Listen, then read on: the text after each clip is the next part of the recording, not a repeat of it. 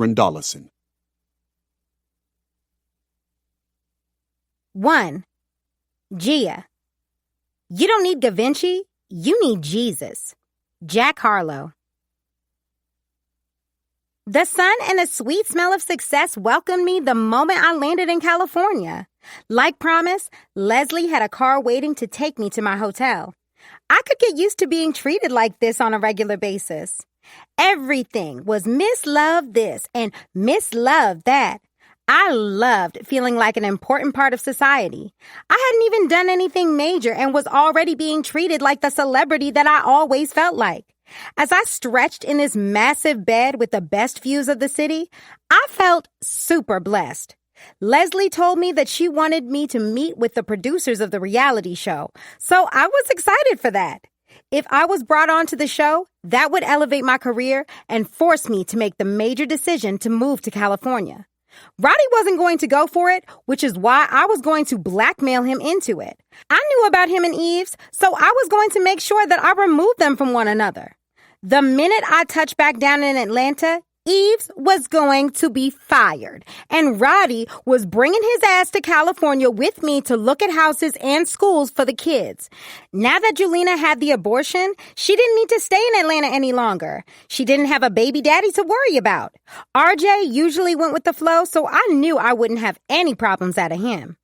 I rolled over and finally decided to grab my phone while walking onto the balcony. The balmy weather welcomed me, and I welcomed it back by blowing kisses to my imaginary fans.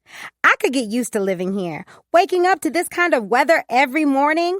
Our next home would have to have a balcony with a view.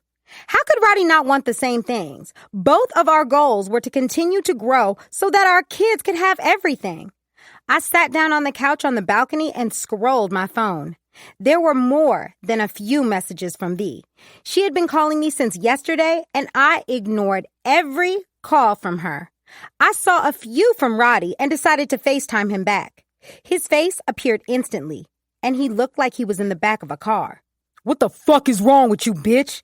he growled, and I was taken back by his language. We weren't anywhere near good. Still, I didn't think he would make a habit out of calling me out my name. "You need to relax yourself and the way you're speaking to me," I corrected while rolling my neck. Roderick had some nerve to think I was going to continue to put up with the way he spoke to me.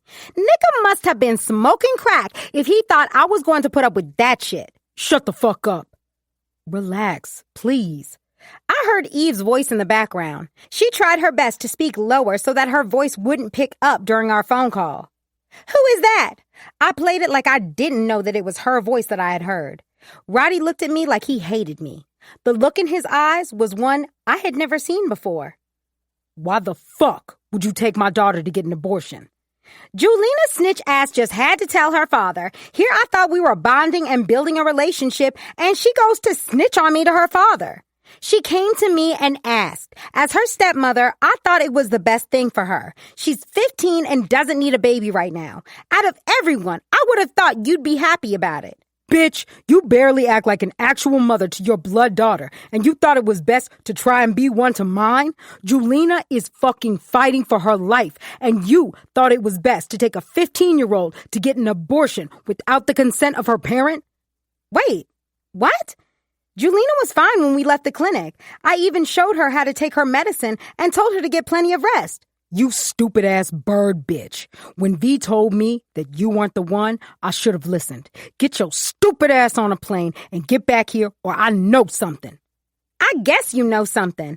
I have a meeting with a few producers and can't just leave because Ju is in the hospital. Relax with all that she's dying stuff. Girls younger than her get abortions. Roddy legit looked like he wanted to jump through the screen and snatch me up. "I'm telling you that your stepdaughter is in the hospital, and you telling me about some producers. Is that what we on, Gia?" I almost didn't respond because I was too scared. This was Roddy in rare form, and I was afraid to give him my final answer. "Let me move some things around, and I'll be on the next red eye." Red eye? I heard Eves blurt, then stopped herself mid-sentence. Since she wanted to be rude and talk to me any kind of way, I wanted to let him know that I knew about them.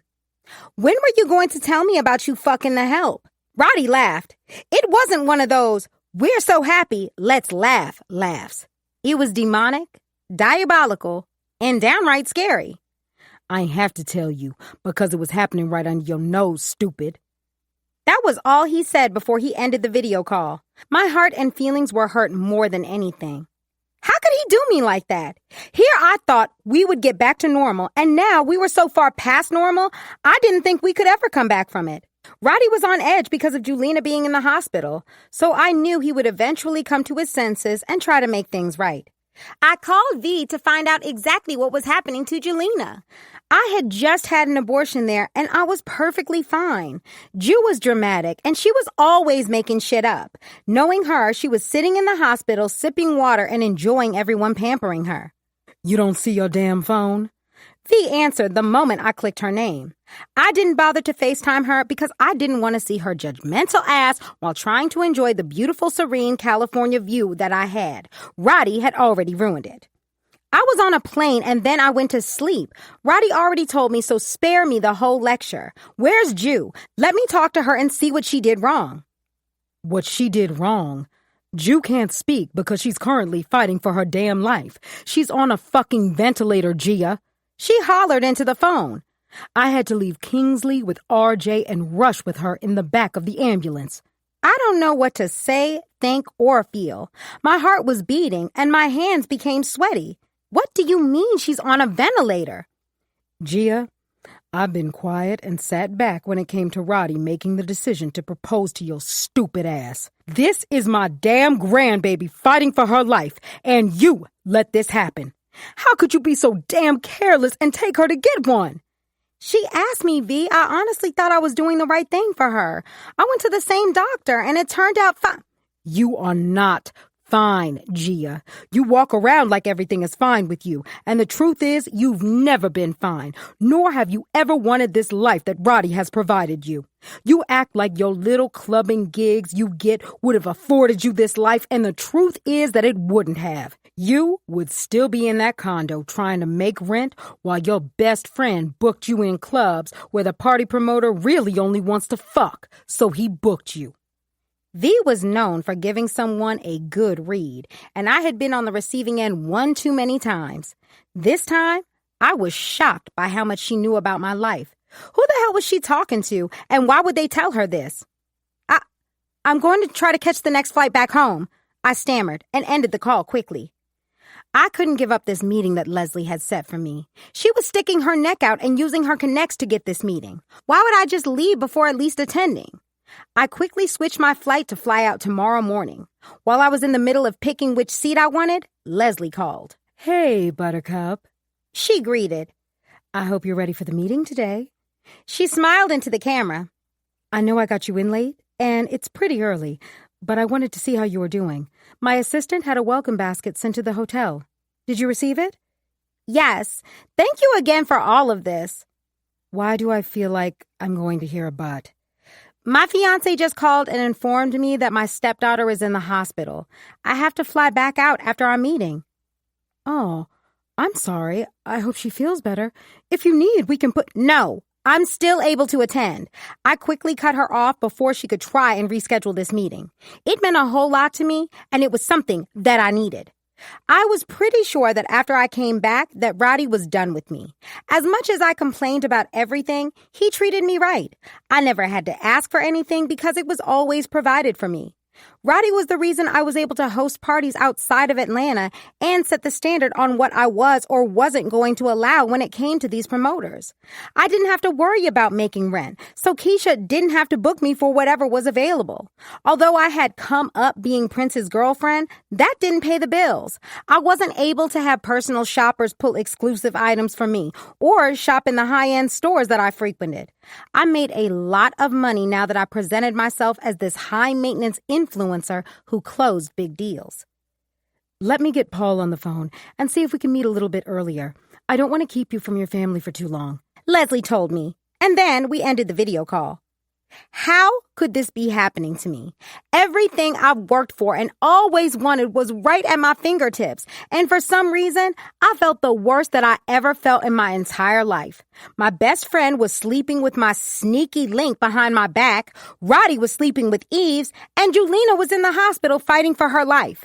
Everything that could go wrong has been going wrong. And I was the reason for it all. Paul was all of 5'5" with a tiny waist and a big personality.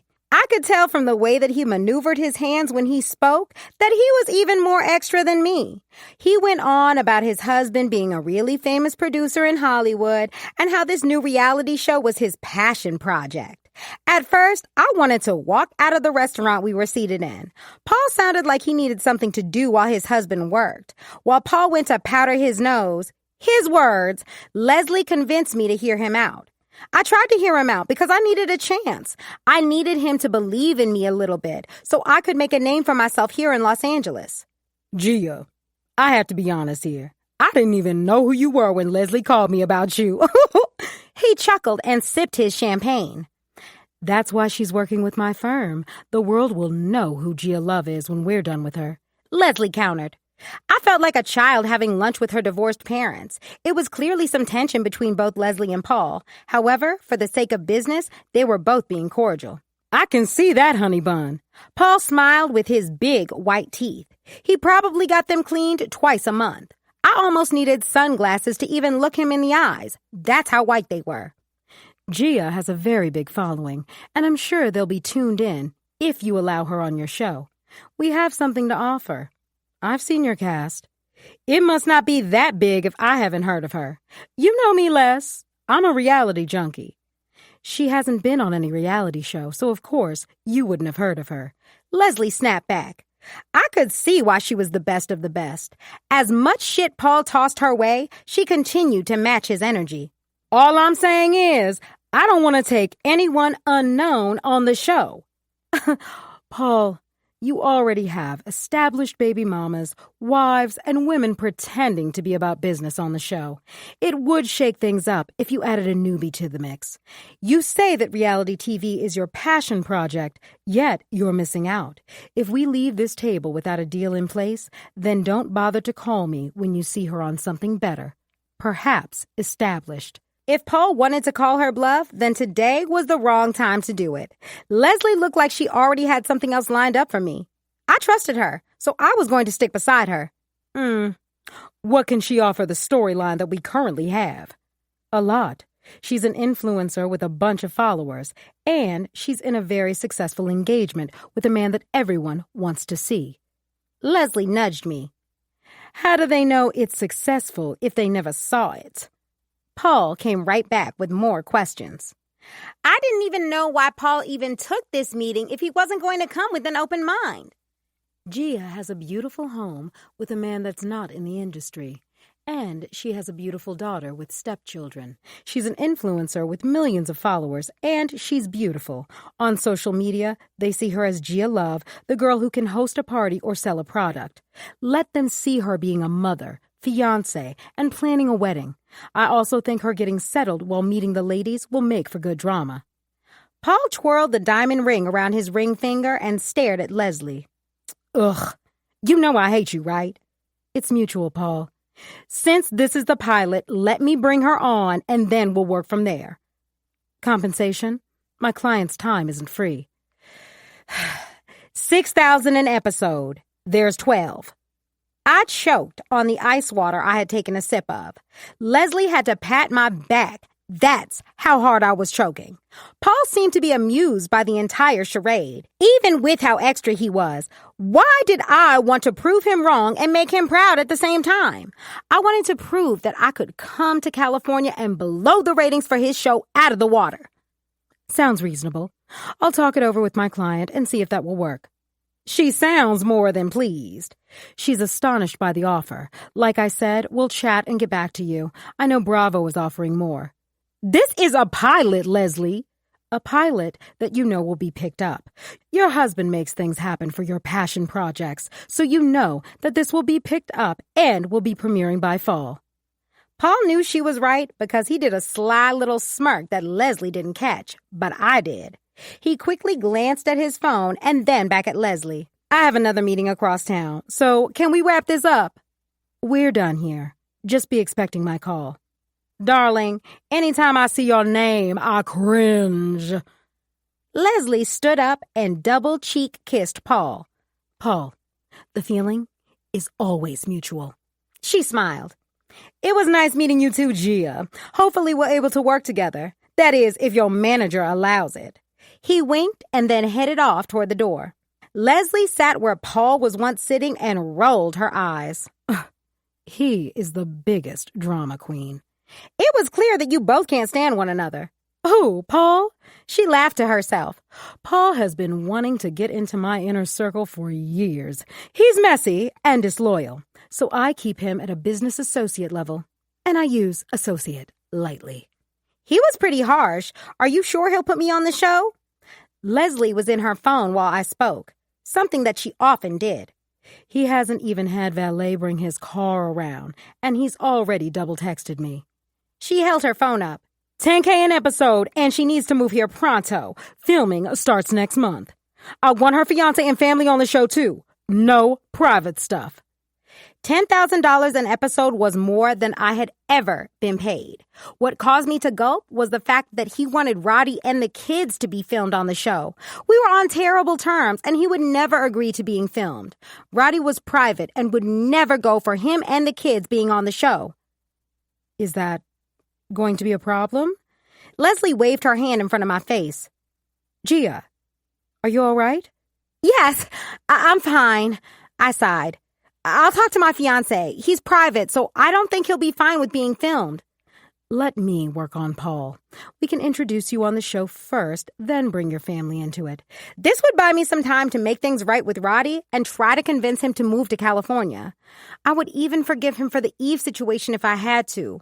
As much as I hated to admit it, I had no choice but to forgive him. After what happened with Julina, it was going to take me some time to get myself out of the doghouse. Knowing Roddy, I was going to be working overtime while biting my damn tongue. 2. Eves. I was so naive, falling for fairy tales. Baja Rodriguez. Gia was many things. I stressed the words, many things. However, I never thought she'd be this clueless, careless, and selfish. When Julina asked me to take her to get an abortion and I turned her down, I assumed she would finally muster up the courage to talk to her father. I never thought she would have gone and used Gia to sign for her. Then again, Julina was a teenager looking to get her way. She wasn't used to hearing the word no, so she found a way to get what she wanted. Now look where it landed her. I was balled up in the corner of her hospital room, reading my Kindle while silently praying every other minute. I needed her to pull through for the sake of this family. Julina was a vital part of her family, and losing her would devastate her siblings and father. Kingsley was too young to know what was going on, but RJ would be devastated. He and his sister were like 2 peas in a pod. I got you water and a lettuce wrap. Roddy tossed the bag into the empty chair beside me. His attitude sucked, and I had been trying to be patient with him. I was trying to be understanding of the situation. If it had been my child in the hospital, I wouldn't be pleasant either. Still, I wouldn't be shitty to the people who were trying to be there for me. It had been 2 days since we received the call from G about Julina. We caught the next flight home and hadn't left Julina's side since. Well, me and V both rotated shifts when it came to Kingsley. She took mornings and I did the nights so Roddy wouldn't be alone. We both forced him to eat, sleep, and hydrate during our shifts. He never listened. Roddy had only taken a bite of a sandwich since we'd been in this room. He was short with everyone, including V. A few times, he mumbled some smart shit under his breath, and I had to count down from 100 to keep from having a smart rebuttal. The thought of losing his daughter was too much for him to handle, and I understood his reason for being snappy with us. Still, I was here trying to be here for him, and all he was doing was pushing me away. Babe, Can you please share this wrap with me? I'm not going to be able to finish this thing alone. He took a seat right next to Julina's bed, where he hadn't moved from except for today. I had to force him to stretch his legs and send him to grab us food. I'm not hungry. This wasn't the Roddy that I was used to being around. The room remained quiet all day, except when someone called him. Even then, he would holler at the end of the call. V had always warned me that there were two sides to Roddy. Was I now experiencing the second side? Can you please eat something for me? I asked again, praying that he'd eat the half of the wrap to shut me up. Didn't I tell you that I wasn't fucking hungry? Damn, Eves, get the fuck off my back, he said, rubbing Julina's hand. Matter of fact, call that nigga who's been blowing your phone up. Why are you starting with me? All I want is what's best for you. You and Gia both been trying to give me what's best for me, right? Y'all bitches kill me, he replied, and my eyes widened. Roddy, I'm not going to argue with you. I waved him off, picked my Kindle back up, and tried to tune him out. He was misplacing his anger, and it was becoming hard not to take it personal. His anger needed to be toward his fiancée, who hadn't shown up to the hospital yet. Bet you be arguing with that other nigga, though. Go call him, Eves. He challenged, like I was supposed to pull my phone out and call Pooh right then and there. Pooh had been blowing my phone up to the point that I had to silence it. Roddy peeped and never said anything. He pretended like he didn't notice or care, but I knew it bothered him. Why else would he bring it up now? I usually called Pooh back when I was on my way to the house. I explained that an emergency happened, and I would call him when I could. He had his own thing going on, and wanted to make time to fly me out to Vegas. As much as I wanted to get away again, I knew it wouldn't be right to board a plane knowing the condition that Julina was in. As much as Roddy promised me that he was done with Gia, I knew better. Why are you so bothered by my relationship with him? I finally blurted. If he wanted to poke the bear, then I was going to give him the bear. Now it's a relationship. You can give that nigga your all, but it's like pulling teeth for you to pay me some attention. Roddy was either delirious or he had taken a hit from something on his way back to the room. There was no way in hell we were having this argument while his daughter was hooked up to machines a couple feet away. I knew the conversation on Pooh wasn't anywhere over when it came to Roddy. He couldn't stand the fact that someone else was paying me attention. Everything was all good while he had two women emptying his balls under the same roof. The problem came when he wasn't the only dick that I was riding. I'm not doing this right now with you. You never want to do shit. It's always on your time, huh? I laughed because it was funny. You're mistaking me with your baby mama, love. Roddy's expression looked like he wanted to slap the spit out of my mouth. I wasn't afraid because I had some faith that he wouldn't raise his hands to me. His expression was still scary. Nothing like I had ever saw before. You so badly wanted to be my baby mama, though. I'm leaving. You're angry, and because I'm the only one here, you're going to pick a fight with me. I'll be back tomorrow. Do you need me to bring you something? He ignored me, like I knew he would. I wasn't giving in to what he wanted, so he didn't have any parting words for me. I understood he was going through a lot, and the thought of losing his child was causing him to act this way toward me. Still, I wasn't about to sit here and be made out to be the bad one. You knew she wanted an abortion? He finally spoke when I opened the door. She mentioned it to me. What you mean she mentioned it to you? I closed the door back and sighed. She asked me to sign for her to get it. I told her that I was uncomfortable doing it and encouraged her to talk to you about it. Roddy did a full 360 in his chair and stared at me. You didn't think to mention this to me? Roddy, she told me that she would talk to you, so I assumed she would. You're just as much to blame as fucking Gia. Y'all both sat there and allowed my baby to walk into the fucking lion's den. Neither of you bitches thought to talk to me about it. Whatever. It was clear that nothing was going to get solved tonight. Roddy was looking for someone to blame instead of placing the full blame on his fiancée. Man, pack your shit and leave the house tonight. Excuse you? You heard me. I didn't fucking stutter. I tried like hell to keep the tears from falling from my eyes. It was hard because I had feelings for this man. I loved him, and seeing how he was treating me hurt so much. Why did the men I love always have to treat me like shit? Roddy knew how Khalif treated me, and it was fucked up that he turned around and did the same thing. I'm so fucking tired of the back and forth with you. 1 minute you want us, and then the next I'm disposable. I'm a fucking human with feelings, Roderick, I screamed. Yeah, go be human outside this door. He responded with no emotion in his face or voice. It was as if he didn't give a damn about me, and I was some bitch in the street.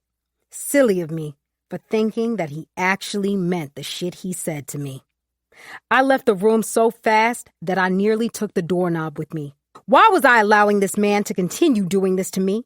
He told me that he loved me and wanted a life with me, yet it was so easy for him to kick me to the curb. Why did I always attract men that didn't see my worth? Why would they? I could barely see my worth, so how did I expect them to see it? I hopped into the truck and headed back to the house. If Roddy wanted me gone, then I was going to be gone. I was tired of him holding my life in his hands. Whenever he was done, he was quick to push me away. And then when he wanted me, I would always come crawling back to him. Gia had taken Julina to get an abortion, and because she was so reckless, Ju was fighting for her life. He had yet to mention for her to leave. Even now, he was still taking her calls and listening to her stupid-ass excuses. This man was stupid, and I wasn't about to sit around and wait for him to smarten up when it came to that woman. V was sitting at the counter waiting when I entered the house. I breezed by her so fast that she came running up the stairs behind me. God, no. God, please, she pleaded. I stopped and turned around. V, she's not dead. Why the fuck you come bolting through here like that? She wiped the tears that had already started coming down her face. God, I need a second. Whew. V took a few deep breaths and then turned her attention to me. We're going to have to find someone to keep an eye on Kingsley in the mornings. Why? Roddy told me that I need to get out his house. We just had a big argument in the hospital. I'm so over this shit with him, V. He has a lot of stress on him, Eves. Roddy doesn't mean any of that. I'll talk to him, and everything will be fine. V thought she'd be able to smooth this out and everything would go back to normal. He called me out my name and put me in the same category as Gia multiple times. There was no coming back from the way he was acting toward me. I'm leaving, V. Gia fired and kicked me out the first time, and he did nothing. If it wasn't for you, I would have been homeless. V rubbed my shoulder. I wish you would both get it together. There's nothing to figure out. He wants me gone, so I'm going to give him what he wants. I was tired. Tired of a nigga having a hold over me financially, physically, and mentally. When I loved hard and stupid. My good sense went out the window, and I was a fool for my man. With Roddy, I should have stayed gone when he remained quiet while Gia fired me. He clearly let me know, right then and there, what the pecking order was, and I wasn't at the top of it. Gia could do whatever and say whatever she wanted without being held responsible. It was crazy that I was being blamed for decisions she made on her own. It was Gia who signed for Jelena, and Gia who skated town and left the girl to recover without checking in on her. He loves you, Eves. I don't know why those words caused me to start sobbing. I've never seen him get so worked up over someone. Gia may have that engagement ring, but you have that man's heart. Fuck having his heart. It seems like having the engagement ring means more. If this is what it's like having his heart, I don't want this shit. I can't keep going through this shit with him. 1 minute we're good, and then the next there's problems. He's too quick to toss me out, and I can't go through that again. V hugged me and then looked me over. You're stubborn, like my son. I know your mind is made up. So I'm going to let you follow whatever path you need to with hopes that it leads you back here. It wasn't like I wanted to leave this house. This house had become a home to me, and the people that occupied it had been more family than my own biological family. As much as I wanted to brush his words off and go on like it never happened, I couldn't. I put up with the same behavior from Khalif, and I refused to do it again. If Roddy wanted me, then he needed to pull up his big boy pants and go after what he claimed he wanted. Being with me meant that he needed to put his baby mother in her place and finally end their engagement. He couldn't continue to straddle the fence. Thanks, V. I'm going to stay at a hotel for a bit and then look for some condos to rent. I didn't have a plan in place, and it worried me. My biggest fear was becoming homeless after my money ran out. He didn't fire you, right? I shrugged my shoulders. He told me that I needed to get out the house. I honestly don't even know anymore. I feel like I'm in this weird-ass dream and can't seem to wake up. Roddy isn't coming back until Julina is awake and talking. You stay here while finding a new place. You hear me? It doesn't make sense to waste money in a hotel when you don't even have a solid plan in place. Okay. Even after you get a new place, you'll still be working here. We'll make this work. The kids love you, and I don't want somebody new snooping around here. As much as I was ready to toss my shit into bags and leave tonight, I was going to trust that V knew what she was talking about. We'll see. That boy is in love, and he's fighting it hard. V shook her head and headed back downstairs. All this drama between the two of you is going to send me to an early grave, she continued when she got downstairs. As much as I wanted to believe the reason for Roddy's action was because he loved me so much, I didn't for a second. I couldn't believe it because Roddy had every opportunity to put me first, and he never did. Instead, he continued to choose Gia over and over again and make excuses for it. He just always expected me to be there, and like a fool, I was always there waiting. The moment I found someone who wanted to put me first, he had a problem with it. I was tired of being made out to be the villain because I was seeing Pooh too. Pooh wanted to give me everything that I wanted from Roddy, and I had been fighting him every step of the way. It was time for me to stop fighting and finally accept that this man wanted to give me the world. And being completely honest, I deserved that shit. All I had to do was mention that I hadn't eaten all day, and Pooh had the nearest steakhouse deliver a full-course meal so I could have something in my stomach. He always went above and beyond to show me that he was present and listening to me. I couldn't lie. It felt nice having someone who cared and wanted to make those gestures to show you that you were loved.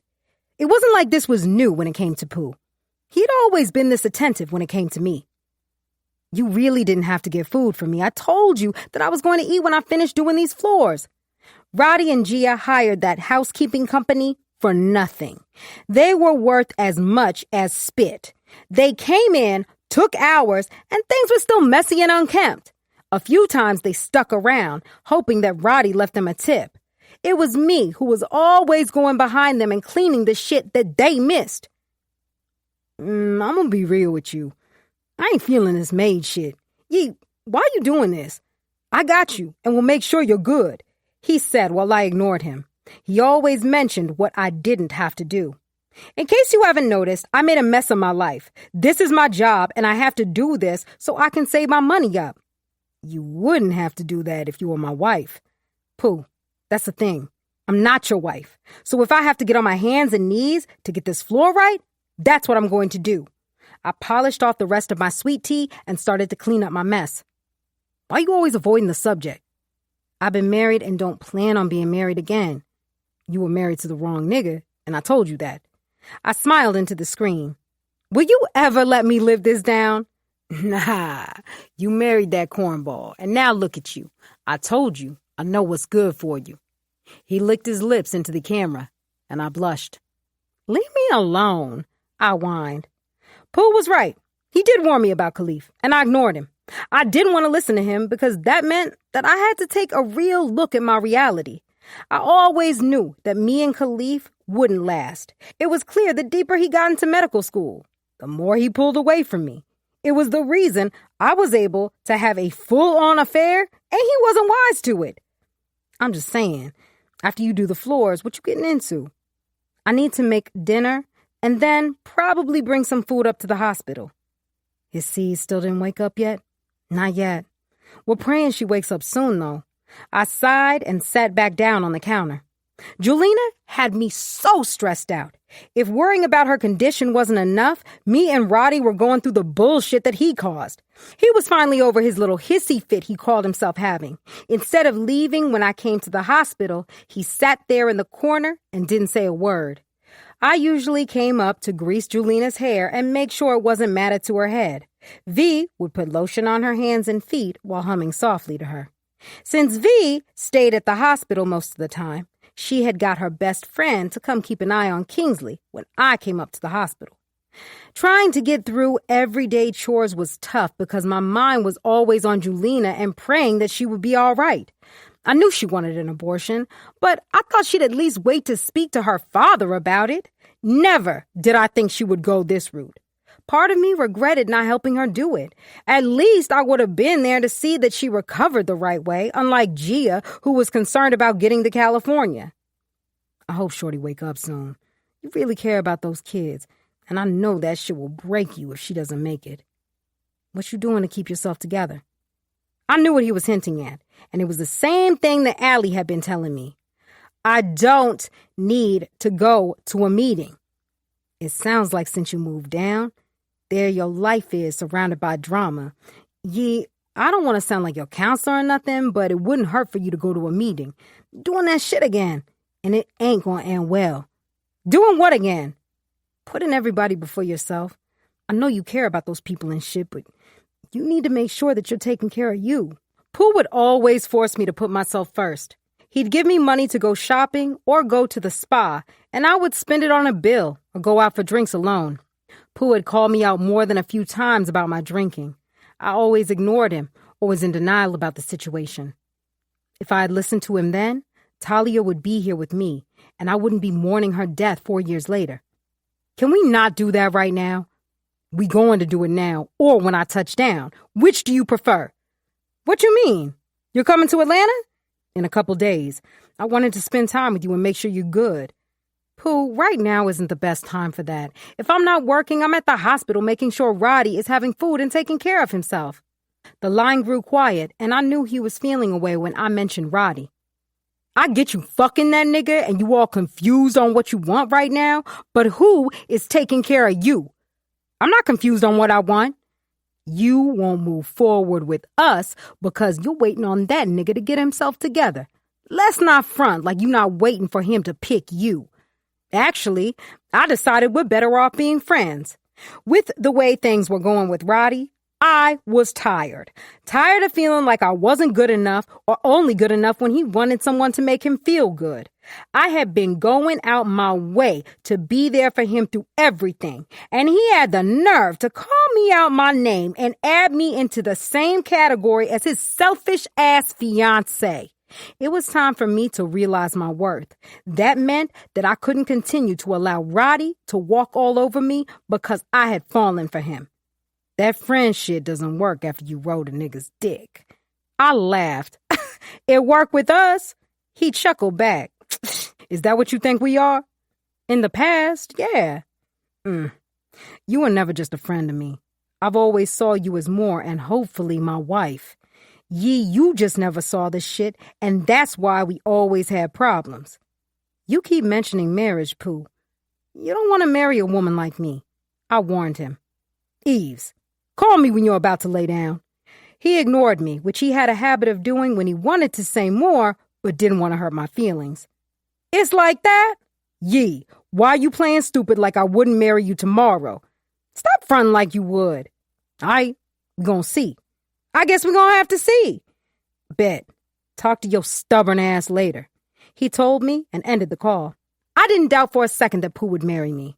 He'd always mentioned that he would have married me in a heartbeat if I wasn't already married. Us reconnecting was some sign from God that maybe this was the man I was supposed to be with. Each time I thought that me and Roddy had turned a corner, we ended up in the same exact space we were in now. Maybe it was God giving me those signs that I always ignored. Maybe it was time for me to stop ignoring what God had been trying to put on my heart all this time. 3. Roddy, you ever cry again, it's going to be in a Rolls Royce. Meek Mill. This was the second time that one of my children needed me, and I had been so consumed with my own shit to notice. Julina took matters into her own hands, and now she was laying up in this hospital bed fighting for her life. How could I have been so blind? If anything, I should have been keeping a better eye on her since she had become pregnant. Julina had always been so independent and never needed me for anything. I had gotten so comfortable with her always knowing how to handle situations that I just fell back from being her parent. My life hadn't always been complicated, but these past few months had been so complicated that I couldn't keep my head straight. It was to the point that I hadn't seen my son was silently suffering with his sexuality. I was so busy chasing behind both Eves and Gia to notice that my kids needed me more. I continued to doze off while sitting beside Julina's bed. I'd rather die before I left this hospital. The doctors and nurses all encouraged me to leave to get rest, shower, or eat, and I shut them down so bad that they stopped trying to pressure me into leaving to get rest. There was this one nurse, Aisha, that would bring me food and showed me where the private showers were so I could wash my ass. I didn't have an appetite to eat while sitting there watching my daughter.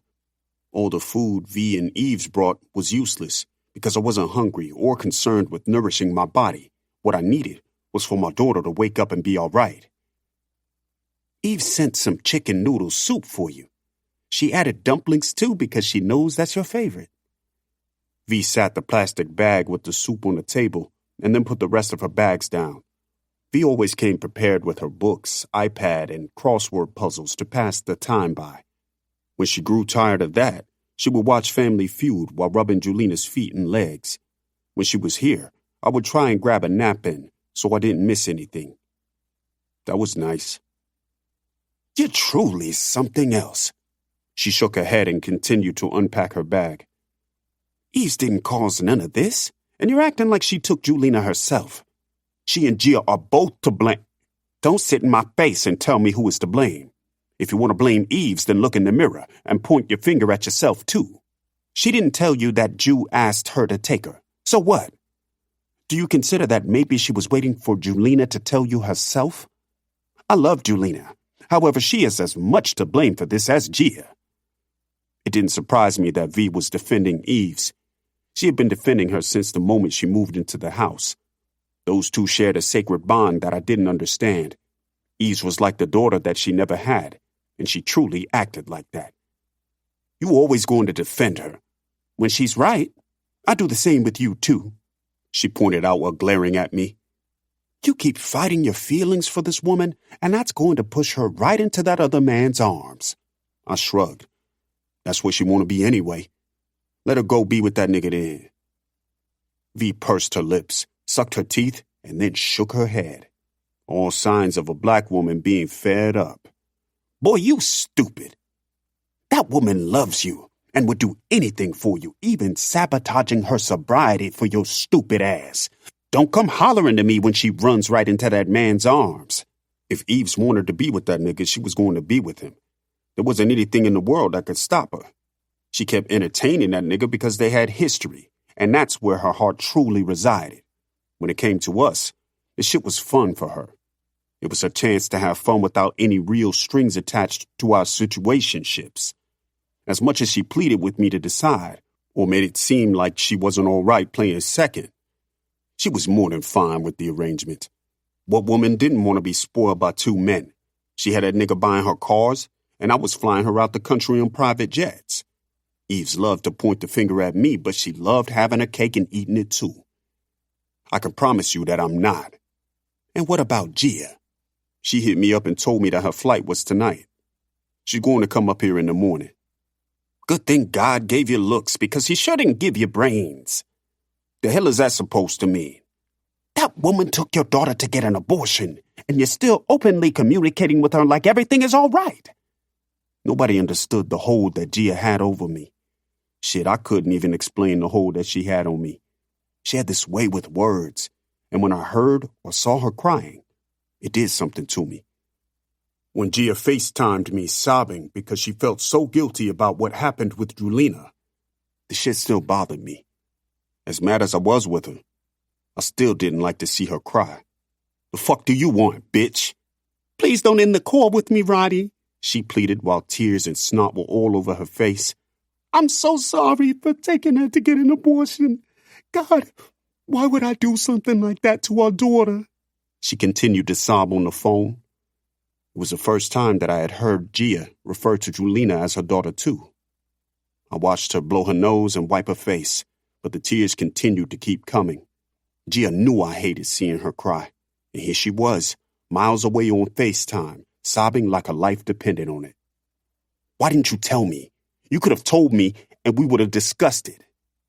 Roderick, you were so angry with me, so mad about my abortion that I didn't want to mention the word to you. Julina begged me, and I thought I was doing what any other mother would do. If Kingsley was in that situation, I would have taken her too. She's 15, babe, a whole baby. We were expecting her to have this child. She broke out into an even louder cry than before. I leaned back in my hospital chair and sighed. Stop crying, Gia. How can I stop? I nearly killed our daughter, and you hate me. I don't hate you. Roderick, you hate me. Go ahead and admit it. We've been behaving and calling each other everything except a child of God. Look how things have been between the both of us, she sniffled. I miss how things used to be with us, Roddy. Right now isn't the time to focus on us. Julina is in the hospital bed fighting for her life. Fuck trying to make this shit right between us now. Can we start planning our wedding once everything is good? I want to make this work with us, baby. Gia never ceased to amaze me. Here I was, sitting beside my daughter, and she was discussing a wedding she had every chance to plan and didn't. We'll talk when you come here. I love you. Yeah. I ended the FaceTime feeling even angrier and conflicted at the same time. Gia knew how to toss on those tears and tug at my heartstrings. I had so much coming at me, and all at the same time. It was hard trying to compartmentalize my emotions. These emotions were all over. One minute I was hopeful, and the next, I lost all hope on. Did you just fall asleep on me? V's voice made me realize that I had dozed off on her. Roddy, please go home and get some rest. I'm here with her, and I'll call you the moment she wakes up. I wrestled with the idea of just going home to take a hot shower and finally get some real sleep. The catnaps I had been taking in this hospital chair wasn't enough for me. Every morning, I was slugging down coffee like it was liquid vitamins. You sure? V got excited that I was even considering it. Yes, take my car and get some rest. I'm fine up here and will call you if I need you. She quickly dug into her purse and pulled her keys out. I'm on the second floor of the parking garage. It didn't make sense to sit and protest going home to get rest. I grabbed her keys, kissed Julina on the forehead, and headed out the door. The only thing that forced me to go home was to check in on RJ. He and Julina were thick as thieves, and I knew he was going through it too. I had to get out of my selfish ways and be there as a parent. As much as I was hurting, I had to take into account that he was hurting in the same ways too.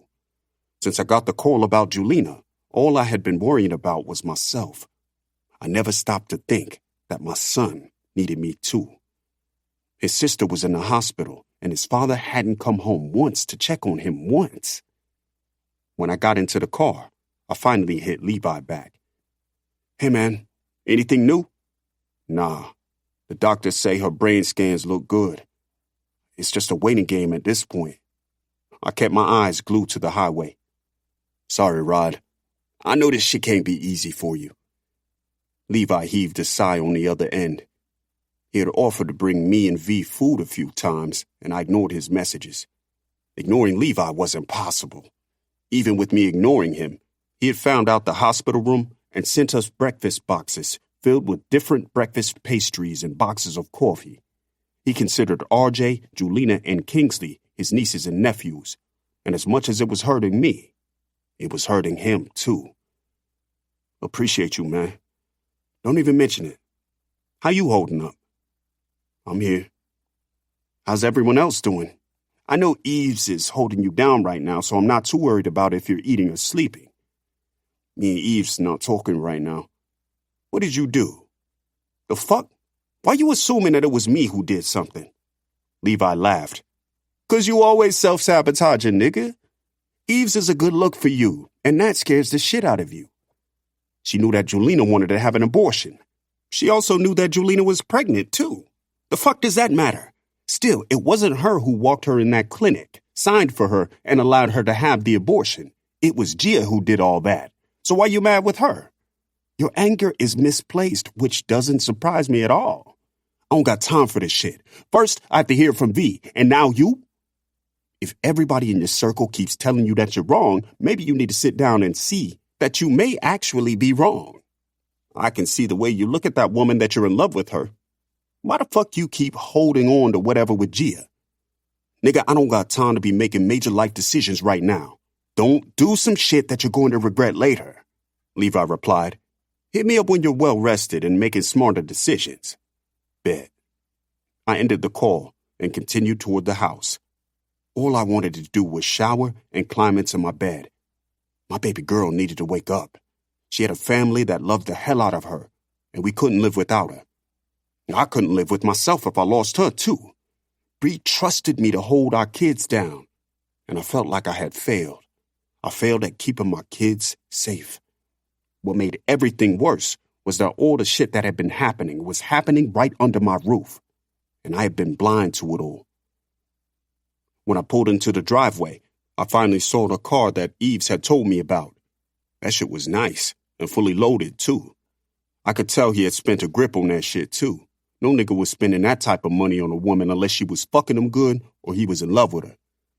Eves was always going on about how the two of them shared this sacred history and how it wasn't relevant anymore.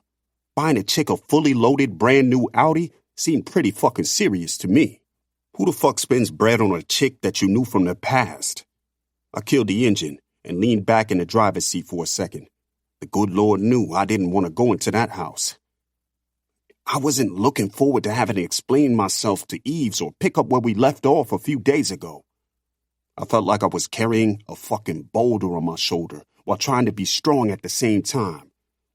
My little girl could possibly die, and everybody was worried about the wrong shit. My relationship status with both Eves and Gia wasn't relevant right now. I was tired of explaining myself.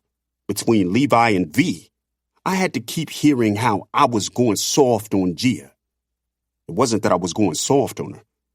I just needed to sort shit out in my head. As angry as I was with her, I didn't want to do or say some shit that I would later end up regretting. As I closed the door behind me, I could hear Eves on the phone and Kingsley giggling while clapping her hands. A piece of me wanted to slide upstairs without being seen. I also knew I needed to show my face and not make shit worse than what it already was. What's good? Hey. Eves offered me a smile and wiped the mashed potatoes off Kingsley's face. Allie, can I call you back?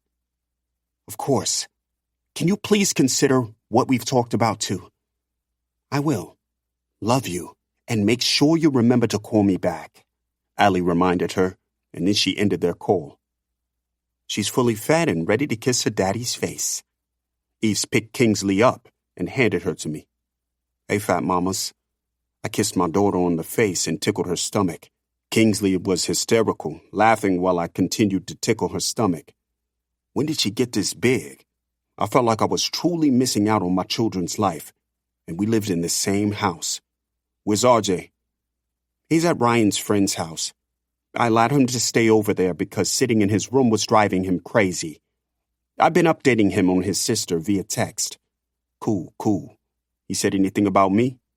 He just wishes you would come home to rest and shower. I'm happy to report to him that you finally listened to someone. She snickered and then turned her back to stir whatever was on the stove. Shit been tough. I didn't mean to ignore him in the process. He knows his sister requires all your attention, and he doesn't feel ignored. Stop putting unnecessary pressure and guilt on yourself. Both RJ and Kingsley are good. I took a deep breath and sat at the kitchen table. You want to talk about what happened the other day? Nope. You sure? You have a lot of stress going on, and you needed to unload it off on somebody. That still doesn't make it right. I know. Are you not mad? Because I'm tired of the back and forth between us. 1 minute we're good and the next, you're going off on me about something. It's like your mind won't allow you to be happy with me. How you figure we're happy? Okay, I'm not doing this with you. She shook her head and busied herself at the kitchen counter. You always shutting down. Because you forced me to shut down. You think your happiness is with Gia? She scoffed and cut up cucumbers while placing them into a salad bowl. You don't know shit about our relationship. All you know is what I've told you. So you lied? Your relationship is perfect with her? Let me move on out the way so that you both can continue to be so happy. I just asked a question and here you go getting defensive. I believe we are happy because nothing matters or exists when it's the two of us. Roddy, my heart skips a beat whenever I'm near you, and I want to do whatever I can to keep you smiling and near me. Happiness feels good. It's something you feel with your entire body. I went so long not knowing or feeling what happiness felt like. And then I met you. Her eyes were misty as she was pouring her heart out to me. I stood up with Kingsley in my arms and walked over to her. Holding her chin, I bent down and kissed her on the lips. I'm about to take a nap. Can you hold her down for me?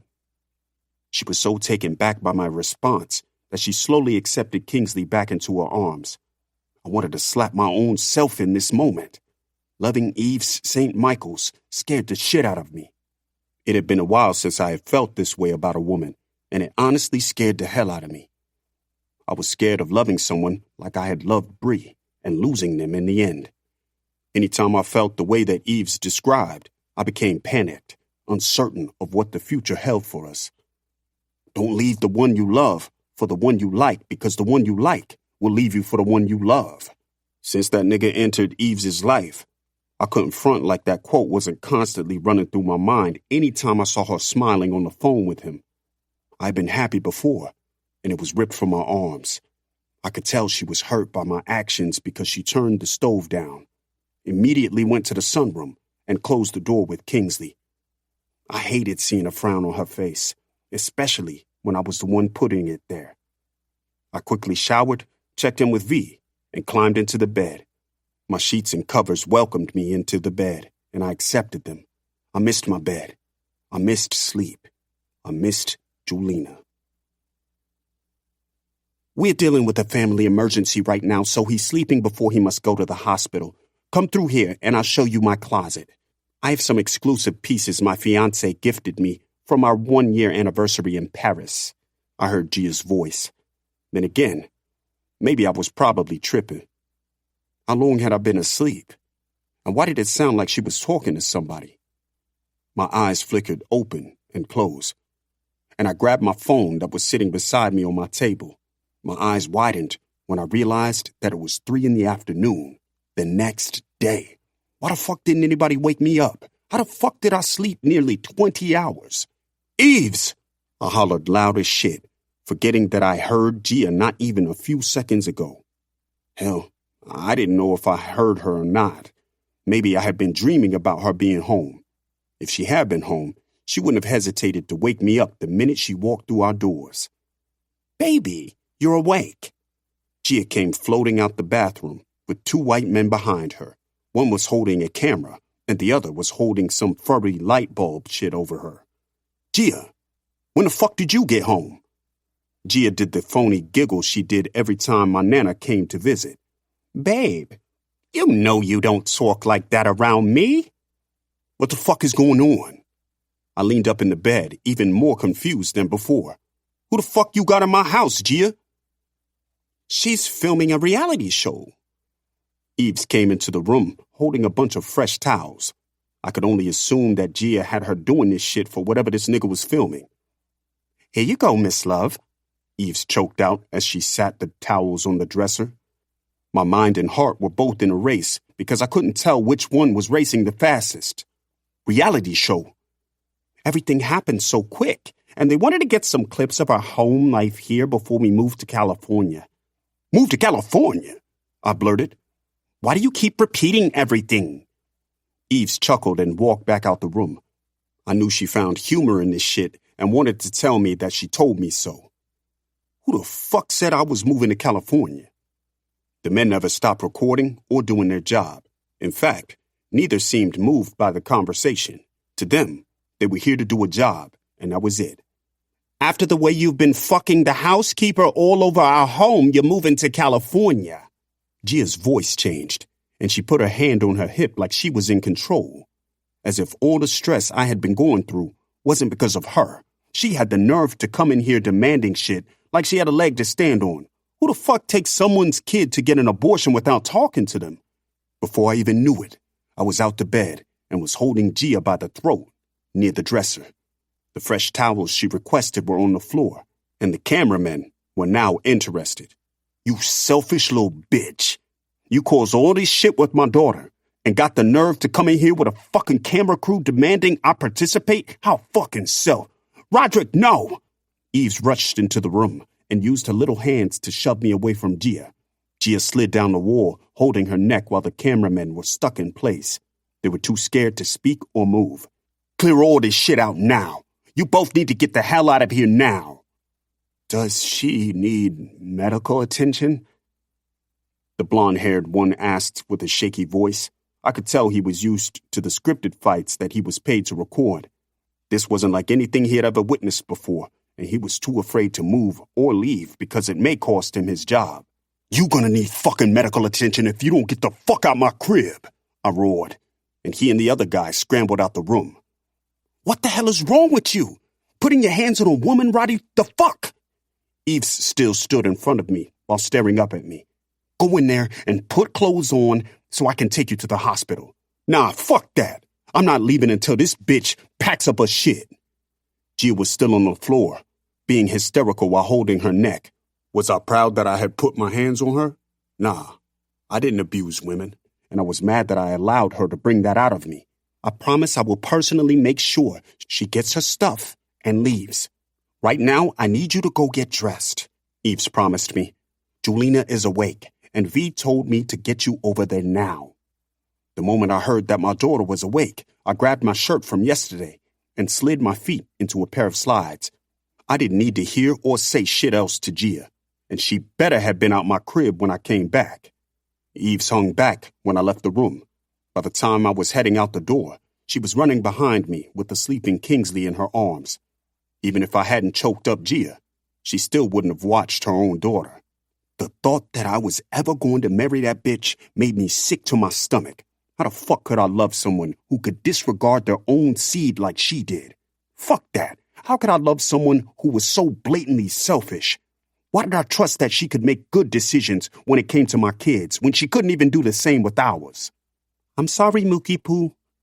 Eve's baby talked with Kingsley as she strapped her into the car seat. You can get some sleep in your seat. She gently closed the door and then climbed into the driver's seat. Mookie Poo? A nickname, she replied, being short. I could tell she was still in her feelings about the kiss we shared yesterday. Why didn't nobody wake me up to head back to the hospital? V told me to let you sleep, and it was clear that your body needed it. I looked over at her.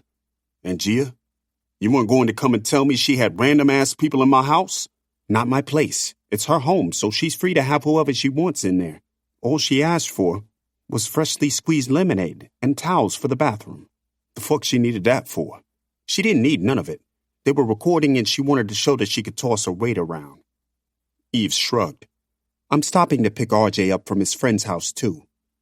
Eves couldn't get the car to the curb quick enough before I was hopping out with RJ behind me. We ran through the halls until we got to the elevators. The elevator seemed like it took forever to get to the floor. Between me and RJ, we nearly pried the damn elevator doors open when it came to the floor. My baby girl was awake, and I needed to lay eyes on her so I could breathe. It felt like something or someone had been sitting on my chest, and I needed to see Julina and make sure she was going to be all right. Look at your big-headed brother and daddy rushing up in here for you. V laughed and held on to Ju's hand. The tubes were still attached to her so she couldn't speak. Julina's eyes lit up when she saw me and RJ come to her side. She wanted to speak so bad that she started moving her body. I watched tears spill from the corner of her eyes as she tried to claw at the tube in her mouth. Stop, baby. I'm here. I held her hand and placed it back at her side, Relax. I promise I'm not angry with you. Julina was an overachiever, and she hated when she let someone down. I knew she was feeling guilty about ending up in this situation. Ju, why the hell you do something stupid like that? You scared me. RJ's voice cracked, and he started to cry. I already lost Mom. I can't lose you too, big head. I hugged my son and kissed him on his forehead. She's not going anywhere no time soon, all right? Ju squeezed my hand, and I kissed her on the forehead. Me and Mookie Poo are here. Eves discreetly closed the door with a smuggled Kingsley in her arms. This girl can be a spy. She played right into my laundry cord to get her in here. She sat the laundry basket onto the floor, and Kingsley popped her head up. Why the hell do you have a laundry basket in the car? V broke out laughing at Eve's shenanigans. I was supposed to come collect all his clothes from up here. She handed Kingsley off to RJ, and then came by Julina's side. You scared the hell out of me. What happened to cool kids tell no lies? She held up both her pointer and pinky finger, and Julina did the same with her fingers. Please don't do nothing like that to me again, okay? Julina nodded her head, and I wiped the tears that continued to come out of her eyes. Seeing how close my kids were to Eve's did something for me. It was the reason I was fighting so hard against our love. We lost Bree, and it nearly broke us as a family. I couldn't put that much love into someone again. My kids couldn't handle losing someone else that they loved, again. I guess it was the fear that stopped me from truly making Eve's mine. Don't do that to any of us again. I pulled Eve's closer to me by her waist, and she gently removed my hand from her body. What did the doctor say, Mama V? RJ asked. They're going to remove the tubes tomorrow morning. I guess they want to see how she performs throughout the night. Whoever performed the abortion didn't get all the tissue out, so that's what caused her to become septic. Fuck. Ju squeezed my hand again while staring at me. It's all right, baby. I'm just mad you didn't come to me. I promise I'm not angry with you, all right? She nodded her head and continued to hold my hand. They're treating this with an aggressive amount of antibiotics that they're pretty sure she'll be taking even after she's discharged. She's lucky to be alive, one of the doctors said. Will she be able to have kids in the future? Yes. The doctor said he doesn't have any worries about her conceiving in the future. She just needs antibiotics, rest, and a lot of love. RJ pulled up a chair and sat with one of his sisters on his lap, while holding the other sister's hand. I'm not leaving your side until we're rolling out of here. God knew how to spare my daughter's life. He knew that I wouldn't have been able to move on if I had lost Julina. I lost myself when Bree died, and I even neglected my children then. I couldn't imagine having to go through that pain and loss again. Can I talk to you? I asked Eves. Sure. I held the door open for her, and we walked over to the visitor's waiting room. What's up? She sat in one of the chairs and crossed her legs. I want to apologize to you for the way I acted yesterday. You revealed how you felt about me and I didn't offer shit back to you. It's fine. We don't need to talk about us, Roddy. Nah, we do. I feel the same way about you, Eves. Whenever I see you, I get like a fucking little ass girl, all happy and stupid for no reason. Please, stop, she whispered and turned away from me. Why? I can't do this anymore, Roderick. What you mean? This back and forth shit between us, I'm tired and I think we need to end things here. She stared at me while messing with her hands. I'm sorry, baby. I was confused and stressed. So stressed and confused that you told me to pack my shit and get out your home? You called me all types of bitches, Roderick. I may struggle with knowing my worth. However, I know that I'm worth more than what you're giving me. Eves, you acting like I treat you bad or some shit. A nigga gets in his head a little and be tripping. But don't paint this shit like I'm some nothing-ass nigga. Not what I'm saying. What good is the private jet and trips when my job and shelter is constantly threatened when we're in an argument? I play nice because I don't feel secure in this relationship. Soon as you go off, you're ready to kick me to the curb without a second thought. Damn. Hearing it come out her mouth hit home for me. I felt like that nothing-ass nigga I told her I wasn't for pulling a pussy-ass move like that. To be honest, I couldn't even remember what our argument was even about. Whenever I'm mad, I just say shit and don't even be thinking. Obviously, you know I'm not kicking you out.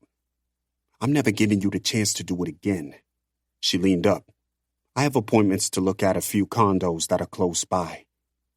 She was hitting me where she knew it would hurt. I couldn't even function knowing she wasn't going to be under the same roof as me. I looked forward to waking up and seeing her in the kitchen or watching her clean up the sunroom after she was finished meditating. I couldn't think of a morning without seeing her bright-eyed and bushy-tailed. Even after the kids went to bed, I loved taking her in the basement and fucking the shit out of her on the couch. After, she'd rub my chest while she spoke about all the shit she wanted to do for the week. I need you in the house. I'm sure we can both work on something that works for us. I'll be there in the morning to drop the kids off, and then we will have a set time I leave for the day. With Gia knowing about us, I can't stay in a house like that, and you shouldn't want me to either. The kids don't need that energy around them, especially with all that Julina has been through. What you saying, Eves? I have to put me first, Roderick. She grabbed hold of my hand. As much as I love you, I can't go through this emotional warfare anymore. Right now, you need to focus on your kids and figuring out the next steps in your relationship with Gia. I don't want half of you. I want the whole you. And if that means that I need to step back for that to happen, then I have no problems doing that. I also need you to see that I'm a person with feelings, and the way you treat me isn't right. I couldn't help but to think that my loss was that nigga's gain. Was she going to run back into his arms? Or was she willing to wait for me to get my shit together? I'm sorry, Eves. You know I didn't mean none of that shit I said to you. That's the thing, though. I don't want to feel like what we have is threatened every time you're angry. It's the worst when my man starts kicking me out and saying hurtful shit because he's hurt. I don't want that kind of love. I've had that kind of love before, and I don't want it again.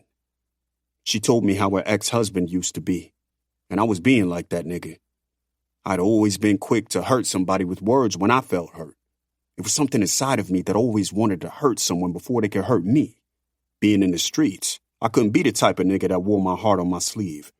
I'm not going to front like it wasn't something my therapist and I continued to discuss and address during my sessions. She told me I had to stop trying to cut people down with my words. See, how I saw it was my words was all I had left. I used to handle shit by emptying a nigga's brain on the sidewalk. I couldn't do that shit with Gia and Eves. And they both were so consumed with their own hurt and feelings that I didn't see that I was hurting too. Women always assumed that because we were men, we didn't get enough feelings or get hurt when there were disagreements. It was always focused on the woman's hurt and how she felt.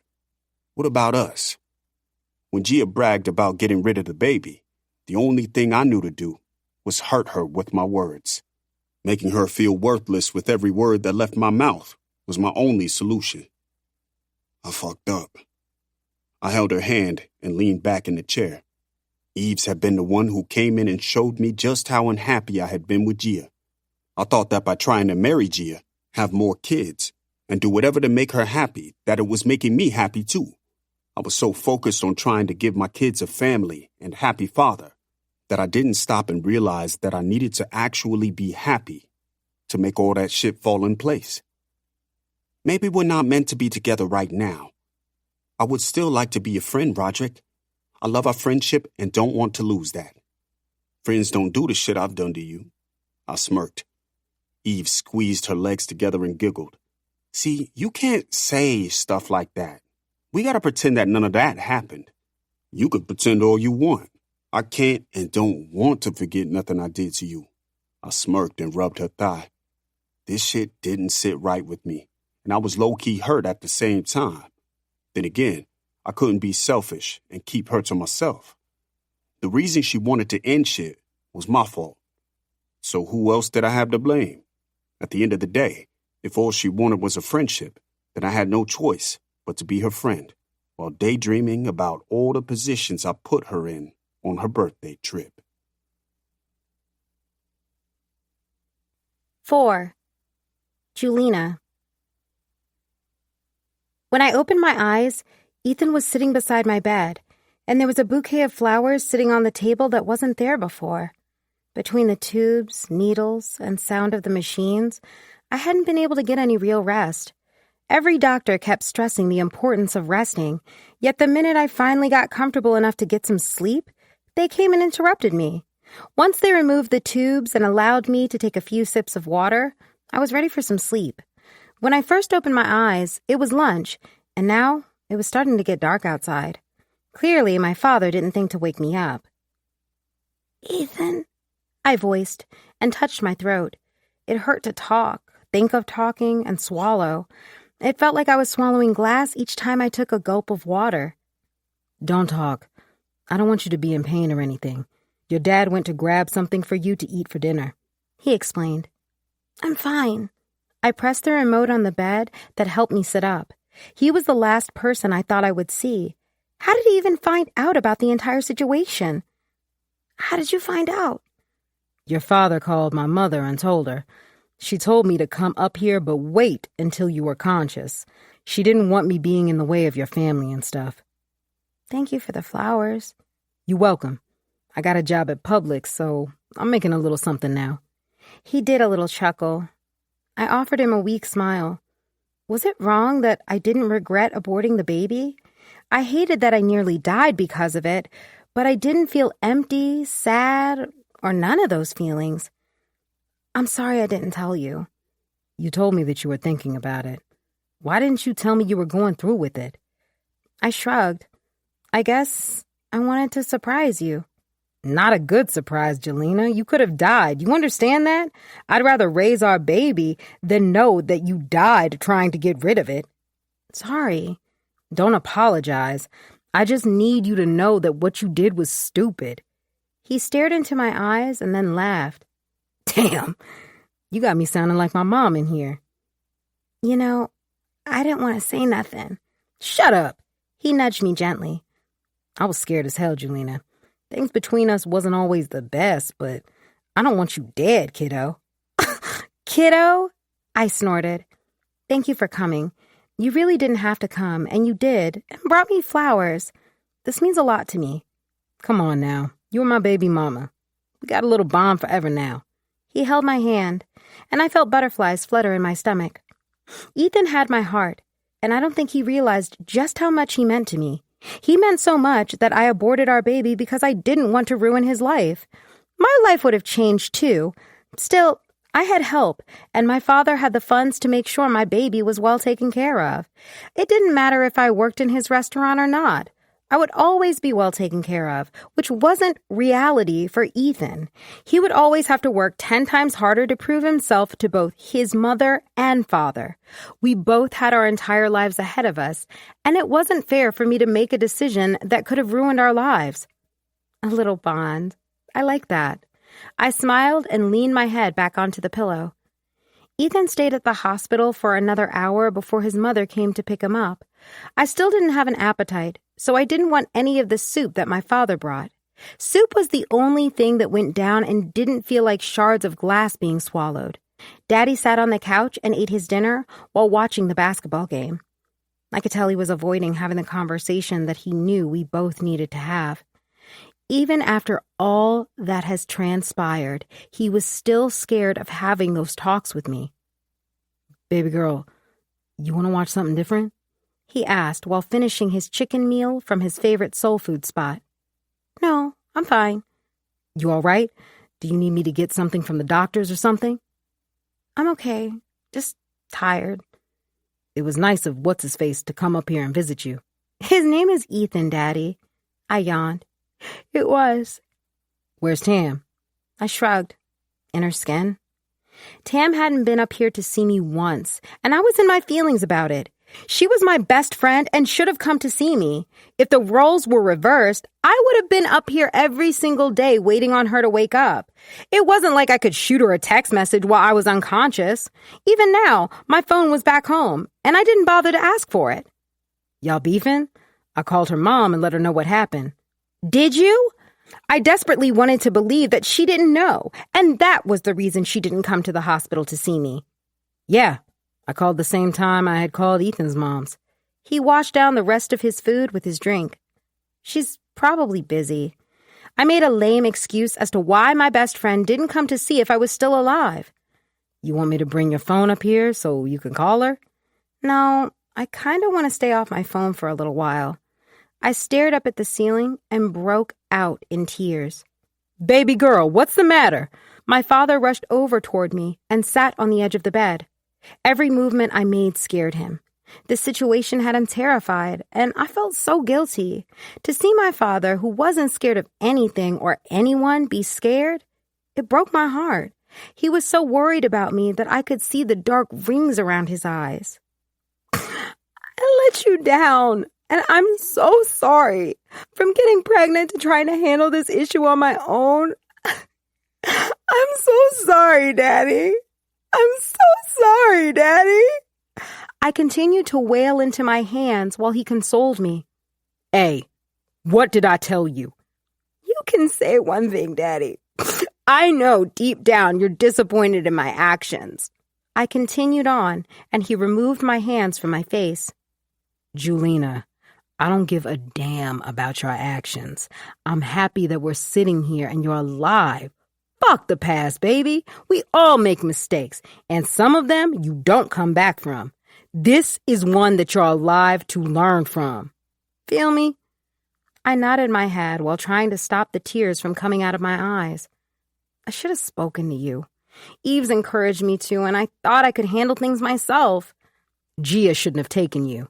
She's not to blame, Daddy. I shouldn't have convinced her to take me. As much as I know you want to blame her, I need to take accountability for my actions. Come here. He scooted into the bed and pulled me into his arms. Julina, I want you to come to me with whatever you have going on. I love you, and there's nothing that we can't figure out together. I know I get all weird and corny when it comes to discussing certain shit with you, but I promise I'm going to get better at that. I'm sorry, Daddy. No, I'm sorry for being caught up in my own shit to realize that you were hurting. I'm going to do better than that. Moving forward, it's only about you kids and myself. I need a break from the other shit in my life anyway. What does that mean for you and Eves? We're better off as friends. I got too much going on, and it's not fair to her, he admitted, which shocked me. Eves truly made my father happy. It was the reason that I had so much love for her. I could see that despite being hurt and going through her own pain, she still loved hard. The world had handed her a shitty card, and yet she never stopped trying, loving, or caring. You didn't meet many people like Eves. She makes you happy. I know. Then you should fight for what brings you happiness. He kissed me on the forehead and sighed. Sometimes it doesn't work like that, or may be too complicated for that. You need to get some rest. The doctors want to run some more tests in the morning. Again? I'm tired of them poking me like a pincushion. Consequences of making grown decisions. He kissed me again and chuckled. Hopefully they allow you to come home after these last few tests. I miss my freaking bed and Eves' food. She been bringing you stuff up here. What you miss? I want it straight from the stove to the plate. You know once you get home, she's going to spoil the hell out of you. Eves couldn't wait until I came home. She called my hospital phone every morning to see what the doctor said. She had already cleaned my bedroom and bathroom and put fresh flowers on my dresser. I missed my home and couldn't wait to be discharged. I do and can't wait. I hope she makes that pecan cake she made a couple weeks ago. You barely eat now and think you're going to demolish some cake? Yep, I smiled and snuggled deeper into my father's arms. I remember when I was younger, I would snuggle into his arms and fall asleep while he handled business. It always made me feel safe being near him, or in his arms. It felt good knowing not much changed. I still felt safe in his arms. Just know that cake is going to go down. I yawned and snuggled deeper into his arms. Love you, Daddy. I love you more, Princess. He kissed me on my forehead, and I closed my eyes and got some rest. The day that the doctor came into my room and agreed to let me go home was the happiest day of my entire life. I had been in the hospital for 2 weeks and was ready to leave. RJ tried to cheer me up by bringing his game system to the hospital to keep me entertained. It only worked for an hour before I became restless and was ready to leave. My biggest regret was not being honest with my father and getting an abortion without his approval. What hurt the most was the fact that Gia hadn't come to the hospital once to see me. She hadn't even called or tried to reach out to me. I knew she was a selfish bitch before I went to her. Even then, I thought she would have at least cared enough to check in on me. Daddy didn't speak on her much, so I knew something went down that he didn't want to discuss with me or RJ. Even when I tried to pull it out of RJ, he didn't know nothing. "Are you sure you're fine enough to come over here?" Eves questioned me when she pulled into Tamala's driveway. I sighed and grabbed hold of her hand. "I promise that I'm all right. You even said that I seemed to be getting to myself." You are. I just don't want you to move too quick.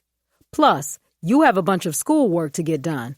How about I sit here and call me when you're ready?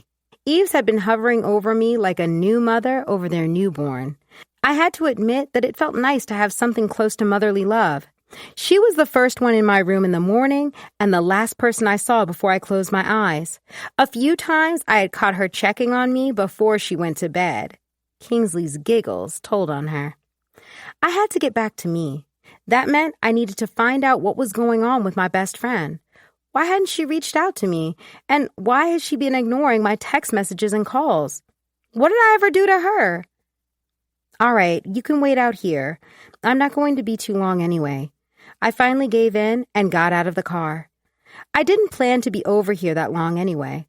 All I wanted was answers to why she had decided to ghost me in the first place. Tamala's house had always been a home away from home for me. Her mother was never that present. Still, us girls always had the best time. When home life was too stressful with my father mourning my mother, Tam's house was a place I could come and forget about everything. "Hey, Jelena, what are you doing here?" Tamala was caught off guard when she saw me standing at the front door. "I could be asking you the same question." I tried to stay calm and not go off the way I had rehearsed in my head on the ride over here. "Why would you be asking me the same question? I live here. That's why I'm here." She giggled and held the door open. "Come in." I walked in and stood in the foyer. "Why didn't you come to see me in the hospital? And why have you been ghosting me?" "I'm not ghosting you," she replied, being nonchalant. "I've been busy with school and trying to get my grades up. My father is really on my ass about it lately." "I was in the hospital, and you didn't think to come to see me or even FaceTime me to see if I was all right? Apparently, you didn't need me. I don't remember you calling me before going to get an abortion, so why bother to call me when you're done?" "I didn't call you because I wanted to get everything over with." I paused and took in her body language and the attitude that she was giving me. "Are you seriously punishing me because I didn't call and tell you I was getting an abortion? I'm your best friend. You don't think you should have said something to me? It's fucked up, Jelena. You were being selfish going through with something like that. And then with Gia, that hoe has never cared about you."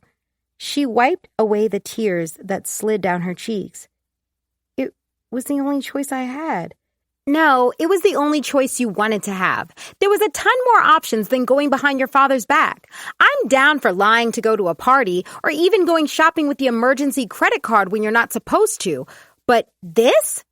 "Tamala, you need to get ready for dinner with Daddy tonight."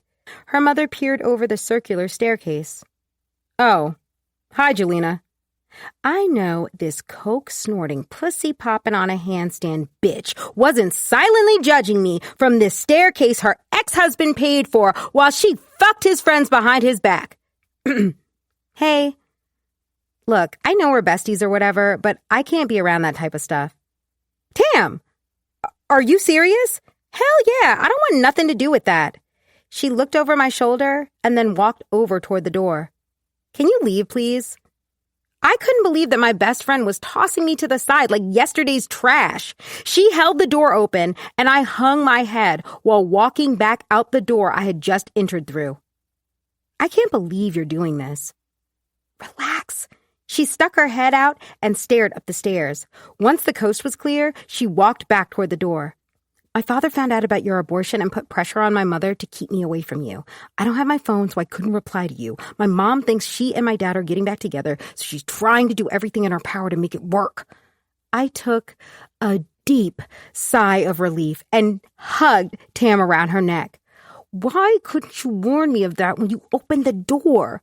I'm still upset that you didn't come to me and took things into your own hands. That wasn't for show. She stood with her arms folded. Seriously, I hate that you didn't think you could tell me. I wanted to be there for you. We're girls. You've always stood by me when I've made mistakes, and I'm going to do the same. Thank you, Tam. I'm sorry for not being honest. We're good. She looked over her shoulder. But my mom is on her good bullshit. Soon as I get my phone, I'll call or text you. I can't believe she's doing this. It'll pass. My dad has been dating the blonde lady on the late night news. My mom thinks because they slept with one another that they're getting back together. Tam snickered and shook her head. Tamala, tell her she has to go. Her mother came back to the stairs and hollered. Your father hates when we're late, and I refuse to be. I'll call you when I get my phone. Tam gave me a quick hug and then shoved me out the door. My best friend had to sneak to be my friend because of the decision I had made. I hated that my friend had to fake and pretend to be my friend behind her parents' back. That was quick. Yeah, she was going to dinner with her parents.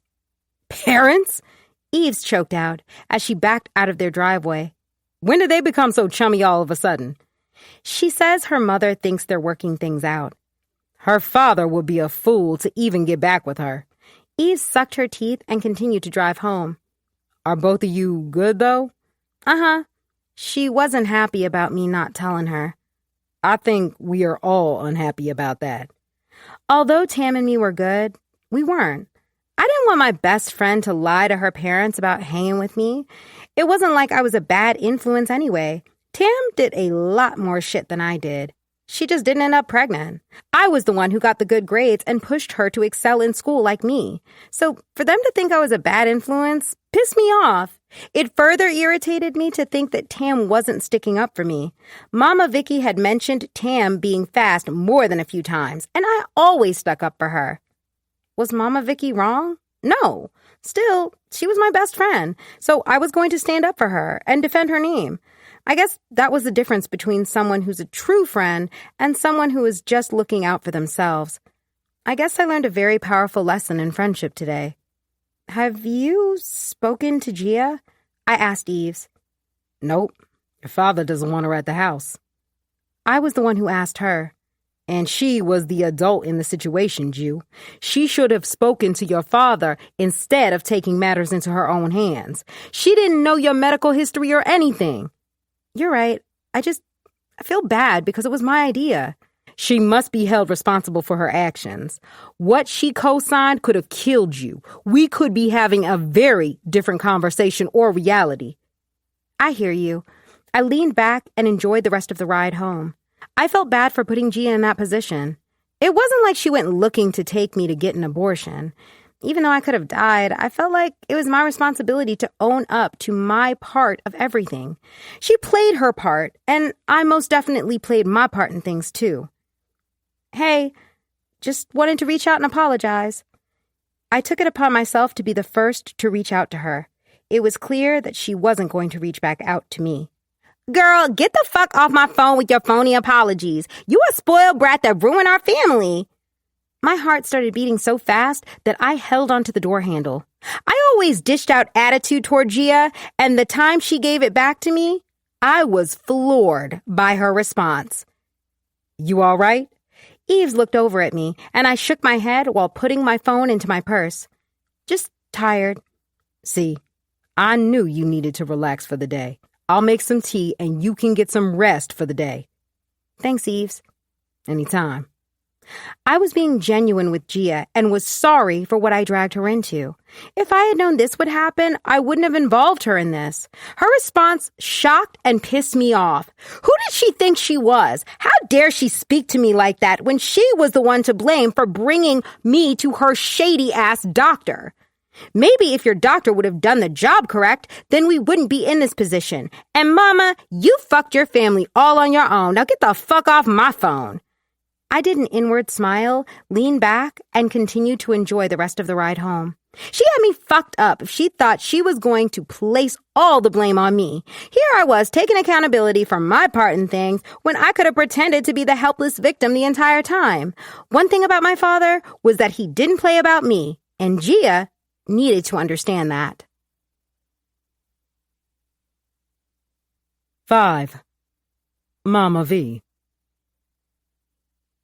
I swear, you're like a teenage boy whenever I wear this perfume. I swatted Owen's lips away from me as we waited for our table to be ready. I can't help it. You know what it does to me, and what I want to do to you. He stole another kiss from my shoulder blade and looped his hand into mine. This is what I have wanted from a man all my life. This energy, hunger, and thirst for me was what I craved, deserved, if we're being completely honest. I loved how Owen craved me. He didn't make me feel like it was a chore to love on me or treat me like I deserved to be treated.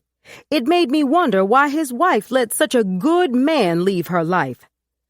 Keep this same energy when you walk me to my front steps and give me that baby peck of a kiss.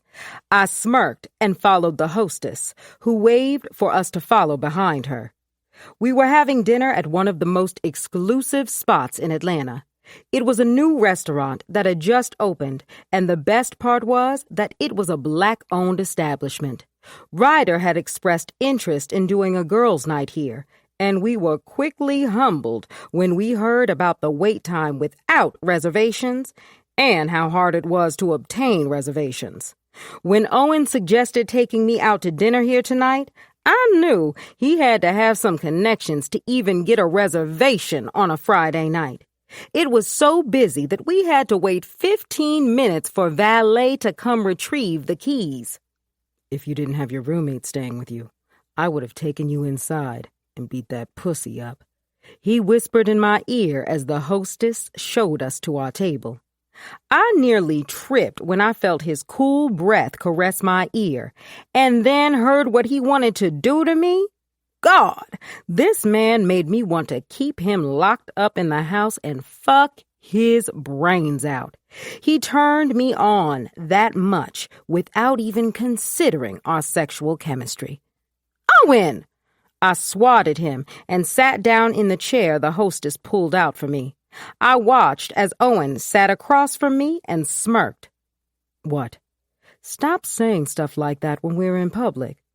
I spent years raising my kids and being the respectable doctor. I'm grown and want to live a little. That's exactly what I'm going to do, too, especially with my woman.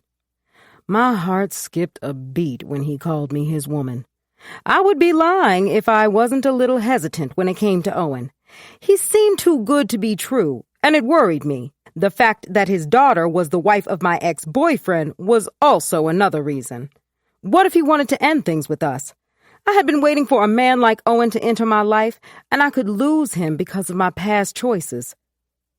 How was this week for you, love? I busied myself with the menu and kept sneaking peeks at this fine specimen of a man across from me. Too busy.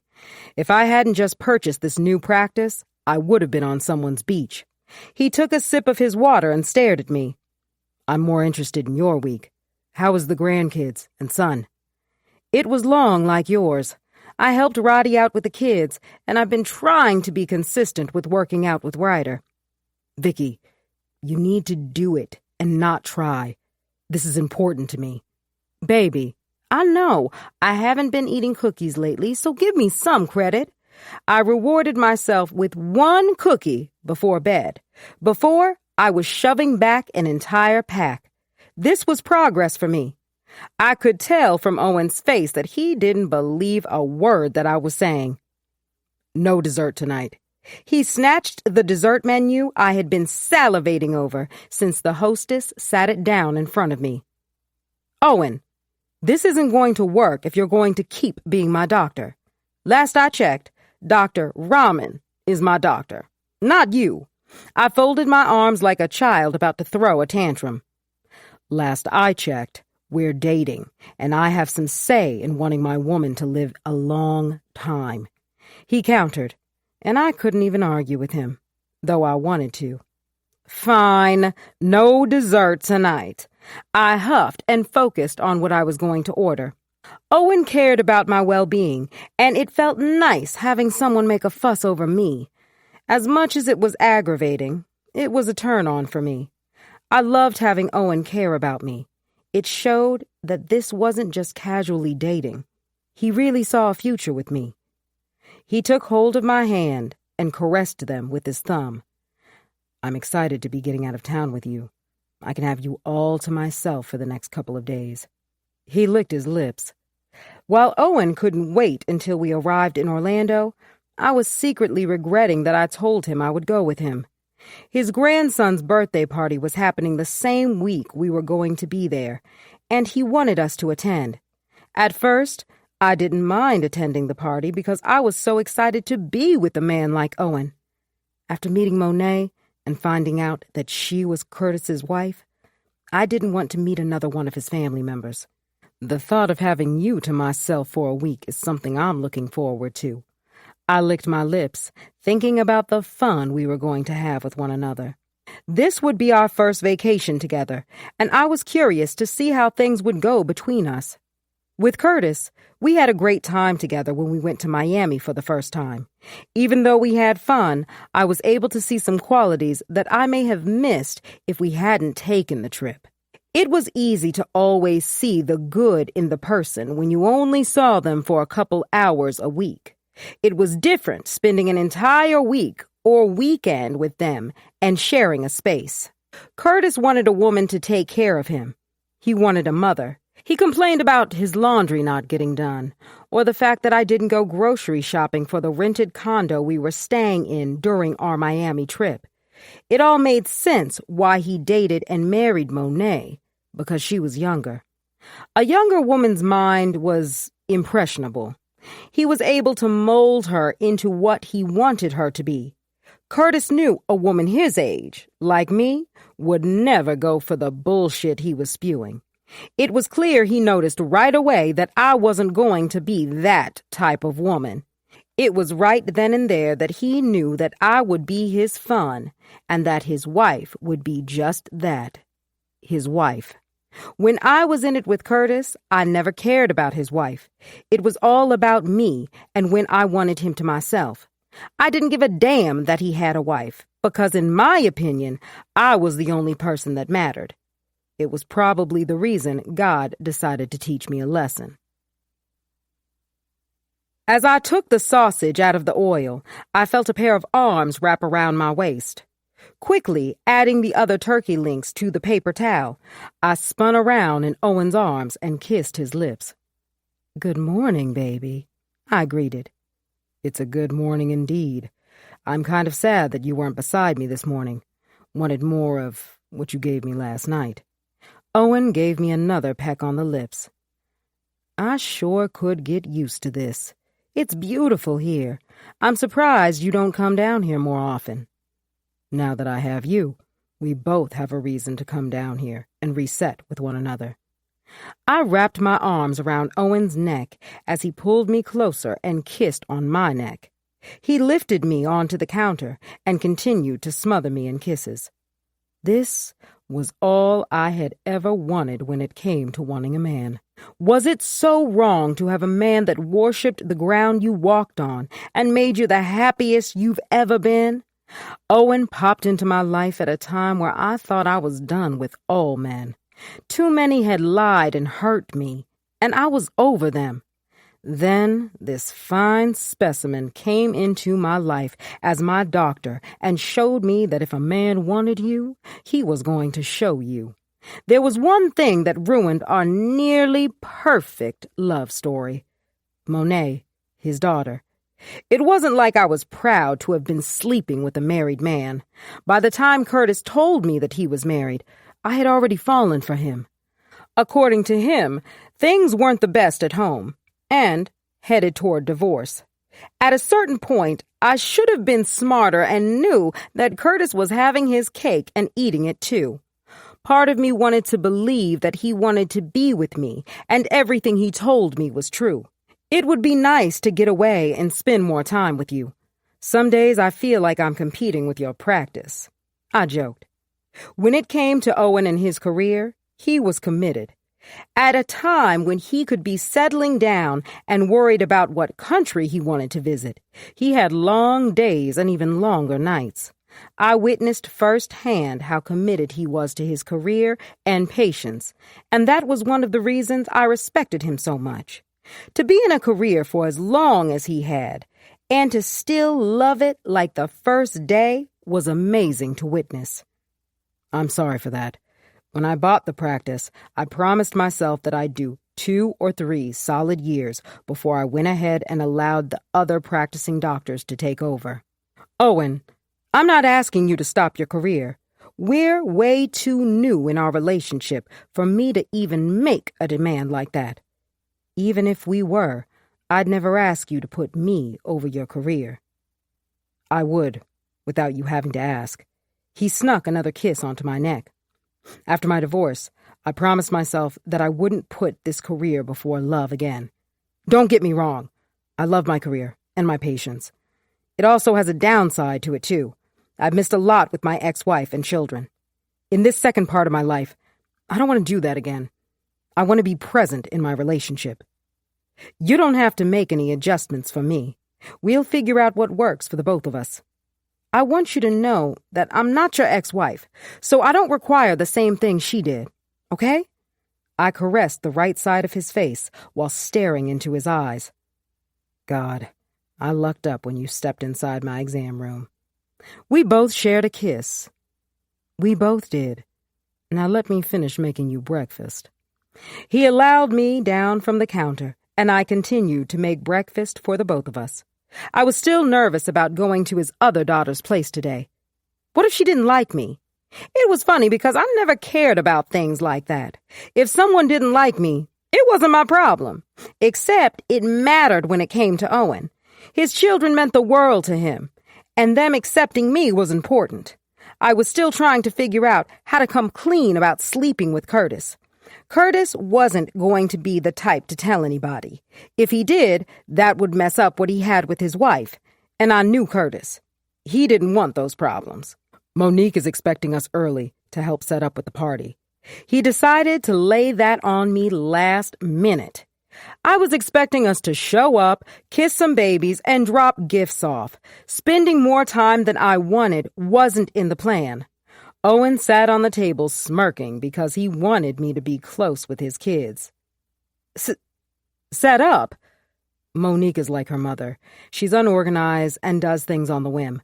Monet is the opposite of her sister. He accepted the coffee I set down in front of him.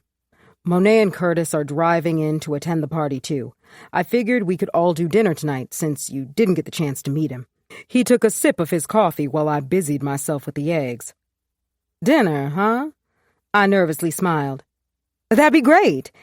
I was sweating bullets at the thought of sitting across the table from Curtis and his wife. How the hell was I supposed to act? This man had tasted every part of my body, and here I was with his wife's daddy. Owen was a good man, the type I had been praying for. Telling him that I slept with his son-in-law was something that could be a deal breaker. He already disliked Curtis and felt like his daughter was too good for him. I would be adding to his dislike for him, and he'd probably think I was a whore. Monet couldn't stop talking about how great dinner went at her place. She also sent her prayers for your granddaughter, too. That's sweet. I'd have to thank her when she comes. You know, he paused and took a sip of his drink. This is new to them. I've never brought a woman around them. He stared into my eyes like I was his entire soul, as if I could do no wrong, and if he could, he would marry me today. What a way to pile on the pressure. I removed my hair from my face. As much as this means to you, it means even more to me, too. Now, if only you would stop holding me captive and allow me to meet your family.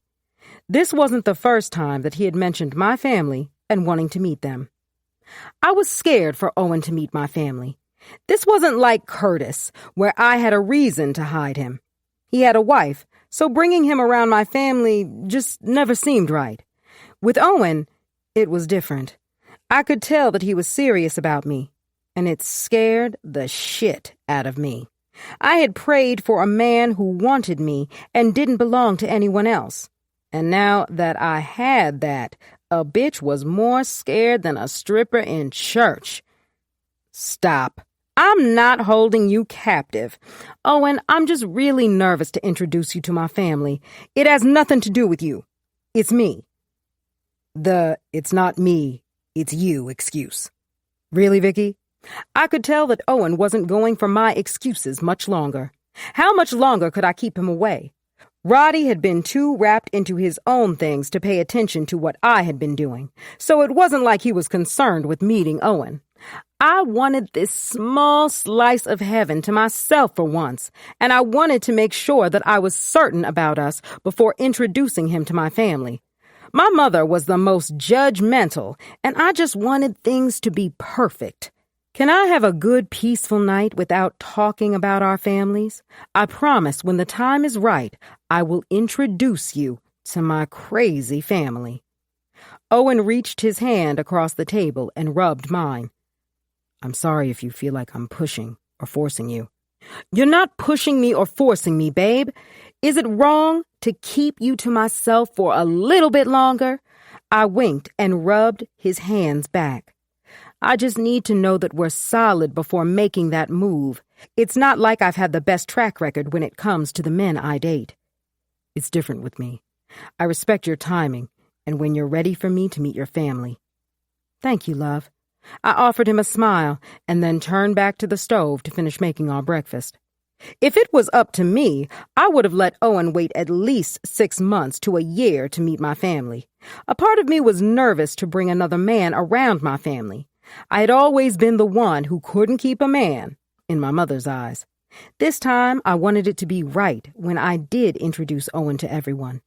Owen knew exactly what he wanted, and if I continued to allow my doubts and fears to consume me, I would lose a good man. My hands were sweating at the thought of sitting at the same table as Curtis. Unlike other times when I told him to get out, I hadn't accepted him back. Usually, I would have had him back in my panties in bed.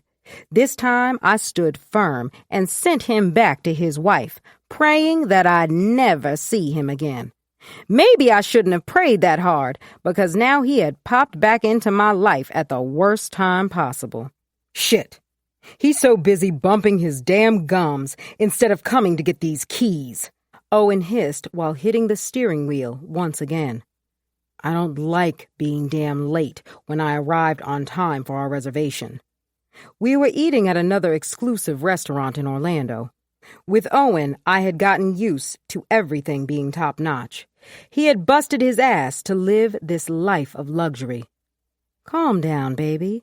Maybe something happened and he's trying to fix things. Fuck that. He's back there laughing and chopping it up like there's not an entire line of cars waiting to be parked. Owen had a slight temper, and that was what worried me most of the time when it came to telling him about me and Curtis. He already didn't like the man, so adding that he was a cheater would only add more fuel to the already burning fire. Owen, please calm down. Let's just enjoy our night. Don't let something like this ruin our night. He took a deep breath and kissed the back of my hand. This is why God sends you to me. V, you keep me so sane and calm when I want to lose it at times. Has your anger always been like this? He pulled his shirt sleeve up slightly and showed a scar I hadn't noticed before. Years ago, I fought my ex-wife's brother because of the way he spoke to her at the time. It was something small that could have been avoided and handled with talking. I got so angry that I blew up, and it's one thing I do regret. My anger has gotten me in trouble a few times. Turning in my seat, I placed my hand on his cheek and stared into his eyes. Can you promise me something? Anything. Before you get upset, Promise me that you'll count to 10 while thinking of your family before you allow your anger to take over. I promise. The valet came over to the window and smiled. I'm sorry for the wait, sir. My uncle surprised me. He's in the military and has been overseas since I was in 5th grade, so I never see him often. This valet is on me for the wait. The young man apologized and opened the door. I gave Owen a knowing look. He was getting so bent out of shape and didn't know the reason for the delay. That's amazing. Don't worry about it. The wait allowed me to realize that I need to marry that woman right there. I did a deep gulp and recovered by smiling. Nonsense, sweetheart. I was helped out of the car and Owen grabbed hold of my hand. Tonight is filled with goodness, isn't it? The valet attendant smiled while Owen slipped him a $50 tip. It sure is. Owen gently took my hand and we headed back into the restaurant to make our reservation in time. Curtis was sweating more than me as he cut into his steak and tried to keep up the conversation at the table. I took a small bite of the halibut and then washed it down with my wine. Why wasn't I as nervous as before? Before we got here, my hands were sweating and shaking. It was so bad that Owen had to ask me twice if I was all right. I blamed it on the coffee I had earlier, which may have had some truth to it. The minute Curtis's eyes locked with mine, he looked like he wanted to shit himself right in the middle of the restaurant. Owen and Monet went on not knowing that me and this man had once shared history and body fluids. I heard you have some grandchildren too, V. Monet's question brought my attention back to the conversation at hand. Sure do. My youngest is actually turning 1 soon. The other 2 are teens, so appreciate the baby stage. I smiled. You do? Curtis blurted. He had been kicked to the curb before he found out about Roddy being my son. Why do you sound surprised, Curtis? Owen raised his eyebrow at him. Everything this nigga did bothered Owen. He could sneeze and he'd be upset that he expected a bless you. She just seems very young to have grandchildren. Thank you, I smiled. Giving them back to their parents is what keeps me young. I giggled, and everyone at the table laughed. It seemed to ease the tension between Owen and Curtis. Can you excuse me? I smiled and got up to head toward the bathroom. Instead of going to the bathroom, I made a beeline to the bar in the other room to take a breather. With as calm as I was, I needed something stronger to keep me even calmer. The first person I thought was to call Ryder. She knew about everything, and she had been on the whole tell the truth bandwagon. Shouldn't you be bent over the doctor's balcony screaming? We're having dinner with Curtis and his wife. I didn't have enough time or energy to entertain her little comedy show that she called herself having at the moment.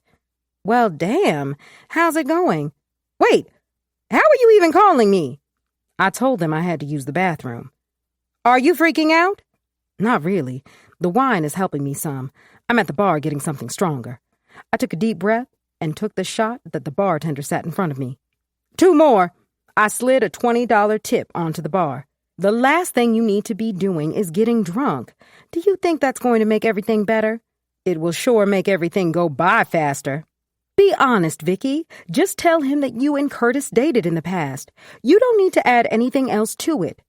He's going to want to know more. Owen hates Curtis, so he's going to want to know every small detail. I took the shot back. Fuck! What? He's walking over here. Who? I quickly ended the call, making a mental note to call Ryder later. I thought you had to use the bathroom. I quickly finished my last shot. And I thought you were in my business. I tried to stalk away, and he grabbed my hand. Get the hell off me, Curtis. This shit is messy, V. He stated the obvious. You need to end it with Owen or some shit. This shit is going to end bad for the both of us. Do you honestly think I care how it ends for you? You cheated on your wife. Do you really think I care about you? With you. You forgot all the times you begged me to come over or spoke bad on her. Let's not put all of this on me when it takes 2 to tangle, and that's what we did. That's because you spoke bad on her. You made me believe she was this horrible person you couldn't wait to divorce. Meanwhile, you were playing sides. I couldn't believe that he was flipping this back on me. Monet was far from the woman he painted her out to be. She was no nonsense. Still, she was sweet and caring. You could tell that despite her husband being older than her, she still loved him. Even with her father hating him, she still stuck by his side and loved him with all her heart. I felt like shit for sleeping with her husband and allowing him to convince me that she was this evil wife that wouldn't or couldn't let go of what they had.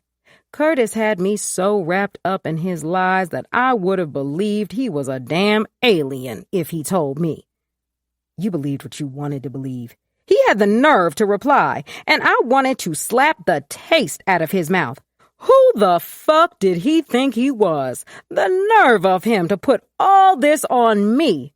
I accepted that I shouldn't have continued to sleep with him after finding out about his wife. However, he needed to take accountability for deceiving me and not being honest about his marriage. I pushed past him and went back to the table. Owen and Monet were in a deep conversation when I finally sat back down. Everything good, hun? Owen kissed me on the cheek as soon as I sat down. God, this man was just too good to be true. Yeah? Where's Curtis? I played it off like I hadn't just bulldozed past him by the bar moments ago. He went for a quick smoke. Curtis told me he quit smoking when we were together. Then again, it was easy to lie and create a persona when you weren't around the person much. Oh, okay. Is everything all right? My heart sped up because I could tell whatever they were discussing was serious, and I prayed it wasn't about me and Curtis. Monet took a deep breath and stared at her father before turning her attention back toward me. My damn heart was hanging out in my stomach acid at this point. Curtis is having an affair.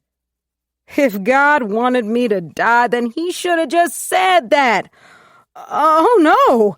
My voice was shakier than a fast-ass teenage girl being with a boy in her bedroom. Are you certain? Owen rubbed my hands and then kissed them. She checked his phone on the ride here. Monet removed the hair from her face. Daddy, it's not about me checking his phone.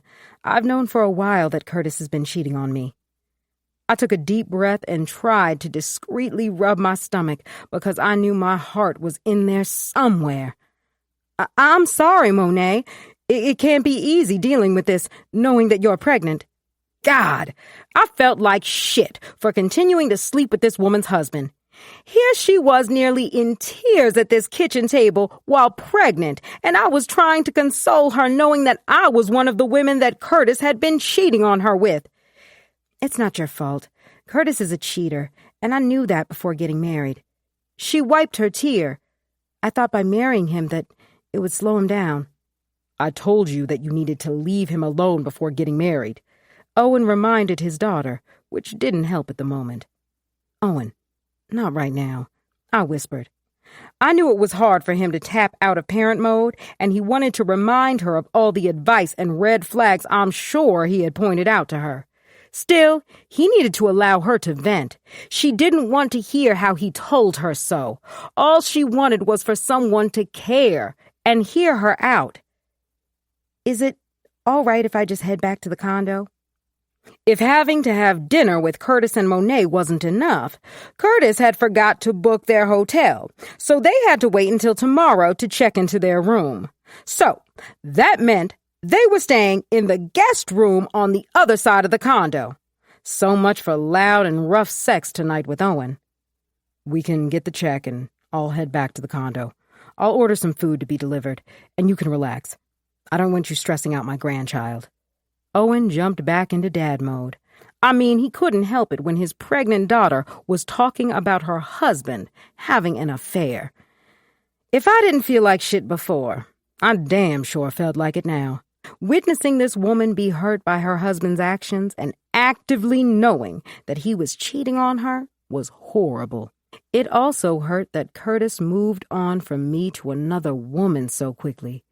It showed that he never cared about me, and his sob story about his marriage being over before he decided to step outside of it was bullshit. As hard as it was going to be for me to risk losing a good man like Owen, I couldn't lie to him or Monet. I had to come clean, even if it would nearly kill me. 6. Eves. Tried to bring the best out you, but guess I'm not that influential. Drake. So if you look straight through here, it's a small balcony that looks out to the pool. The pool is open throughout the year and is heated during the winter. The property manager showed me around this 1-bedroom, 2-bath condo. I slowly walked around and nodded my head in approval. When I first divorced Khalif, I couldn't even imagine ever being able to afford something like this. Money was tighter than a nun's lip. Now I was walking around this place and considering filling out the paperwork and putting down a deposit. I love the natural sunlight that comes into the living space. I mocked one of the women on the HGTV. I used to live in my old bedroom at my mother's house, so I damn sure didn't care about the natural sunlight like some woman would. Yes, you can get your selfies on in this room. Really, any room in this condo has good lighting. You do get your own parking space in the parking garage, and there is extra storage for you to rent for an additional amount every month. All amenities are included as well, and as you know, we have a bunch. If you have a pet, there's a $500 deposit and a monthly charge of $100 for the pet. She ran down the rehearsed script of everything that came with leasing this condo. I don't have any pets, and the parking is perfect. My friend, bought me a car for my birthday. Boo, boyfriend or friend, he bought you a car, so clearly you're doing better than me in that department, she giggled. This was the second place I had toured in the past week. The first place was too far away, and I would be sitting in traffic every morning trying to get to Roddy's house. This second place checked all the boxes, and it was only a short 15-minute commute without having to hit the highway. I would like to apply and put a deposit down. Perfect. If everything checks out, you can be in here next week. Let's go back down to my office and get a start on the paperwork. I fished into my purse for my ringing phone. When I saw Allie's name, I hit the locks for my car and hopped in before answering the call. Hey, Allie, what's up? You never returning my phone call. That's what. I sighed and leaned my head back on the headrest. I'm sorry. Things have been very busy, and I haven't had time to pull away and call. Things have been so busy that you can't return a call, Eves? I'm worried about you. I took a deep breath and silently counted to 3. Why you worried about me? I'm working, Allie. I can't be on call to answer every call you need me to. I didn't mean to snap on her. It frustrated me that she was always worried about me when I was fine. Ouch. I'm sorry, Allie. I've been touring different condos and trying to get Julina caught up in school. Then my mother keeps calling and wanting to talk to me. I just don't have enough hours in the day. How many of those hours are you dedicating to yourself? I make sure to take my mornings for myself. Why haven't you attended a meeting, Eves? I didn't put much pressure because you were getting settled into your new job in a new city. Now is the time for you to dedicate some time for yourself. I didn't want to attend an AA meeting and meet new people. Was it so wrong for me to like being regular here? Not the AA girl. Back home, I hated running into someone from the group. It was a constant reminder that I was going to see them next week, Wednesday, and discuss all the ways alcohol ruined my life. Because I don't think I need a meeting. Whenever I'm feeling overwhelmed, I meditate, and that helps me a lot. AA isn't supposed to be forever, Allie. We're fucking alcoholics, Eves. This shit is forever, and the sooner you accept that, you won't try and fight AA every step of the way. Clearly, we're just going to have to agree to disagree. Allie, I love you to death, but I don't want to discuss this right now. I should be happy looking at new places. A couple of months ago, I was struggling to keep a roof over my head because of my mother. Allie did a deep exhale and paused. We can sit this conversation on ice for another time. She agreed. Tell me about this new place you're looking at. And why are you moving out? I hadn't discussed what happened between me and Rodney with Allie, mainly because I didn't want to have her spin it to going to a meeting because of all the drama I had going on. I always had drama going on, and that was never going to stop. It's time for me to get my own place and set some roots down here in Atlanta. Guess it's official, huh? As much as New York will always be my home, I need to make my own home. In the same state as Khalif? As much as the thought of Khalif and Tara living in the same city as me made me want to vomit, there was nothing that I could do. It wasn't like I planned to ever run into Tara at the supermarket again. I had purposefully started shopping at Whole Foods and Publix in Alpharetta just to avoid her ass. If I ran into her anywhere over there, then I knew she was following me. He has his life and I have mine. Allie, don't get hung up on anything that Khalif has going on. We've been divorced for years, and I don't care what he has going on. I wish he understood that I didn't give a shit what Khalif had going on. Honestly, he was someone I wished I could make disappear. Since I couldn't, and if I did, I would go to prison, I pretended like he didn't exist. Doesn't your cousin want to meet with you to talk? Eves, I just don't want you to be sucked back into the bullshit with them. Part of being my sponsor is that you have to trust me, Allie. I know it's hard because I've always been a couple minutes away from you. Still, you must trust that I'm going to use those tools you instilled in me. Sponsor second, friend first, she reminded me. It's hard because I don't want you to ever end up where you were. I worked too hard and lost too much for me to ever end up there again. Okay. How's everything with Roddy? We're better off as friends, and we both realize that. Friends, huh? Yes, a man and a woman can be friends. Allie laughed into the phone. Not with the way you both feel about each other. Did you forget that you told me you loved that man? I still love him. We're no good for one another. He has a lot going on that he needs to focus on. And in this new season of my life, I'm trying to focus on myself, too. And with Pooh? We're still good. Taking our time and still dating.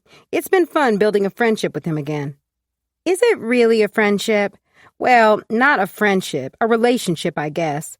He wants it to be more serious, and I've been stalling him. I would ask why you're stalling, but I know it's because of Roddy.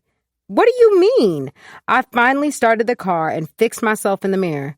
Roddy doesn't have anything to do with me and Pooh's relationship. He has a lot to do with y'all relationship. You won't give Pooh a real fair shot because of Roddy. Allie knew me like the back of her hand, and at times I hated it. I kept me and Pooh's relationship at an arm's distance, waiting for Roddy to get it together. My biggest fear was getting too serious with Pooh, and Roddy came wanting to make everything right between us. It was stupid, and I knew I was a fool for it. Still, the heart wants what it wants, right? Me and Pooh are fine. In fact, he's flying in today, and we're doing dinner tonight. Roddy had given me the weekend off. With Mama V out of town, he planned for him and the kids to stay in the house and binge watch Netflix all weekend. Julina and RJ were pretty excited about it. I wanted them to have their time together without me being there. Since I moved in, I had always been around them, and Roddy didn't get to spend much time with them. They needed their time with their father, and I couldn't wait to hear about their weekend. Well, excuse me. Let me not keep you waiting. You know, with your hot date and all. She giggled into the phone. Seriously, have fun and enjoy yourself. Let that man spoil you, too. I will, Allie. Love you, and please continue to think on what we spoke about, she encouraged. It wouldn't be Allie unless she continued to push. I love you more, Allie. I will.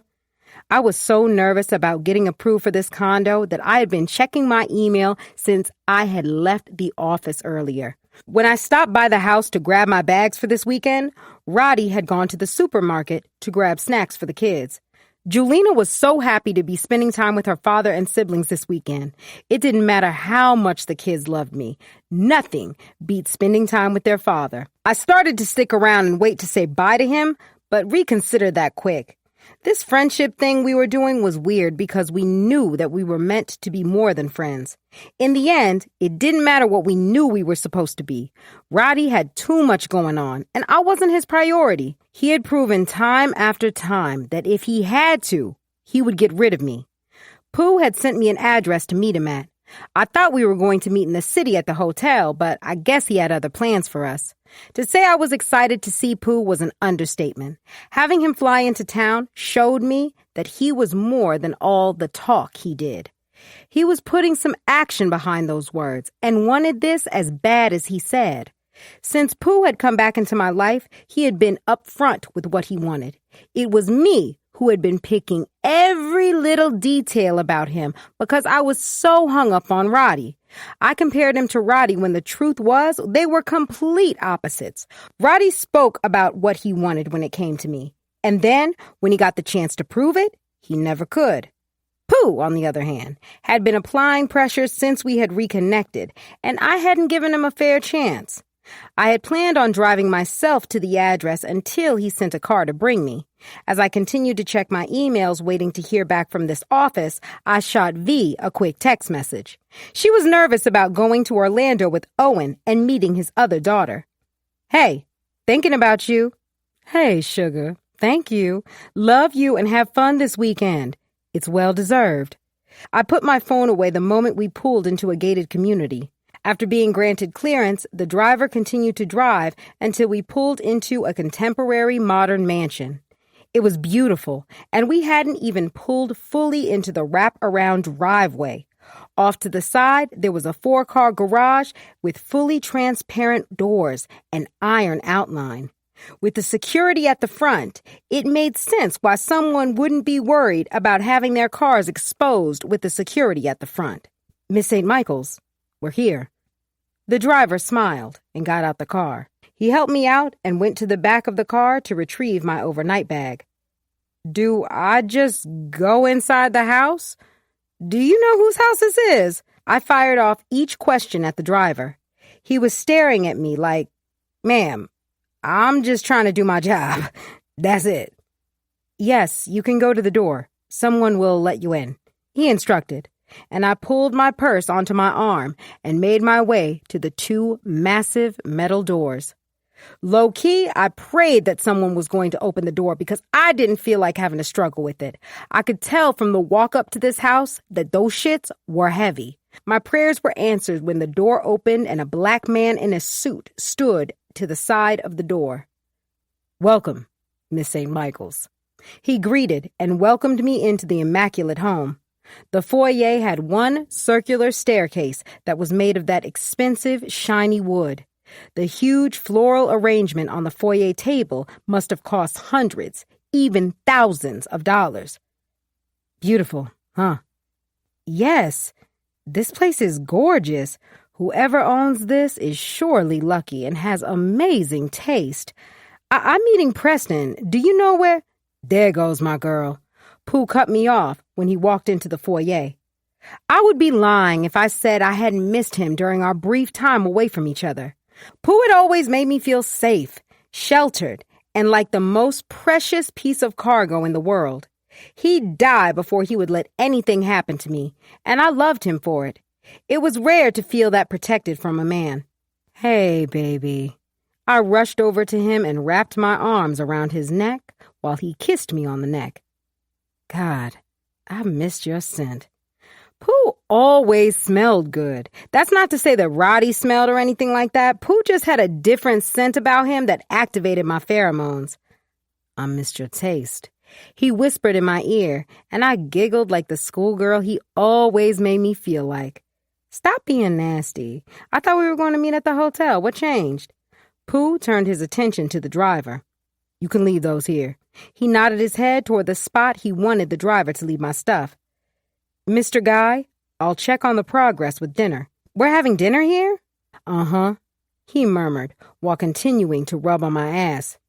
Thanks, Dido. He grabbed my hand and brought me upstairs. Who house you got us in? You rented this entire house for the weekend? Nah. His lack of words was irritating me. It was already hard because I didn't know exactly what Pooh was into. I was smart enough to know it wasn't anything legal.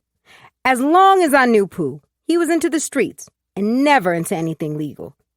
Can you stop and answer my questions? Damn, Yee. Let a nigga do something for you for once, aight?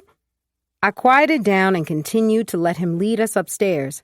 We went down one hall and turned down another before we were standing at a double door. Pooh turned the doorknob and pulled me into the room before closing the door behind us. My pussy jumped at the thought of whatever we were going to do behind this door. I knew I shouldn't have been thinking about fucking at this moment. I still was. Wow, look at the view. It's breathtaking. There was a massive lake in the back of the property with a boat dock built into it. If you wanted, you could sit on the dock and enjoy the view and breeze at the same time. Before you got to the lake, there was a massive resort-style pool in the backyard. The landscape reminded me of the Kardashians' backyard. The cabanas, comfy pool furniture, and posh pool with pavers and grass. Once again, Pooh didn't say anything. He opened the double French doors that led to the terrace. What you think? What do you mean, what I think? This house is amazing. I probably saw it in one of the home magazines I'm obsessed with. You love me? Come on. What kind of question is that? You already know I do. He grabbed hold of both my hands and stared down into my eyes. Eves, I've loved you from the moment I saw you busting open the fire hydrant for those little kids. Always kept up with you, even when you married that fuck nigga. I always knew that when the time was right, there wouldn't be anything or body that could keep me from making you my wife. I know you think I be bullshitting when I say that shit to you, Yee. I touched the side of my face while becoming misty-eyed. Preston, what are you trying to tell me? My heart was beating so fast that I was sure it would pop out of my chest and land on the terrace floor. I'm sure he could feel my pulse from holding my hands. Pooh cocked his head to the side and smiled at me, exposing that sexy-ass mischievous smirk that always gave me the flutters in my stomach. I want to marry you, Eves. I want you to be my wife and share this house with me. I want babies and all that shit. What I'm saying is, I want to make you happy. It's one thing just doing this shit unofficial, but you deserve to be a wife. You're not someone I just want to mess around with, Yee. I want to know that we share the same last name together, on the same insurance plan, and you gonna be here when everything is said and done. By this point, I was standing there trying to catch my breath because I couldn't believe what was going on. Pooh had always mentioned that he would marry me in a heartbeat. I always just thought it was talk. He couldn't have been serious about wanting to marry me. In my eyes, I was damaged goods, and marriage was a sham. Yet here I was in this beautiful home overlooking this amazing view with a man on one knee wanting to marry me. How the hell did I even get to this point in my life? Get up, I whispered. I wasn't sure why I was whispering, but it seemed appropriate for the occasion. Pooh, stop this. You're crazy. Fuck yeah, I'm crazy. Crazy in love with your ass, and I want to make this official. He held out the small velvet box and opened it. It was a pear-shaped ring with a ruby in the middle and diamonds surrounding the ruby. You remembered. Baby, I sat in that cell for those years and prayed and dreamed about this moment. I would replay conversations we've had, and that's what kept my mental sharp. Knowing that I was coming out and coming to you was what I waited for, and I let you get away before. I'm not willing to let that happen for a second time. Put the goddamn ring on, Eves. Why the hell are you walking around without your ring on?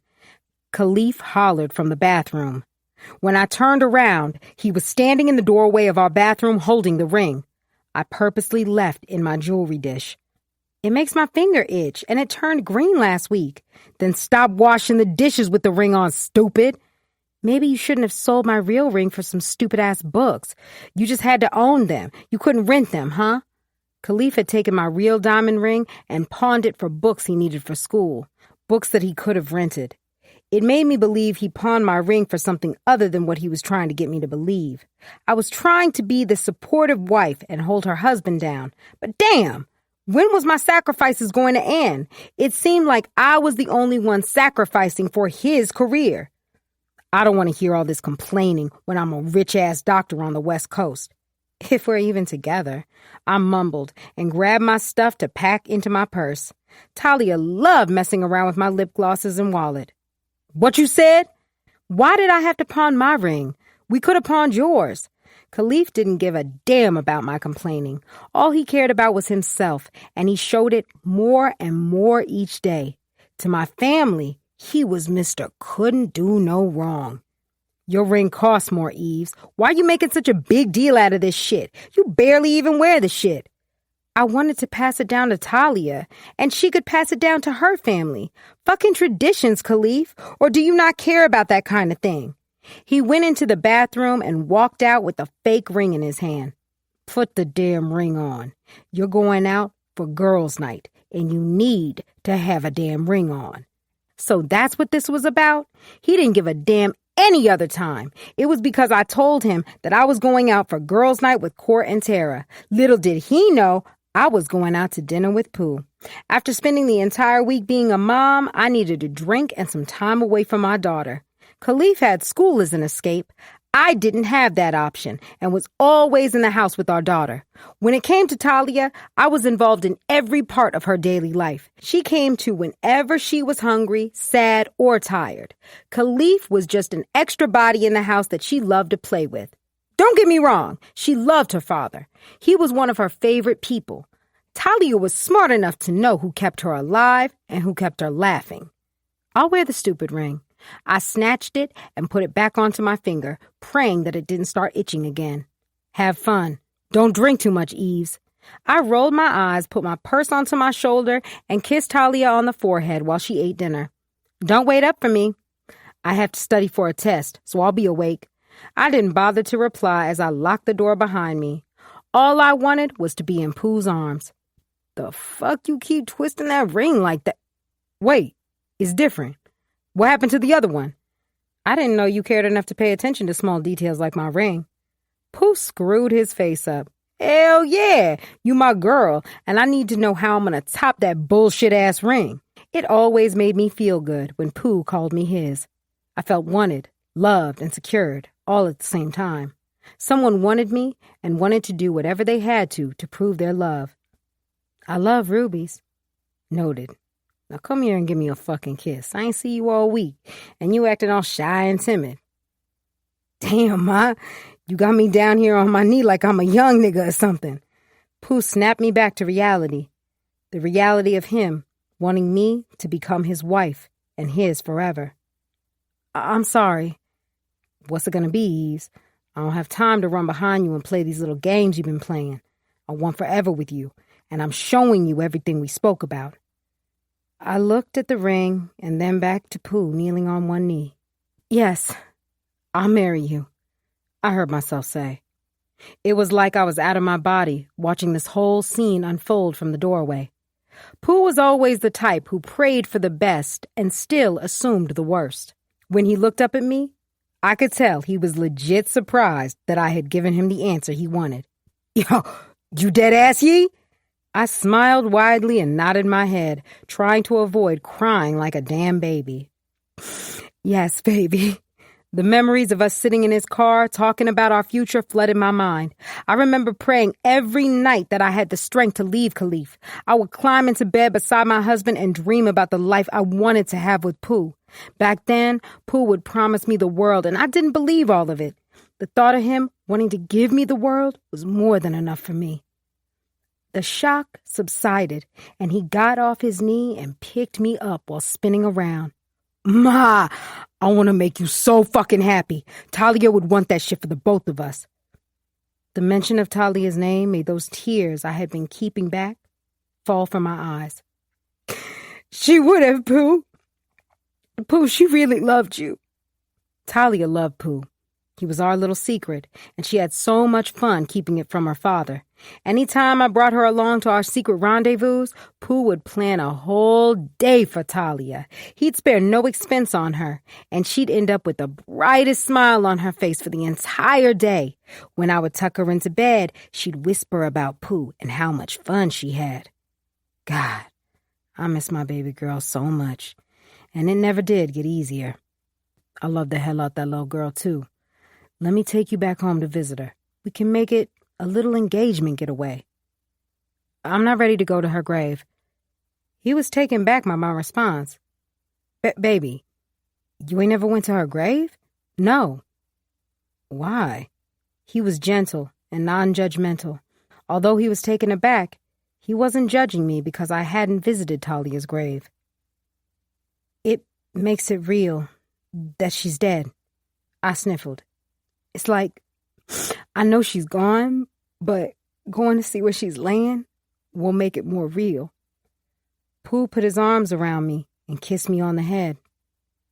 When you're ready, I want to be the one to take you to see her.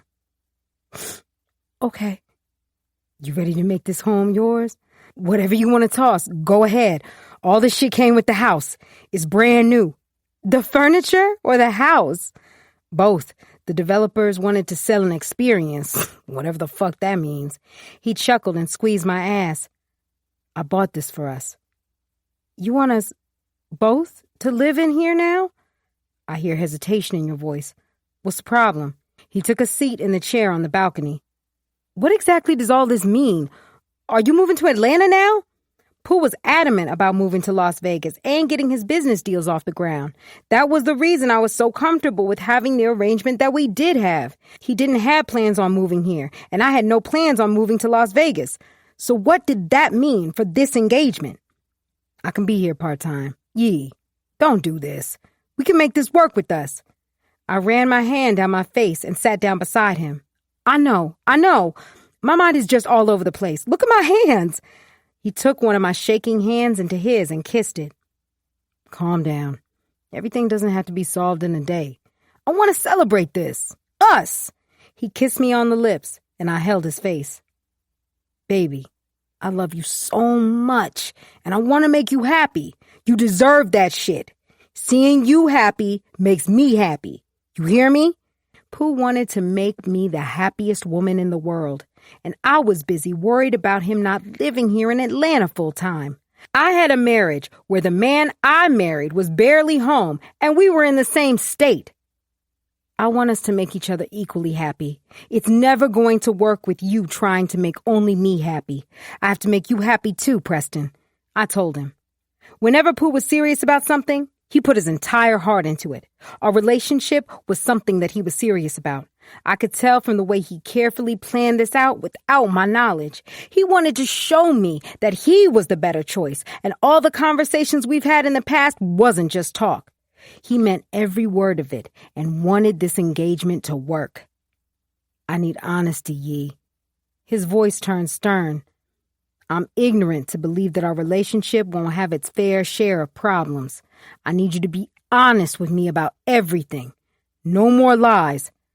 I could say the same thing about you. I'm an open book. You know everything that you need to know. He stressed the word need. If I don't tell you something, it's because I don't want you in harm's way. Here's the thing. I don't want you in harm's way either. He pulled me onto his lap and kissed me on the neck. Don't I always handle my business? Yes. Then you don't need to worry about anything else. I need something from you. What? Quit your job. I leaned up and stared into his eyes to see if a joke was coming behind that demand. What do you mean, quit my job? I love my job, Pooh, and you know that. I also know that you were fucking your boss. You think I want you in his crib knowing that he's been inside you? I'm not foolish enough to believe that what you two had is over with. Well, I need you to believe this shit. We're done, and he's with his fiancée. I didn't know what was going on with Roddy and Gia. After he choked her out, there hasn't been any sightings of her. Things around the house moved like normal because Gia was never around before she and Roddy's fight. I don't know, Yee. He gave me that stubborn look. One thing about Pooh was that he got his way. If he didn't like or want something to happen, it didn't. The reason we connected was because we were both stubborn. Neither of us liked to compromise and would hold our own when it came to defending what we believed in. Are you really going to let my past relationship ruin this moment? Hell yeah! I'm not trying to be out of state and you fucking him. You forgot what you were doing with your lame-ass ex-husband? We both paused and then smiled. Wow, you just made me out to be some whore that gets around. Nah, that nigga needed to be cheated on. His ass was cheating first, right? Yes, he was. All I'm saying is that I'm not trying to be a husband being cheated on, especially when I'm applying all the pressure my wife needs. If I'm slacking, let me know, and we can work through this shit. If you're going to accept my proposal, then I need to know that you're not going to be straddling the dick. You mean fence? Yeah, with you is dick. I need to know that you're not going to be running between the both of us. Eves, if you serious, then be serious. If not, let's end this on good terms and check in on important holidays. You know what it was like when I was married to Khalif. I didn't have any independence and had to depend on him for everything. Pooh, I promised myself that I wouldn't depend on a man again. The shit you keep forgetting is that I am not Khalif. I want to take care of you because you're going to be my wife, not because I want to hold something over you. That's the difference between me and that nigga. He paused. If keeping your job means that much to you, then keep your job. I wrapped my arms around his neck and kissed him on the lips. You sure you're ready for me to be your wife? You've always been my wife. We just about to make this shit official. You really spent your time thinking about me and planning on being with me. It was hard to believe that Pooh sat behind bars and I was the only woman he wanted. After the way we ended, I figured he would have moved on from what we had. I eventually did, and it was one of the hardest things to do. How could you tell your husband you're mourning a breakup with your side nigga? You couldn't, so I just silently suffered and drank until it eventually didn't hurt as much anymore. Would beat my meat to the thought of you.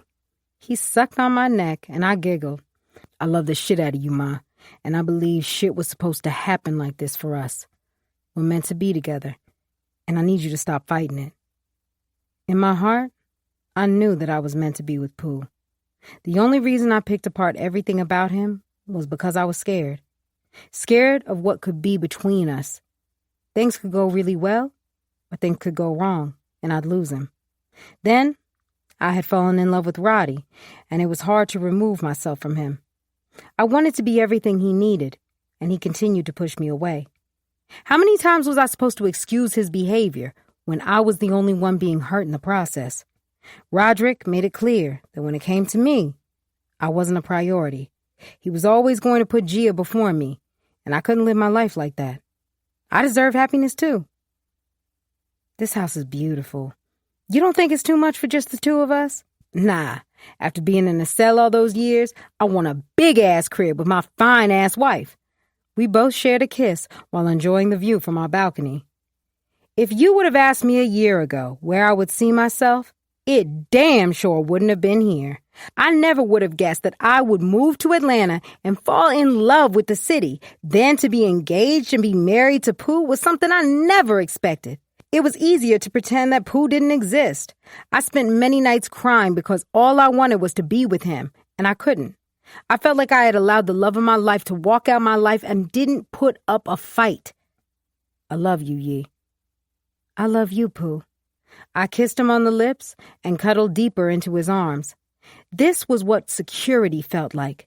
This was what we've always envisioned while sitting in his car a block away from the apartment I share with Khalif. It was funny how life worked out. 7. Roddy. Message say delivered, but I know you don't get it. Drake. There's absolutely no budget when it comes to our baby girl. Everyone is expecting me to do something big and lavish for her first birthday, and I can't let my fans down. They live through me.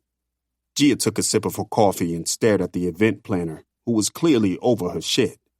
I could tell from the way she kept jotting stuff down and looking at Gia that she thought she was a joke, like I did. How the fuck was I ever in love with someone so self-centered like her? I think I have all I need, except the theme that you want to go with. I'm thinking a pink safari theme since she's obsessed with animals. Do you think we can have real lions and things like that? I caught the event planner, cutting her eyes at Gia, who was busy in her phone. There's a lot of special permits and rules to do something like that, and since her birthday is less than a month away, I don't think we'd be able to do it. Bummer. Gia sighed and put her phone onto the table. What about goats and shit like that? We can get goats, alpacas, and small little petting zoo animals. I was tired of Gia suggesting all this wild and outlandish shit. Who in the fuck was going to put lions, monkeys, and zebras in their backyard? Especially when it was a party for a 1-year-old. Who the fuck was going to bring their child over to a party with those wild animals? Kingsley loves to play tea party with Eves. Why don't we make it a little tea party petting zoo? It's combining the two things that she likes the most. Gia was shooting daggers at me because I mentioned Eves. The fuck she wanted me to do? I knew she would rather pretend like Eves didn't exist. Except she did. And Kingsley loved the hell out of her. We play tea party too. So next time mention her mother before mentioning the nanny, she snapped. We can most certainly work with that theme. I actually have a vendor that has a traveling petting zoo, so we'd have her come and set up in the back. Is there a way I can take pictures so she can see where the animals and pens can be set up? Marty, can you show her the backyard, please? Gia called the new housekeeper. We both agreed that we needed to hire a new housekeeper and allow Eves to focus on the kids. Yes, Miss Love, Marty replied and showed the event planner out toward the backyard. With all the time I had spent alone, I had hired an agency to find me a housekeeper. Eves hadn't officially had the moving out talk with me, but I knew she was moving out sooner than later. Lately, she was staying the night out. After she put Kingsley down for the night, she would leave the baby monitor on my desk and let me know she was leaving. I'd hear the engine start, and she'd be gone until the morning. Eves knew I wanted to ask her where and who she was spending her nights with. Still, I knew I couldn't cross those lines with her, and she made it clear. I don't think we could recover from our last fight. Too much had been said, and I didn't immediately work shit out with her. All because I was mad with Gia. I allowed myself to take my anger out on her, and that shit was fucked up. Eves had always been there, even when she didn't have to be. I knew she loved Julina and would never allow anything to happen to her. I directed the anger I had with Gia at Eves, and I may have lost one of the best things that has happened to me. I thought we were putting our problems behind to plan this birthday party. Gia caught me off guard. For a second, I forgot that we were sitting in this dining room and was planning Kingsley's birthday. We did. Then why do you insist on bringing Eves up in everything? I mentioned her once. Calm the fuck down with all of that, I demanded and pulled my phone out. I handled Gia differently these days. She wasn't back in the house. However, that didn't stop her from stopping by and pretending she wanted to spend time with Kingsley. After 10 minutes, she was in my room suggesting that we needed to talk. What the fuck do we need to talk about every day? I've apologized 1,000,000 times for what happened with Julina, Gia stressed. You never said anything about choking me up in front of the producer and cameraman. I'm not apologizing for shit. You know what the fuck I was dealing with, and your selfish ass decided it was smart to bring a camera crew into my crib? You lucky I didn't toss your ass around the room. Wow. The fuck you want from me, Gia? I'm not about to make shit easier because that's what you want. My daughter could have lost her life, and until you get that through your head, you can stay wherever the fuck you been staying. She had been staying back with her mother. Her mom's called and tried to convince me to allow her to come back home. As much as I was cool with her mother, Gia wasn't coming back into this house. She was selfish and content on not really taking accountability for the shit that she caused. Gia continued to say that she was sorry, knowing that she really didn't see anything wrong with what she did. Can I take you out to dinner tonight? I think we need to talk and figure out what's next. How many times are we going to talk, Gia? I just want you to hear me out without having any outside opinions. In the end, this is about us and what we're going to do. We have a daughter and we owe it to her to come to some kind of arrangement. There is more than enough room for the animals, candy table, and food table as well. I'm thinking we can set up a miniature table for the babies with plastic tea sets. Don't worry, it won't look cheap. Thank you, Sandra. Please keep us posted on all the party planning. We very much want to be involved in every step of the way. No worries. Have a great rest of your day. She gathered her iPad and papers and headed toward the door where Marty showed her out. I have a few errands to run. Are you going to allow me to take you out to dinner? She bit her bottom lip, showing that little dimple on her left cheek. Yeah, let me know the spot and I'll meet you there. Or, she played in her hair and pulled the purse onto her arm. You can come and pick me up from my mama's house. It's whatever, Gia, I replied and looked at my phone. Can I have a hug or something? I gave her a quick church hug and went to my office to wrap up a few conference calls I had. When Gia had insisted we meet the event planner today, I pushed them off to the side to attend. The tap at my office door caused me to lift my head up from the pile of work that was scattered all over my desk. For hours, I had been turning my attention from my computer screen and the stack of papers that I had in front of me. It was a little after 7 when I glimpsed at my watch. Hey, baby girl. I smiled when I saw Julina sitting there with her book in her arm. Ju loved to read. It didn't matter the genre. As long as the book had some words, she was invested. Hey, Daddy, busy? Not too busy for you. I smiled and turned my attention from the computer screen. What's up with you? She took a seat on the couch in the corner. It was her favorite spot because I had my small collection of first edition books on the shelf. Granny called me the other day. Oh, yeah? How was she? And your grandfather? Me and Bree's parents didn't have a relationship and hadn't spoken in years. They blamed me for their daughter's death, and honestly, I blamed me too. When the kids were younger, they went through Mama V to talk and connect with them. Now that they were older, they reached out to them directly. Even with the lack of relationship I had with Bree's parents, I never spoke bad about them to Julina or RJ. They're good. She said she misses us and wants me to come to visit her. Do you want to visit them? Bree's parents lived in our old home.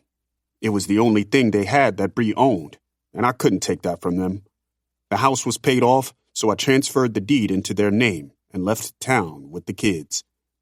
They weren't the biggest fans of me moving to a different state shortly after burying my wife. I love my grandparents, she stressed, and I was waiting for her to drop the but. They're always throwing shade when it comes to you and Mama V. It was different when I was younger and didn't understand. I abandoned my desk and sat next to her on the couch. Well, I sighed, I deserve some of the shade they're throwing. They lost their daughter because of me, Ju. I spent my entire childhood overhearing Granny talking about you being in the streets. I put 2 and 2 together, and I don't think you killed Mama. Shit happens in the streets, and you can't control it. I know if you thought any harm would come to Mommy or our lives, you would have jumped in before it could happen. It was like I was staring at my daughter for the first time. When did she grow up on me? I remembered when all she wanted to do was watch her favorite cartoons and lay up under me.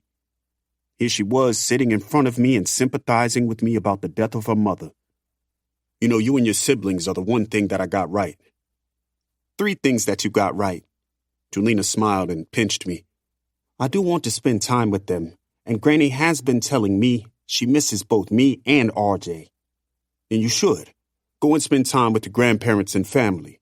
I think it's time you get to know more of your mother's side of the family. It had been a little while since Julina and RJ went to visit their grandparents.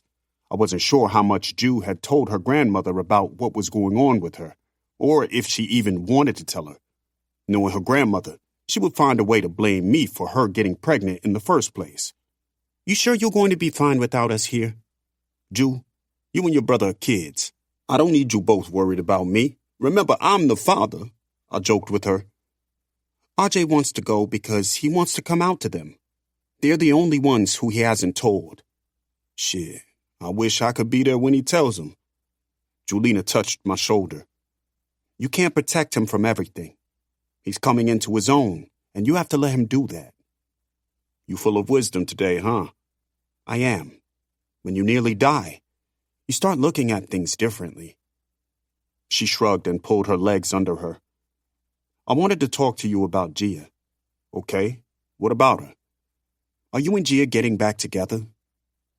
Things with Gia were complicated. This wasn't some random girlfriend that I could cut ties with and be done with. We shared a daughter together and would always be in each other's lives. Gia was Kingsley's mother, so no matter how I felt about her, I would always have to deal with her. With her asking me out to dinner tonight, I considered that a small effort on her end. Gia didn't do shit like that, nor did she care to. We're just trying to figure out what we're going to do when it comes to Kingsley. Despite us not being on the best terms, we still have to co-parent when it comes to your sister. Julina sighed while running her hands through her hair. I asked her to do it, knowing that she would take me. I'm not angry with her because this is what I wanted. I'm more disappointed that she wasn't there for me. She abandoned me like a wounded stray puppy. She sniffled. I know I shouldn't have expected much from Gia. She's selfish and doesn't even make the effort with her own kid. But I kind of expected more from her. I expected her to act the way Eves acts. I'm sorry that I wasn't there for you. As your father, I should have been there to support you through what you were going through. It's not your fault. I made an adult decision, and I have to deal with the consequences. She turned to look me in the eyes. Gia is selfish and cares about herself, and you don't deserve that. You're my father, and I love you, so I'll support whatever you decide. Even if I decide to continue my relationship with Gia, you would still support me? I cracked a smile at her. Daddy, there's something about this woman you love. I would never force you to choose between me and Gia. She's Kingsley's mother. And I never want Kingsley to grow up hearing that I broke her parents up because I forced you to choose between me and her. I would always choose you, baby girl. I've no doubt that you would. You choked a woman out for crying out loud. Julina giggled. I just don't want that pressure on me, you know? I don't want to be the reason you both don't make it. If you both decide to break up and raise Kingsley separately, then let it be because the two of you didn't work out. Not because of me. It's hard to forgive something like that, Jul. I can't just turn the other cheek knowing she put my kid in harm's way and didn't have a second thought about it. I manipulated her into taking me. Dad, I knew she would do it, and that's why I went to her when you or Eves wasn't around. It sounds like you and Gia have some issues that are more than me getting an abortion. She asked me on a date tonight. I decided to reveal to her. Gia wants to talk about us and what's next for us. You should go and hear her out. At the end of the day, Kingsley needs the both of you. Go and see what lame excuse she has. I hear you. No matter how much you try to make it work with her, she's not Eves. She stood up and grabbed her book. Wait, how you going to say that and leave? Jul shrugged. I don't know what's going on with the two of you, but I know that you love that woman. You can pretend like you're not caught up in her all you want. I know better. Should I book you and RJ's plane ticket? I called behind her. First class, please, she yelled back as she headed upstairs. I shook my head and returned back to my desk. Eves wasn't working today, so I hadn't seen her. I found myself wanting to send her a text message and pull up on her. What stopped me from texting her was knowing that she wouldn't respond unless it was about the kids. With all the other shit aside, I missed the friend I had in her. Eves gave the best advice, and she listened. I could vent to her, and she'd always know what to say to make me feel like shit wasn't all that bad. Guess I took her for granted one too many times, and I may have just lost her for good this time. Now you gagging when you always talking big shit. I continued to hold Gia's head down while she sucked my dick. We never made it to dinner last night. Instead, we ended up at a hotel fucking the entire night. I had a lot of frustration, and I made sure I took it out on her. Honestly, I feel like we were both fucking while imagining someone else's face. At least I know I was. In my head, I was fucking the shit out of Eves, and all our shit was solved. My mind continued to go to the night we shared on her birthday trip. The way I had her ass crawling up the walls with the way I was handing her the dick, her little coos turned me on more than she knew. You fucking promised, Roderick. My little daydream was short-lived when I heard Gia's complaining voice. You nutted it all in my mouth without any warning. Ugh! She sighed and stalked to the bathroom. I was so deep into my thoughts about Eves that I had forgotten about getting head from Gia. I thought you would have preferred it inside your mouth and not inside your pussy. Saves on getting another abortion. Gia came out the bathroom with her toothbrush in her mouth. Are you shitting me right now? What? This isn't going to work if you're going to keep saying smart shit like you've been saying. She turned and went back into the bathroom. I could hear her spitting her toothpaste out and rinsing her mouth. We need to put our shit on the table and deal with it because I'm tired of the slick comments. You're the one that keeps suggesting we talk. Last night, we were supposed to talk, and look what happened. Gia plopped back down onto the bed. Our physical attraction has never had issues. We're naturally turned on by one another. She was right. My dick never had any problems getting hard when I looked at her. It was her personality that always bothered me. If Gia could keep her mouth shut and just look good, we'd have no problems. You can't be in a relationship when attraction is the only good quality that we have. What are you suggesting? I don't know. I'm just stating the obvious. I want to make this work with you and continue to build our family. I screwed my face up. Build our family? The fuck does that mean? Another baby. Gia, get the fuck out my face with this shit. Did you forget you just aborted a baby? She heaved a sigh. It has been on my mind heavy, and it's something that I regret. I didn't know what to think or believe anymore. She was so happy to get an abortion, and now she was sitting here telling me she wanted to have another baby. If she had told me this a couple months ago, I would have been over the moon about the shit. Now, I didn't know how to feel. Was it smart to even have another child with her? Gia already acted like Kingsley was an inconvenience. The moment that we hired Eves was when she hung up her mother's jacket. You've been so hell-bent about your career and wanted to work on that. What made you change your mind? A nigga was skeptical. Skeptical because all she had been screaming about was her career and how she felt isolated and tied down while tending to our newborn daughter. Now she was so committed on wanting to fix our relationship and give me more babies.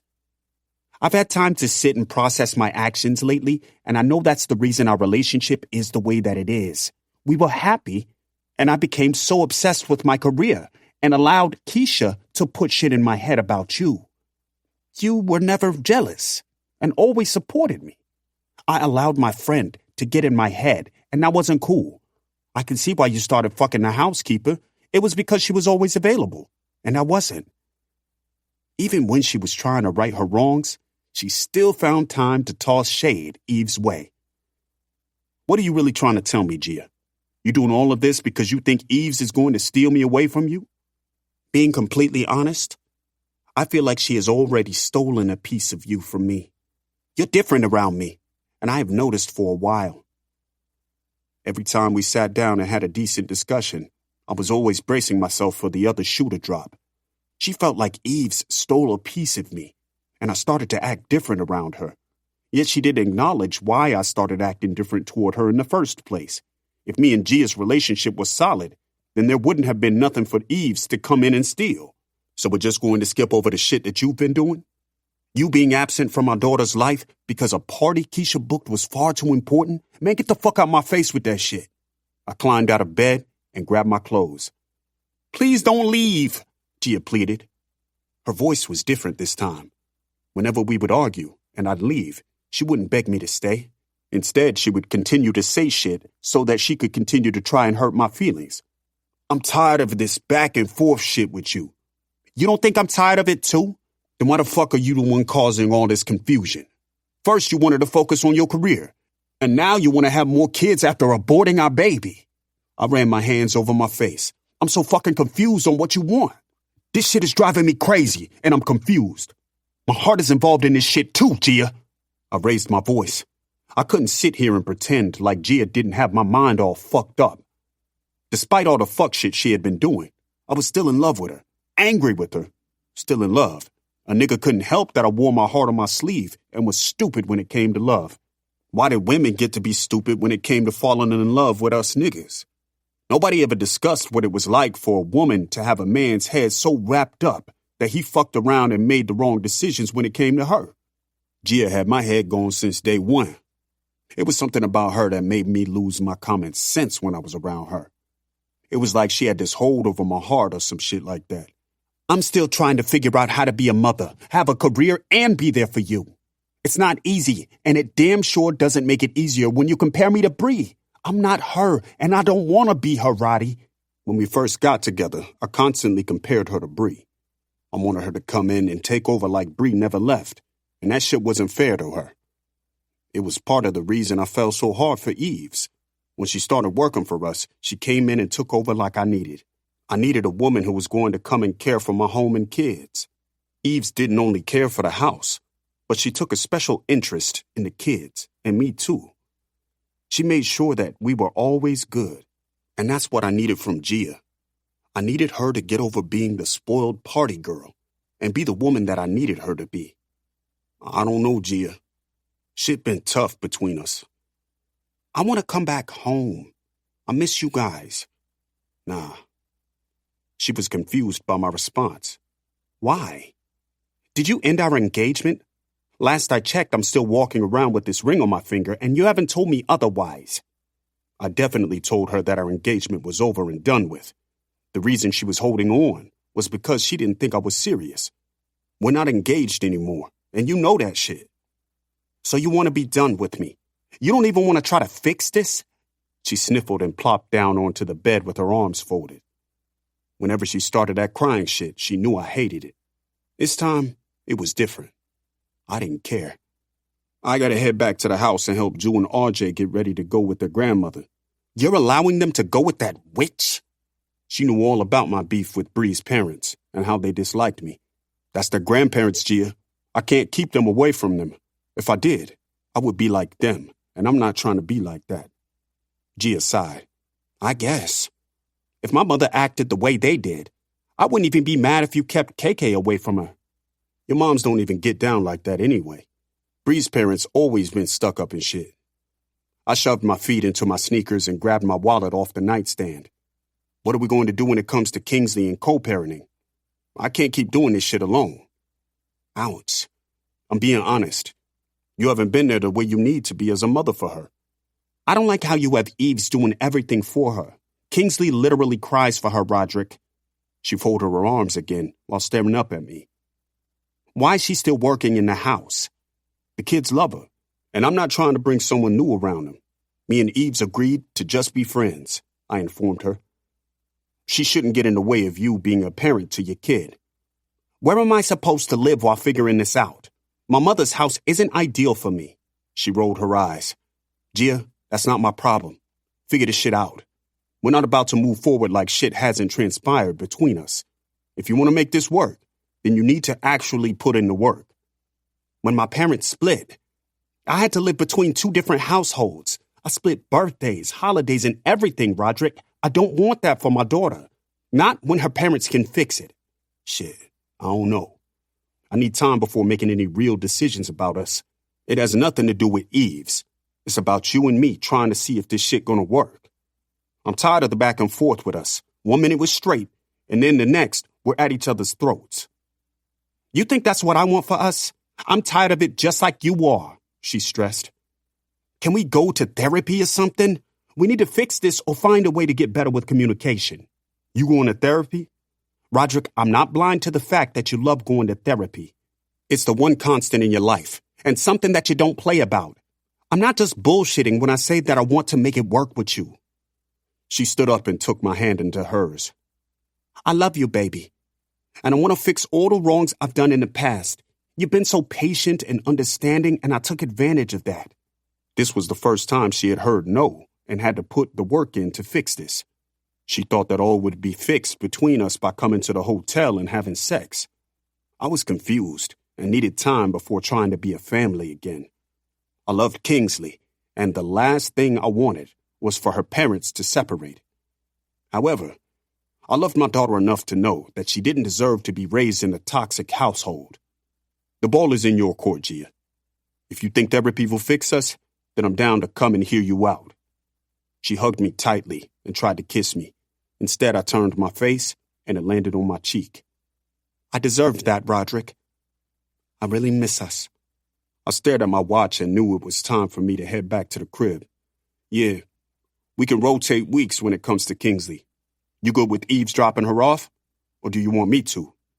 Whichever is easy for you. I do have to fly to California this week, so I'll take next week. This gonna be a new thing? I'm trying to get on this reality show. This could do wonders for my career, babe. Soon as she started spitting that career shit, I knew it was time for me to bounce. Her worried about her career was what had us in this position in the first place.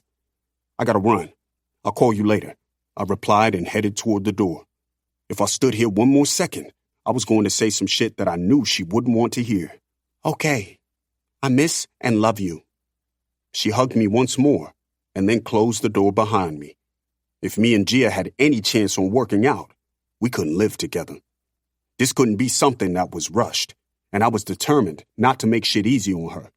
If this relationship and her family meant anything to her, then she was going to put in the work to make this happen. I wasn't doing the work for her no more. She had to prove that she was serious this time. 8. Gia. I want a best friend. You want a yes man. Lean on me like a kickstand. Problems come, you got a hit man. Pusha T. Kingsley, you better not start no mess in here when you can't have your way, I mumbled while strapping her into the stroller. This week had been an adventure, to say the least. It had been a while since I solely cared for Kingsley, and it had been the worst half of the week.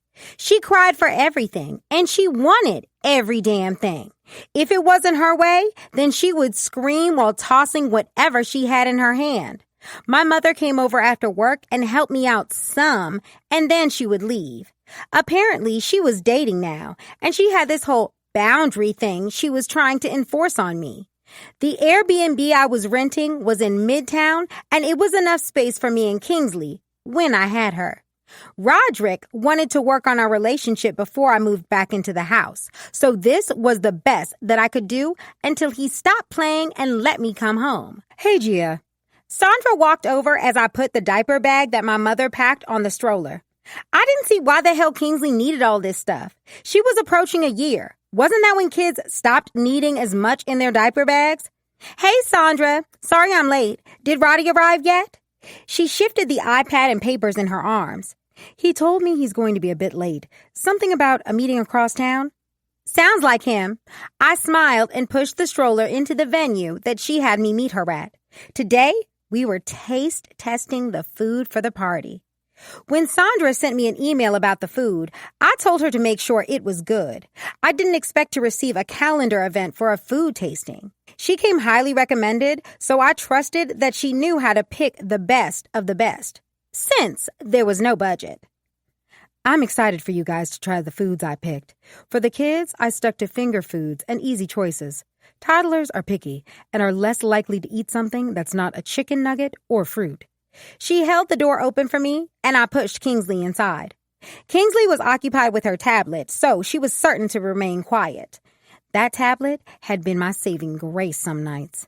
At night, when she should have been settling down for bed, she was screaming and yelling for her tablet. And for the adults? Soon as we sat down, Sandra whipped out her iPad and was ready to discuss the food and numbers. There wasn't a budget set in place for Kingsley's party. I wanted her to have the best birthday party that her daddy's money could buy. I've seen some of the birthday parties that Bree threw RJ and Julina, and my baby deserved the same. The best of the best. I know you said the party was more for the adults than children. Perfect. This is going to be the first time I'm meeting some of her friends' parents, and I want to make a good impression on all of them. Sandra nodded and typed something into her iPad and then focused her attention back to me. I know you said that there wasn't a budget, and Roderick said that there was. Hey, Sandra and Gia. It's nice to finally meet you, Gia. A black lady with golden locks came over and shook my hand. I'm Kennedy, and we've prepared a good number of options for the food. Hey, Ken. Thanks for letting us come and taste the food in your new restaurant. I can't wait until it finally opens. Sandra smiled at the lady. Kennedy is my cousin. She finally informed me. The two of them seemed way too chummy. Back to the budget. There's no budget when it comes to this party. Sandra turned toward her cousin. Ken, you can start bringing the food out. Then she directed her attention towards me. I'm sorry, Gia. I have to go by what he says because he's paying the invoices. If you would like me to switch the invoices to your name, then we can go with the no budget option. My bad for being late. Roddy came jogging inside to the table. Traffic wasn't that bad after I had to take a few back streets and shit. He kissed Kingsley on the head and then gave me a weak-ass peck on the cheek.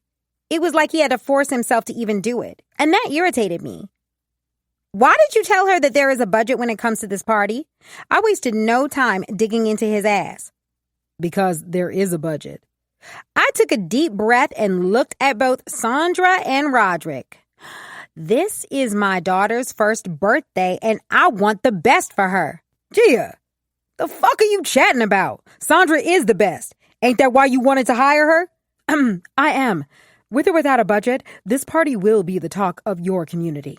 That's the problem. I don't want her party to be the talk of the community. She needs to be the talk of the city, in the blogs and generating buzz because of who her mother is. I've never shown her on social media, so this needs to be done correctly and without a budget.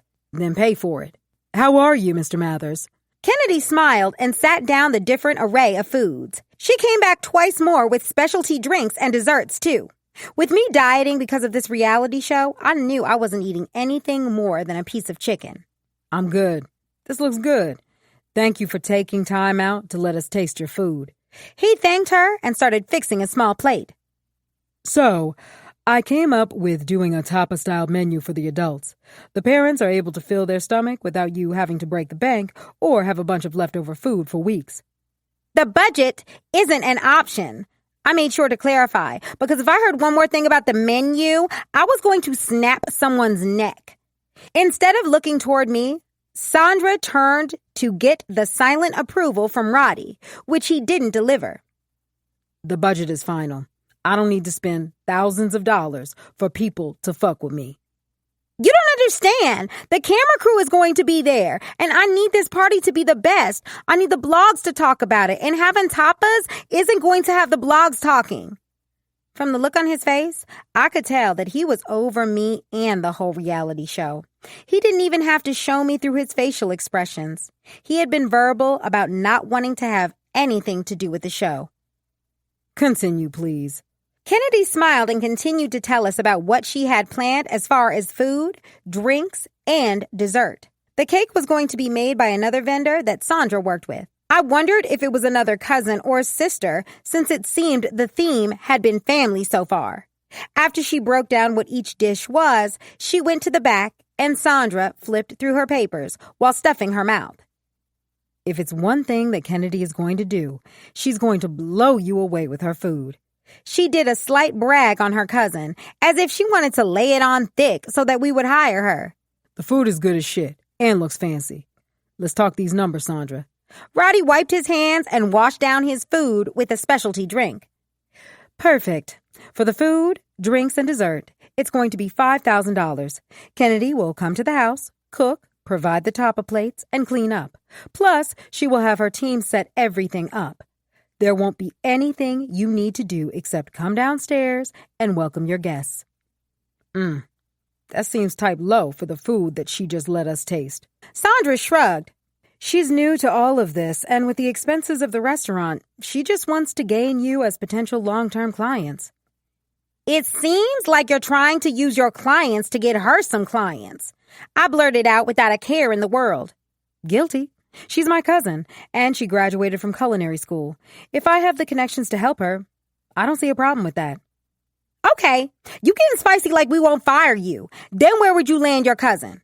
Chill out. Roddy told me while touching my hand. If you got the pull to put your cousin on, then that's good. I don't have a problem with anything except the price. It's too less, and I want to pay her what she's worth. Tell her to come up with a figure, and I'll pay the invoice. Roderick, that's so sweet of you. I don't want...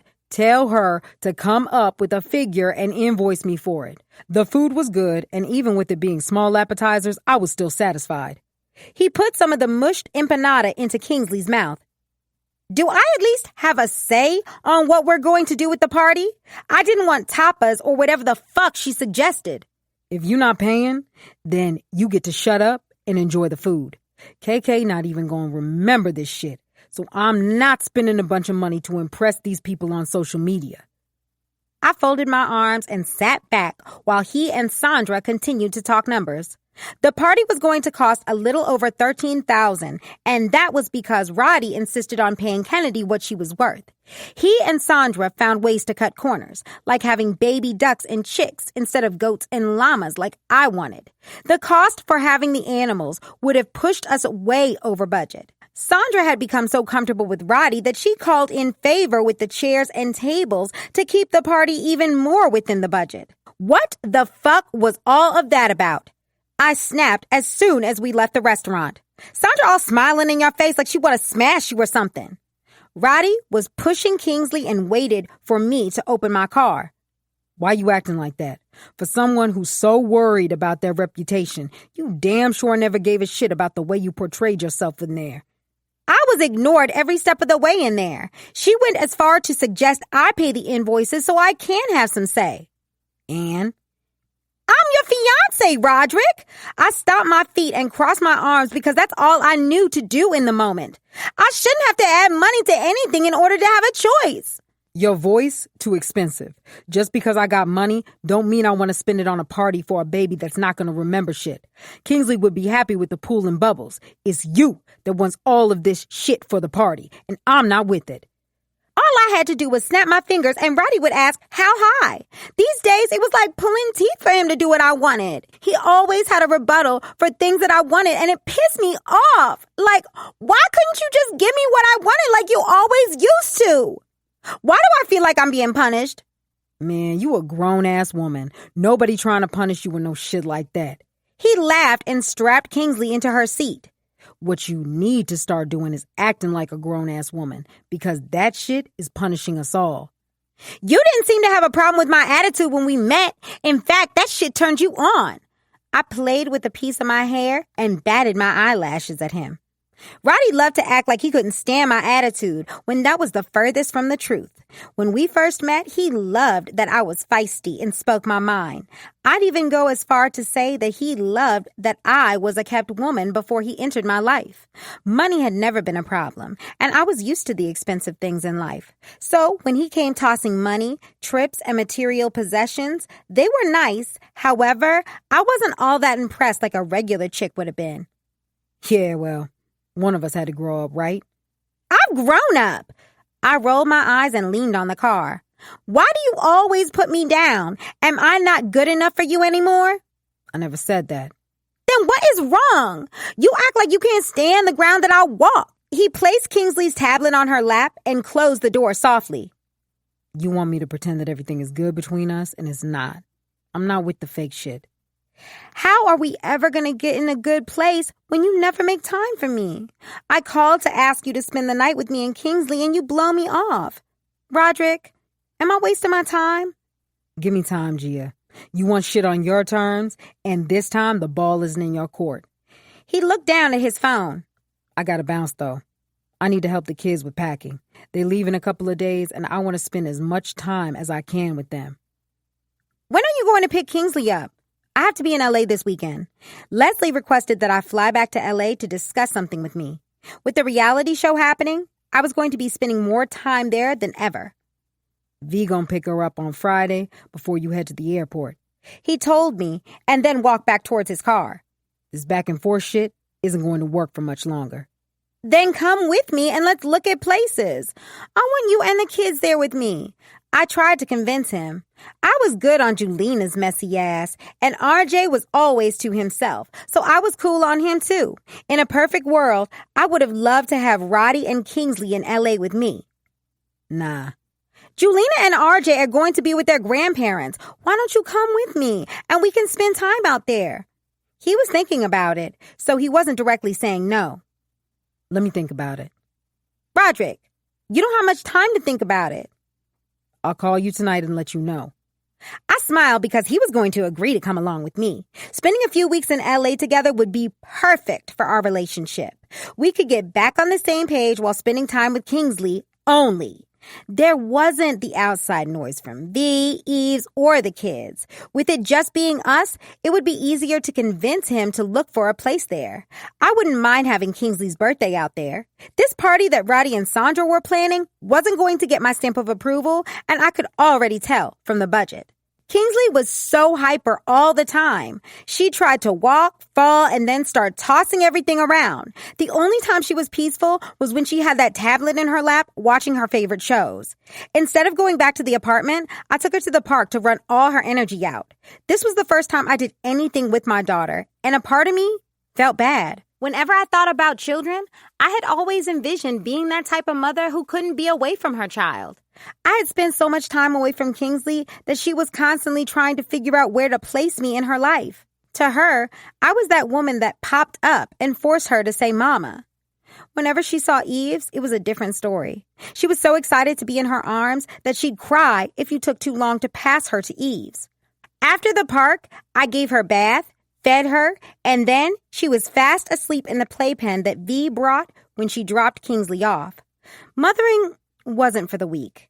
This reminded me of the nights before we hired Eves. It was mentally and physically hard. The doorbell sounded, and I looked at the door as if I could see straight through it. Tossing the remote onto the coffee table, I dragged my feet to see who was at the door. It could either be the Uber Eats I ordered an hour ago or a neighbor asking to borrow sugar, as if they didn't already know this unit was rented out on Airbnb. Roddy, what are you doing here? I was shocked that he was standing here with this basketball shorts and tank top on. Everything all right? He grabbed me around the neck and kissed me on the lips while closing the door behind him. I was taken aback and turned on all in the same breath. The same breath he took away when he kissed me. Roddy's eyes were low and glossy, and I could tell he had been drinking or smoking on something. None of that mattered because I had been craving his body since he put me out of our place. I wanted him to want me so bad, like he used. When it came to me and Roddy, I was like a drug to him. He craved me and couldn't go a day without touching and fucking on me. Since Kingsley came into the picture, our sex life had taken a hit. All his concern went to her, and somehow we had lost our way with each other. Baby, I missed you so much. I cooed into his mouth while he sucked my tongue into his mouth. Roddy lifted me up and put me on the counter while sucking on my tongue and lips. My hand started at his head and then moved down to his tank top as I helped him out of it. Where's Kingsley? Over in the study. I pointed to the small section of the condo that the owners had turned into a study area. That was all he needed to hear before he lifted me up and carried me to the bedroom.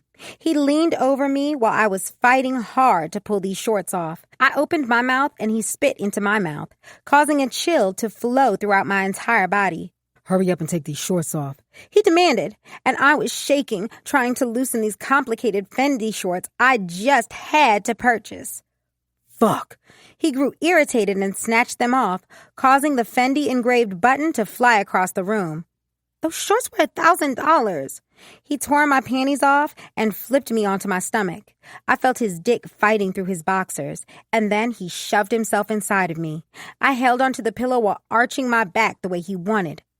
Fuck. Shit. Damn. Was all he muttered as he gripped my hips and continued to deliver powerful thrusts. Daddy, harder. I want you, baby. I tried to add some spice into the experience, and he didn't bite the bait. Instead, he continued to mumble to himself and then nutted inside of me. You on birth control? He muttered with his eyes closed while laying beside me. No. I haven't had a chance to go to my doctor and get on it. I was truly stunned by the way we had sex. Get on that soon. He replied.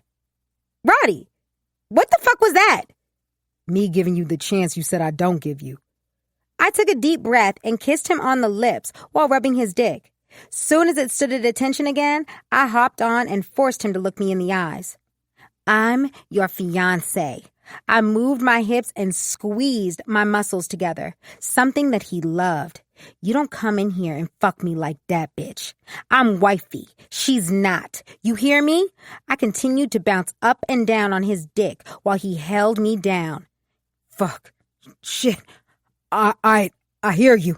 He agreed, and I smiled when he flipped me off him and entered me again, this time staring into my eyes. I had this nigga hooked, and I just needed to remind him. Roddy loved me, and his ass would rather die before he left me. You gonna come to California with me until Kingsley's birthday? Yeah, fuck Gia. Thank you, baby. I continued to ride his dick. He held onto my waist and slammed me harder while grunting. It would start as us staying until Kingsley's birthday party. However, I was ready to convince him to move there. Even if I had to deal with Julina and RJ's complaining, it was a risk I was willing to take to have my career and man by my side. Are you even here with me right now? Leslie waved her hands in front of my face, forcing me to pay attention. I snapped out of my problem-solving thoughts and nodded. We were in Malibu at Nobu for a working lunch meeting.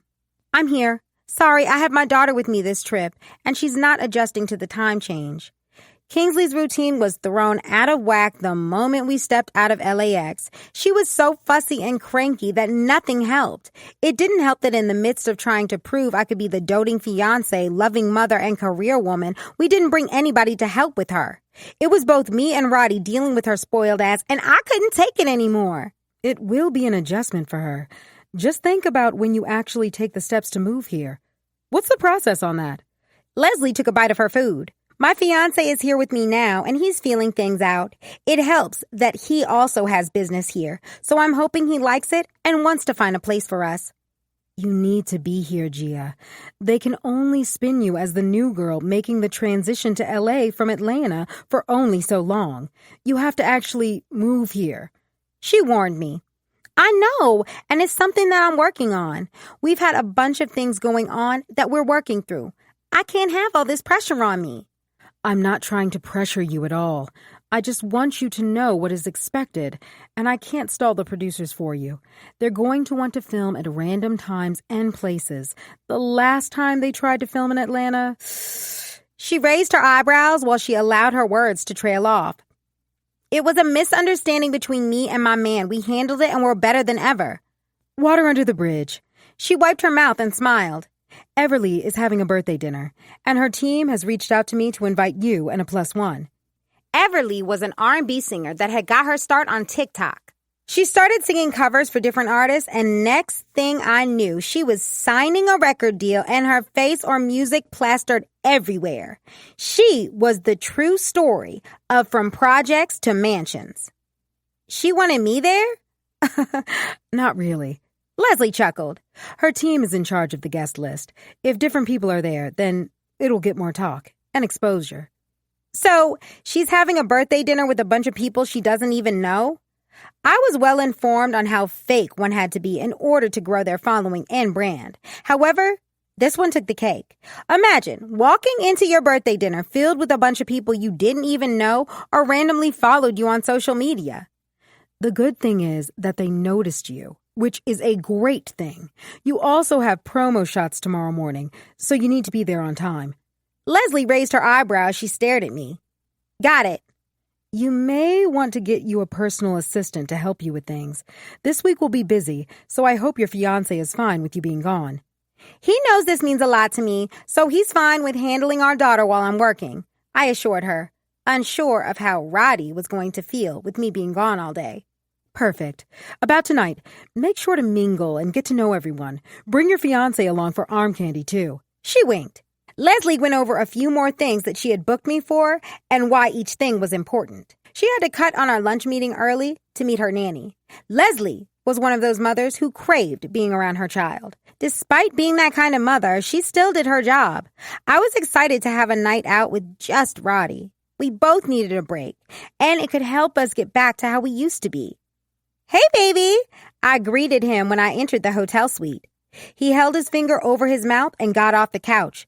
She finally went to sleep after fighting that shit for an hour, he whispered, and I followed him in the bedroom. I wrapped my arms around his waist and reached up to kiss him on the lips. I missed you. Oh, yeah? Yes, I thought about you the entire time. I stole another kiss and smiled up at him. Tonight, I was invited to a birthday dinner. We both were. He was skeptical. They invited both of us? Well, you're my +1. And what about Kingsley? Where does she fit into any of this? I sighed and sat on the bed to remove my heels. My feet were throbbing, and I needed to relax them before shoving them back into another painful pair. They have absence stuff for nannies or babysitters, Roderick. He chuckled. You bugging. How am I bugging? I mocked him.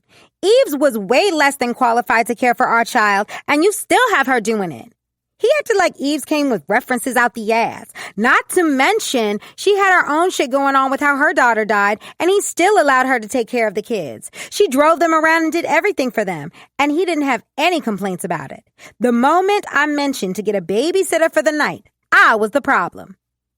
How did I know this was going to circle back around to Eves? When you decided to fuck her behind my back, that's when. Fuck all this trying to make it work. I've been walking on eggshells when it comes to you, and you've done wrong too. I fucked the housekeeper, not tried to kill our daughter. Here we go again. I cut my eyes at him. I've apologized 1,000,000 times. How many more times do you want me to keep saying that I'm sorry and regret taking Julina? Until I feel like you really mean this shit. I paused. You really don't think I'm remorseful? Wow. He took a deep breath. I'm not saying that, Gia. I just need more time. Take all the time you need when you fly out tomorrow. I replied while going into the bathroom. Julina and RJ were flying out tomorrow, and Roddy was catching the red-eye to be there to drop them off. They were supposed to have left already, but Julina couldn't leave until one of her packages was delivered. I'm sorry. He apologized when he opened the door. You can't say that I'm not giving you the effort that you asked for. None of that means anything if you're going to continue to keep throwing things in my face. I'm not throwing Eves in your face every 5 minutes. You do. Well, I'm sorry too. He walked over and pulled me into his arms. I laid my head down on his chest and listened to his breathing. We really need to get our shit together. I know. After our back and forth, we were able to hire a sitter through a reputable agency. Leslie recommended them, so I knew they had to be the best of the best. Once Roddy interrogated the woman, we were finally on our way to this dinner. And you don't know Shorty? Not really. I follow her on social media, that's all. I tried to explain to Roddy how all of this worked. He didn't understand it because he was content with only knowing the people in his circle. Then why the fuck are you attending her birthday dinner, Gia? We could have found some other shit to do for my last night in town. It's not your last night in town. You better be getting on the next flight to come back. Roddy was flying out with Kingsley because we didn't have anyone here to take care of her. I had to admit that I was excited for Kingsley to leave. A night without whining was going to do wonders for my photo shoot tomorrow. Gia, I told you that I'm going to try and move some things around. Plus, I don't want to keep bringing Kingsley back and forth. True. Sandra has also been hitting me up about the party. And? I've been ignoring her. She doesn't listen to me, so she needs to go through you. I fixed my hair and prepared myself to be caught by the paparazzi while going into the restaurant. Anyway, we're going to stay for a little bit and then leave, show our face, rub elbows, and all that stuff. Yeah, I got you. Roddy was less than thrilled being dragged to this event. The car slowed down and the driver came around and opened the door quickly. There were paparazzi and blogs wanting to get a few seconds of our time. Gia Love, how does it feel to be in L.A. at the dinner of the year? A representative from Aced Blog asked. It's amazing. I love Everly. What are you expecting the dinner to be like? If it has Everly's name on it, then you know that it's going to be flawless. I tried to say the right things to avoid any blogs trying to make it seem like I was throwing shade. Are you finally going to give us a look at your baby girl? You know, now that we're seeing your fiancé? Rod smirked and placed his hand around my waist. Perfect timing. I'll actually be revealing her to the world on her first birthday. I like to keep things in my personal life private. However, with me about to embark on reality TV, I feel that I need to give you guys a little piece of my life. Yes, all we want is a little piece. She laughed. Thanks for chatting with us, Gia Love. Always. I tried to grab a hold of Roddy's hand, and we were headed inside after stopping for a few pictures. I don't like this shit. Babe, do it for me. I don't like half the stuff you do, but I support you. What don't you like, Gia? All the shit that I do buys you shit. He made sure to remind me. All these cameras and nosy shit. That's what it is like being a reality star. He mumbled something that I paid no attention to because Bree Capri came over here squealing and greeting me. When it came to makeup, she was the woman that knew everything and then some. Her fiancé, Lennox Blue, was a musician that made the best music. Gia Love, I'm so happy that I ran into you. Bree smiled and clapped her hands together. I didn't even think you knew who I was. Being completely honest, Bree and I ran in different circles. We were definitely in separate tax classes, too. While I was selling out packed clubs, she was doing influencer work for Chanel in Paris. We were clearly different.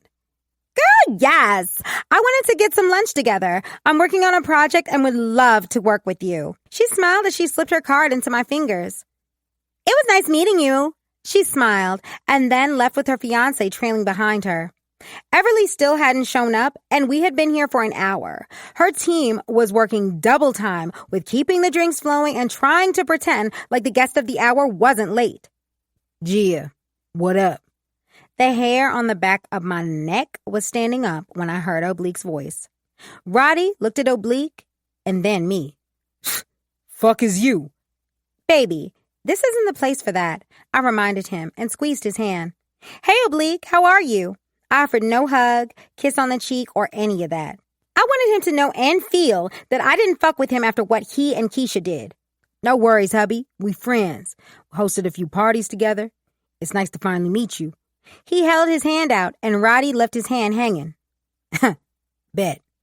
It was nice seeing you again, Gia. He winked while licking his lips. The fuck was that, Gia? Roddy didn't waste any time pressing me about Oblique's obvious-ass performance.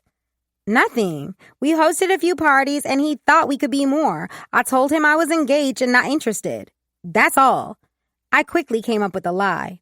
He seemed satisfied for the moment. I knew the conversation was going to come up again, and I needed to have a more solid lie in place. Roderick could not find out about Oblique, and I planned to keep it that way. Hey, what the hell? Ace Blog just announced that Everly overdosed in our house in Hidden Hills. One of the attendees announced loudly. Everyone pulled their phones out while gasping. Meanwhile, I grabbed a party bag and Roddy to quickly leave the event.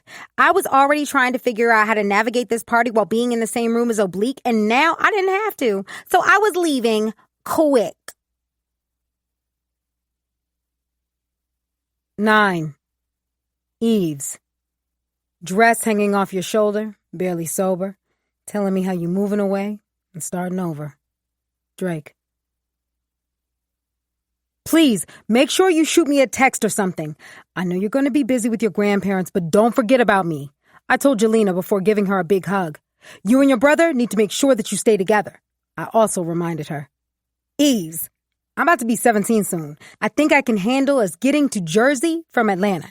RJ laughed, and I pulled him into a hug, too. I know. I'm just going to miss you both.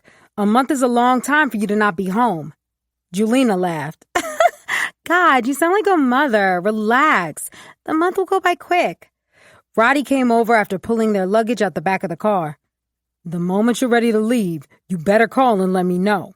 'Cause if we have to drive, we will, I added.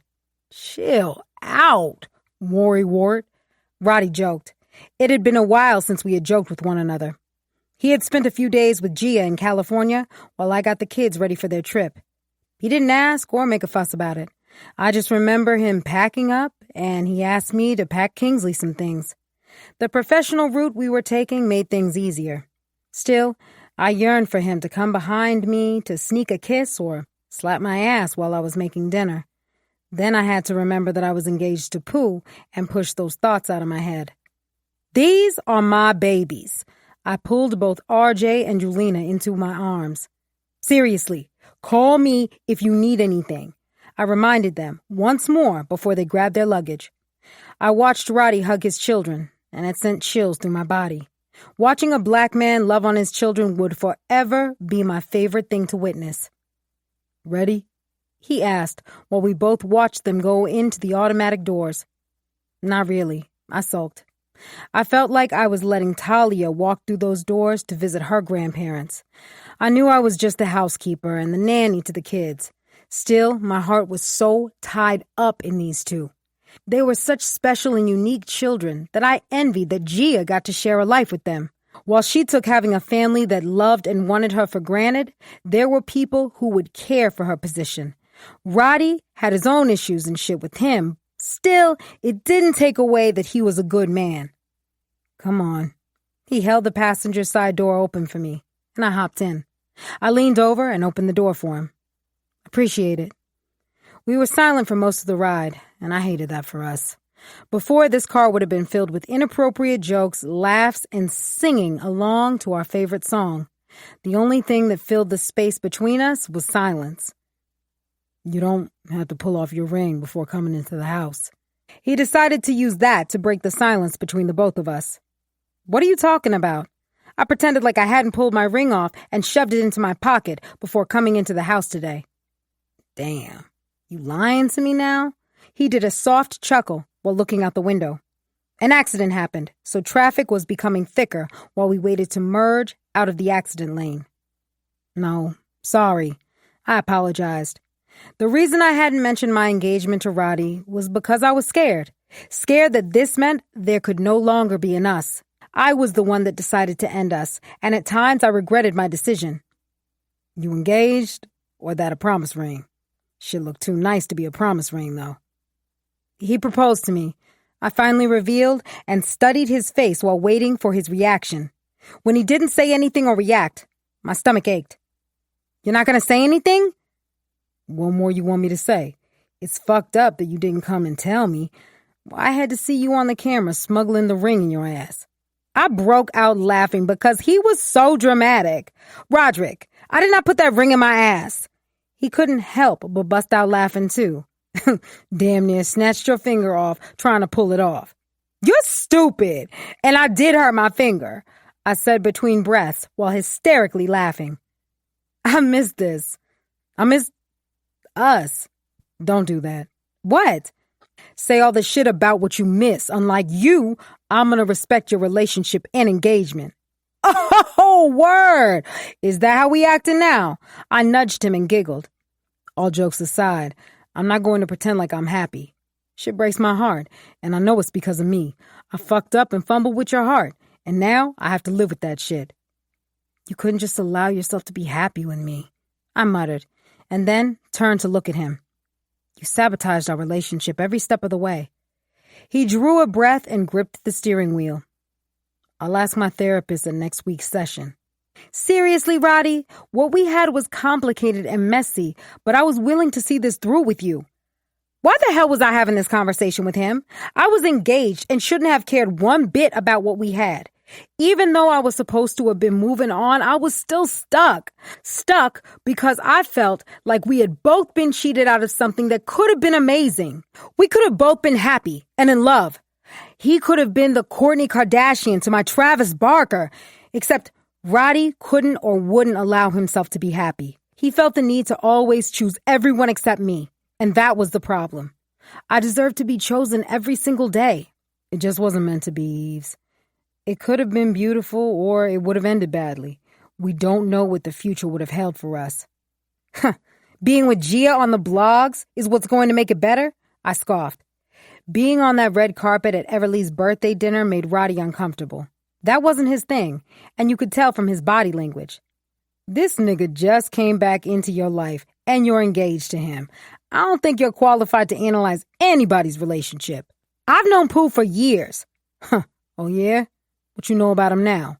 Whatever, Roderick. I folded my arms and faced out the window. Don't be jealous because a man knew exactly what he wanted and he went after it. The rest of the ride went back to silence. Me and Pooh always dreamed of this. We had planned our future many nights, and now it was finally happening. I had to stop trying when it came to Roddy. This relationship had run its course, and we both had to deal with what could have been. Maybe it was taking me longer to process that we wouldn't ever be together again. I needed to focus on my relationship with Pooh and making it work. I nearly jumped out of the car while it was rolling when he pulled into the driveway. He carried Kingsley into the house and put her down for a nap. I need to talk to you. I caught him when he walked past my bedroom. Oh, yeah? You sure you want to talk to the man that didn't know what he wanted? He leaned in the doorway. Are you going to continue to be petty? Depends. I'm moving out. I figured that much. What does that mean? He yawned. You're engaged. I knew you would want to move in with your nigga. It doesn't mean anything more than that. How do you want things to work with the kids? He was silent. Maybe we should take a break for the summer. My heart sank, mostly because I love my job, and I love the kids too. All because I'm engaged? I'm not even that type of nigga, Eves. You know that. Then what the fuck are you saying? The kids are with their grandparents, and I might be going to California with Kingsley. There's nobody or nothing for you to do. Okay, cool. My heart was broken, and I was trying hard to keep it together. So, will you need me once they're back in school? It depends. On? If I decide to move to California. You're stupid, I blurted, and then slapped my hand over my mouth. It was one of those moments when the words flew out my mouth faster than I could stop myself. The fuck you say? He leaned up off the door and came into the room. You come out your mouth calling me stupid for trying to keep my family together. Meanwhile, you tore yours apart. Fuck you, Roderick. I hollered because that shit hurt me more than I thought it would. It hurt more because it was coming from him. You don't know shit about what I went through. And you don't know shit about me and Gia. All you know is what I fucking tell you when I'm trying to get between your legs. When he was backed to a corner, he could get downright evil. This wasn't the same man that I meditated with and who comforted me my first night being here. Thank you. This makes everything that much easier. Makes what easier? Walking away from you. I couldn't relish in the fact that a man found me worthy of marrying again because I was so focused on you, focused on how you would feel. I was waiting for you to chase after me and tell me that you wanted us, and now I realized that I was being stupid. You clearly see that I wasn't running behind you. He snickered. Because you are following after a woman who probably has half of Hollywood's dick down her throat. But I'll leave that for you, single daddy. Better pull those hoochie daddy shorts out because you're going to need to line up another mother for Kingsley soon. Fuck you. Fuck you too. I'll be out by the end of the week, I told him, and I pushed past him toward the bathroom. The sooner the better. I stuck my head out the doorway angry. Angry because I wanted to hurt him as bad as I was hurt in this moment. All I gotta do is snap my fingers, and my fiancé will make sure it gets done. In my big-ass house, too. Ma, I don't give a fuck about what he does or where y'all live. Just be out my crib by the end of the week. He turned and left the room. I felt worse than when he cursed me out in the hospital room. Roddy knew how to get under your skin and push the right amount of buttons to make you feel like shit. I didn't want another Khalif, so why was I pushing so hard to be with this man? Or was I so worried about him? Clearly, he was fine with the arrangement he and Gia had going on, so who was I to change it? Nigga gonna come out his mouth to me, I mumbled while slamming around the bags that I had packed. Huh. If he wanted me out before the week, I was going to be out of there midweek. Roddy crossed the line with the things he said. Was anything that we shared real? Or was he using me as his in-house pussy while his fiancée frolicked between clubs? My feelings were hurt, and I didn't know how to feel about him. As much as I loved the kids, did I want to return after the summer? Maybe it was time for me to start my life and worry about me for once. Ever since I had stepped into that house, I had been focused on the kids and Roddy. When it came to him and those kids, there wasn't anything that I would do for them. Baby, why the hell are you in there talking to yourself? Pooh came out his office with his phone to his ear. Nothing. Yo, handle that and let me hit you back. Wifey needs me. Pooh spoke into the phone and then ended the call. I don't need you, Preston. You can go and continue your stupid conversation on the phone. I sulked and tried to busy myself with the stupid bags. Everything was stupid in this moment. My feelings were hurt, and I had tried hard to maintain these tears the entire time I packed. Come here, my big baby. He pulled me into his arms and kissed me on the lips. Tell me what happened. Hun, I'm tired, and I really don't want to talk about it right now. I told him and kissed him on the cheek. I'm going to soak in the bath and then call it a night early. All right, baby. He rubbed my ass and kissed me on the lips. Let me finish up down here and I'll come up and put you to sleep. I did a half smile and headed upstairs to our bedroom. This house was mine. How the hell did that happen? How did I become so blessed to be able to have a home like this with Pooh? I always laughed when people told God their plans. Thanks, baby. You bringing your purse upstairs? Yes, I need to change purses anyway, I quickly replied and put my purse onto my shoulder. Handle your business so you can come upstairs with me. As I soaked in the tub, I downed the small shot of bourbon. It burned like hell going down, but the burn felt nice. It was a familiar feeling that I had to admit I missed. Before coming home, I stopped at the liquor store and drove around it a few times before saying fuck it and going inside. My first thought was to call Allie and let her know all that was going on with me. The few text messages we exchanged were lies. I hadn't even told her about Pooh proposing to me, and that should have been the first thing I replied with when she asked me what was new. Instead of buying a full bottle, I grabbed the shots that were usually at the cash register. I bought 6 and had already downed 4. Baby, you want something to eat? No, I'm fine. I quickly hid the bottle under the bubbles when Pooh popped his head in. Are you sure? I had a late lunch. I lied. He stared at me for a bit. Could he tell I had been drinking? Why was he staring at me like that?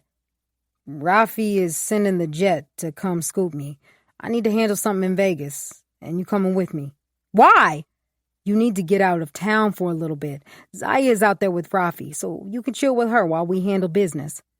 Zaya was cool. Weird, but she was cool. I could tell there was more to her story, and I'd be lying if I said I didn't want to know more.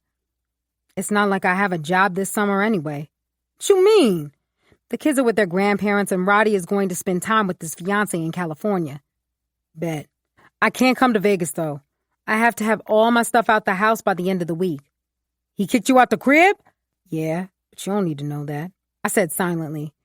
I just want to have all my things in the house so it can feel like home. It wasn't like I had a bunch of things to move. Besides clothes, shoes, and a few items I had accumulated during my stay, I didn't have much. I could have easily moved it all out if I wasn't so bothered by the argument that I had with Roddy. He didn't realize just how much the argument had triggered me.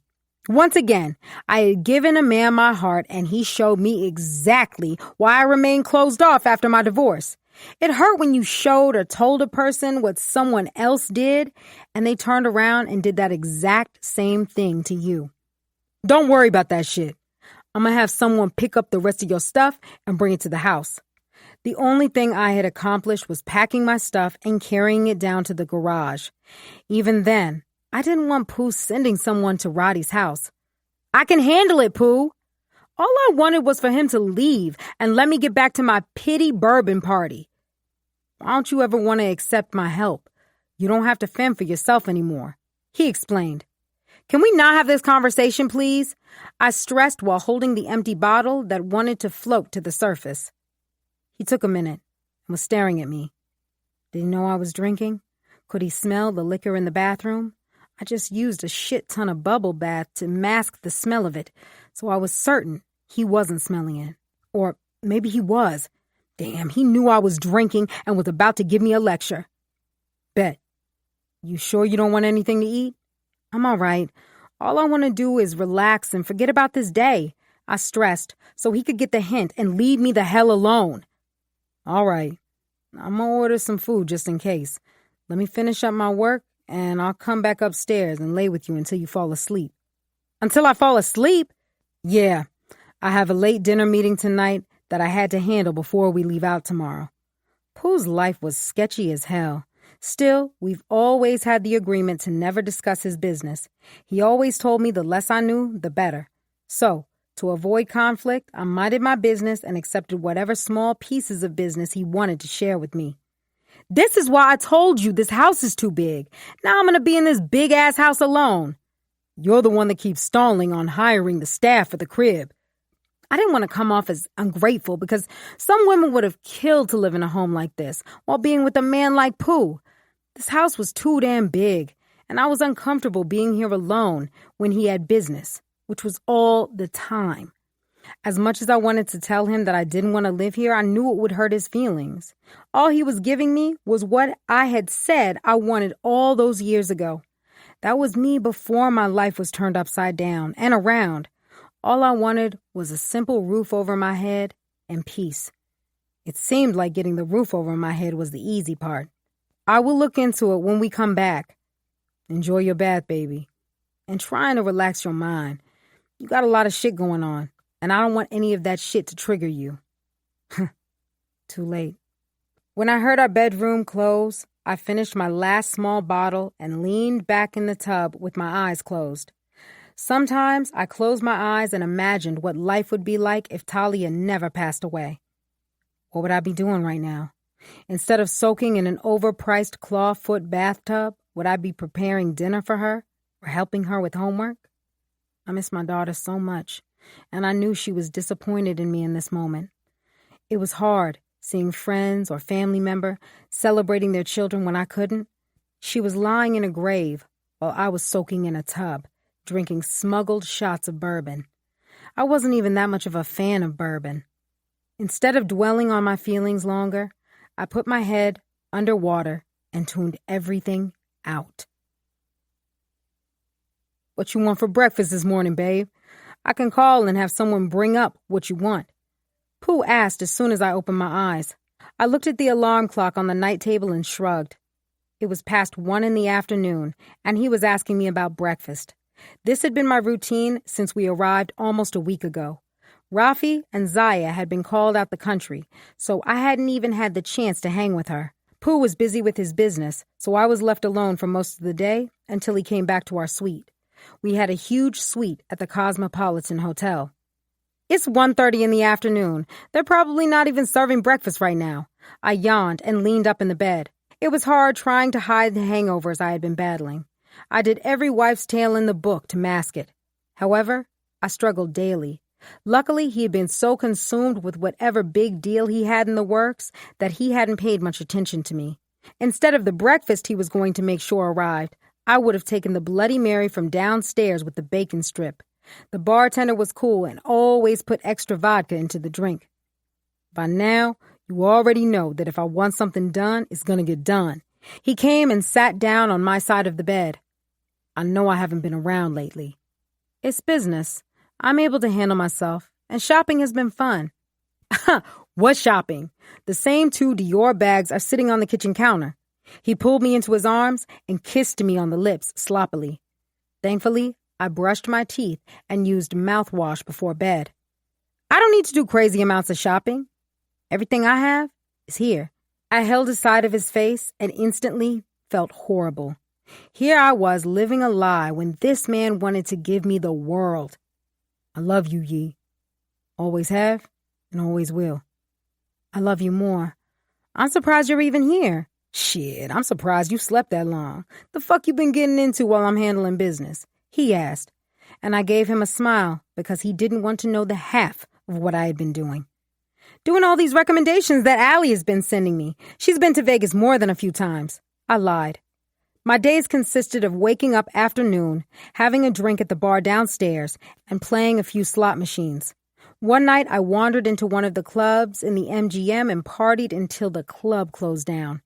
Even then, Pooh still hadn't gotten home, so I had a few drinks at the bar again and showered before going to bed.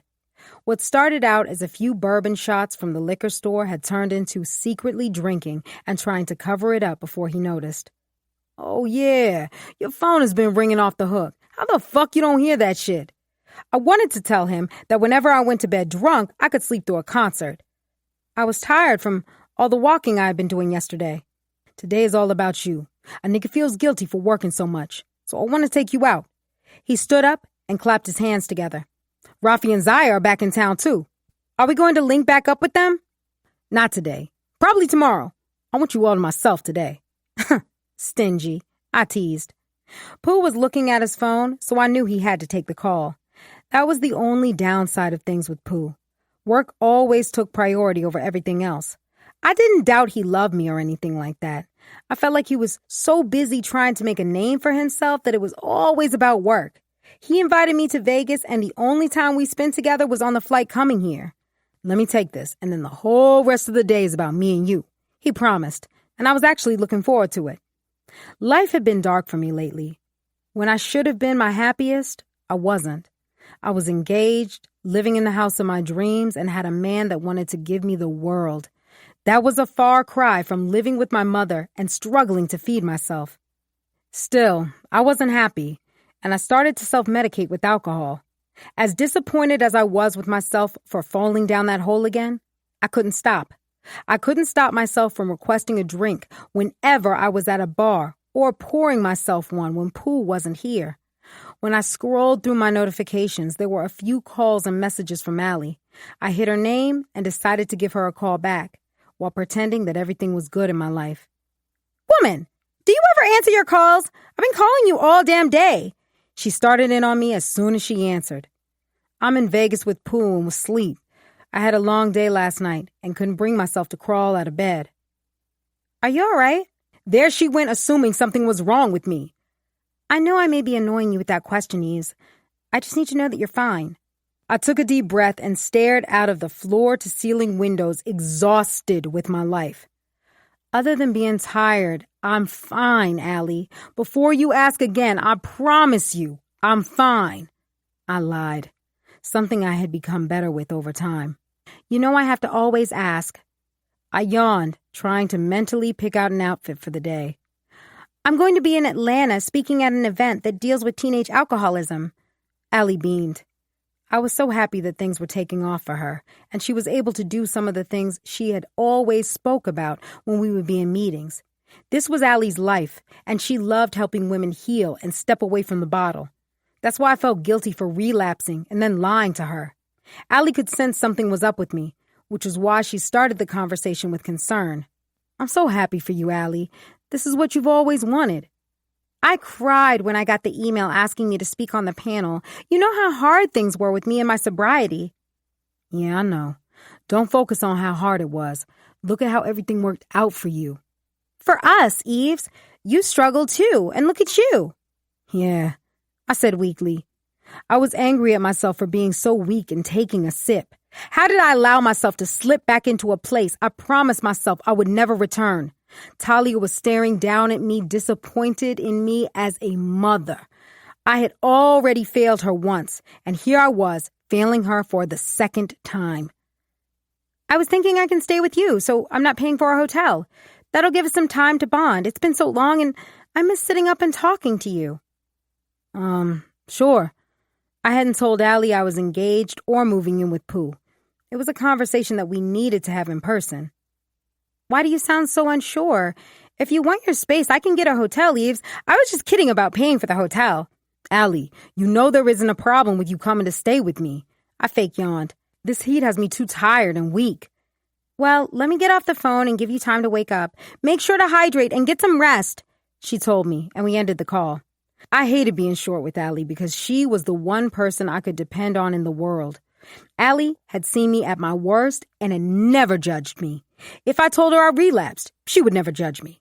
Instead, she would get on a flight and come to me so we could start my journey to sobriety all over again. "Everything all right?" Pooh came back into the room. From his body language, I could tell that he had something to say. "Yeah, Allie was being Allie." I brushed off my conversation with Allie and tuned into what my fiancé was about to say. "What now?" "Yo, why you always assuming something?" He cracked a smile and sat down beside me. Pooh pulled me onto his lap and kissed me on the lips.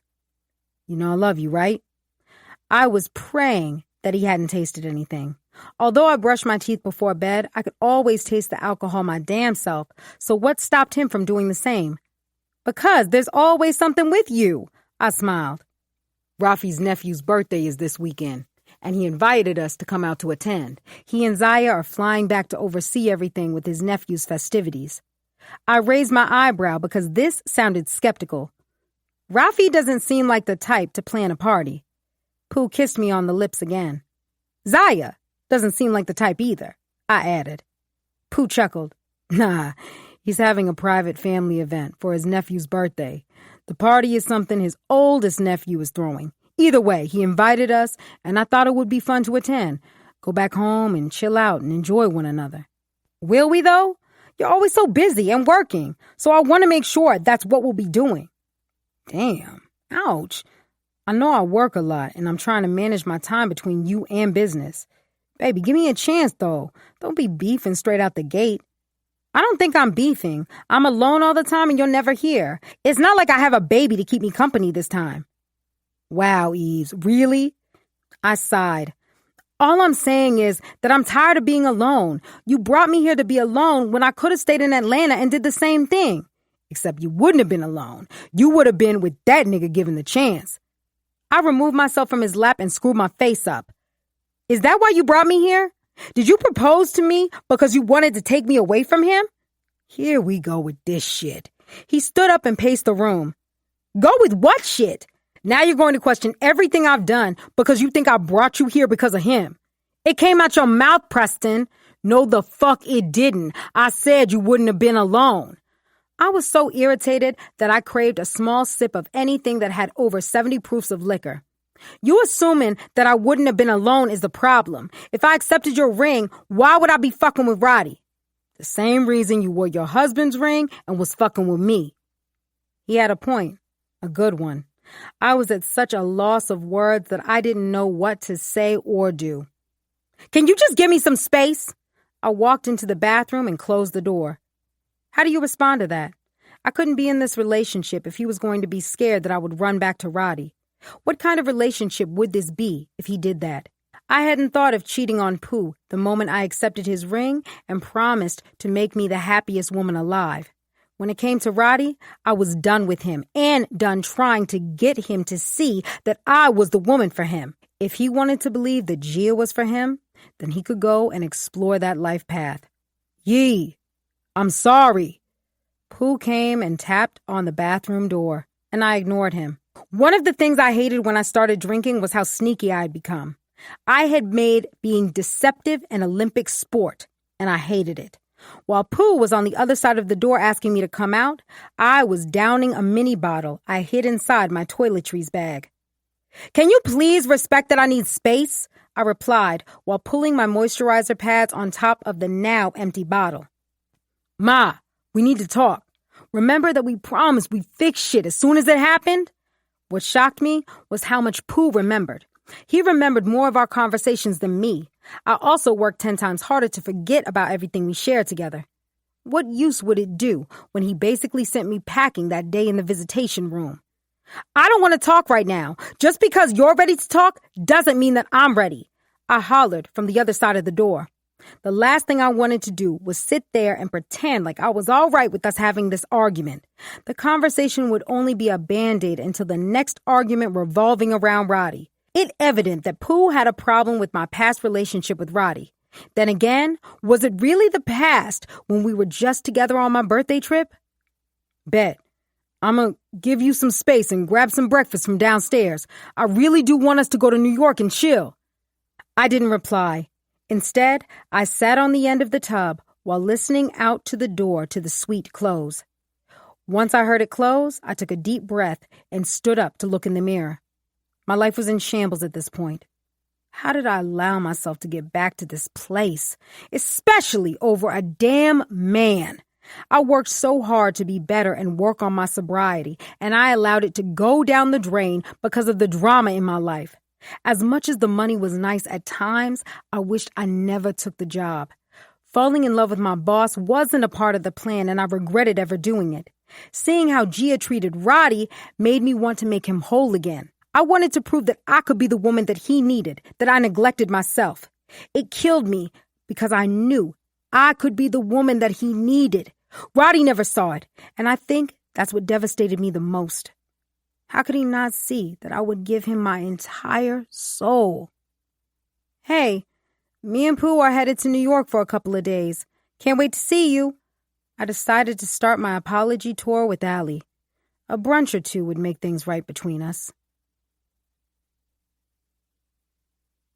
10. Julina. Look who decided to grace us with their presence, My grandmother announced when I came into the kitchen. Still in your pajamas, and it's after 3. What is your father teaching you in Georgia? My grandfather heaved a sigh and continued to read his newspaper while drinking his ginger tea. He never had much to say. It was all Granny's mouth that said how they were feeling. Daddy always mentioned how Granny was the mouthpiece for the both of them. It's my summer vacation. There's no need for me to get up early in the morning. When it came to Granny, she was awake at 6 in the morning to start breakfast and then her morning chores. There wasn't a day that she slept in or rested for the day. Papa could be found watching tennis or reading the paper, having his ginger tea right beside her. You're not going to sit here and sleep all summer. I think you both should get some summer jobs while you're here. I was regretting coming for a month. Maybe I should have come for a weekend and called it a day. If you asked her, she considered us spoiled rotten and didn't know what hard work was. The purpose of this trip was to spend time with you and Papa. You can do that while putting in some hours at the corner shop. My father wasn't connected to my grandparents at all. He left them, our old home, and moved to Georgia. He didn't call them on their birthday or even on our mother's birthday. To him, they didn't exist. He lost his wife and their support all at the same time, and he was over the both of them. He didn't even know that they sold the house he had left them and moved right back onto their old block in Crown Heights. They lived on the first floor of a brownstone owned by a family friend. Had I known that they moved, I probably wouldn't have committed for an entire month. Then again, my grandparents were getting older, and I needed to spend more time with them. Corner shop? I mocked. You mean corner store? I'm not working at the corner store, Granny. Julina Mathers. The way she said Mathers never sat right with me. It was like she had poison on her tongue the moment the word fell onto her tongue and out her mouth. Your brother has no problem going to get a summer job. You kids need to know your roots and know that all that glitz and glam isn't reality. Your father has taken you down there and spoiled you. He did the same with her mother. Papa finally found his voice and decided to add to the conversation. And look where that landed her. I was done with the conversation. You both do know he's my father, right? Baby, and we wish that wasn't the case either. I was stunned at my grandmother's attitude toward my father. There were so many times that I had visited my grandparents and the dislike for my father hadn't been this strong. Or has it? And I just never paid attention to it. Nana, I'm going to the basketball courts with Raheem. RJ came downstairs fully dressed and ready to head out with our cousin. Unlike me, he had been up for hours playing his video games and talking to his friends on the phone. I had to sleep with my head lodged between the pillow and the wall to get sleep. We had never shared a bedroom or bathroom, and now we had to do both for the next month. When he finally left the room this morning, I had been able to get some much-needed sleep. It only lasted until he came back and started up his game again, and I was forced to pull myself out of the wooden twin-sized bed and finally face my grandparents. You mean to tell me that you started the game only to get dressed and go out with Raheem? I could have slept longer. Darling, you slept enough, she said in a condescending tone. Grab your plate out the microwave, and I'll call up Sydney and tell her to come show you around. Sydney was my older cousin, who was 17 years old. Back when we were younger, she loved to throw it in my face that she was older than me. I hadn't seen or hung out with Sydney in years. It wasn't like we spent a bunch of time with our grandparents over the years. A weekend or school vacation here and there. Usually, they would have something planned for us, and that didn't include just hanging around. I don't need Sydney to show me around, Granny. I sulked, and RJ smirked. Why was he so easygoing about everything? Julina, you need to get to know this side of the family. Your father snatched you kids away so fast that they haven't been able to get to know you both. He moved because his wife was murdered. Murdered because of his own doing. Papa added again. I turned on my heels and headed to the shower to get dressed. Maybe it was a good idea to get out the house and hang with my cousin Sydney. Have fun, RJ. Make sure to bring me an onion from the corner shop when you come in. I heard her tell RJ before he left out to play basketball with our cousin Raheem. Sydney lived 2 blocks away from grandparents' house. She was supposed to walk over to meet me, but I was so desperate to get out the house, I decided to meet her at the halfway point. Granny was going on about the pair of shorts and crop top I decided on. Everything was always my father's fault, and I was tired of hearing it. He wasn't perfect and made mistakes that he regretted every day. Was it so wrong for them to forgive him and move on with their lives? Carrying that much hate around all those years Couldn't have been good for either of them. Damn, cousin.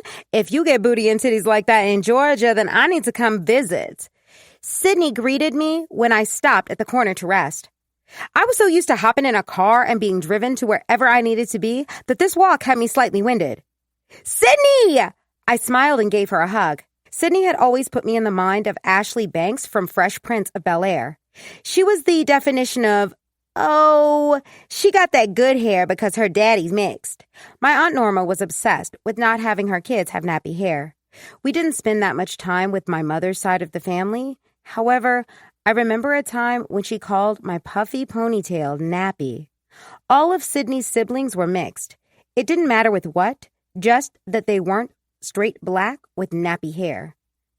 You finally get to see how the other half lives. She hugged me and then stepped back so she could take me all in. You're casually walking around Crown Heights with this Balenciaga purse like niggas don't be jacking bitches around these parts. When my mother was alive, it wasn't like she took us to where she had grown up. My father didn't want us having any part of the hood as far as he was concerned. I'm kidding. Everybody knows not to fuck with me. My nigga would have they asses pushing up roses. Your nigga? My man, Meech, runs these blocks and everybody knows not to fuck with me. She explained and nodded her head for me to follow her into the store. Your mama isn't mad that you got a boyfriend? Man, Angelina, I ain't got no boyfriend. I got a man. She corrected me, and I was trying to figure out what the difference was. Boyfriend, boo, man, they're all the same shit, Sid. I leaned on the coolers while she decided on what drink she wanted. She decided on a ginger ale and headed to the front to pay. He's not a boy, though. I don't like that little boyfriend shit. I'm way too grown for that. Sydney tickled me the way that she thought she was much older than what she was. I knew I thought I was mature for 15, but she took the cake. Okay. I mean, what else was I supposed to say to her? When we exited the store, she nodded for me to follow her up the block, opposite of my parents' block. He's 22, she finally revealed, and I raised my eyebrows. That's a whole grown-ass man, Sydney. Does your mama know about him? Who you think pays her rent? She knows I've always been mature, and Meech makes sure he takes care of her and my siblings. I was shocked that Norma was allowing her 17-year-old daughter to mess around with a 22-year-old man. The fact that her mother didn't see any problems with it is what troubled me. My father had an issue with me dating a boy that was my own age, and here she was dating a grown man that had at least a couple years on her. Damn. The niggas my age act way too immature for me. Plus, when I turn 18, we're going to move in together. She went on and on with all the promises he had made to her. 22, though? That seemed a little too old. Girl, take that suburban stick out your ass. Tonight, we're going out to a party that he's throwing for his little brother. He just turned 18, and the whole city gonna be out. I didn't bring any clothes for a club party. I'm 15, so how do you think that's going to work? So, I'm 17, and I've been in more than half these clubs in the city. Meech is going to get us in, and we're not going to have to worry about anything. She unlocked the front door to her apartment. Your daddy can front you some money to go shopping. I can use my credit card and pick up an outfit for tonight, I told her, and closed the door behind me. Mama, look who came to visit us from the Beverly Hills of the South, Sydney yelled soon as we walked into the apartment. Ho! When my mother was a teenager, my grandparents had fostered Norma. After living with them for a year, they decided to finally adopt her. She and my mother weren't close at all. By the time they had decided to officially adopt her, she had been kicked out because had gotten pregnant with RJ. Even when my grandparents started to come around after realizing my father had kept his promises to my mother, Norma never really came around. If I had to guess why, she was jealous. My mother was a class act, and she knew she could never measure up to being half of the woman that she was. Julina! She sat the bag from the store on the kitchen table and plopped down on the leather couch.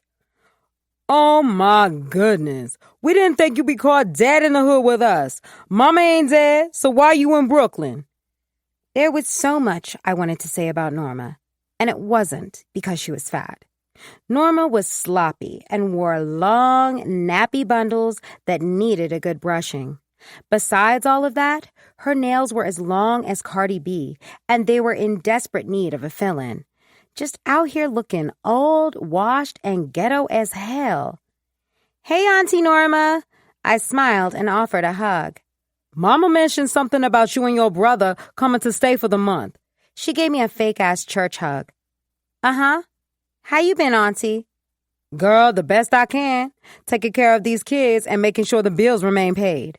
She looked over and smacked her teeth. "You know your father stopped paying for Mama and Daddy, right?" I didn't know what that had to do with me. The conversation was something that had nothing to do with me.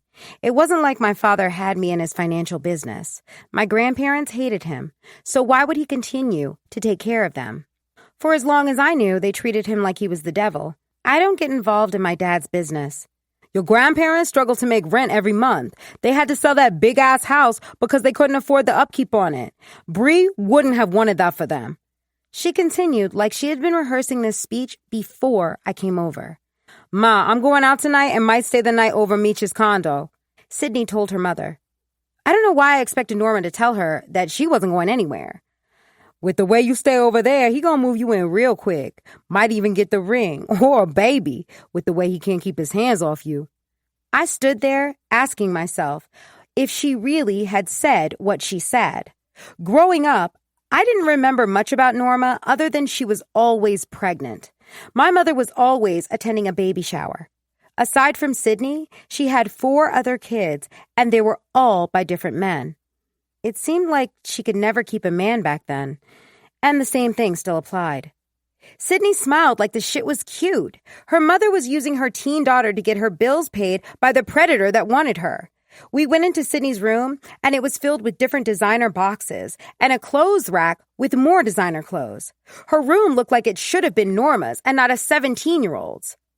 "Meech bought me a bigger bed for when he spends the night over here. He couldn't get down with my full-size bed," she explained as she went through her closet. "Sit down and stop acting like you're a stranger," she ordered, and I sat in the chair in the corner. Norma is cool with all of this? She has never complained about him spending the night with you? She was the one who suggested it. One night we were all drinking, and she told Meech to stay the night, so he wasn't driving home drunk. It all made sense why my grandparents were mourning my mother so hard. Norma was everything they didn't want in a daughter. My mother was the golden goose. Despite being a statistic, she was married with a career and a degree. Norma was a professional baby mama. "Oh, I can see you judging us already." "I'm not. It's different for me. Just trying to understand." "We need to go shopping because I know you don't have shit packed for this party tonight." She tossed a black dress onto the bed and rummaged through the different boxes to find a pair of shoes. "Yes, these lime green bodega shoes are gonna look cute with the black. I think I have the matching clutch somewhere." I was used to my father giving me money and allowing me to buy anything I wanted. The most I bought was new sneakers or sandals with clothes. This was on a different level when it came to Sydney. Her small room filled with all these designer items reminded me of Gia's closet. I wasn't into all these things. All I had was 3 pairs of heels, and one of them was for my mother's memorial dinner 2 years ago. Child, I didn't pack anything that looks like that. Which is why I'm about to text Meech and have him get us an Uber into the city. You got your daddy's credit card, so you need to grab some fly shit. My father never told me my credit card was for emergencies. When I turned 14, he handed me and RJ a credit card, so we always had some type of money on us. The only time I used it was when I went shopping after school or went out to dinner with Tamala. Other than that, I barely used my credit card because my father always gave me what I wanted. Every time I turned around, he would peel off money and give me some for no reason at all. Nana isn't about to let me stay out all night or go to the club. I reminded her that our grandmother would have a cow if she knew what either of us was up to.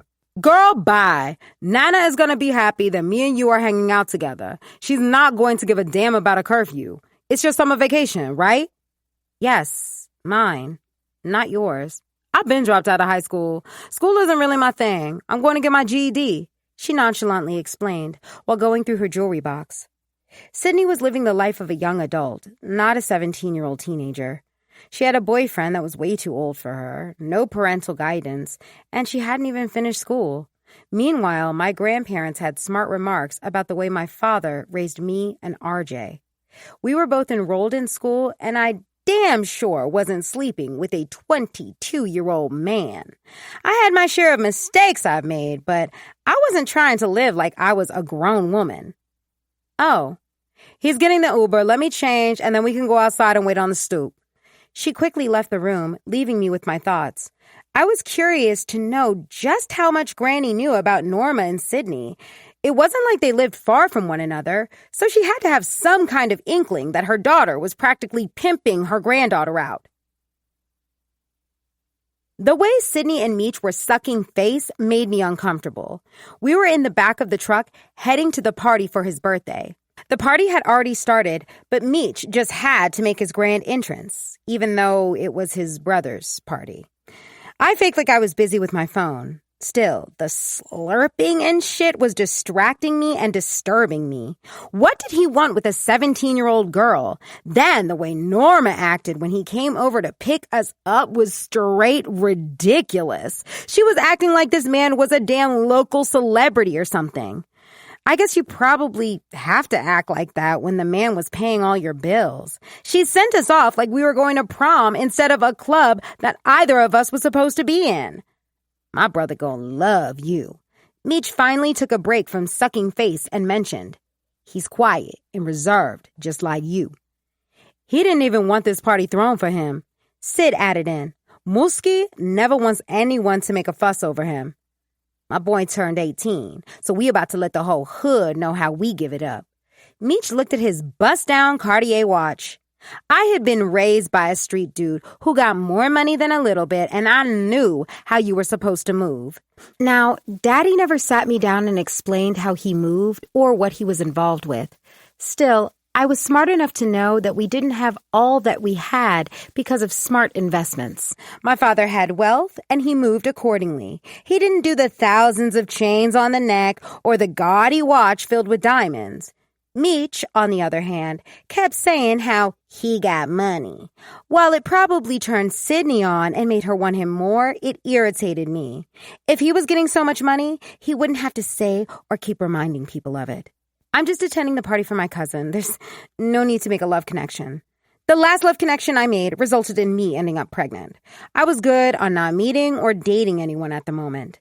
This summer was supposed to be about spending time with my mother's family and getting to know them more. Like Meech mentioned in the car, we were treated like hood royalty. The moment the door was opened for us, there were people screaming and reaching for Meech. Sydney played the girlfriend role well. Her head was held high while holding onto her man's arm like she was the belle of the ball. Me? I was taken back from all that was going on. All of this was a far cry from the house parties me and Tam attended in Georgia. I was slightly overwhelmed by all the dramatics of this party. One of Meech's friends realized that I must have been out of my element, and he gently grabbed my hand and walked in with me. "Thank you!" I yelled into his ear when we made it inside. The club was packed with everyone dancing or trying to get their drink order in at the bar. Meech mentioned that it was an open bar event, so that was probably why the bar looked like a slutty vegan line. "No problem at all, love." He winked and disappeared into the crowd behind Meech. I stood there searching the crowd before Sid grabbed my arm. "Meech wants us to go to the VIP area he got for us." Sid yelled in my ear and pulled me upstairs, where they led us into a roped-off area that had food, drinks, and weed that was already rolled. I saw coke lines, but figured it was best to mind my business and not pass judgment on anyone's vices. "This is just for us?" "Girl, no. He has to handle some business, and then everyone is coming up here." She looked over the banister at everyone partying downstairs. "Look at all those thirsty hoes waiting to get a chance to take what's mine." "That comes with every man. There's always a chick ready to do whatever to prove she can be better for him." "Luckily, Meech doesn't pay attention to all of that." She poured us both a drink and then sat down. "He asked my mama if he could marry me." "When you turn 18? "No, he wants to marry now. Said he can't wait much longer for me to become his wife." Poor Sid. She thought this was a good thing, when it was clearly a nigga trying to groom her. Meech knew she was young and impressionable. Not to mention, she would do whatever he wanted. What's good, Sid? I heard a deep voice from behind us and turned around just in time to see this fine-ass man. Mooski! She squealed and ran into his arms. Happy birthday, boo! How does it feel to finally be 18? Mooski couldn't take his eyes off me. While talking to Sydney, he was staring directly at me, trying to place where he knew me from. Same shit, different day. A number don't make you feel different. Ugh. Only you will be the one to say that. Your brother did all of this for you, and you're not even a little bit impressed? Sid was more concerned with how he felt about his party than anything else. She looked like she was about to slap the shit out of him if he didn't say he was having a great time. Yeah. Who you? Mooski licked his lips and walked over closer to me. I had to admit, with a name like Mooski, he was fine. He reminded me of Wale when he first came onto the music scene. Sydney smacked her lips. Oh, that's my little cousin. She half-assed introduced us. You seriously don't like all of this? Ain't shit little about her. What's your name, Ma? I watched as he drooled, as he circled around me. Why you worried if I like the party or not? Julina. You pretty as hell. How old are you? Before I could even respond, Sid jumped in again. She's 17 like me. Then, how is she your little cousin then? I didn't know why Sydney felt the need to lie about my age. Because I was obviously born first. We play all day like that. She quickly came up with another lie to explain the first lie. To be honest, I wasn't having fun at the moment. Now that you're here, I think I might actually enjoy myself. It's your birthday. You should enjoy your birthday with or without me being here. I twirled a loose curl around my finger. During our impromptu shopping spree, I picked a pink halter dress that hugged my curves, thanks to Mommy. The pair of Louis Vuitton strappy heels and clutch complemented the outfit. My father had never paid attention to the credit card bills, so I wasn't worried about him pressing me on what I had bought. I had been wearing heels since the plastic princess shoes, and these were no different. You don't know my brother and uncle. He shrugged and shoved his hands into his pockets. Let me buy you a drink. I don't drink. Just being in this club was breaking every rule my father had for me, and I wasn't about to break another by drinking. Thank you for the gesture. Sydney was behind him, giving me the dirty eye because I wasn't going to drink. When she asked me while shopping, I told her that I had no plans on having a drink tonight. With all the shit they had laid out in this VIP area, I barely wanted to ask for a cup of water. Let me go mingle with the crowd so my uncle and brother don't be on my ass. Can you save me a dance later on? I smiled and nodded. Sure. And happy birthday. Appreciate it. Beautiful. Soon as Mooski left the area, Sid came over with fire in her eyes. You need to calm down, I told her, before she decided to get fly at the mouth. Mooski is feeling you, and you shot him down before he could even make his move, she accused. You told him that I was 17, Sydney. I'm not going to get him locked up for messing with me. Plus, I'm here for the month, and I'll be back in Georgia. Nobody has time for a long-distance relationship. He just turned 18, so he's practically 17. She tried to make it seem better, and I admit it did sound better than her and Meech's situation. Ain't no way he started having sex with her while he was 17. Either way, it wasn't my business. At least that's what I had to keep reminding myself. I'm not looking for anything right now. Can we just enjoy the party without you trying to hook me up with someone? Reluctantly, she agreed to stop trying to hook me up with Mooski. For the rest of the night, Mooski kept stealing glances at me while Sydney and I danced and had fun. Meech came and got Sydney for a bit, and I was left sitting there enjoying the music. How's New York? Tam had sent me a text message. She was in the Bahamas with her father and his new fiancé. I wondered how her mother felt about it when she saw the news broke on the fiancé's news station. It's cool. Me and my cousin have been spending time together and getting to know one another. Aw, have you spoken to your father since you've been there? Here and there. I came to collect on that dance that you promised me earlier. Mooski took a seat beside me. Hey, you. Even if I wanted to give you the promised dance, my feet are throbbing from dancing with Sydney half the night. I was ready to leave, and Sydney was nowhere to be found. Have you seen her? Drunk by the bar. She and Meech got into a fight. and he left her ass at the bar because she accused him of fucking another chick. It's always the same shit between them two. 1 minute, they in love, and then the next, he want to end it with her. Wow. He was our ride back to her apartment. Julina Mathers, what the fuck are you doing here? I jumped to my feet when I heard Eves' voice. Eves! What are you doing here? 11. Roddy. Why you introduce us if you knew that you were with him? Drake. The wet dream I was having with Eves bouncing her ass on my face while I flicked my tongue in and out of her was disturbed when I heard V's loud-ass voice coming down the hall. Roderick, why is all of Eve's stuff in the garage? Maybe if I continued to lay here and play sleep, she would go away and leave me alone. Kingsley was with Gia's mother for the weekend, and I just wanted to sleep. The older Kingsley got, the more active she was. If you didn't watch her closely, she would get into whatever she got her hands on. I learned the hard way when she got into the flour in the pantry, and it was all over the place.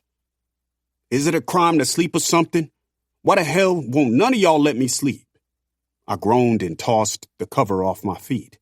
My dick was still hard, and I wasn't about to stand up and let V see that she disturbed the one moment of peace I had in a very long time. Eves is taking the summer off so that she can spend time with her fiancé. V stared at me like I had 6 heads and a dancing dragon next to me. What fiancé? Her old nigga proposed and she accepted. I shrugged, trying to play like I didn't care, when I did. He did what? And she told him that she would marry him? God, this is what happens when I try to have my own life, she muttered to herself. Her clothes are in there because she's moving out.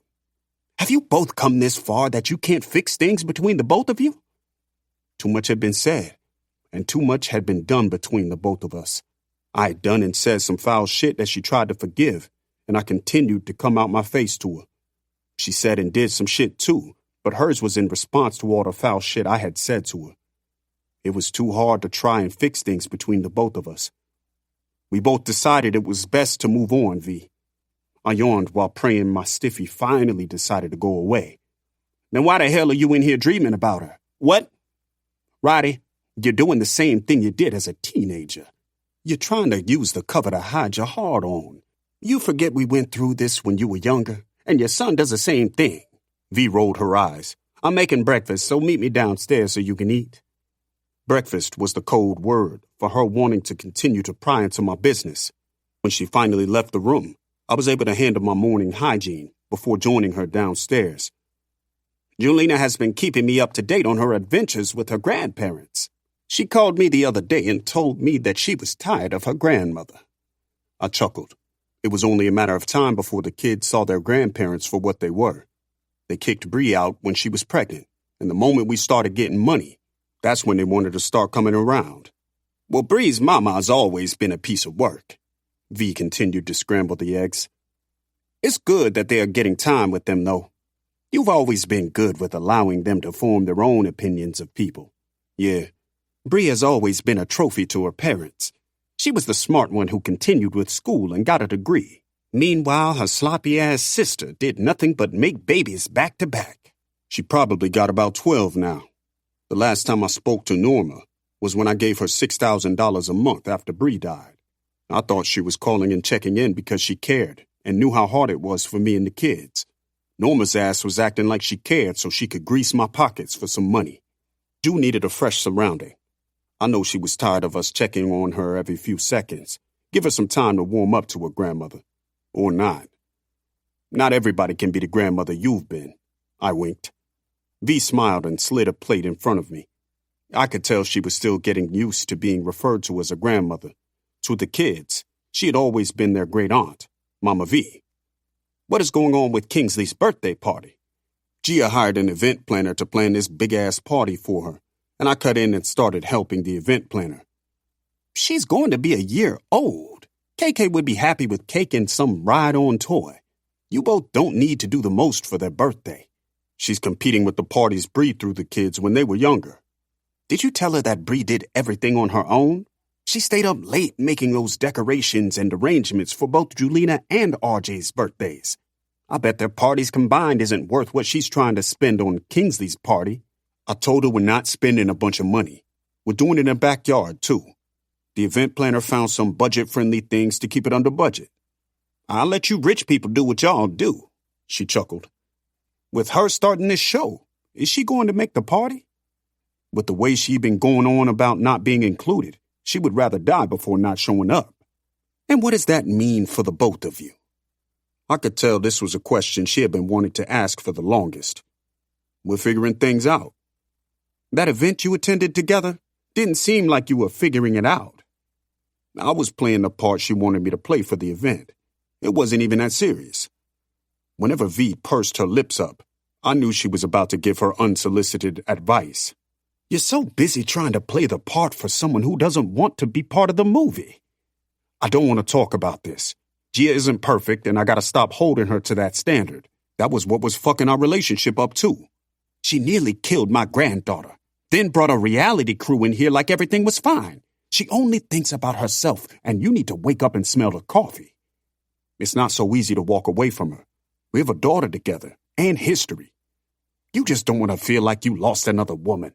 Even though she wouldn't be dead, she would still count as a loss to you. She kissed her teeth and rubbed my shoulder. Why are we even discussing this? You need to be telling me about this man you went to Florida with, and why I haven't met him yet. V had been talking about her little boyfriend, and she hadn't brought him around to meet me. V cut her eyes at me and smirked. I don't have to tell you what I'm doing, boy. I'm grown. She chuckled. When I'm ready for you to meet him, then you guys will meet him, she assured me. I wasn't satisfied with her answer. She had been with Curtis, and we all know how bad he was for her. Let me host a dinner here so I can meet and get to know him. You seem pretty serious about him. I could tell that V was serious about this mystery man. She had been spending all her time with him and never mentioned him unless he was brought up. This seemed different from the other men she dated. He was more sacred to her. So sacred, she didn't want him to meet us right away. Roddy, when I'm ready to bring him around, I will. You have too much going on with your own life to be worried about me and my little boo. I couldn't do anything except laugh, because this was her way of getting the heat off of her. I'm good. The kids are with their grandparents, and I'm taking time for me. What else can I complain about? Mama V laughed to herself and flipped her hair away from her face. Boy, if you think you're convincing anybody other than yourself, then you're mistaken. I know you're hurting, and it probably hurts to breathe, don't it? It didn't matter that V didn't raise me until I became a teenager. She still knew me better than anybody in the world. What she described was exactly how I felt, and there wasn't shit I could do about it. It fucking hurt to breathe whenever I thought about the fact that she would be marrying another nigga. At first, I thought I was having a heart attack or something crazy like that. When I slept, was the only way I was able to clear the situation out of my head. The only problem was that all I dreamt about was Eve's. All the times we fucked and the laughs we had was what played throughout my mind. Luckily, Gia was out of town, because she would have been at my head hearing me whisper Eve's name while lying beside me.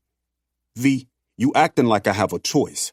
Shorty made her decision, and I have to respect what she wants. You forced her to make a choice. Who would sit and wait for a man who never chooses them? Every time you had the chance to choose her, you never did, and you always made her to blame. You don't think she had enough of that with her family and ex-husband? She needed someone to believe in her and put her first, and you didn't do that. She shrugged. Maybe this new guy will do that because she does deserve that. How the hell you gonna say some shit like that? I'm a woman first, and then your mama. I've been the woman who a man never picked every time he had the chance to. You make it seem like it was so easy to choose her. It was easy for you to bend her over every chance you got. It was even easy to fly her out for her birthday. But it wasn't easy to choose her for once? She stared at me with her pursed lips. Gia has never had a problem putting the things she cares about before you. Come on with all that mess. I caught myself from cursing in front of V. A few times she allowed me to slip. However, she wasn't going to continue letting me do it. You made your bed, and now you have to lay in it. If she means that much to you, then you're going to have to fix it and make it right. How, V? She's fucking engaged to that nigga and moving into the house he bought for her. She finished wiping the counter and cut her eyes at me. Sounds like a you problem that you need to figure out on your own. My attention went to my phone that started to ring, and I was glad. I needed a break from this conversation with V. Everything was all my fault when it came to Eves. As if she wasn't playing both sides when it came to me and that nigga. As if I didn't try to make shit happen with her and have my own shit I was dealing with too. Hey, baby girl. I excused myself from the counter and went into the sunroom. Julina didn't call often, so when she did, I picked up so I could check in with her and RJ. Hey, Dad, what you doing? V came over to make breakfast, so I was kicking it with her for a little while. There was a pause. I'm glad you're still eating while we're not around. Somebody has to take care of you, old man. I ain't that old yet, I chuckled. How was it at your grandparents'? I haven't heard from your brother. The hell he been into? It's all right. I've been spending more time with Sydney. She paused again. Dad, have you heard from Eves lately? Nah, why? Oh, was just wondering. I know you said that she was taking a summer break and stuff. Yeah, I'm giving her space to do that. What about your brother? What about him? I asked what he'd been doing. Since y'all got there, I haven't heard from him. She sighed.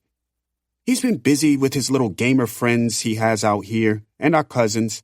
I barely see him either. Oh, I've been spending time with Sydney.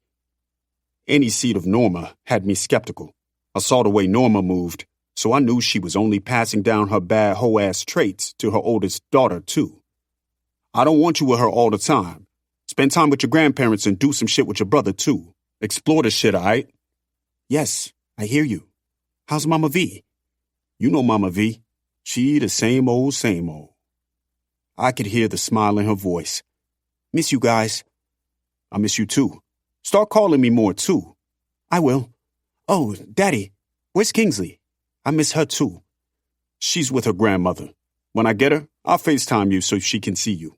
Okay. I think I'm going to fly in for her birthday party and then come back to New York. I'm having a good time and would like to stay a little longer. I was surprised to hear those words leave her mouth. From the way she acted the past few times I spoke to her, she sounded like she couldn't wait to get back home. That's fine with me, and I know your grandparents are cool with it too. Uh-huh. As much as I was ready for my kids to come back home, I also knew that they needed to get to know Bree's family more. They needed to be connected to them, and that's what she would have wanted. It wasn't like their grandparents were getting any younger, so I had to step back and allow them to build that relationship and memories with Bree's side of the family. Knowing her, she was smiling down at the kids getting to know her side more. All right, baby girl, I love you. And call me if you need anything. I will, Daddy. Love you more. V came down and sat on the couch. We need to take another family vacation, she randomly suggested. Does that mean you going to bring your new man? No. You know how wild this is? What's wild, Roderick? You met this man's family, and I can tell you're serious about him. So what's keeping you from introducing him to us? He's the father of Curtis's wife. Shit, I muttered. How the fuck was I supposed to respond to that? V mentioned Curtis here and there, but I never wanted to meet the nigga. To me, he was a liar. And that's how he had convinced V to stick beside him all those years. It wasn't like I was the biggest fan of her being with a married man. If you knew V, she wasn't going to let anybody tell her what she was going to do. I sat back and allowed her to do what she wanted, because at the end of the day, she was a grown-ass woman. Roddy, she whined and sat down her coffee. I know it's bad, but you don't have to sound like that. A nigga was truly at a loss of words. How the hell that happened? She didn't give a shit that I was cursing because the situation was that bad. God is up there playing a cruel trick on me for sleeping with a married man. It's not like you went around looking for a married man. He got to take responsibility too. He the one who lied to you. The moment I found out, I should have cut all communication with him. Didn't you, though? For a little while.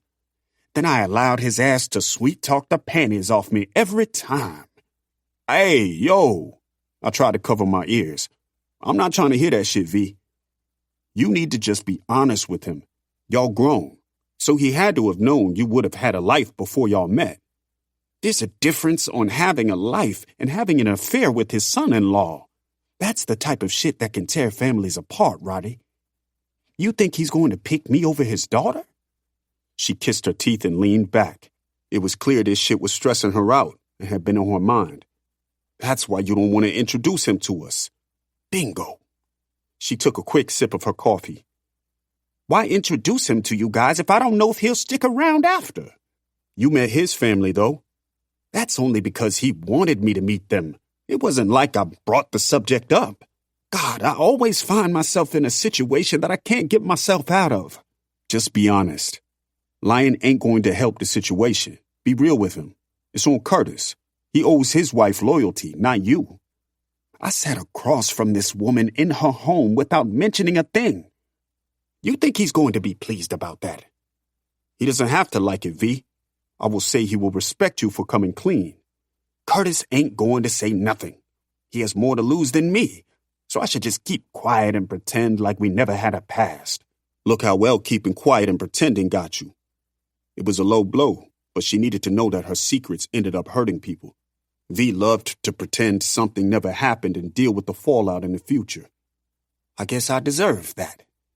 You said out of your own mouth that this man seems like the real deal. Like he could ask you to marry him tomorrow from the way he acted. Why start the relationship on a big lie?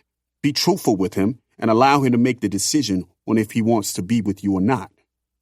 It's so hard to sit back and put everything in his hands. She sighed and put her feet up on the couch. Because you want to be in control of everything. You have to realize that you can't be in control of this. If he can't forgive you, then you move on and go on about your life. You'll be all right. I could tell she wanted to go the deceiving route. If she knew better, then she would tell Owen the truth and pray that the relationship could recover. Yeah, I'm always all right, she muttered before sipping her coffee. See, look how beautiful this house is. It's not so close to the city like you requested, and it has the perfect private school all the kids in the neighborhood attend. She walked around this ultra-modern house. The shit reminded me of the house in the movie Enough with J-Lo. The shit had no personality and didn't feel like a home that the kids would want.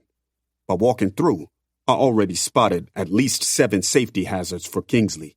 The center block accents on some parts of the house and the stone furniture that the realtor said came with it wasn't my style. I continued to walk around while she floated through the house, showing me her favorite parts of it. From how familiar she was with the house, she had been here before she brought me here. Is that all you have to say, babe? She did a soft giggle and looked from me toward the realtor, who wanted to get this house off her hands. If you're unsure about purchasing right away, I can speak with the sellers and arrange a deal for you guys to rent from them for a bit. The realtor replied as we toured the master bedroom. Look at this bedroom. Can't you just see us in here enjoying one another? Gia rubbed my chest while I looked around the prison bathroom. Being real with you, babe, this shit reminds me of prison. Can we dip already? Gia sucked her teeth and cut her eyes at me. Are you serious? This is art and I can see us living here. Kingsley can be bathed in here whenever we give her a bath and look up at the countertops. This is giving Kim Kardashian bathroom vibes. Now we see why that nigga Kanye got a whole ranch in the sticks. This house reminds me of a fucking asylum. I exited the bathroom and then looked at the slab of concrete with the mattress. Why are you always so hesitant to change? This home is beautiful and the sellers did an amazing job designing and decorating it. Plus, it will look good when it comes to filming. The realtor realized that she could potentially lose this sale, so she decided to step in like the shit would help. This would look beautiful while filming the show. We have had this house on the market for 2 days, and I've held off on accepting any offers so I can show it to you. Why the fuck would you do that? Because I asked her to wait for you to come out here, and she was nice enough to do it. Gia jumped in, offended that I had cursed at her little realtor friend.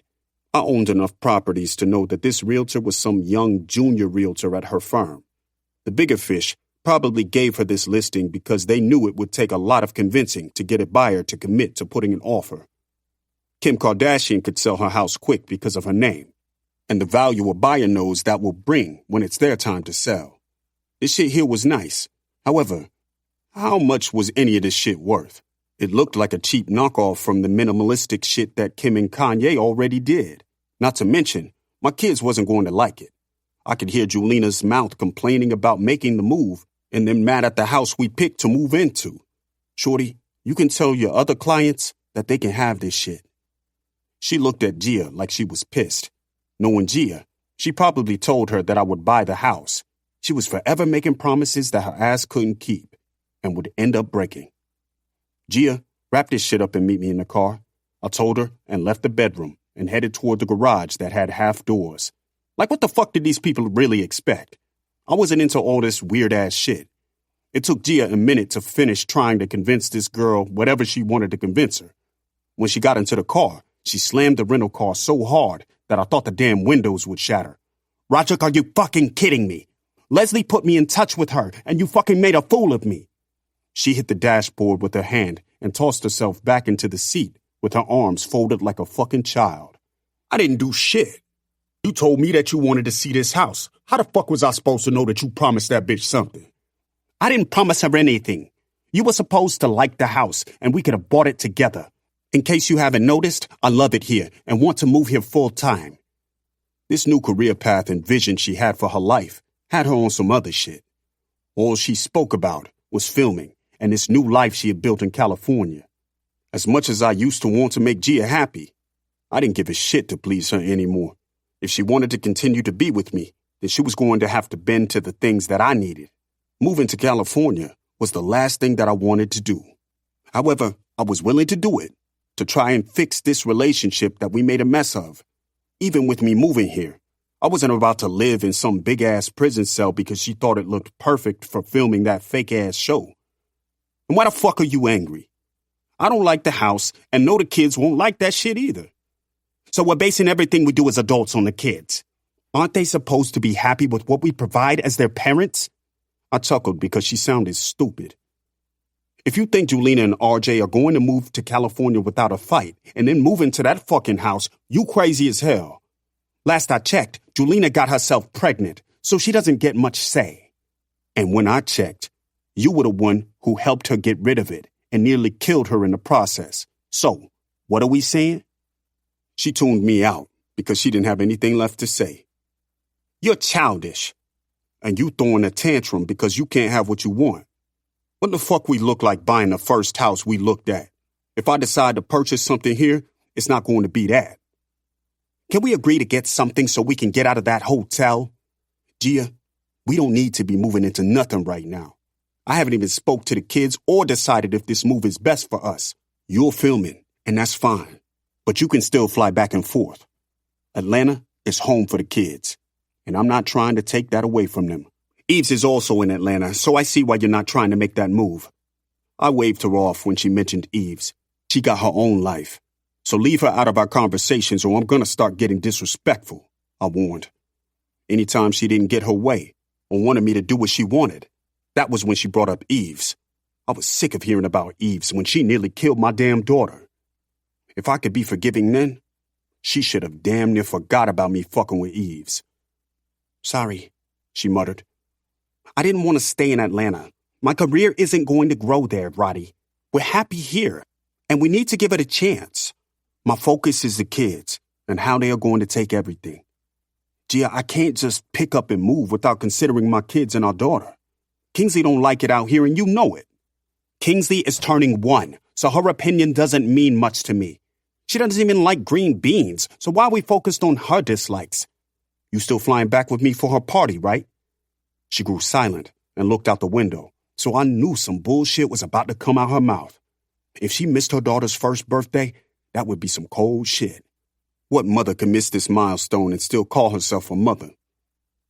I have to film the day of the party, so I'm going to shoot my scene early and catch an afternoon flight back to Atlanta, so I don't miss anything.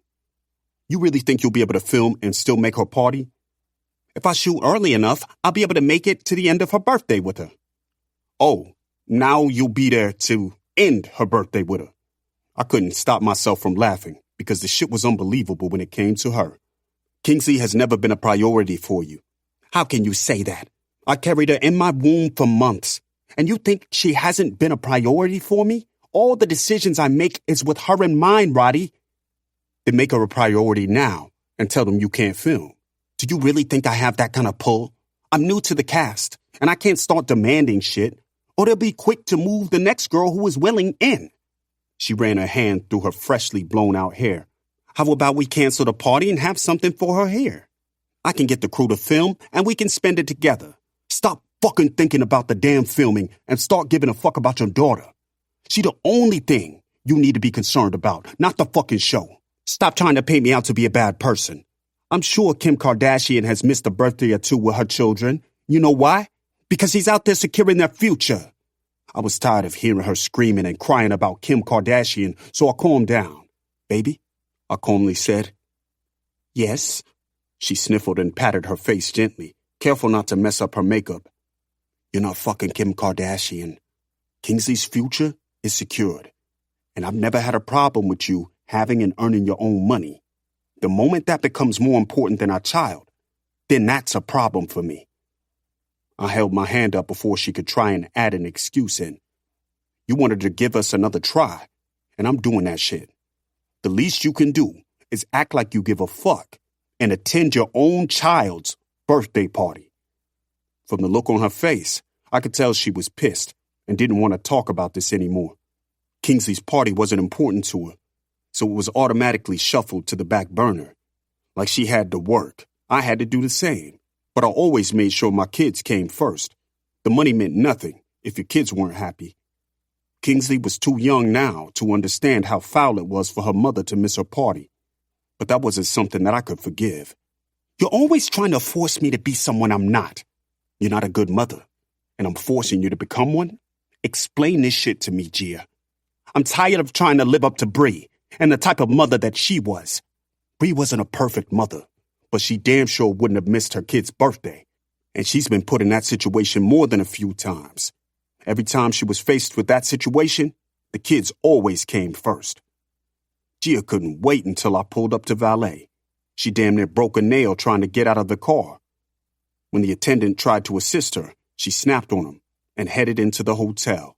After tipping valet and apologizing on Gia's behalf, I headed upstairs to relieve the nanny we hired.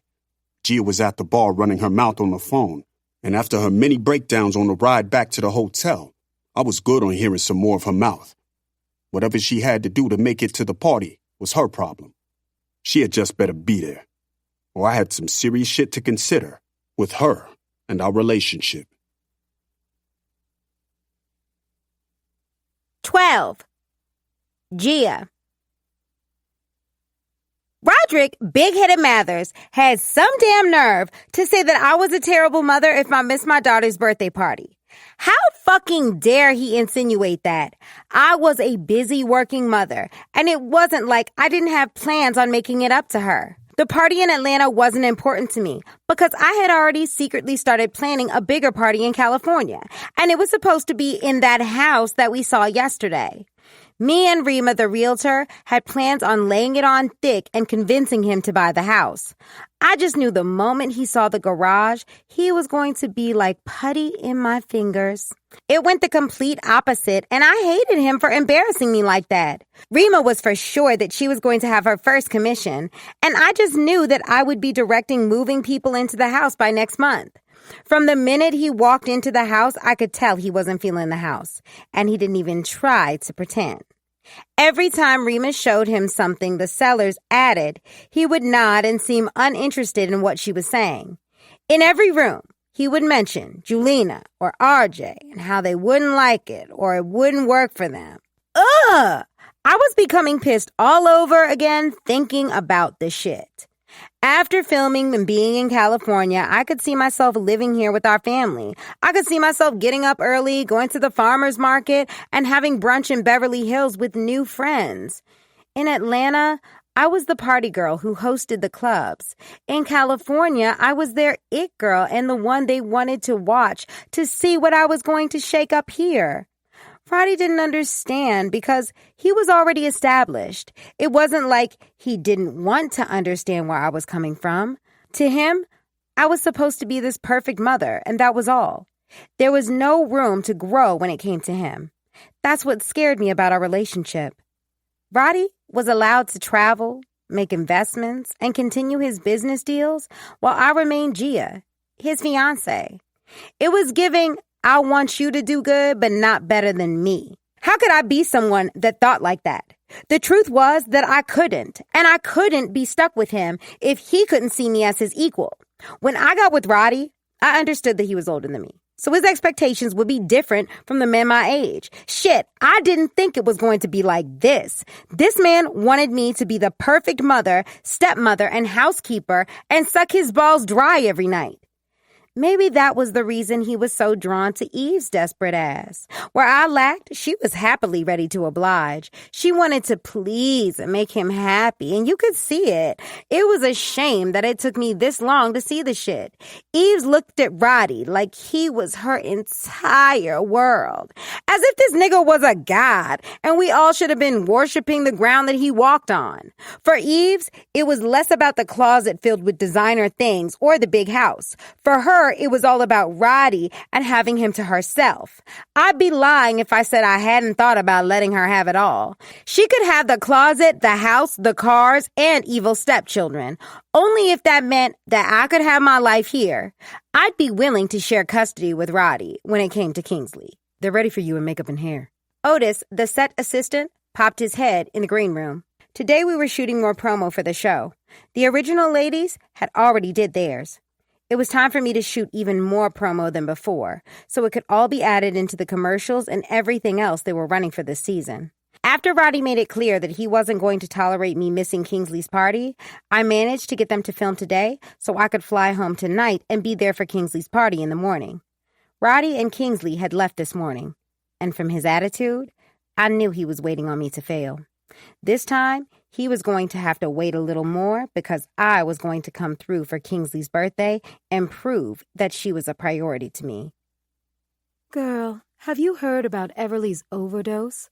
Amadi, one of the new cast members, asked me the minute I sat in the makeup chair. I knew being in reality TV that I was going to have to be messy. They expected it from every woman, and if you couldn't deliver what they were asking for, they would have someone else fill your position. The thing about the messiness on the show was that these women weren't pretending. They were truly messy in their everyday life. I had filmed a few scenes with Amadi because she was one of the newbies like me. Sis was gunning to become a regular because she had tea on everybody and didn't hesitate to let it out the moment we filmed with everyone. Because of that, the producers loved her, and she got more screen time than me. I was at her birthday dinner when I got the news. I closed my eyes while the makeup artist primed my face for the loads of makeup that would be caked on it in moments. Amadi didn't care that the hairstylist was curling her hair. She flung her arm over the chair and faced me. Girl, are you serious? She never even made it to the damn birthday dinner. No, I wanted to get out of there anyway. An ex-boyfriend of mine was there, so I wasn't feeling the vibe anyway. Soon as the words left my mouth, I regretted even saying anything about Oblique being there. Luckily, I didn't mention any names, so she couldn't find out who I was talking about. There was a bunch of people at the dinner, so she wouldn't have a real clue on who I used to date. Ex-boyfriend, huh? I thought you were engaged to be married or something like that. Amadi narrowed her eyes like I was about to spill all my tea for her nervous ass. Was I not supposed to have a life before meeting my fiancé? Anyway, I hope Everly is good and recovering. I haven't heard much about her since everything was announced. Amadi smirked like she had the tea on what was going on with Everly. Ever since it was announced, there hasn't been much talk about her or what was going on with her. Her social media accounts had gone radio silent, and her managers only released one statement that was super vague. Child, she did all of that over some dick. Amadi rolled her eyes. I wish I would do some shit like that over someone else's dick. What you mean? Everly has been messing with an older man and he wouldn't leave his wife. I don't know why she focused all her attention on that older man when her best friend is clearly in love with her. She's gay? Amadi chuckled at my ignorance. Her best friend is Grammy-nominated producer Jamal Evans. J-Ev is what everyone calls him. There wasn't a song or album on the charts that didn't have Jamal Evans' name attached to it. He was the guy you went to when you wanted the song to do numbers and chart the charts. I never paid much attention to Everly to know that her best friend was Jamal Evans. It was just funny how small the industry was in California. Wow, I never knew those two were connected at all. They knew each other since college. Apparently, they both attended an HBCU. Everly dropped out because she wanted to pursue music, and Jamal graduated and decided music was his passion too. And you know all of this because... She flipped the freshly curled wig and smiled. I used to fuck with Jamal a while ago. He and Everly's relationship is so weird. Like, she only wants him around when she needs him, and he's always there. I was tired of her breaking down because of her older dude, and this nigga climbing out of bed with me to go hold her while she cried at 3 a.m. I could tell Amadi was pissed about the situation from the way her facial expression changed.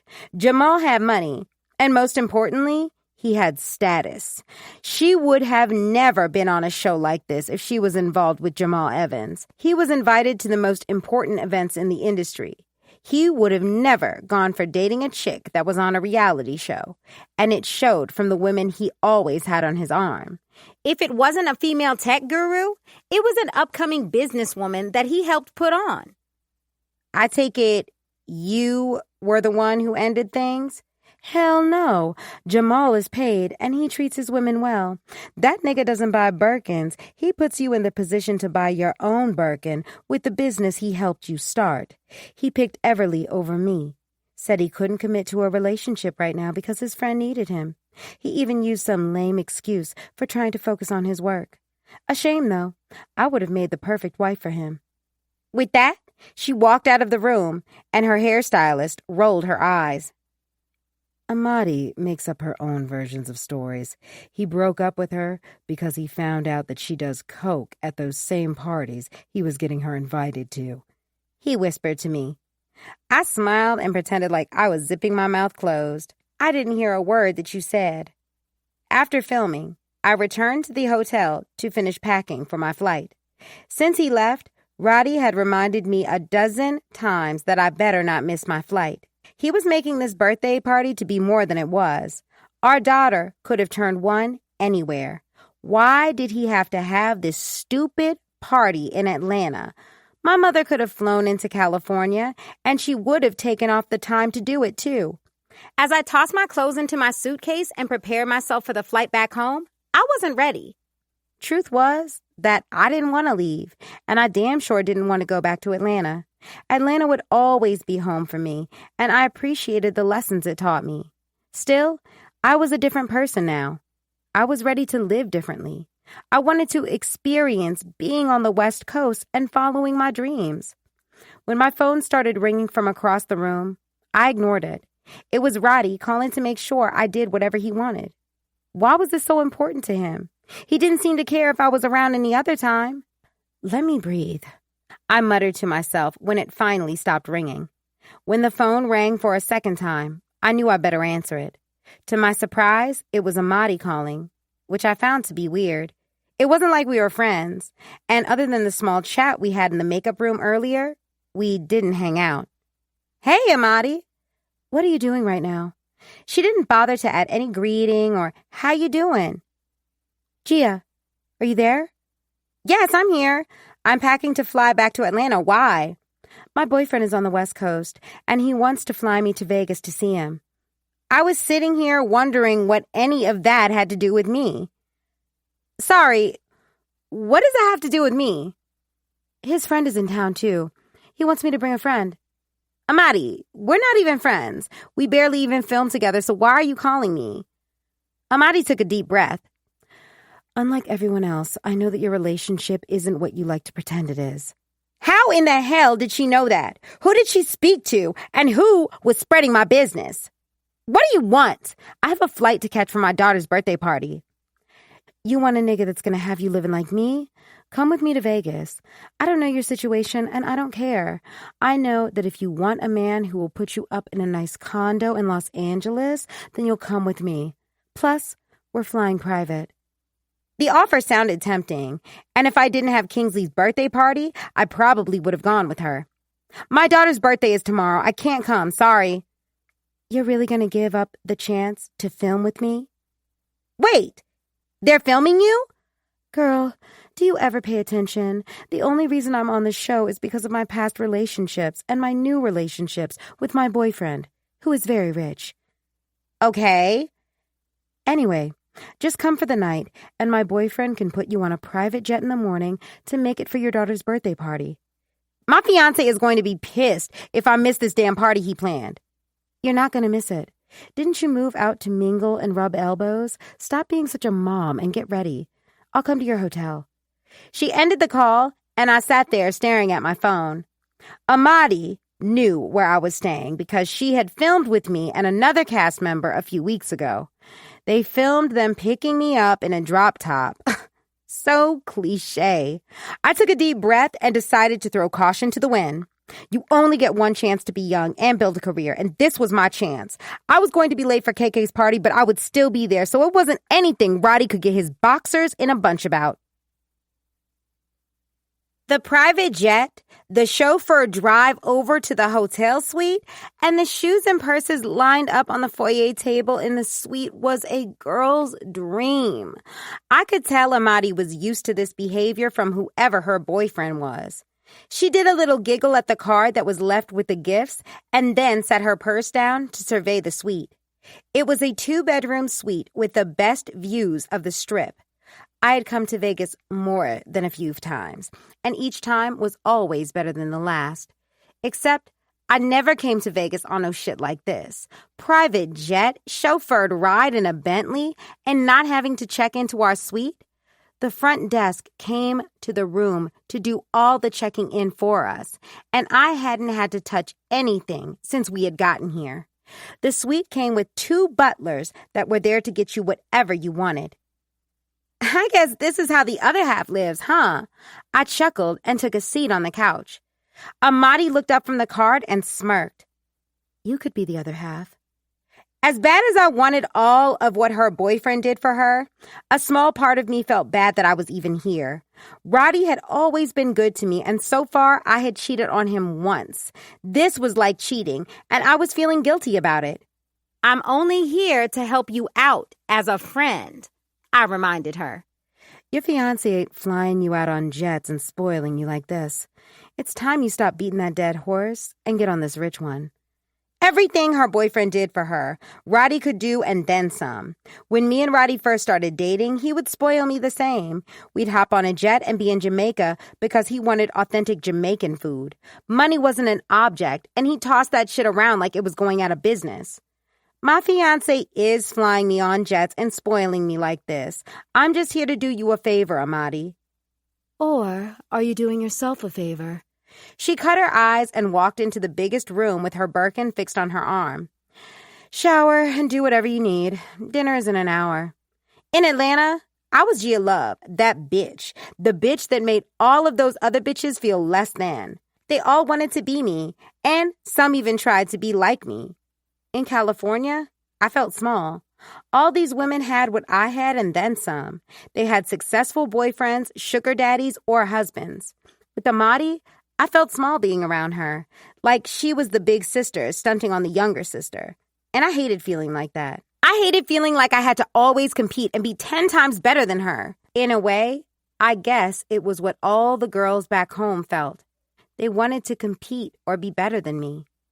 Like when we arrived, a chauffeured car brought us to a restaurant that looked too exclusive for us. I had been in the best of the best when it came to different restaurants. However, this one seemed different. The valet didn't even look like they should have been taking cars and parking them. They were dressed like 007 stunt doubles. Amadi took the hand of one of the men who helped her out, and I followed behind her doing the same. What restaurant is this? Con, she replied with a hint of a French accent. The words fell off her tongue as if she had been here more than once. Knowing Amadi, she had been here more than a few times, especially with this new secretive boyfriend that she was always bragging on. This place is beautiful, real upscale. I wouldn't expect anything less. The funny thing is, we're not even dining down here with these folks. The exclusive floor is upstairs where we're going to eat. Amadi Jade, how are you, chica? Nobody told me you are dining with us tonight. A short Spanish man came from behind the hostess podium and double-cheek kissed Amadi. Babe, you know I'm here or there. My sweetie flew me in to dine with him and a few friends. She kissed him back and then looked over at me. This is my friend, Gia Love. Baby doll, I know who the one and only Gia Love is. I've been following her career way before she got on this show. My niece is obsessed with her, and she makes me buy all your merch when you update your site. He came over and kissed me on the cheek. How are you, mamas? Amadi seemed irritated that he knew who I was. Aw, thank you. Carlos, can you have someone bring us up to our table, or is it not ready? Amadi's tone became snappy, and I didn't like how she was acting. She was all too happy to sit and chat when he was singing her praises. Now that he knew who I was and wanted to chat for a bit, she wanted to head up to our table.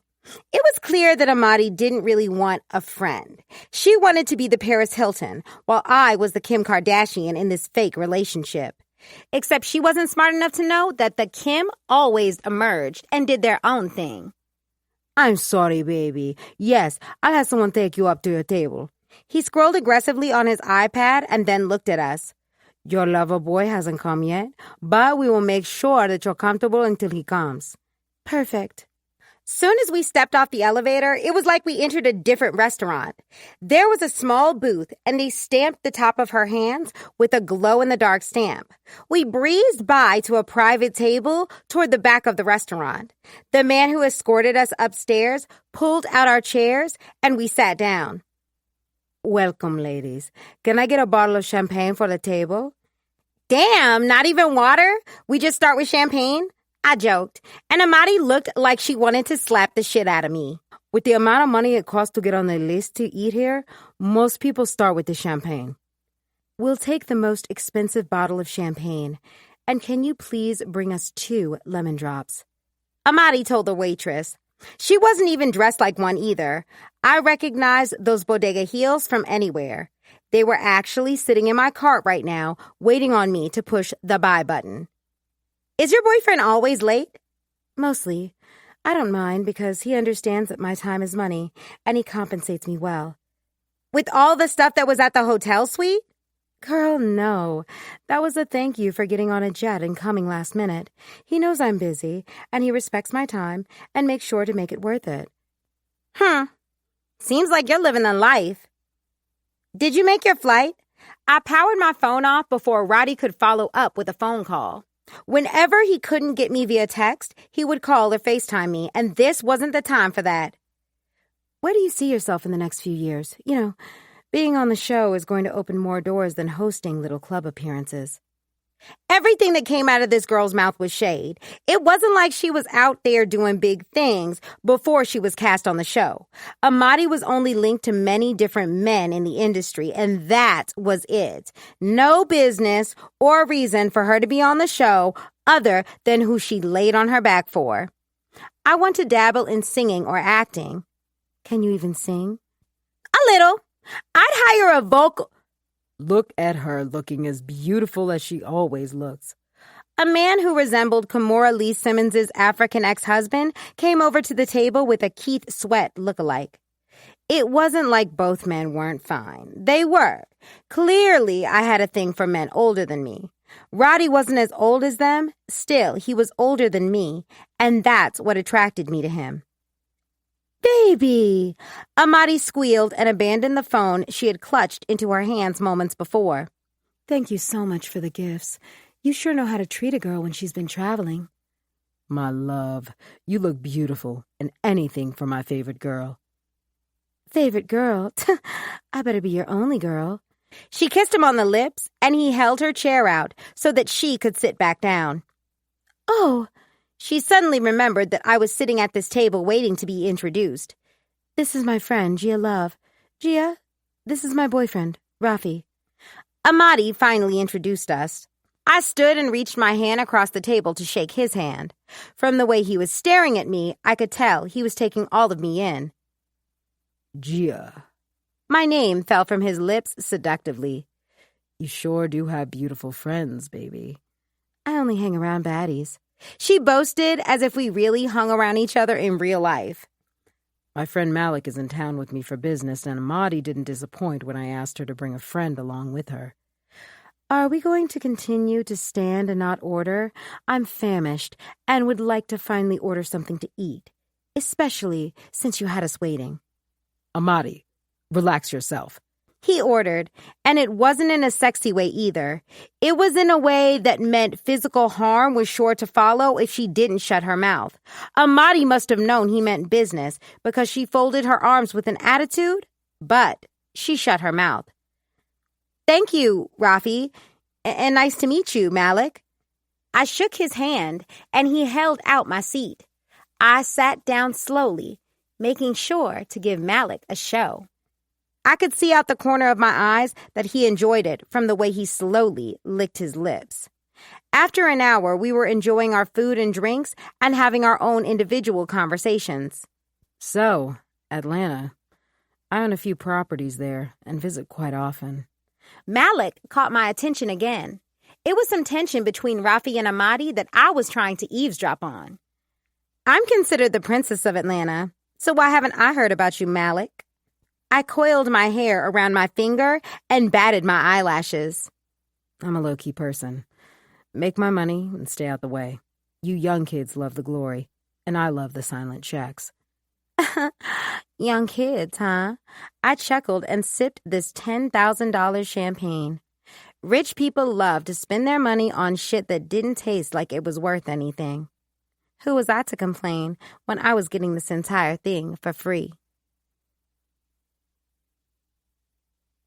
13. Mama V. I couldn't believe Gia was nowhere to be found on the day of her daughter's first birthday. I may have called that girl many things, and I may have meant almost all of the things I've called her, but when it came to being here for Kingsley, I just knew she was going to prove me wrong. How could she call herself a mother and not be here to celebrate her baby's birthday? The baby she damn near touched death to bring into this world. Roddy was pissed because he believed that she was changed. He wanted to believe that she was going to be this family woman and a perfect fiancée. And the truth had slapped him in the face. Since the moment I climbed out of Owen's bed and pulled into the driveway here, I had been running around like a chicken with its head cut off. It was up to me to show the planner where everything was going and make sure the housekeeper came and got everything together before the guests started to arrive. Roddy had been planning this party, yet somehow it felt like this shit was all rushed and unplanned. Everything and everyone was everywhere, and Kingsley hadn't woken up for the morning. Julina and RJ had gotten in last night, so that was a relief. If all else failed, we could all be together and bring in Kingsley's birthday as a family. I stood in the kitchen out at the planter, getting the backyard together. The animals were supposed to arrive at noon, and I wasn't looking forward to it. Kingsley loved animals, and Eves made sure to take her to the Atlanta Zoo twice a week. We had passes so she could go whenever she wanted, and that baby never got tired of going. V, the baker is on the phone, and I can't deal with this shit right now. Roddy forced his phone into my hands and dipped into the sunroom to calm down. I hated that he had to deal with all the stress of this party alone. Gia was supposed to be here to share the burden of this damn party. For the life of me, I didn't understand why they needed to throw a party like this for her. Bree used to throw parties for RJ and Julina, and they were over the top, but she did everything on her own. She made sure she was able to plan and enjoy the party, too. With Kingsley, I thought things would be a little different and on the smaller scale. I guess I was wrong. And now I was sitting here with the baker on the phone and another small fire I was going to put out. Hey, what's going on with the cake? I finally put the phone to my ear and took a deep breath. My assistant is stranded in Gwinnett County with our delivery truck. She locked the keys in the truck and is waiting for a locksmith to be dispatched to her. And you don't have a personal car? My husband dropped me off to the shop this morning, and he's at work. Is it possible for you to have someone pick the cake up? We will refund the delivery fee. I rolled my eyes because everything that could be going wrong was going wrong. Where are you located? Sandy Springs. She read off the address, and I wanted to slap myself across the face. Owen lived over that way, and I had driven right by where her shop was located this morning. In fact, I had stopped by a Starbucks a couple of streetlights away. Give me a minute to work something out, and I'll call you back. We close at 2 today, so please call back soon. Sis had the nerve to call on the day of the party about picking the cake up when we paid for it to be delivered. Then she had the nerve to tell me to call back quick because they closed earlier. Child, you're going to keep that shop open because this is your screw-up. I hollered and ended the call.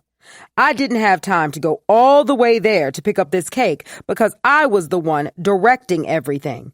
Roddy wasn't in the right mind to go and pick up that damn cake because he was in his feelings. I counted to 4, called Owen, and waited for him to answer the phone. Today was one of his days off, so I knew he was either watching news or catching up on the magazines he hadn't gotten a chance to read yet. Hey, baby, you made it to your son's house? Yes, love. I'm sorry I hadn't had a chance to call you when I arrived. Can you do me a favor? I could hear the newspaper or magazine close in the background. It was so funny how I already knew his routine, and I loved that he was so laid back and chill. Anything for you, babe. What you need? The baker needs me to come pick up the cake, and since you're closer, I wanted to know if you could pick the cake up and bring it here. Yeah, of course. Text me the address, and I'll pick it up now. Baby, you're a lifesaver. I smiled as if he could see me. You know, I really appreciate all of this. Vicky, I told you that your family is mine. I want to be there for you in every way, no matter how big or small the situation is. Want me to sneak in the back or something? I chuckled because he would go so far to respect what I truly wanted. He knew I wasn't ready for him to meet my family, so he was respecting that by being discreet when he dropped the cake off. I want them to meet this great man I'm dating, so no, I want you to come in and meet them. I could tell he was smiling from ear to ear. That was all he had wanted from me, and it was finally going to happen. Okay, I'll be there shortly with the cake. Oh, babe? Yes? Please don't mess the cake up. Drive slow and safely, not like you're in a race. He chuckled. Is that an order? Uh-huh. Okay. See you soon. The moment the animals arrived and were set up, I felt like I could breathe. While the planner was making sure the handlers were on the right part of the grass, I took a minute to call Gia and see where the hell she was. Hey, V. She yawned into the phone like this was just a casual Saturday morning. Why was this bitch so casual about not being there for her damn daughter? Roddy has been trying to get in contact with you all morning. Where the hell are you, Gia? The crocodile tears started the moment I heard her sniffling in the phone. I missed my flight because I came home to take a nap. V, I swear I was packed and ready to leave when my alarm rang, but it never did, and I just woke up. It's always some bullshit with you, Gia. Why the hell would you take a nap when you knew you had a flight to take? Did you reschedule your flight, or did you take another damn nap?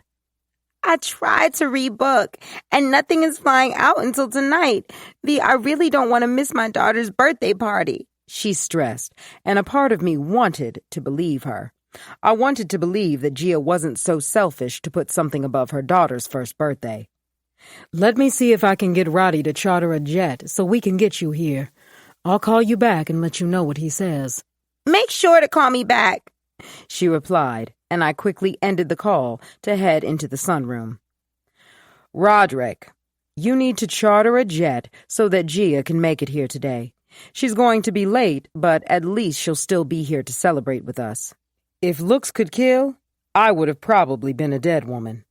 The look on his face spoke volumes, and if this wasn't Kingsley's mother, I probably wouldn't have been going to bat for her. I had missed a ton of Roddy's birthdays when he was growing up, mainly because I wanted to give my sister the chance to do for him without stepping on her toes. As much as I knew Gia wasn't the woman for my son, I also knew she was the mother to my grandbaby, and despite my personal feelings, I wanted my grandbaby to have pictures of her first birthday with both her parents. I'm not charting shit. Gia is a fucking liar, and if you want to believe her, then go ahead. I'm not wasting my money on a jet for her ungrateful, selfish ass. He spewed while taking another gulp of his drink. Why the hell are you sitting here drinking when your daughter's birthday party is today? I snatched the glass, spilling some on his carpet. If you're pissed with her, then be that. However, you still have a daughter that you need to show up for. When she first got the idea to do this party, I should have shut the shit down instead of trying to give her a budget. He muttered to himself. How the fuck am I gonna host this party without her mother? She missed her flight. That is all anybody needs to know. Stop allowing people to take your joy. It's your daughter's birthday party, and you need to focus on that. Julina and RJ flew in to be here, so you need to focus on all of that and not the fact that Gia missed her flight and isn't here. He was so damn stubborn, so I knew he would be in his feelings all day about Gia missing Kingsley's birthday party. It wasn't time for him to sit here and lick his wounds. He also knew what to expect when it came to trying to make a relationship work. Why would she change when he has allowed her to be selfish their entire relationship? I shot Gia a quick text, letting her know that Roddy wasn't going to charter a jet. Then continued to run around to make sure the party was perfect when the guests started to arrive. Roddy's neighbors had been invited, so I wanted this party to go off without a hitch. Eves had gotten Kingsley used to the little playdates, and I didn't want them to judge us because of this party. It killed me that I was the one who was having heart palpitations when this party wasn't my idea. Here, baby, I'm going to park in front. I saw the text message from Owen pop up and ran outside to meet him. The party had already started, and all the children were having a great time. I could tell from our neighbors' faces that they were pleasantly surprised. The Black family had really pulled off a party that they would have thrown themselves. Owen was carefully pulling the cake out of the passenger seat when I got to the end of the driveway. Hon, you could have pulled into the garage to save you the walk. I don't mind. He smiled. Sorry, I got caught up with Monet and Curtis drama. She wanted to toss grits on him this morning. It's her hormones driving her nuts. And the fact that her husband is also having an affair on her. I mentioned, like I wasn't one of the women he had an affair with. Enough about that. Is she all right? Yeah. I told her that I was coming to your granddaughter's birthday, and she promised she wouldn't do nothing crazy. I felt terrible that this was supposed to be the happiest time in her life, and she was contemplating harming her husband because he was a piece of shit. If you need to be with her, you can go, hon. He smiled and still managed to kiss me while holding the heavy cake. I wouldn't miss being here with you for the world. You're too sweet. Mama V! I heard Eves's voice and smiled when I saw her. It seemed like it had been forever since I saw her, and I had to admit that I missed the hell out of her. Eves! I rushed over to her and hugged her tightly. Baby girl, you look amazing and smell amazing, too. I could tell that her man was doing everything that he said he wanted to do for her. Thank you, V. You look tired. We both started laughing because it was true. Are they working you this hard since I left? Child, I've been running around trying to make sure this party goes off perfectly since you wanted to invite half the neighborhood. Kingsley done been to all their parties, so they needed to see hers. She chuckled while I examined her. Something seemed different about her, and I couldn't put my finger on it. Gia's probably making it seem like she did all the work. Gia isn't even here. She missed her flight, and there is drama around that. I waved the subject off. I want you to meet the leading man that I've been spending so much time with, Owen. We walked over to Owen, who was still holding the cake. Baby, this is Eves. Hey, Eves. Vicky has told me so much about you. I would shake your hand, but My hands are pretty full right now. Owen chuckled. Let's get inside before this man drops this cake. I laughed, and we headed inside the house. The party had started, and for the most part, everyone seemed to be enjoying themselves. Gia's family all came and were having a great time. I could tell that her mother was embarrassed that her daughter hadn't made it to the party. Still, she was putting her best foot forward for her granddaughter, which was important. Gia knew how important this party was for both Roddy and Kingsley, and once again, she didn't put the effort to make it here. Are you going to be all right? I asked Eves while she was staring out the window. If you need to leave, just let me know. She turned toward me and smiled. Stop worrying about me. This is for Kingsley. Me and Roddy can coexist in the same room or backyard without going off on one another. That's not what I'm worried about. I raised an eyebrow at her, and she smirked before going into the backyard. Stop worrying about everyone else, Vicky. She's a grown woman, and she seems smart. You can be the smartest woman in the world, and love will always make you the dumbest, I replied, and started to unbox the cake. It was a beautiful cake in the shape of an elephant, Kingsley's favorite animal at the moment. Owen came and wrapped his arms around my waist and kissed me on the cheek. Women can make men the dumbest people, too. I better make you dumb when it comes to me. I turned around in his arms and kissed him on the lips. Oh, baby, little do you know you make me the dumbest man on the planet. I'm putty in your little perfect hands. He lifted my hand and gave them a small kiss. Little do you know that you're like putty in my hands, too. I winked at him. Are you ready to meet my family? If you are not ready, I can wait until you are. It's easy to just slip out of the back and nobody except Eves will know that I was here. This is why I was falling in love with this man.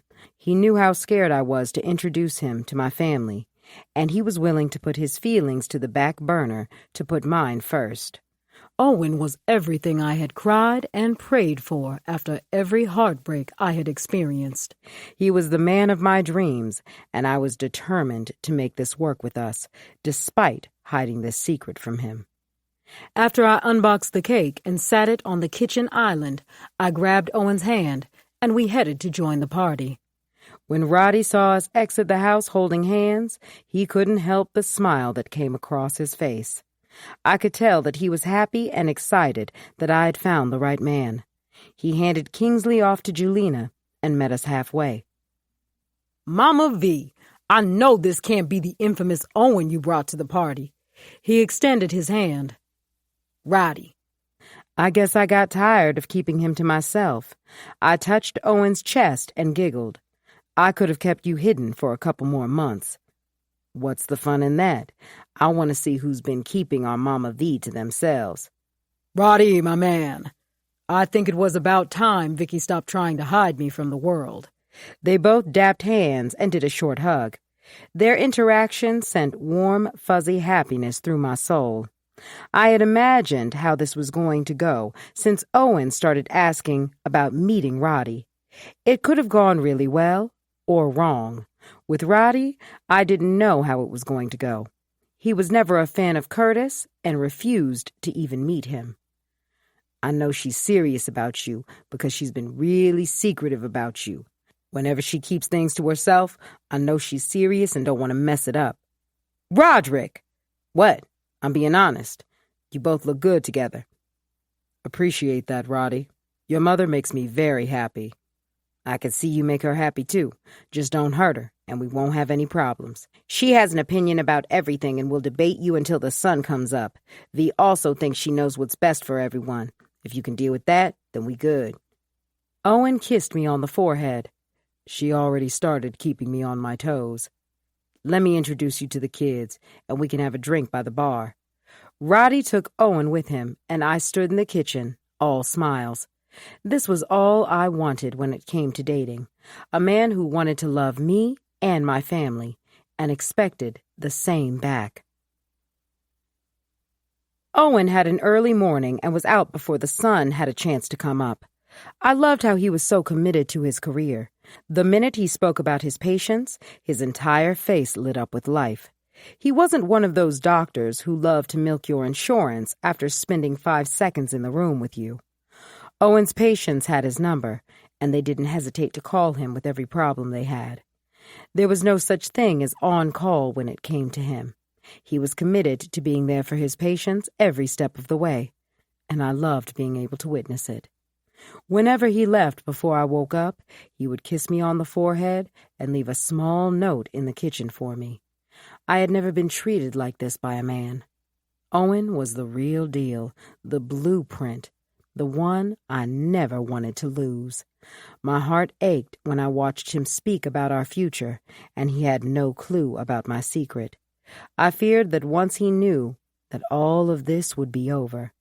The selfish part of me introduced him to my family, so he couldn't leave me.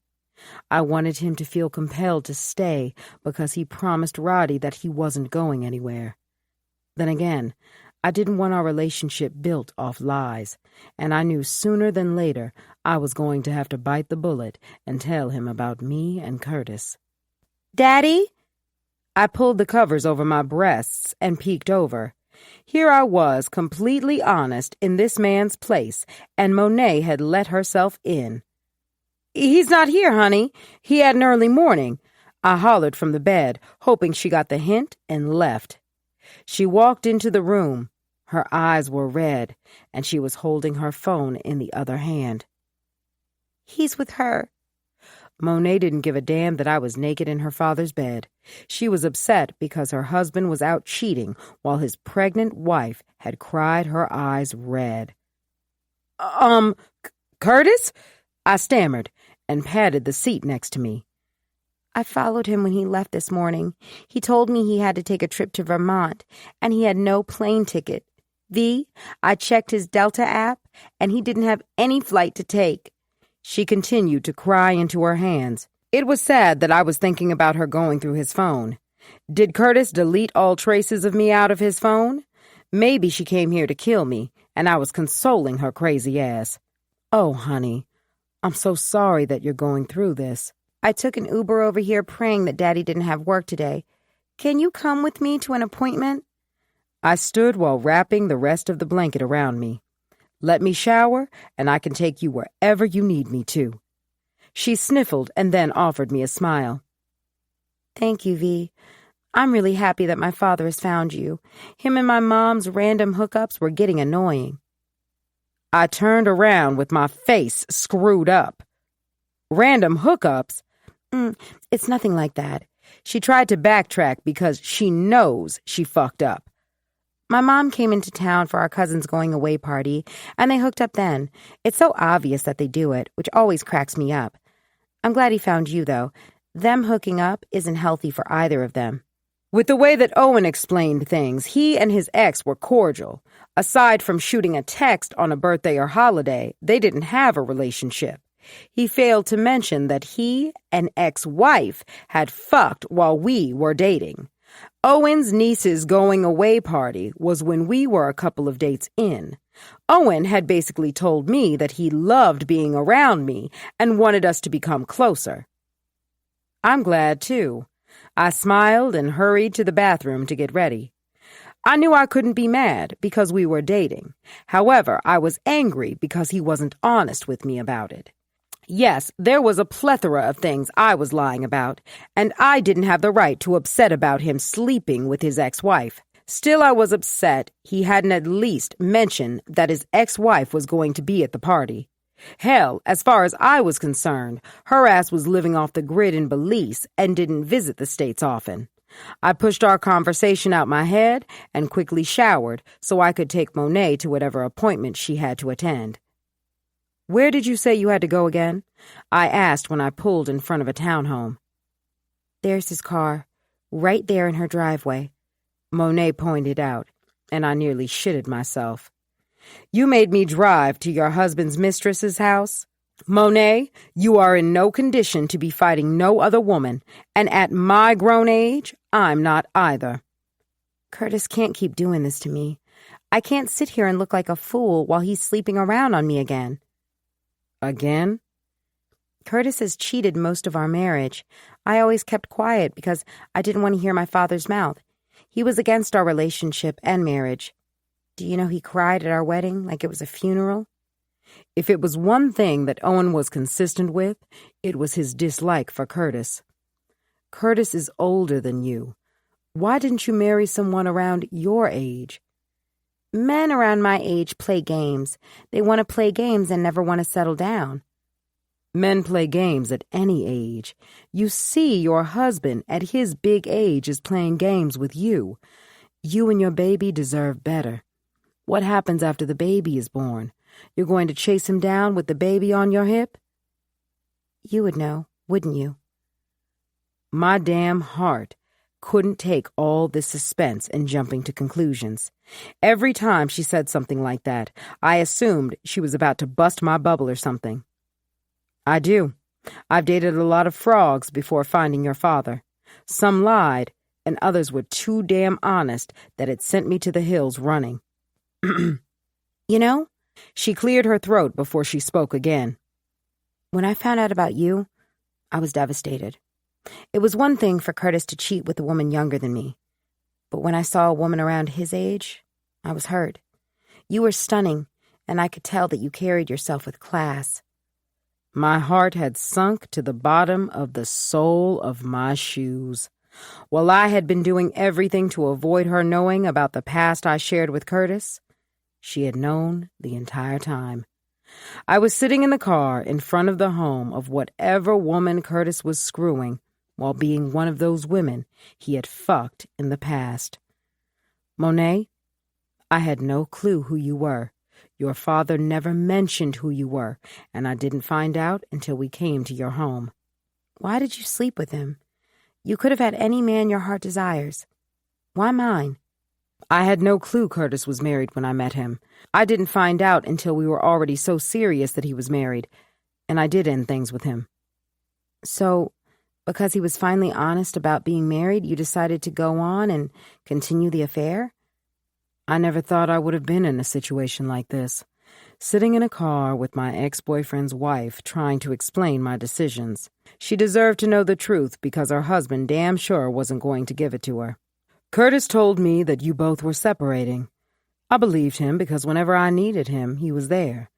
I was so caught up in what I thought was love that I believed him. The longer we were together, the more I saw through his lies. It was always you and never him.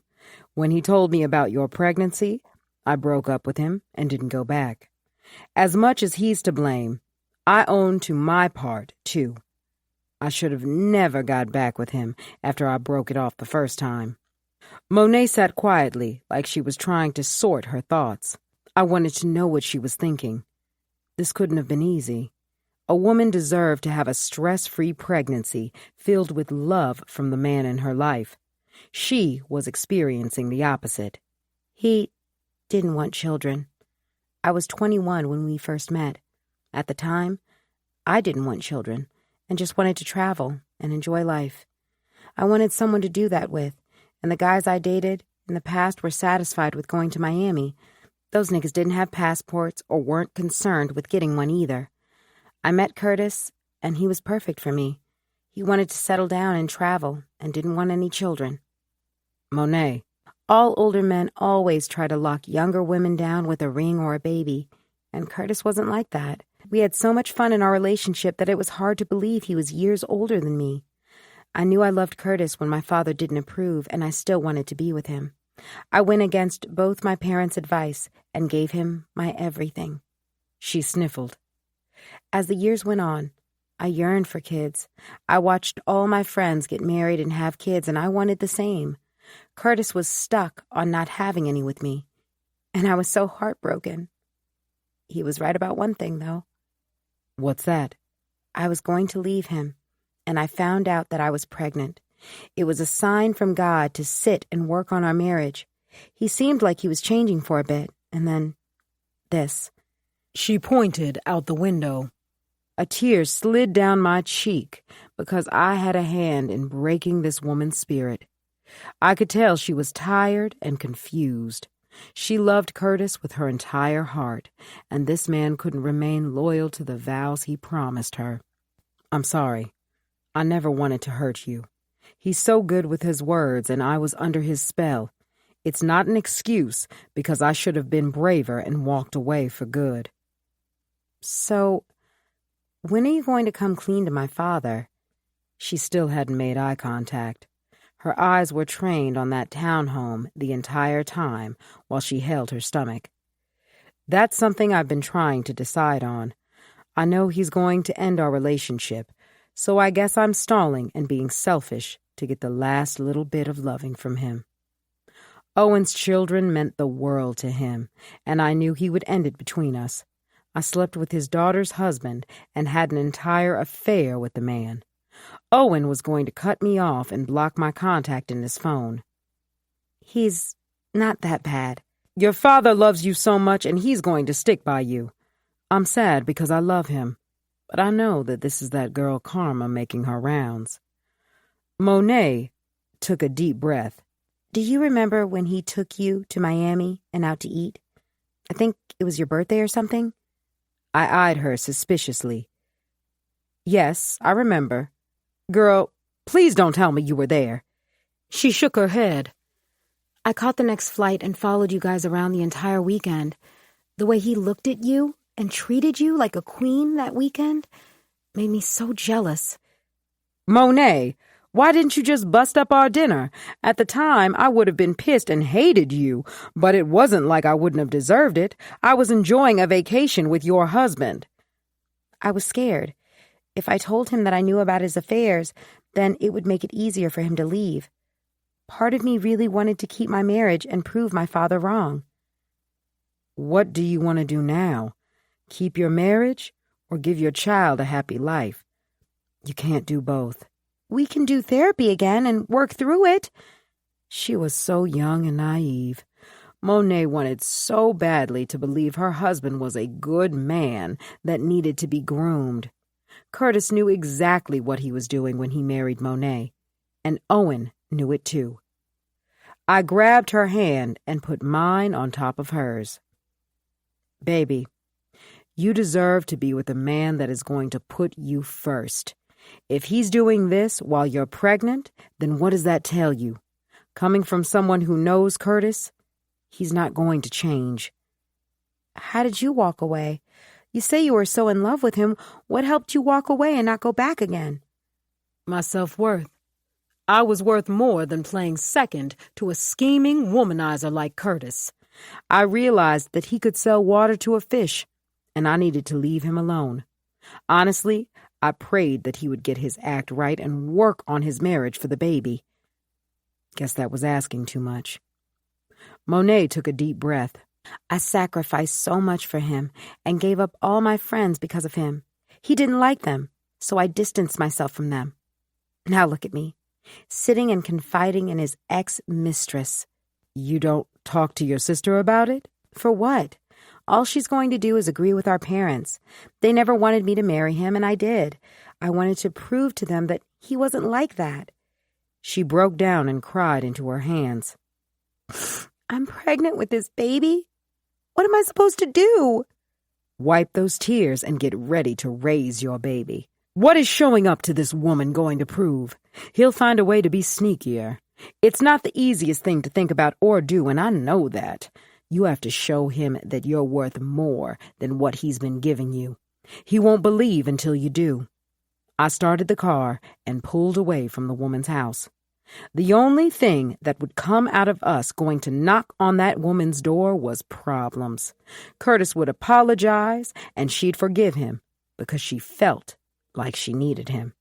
It was funny because I felt the same way when I was her age.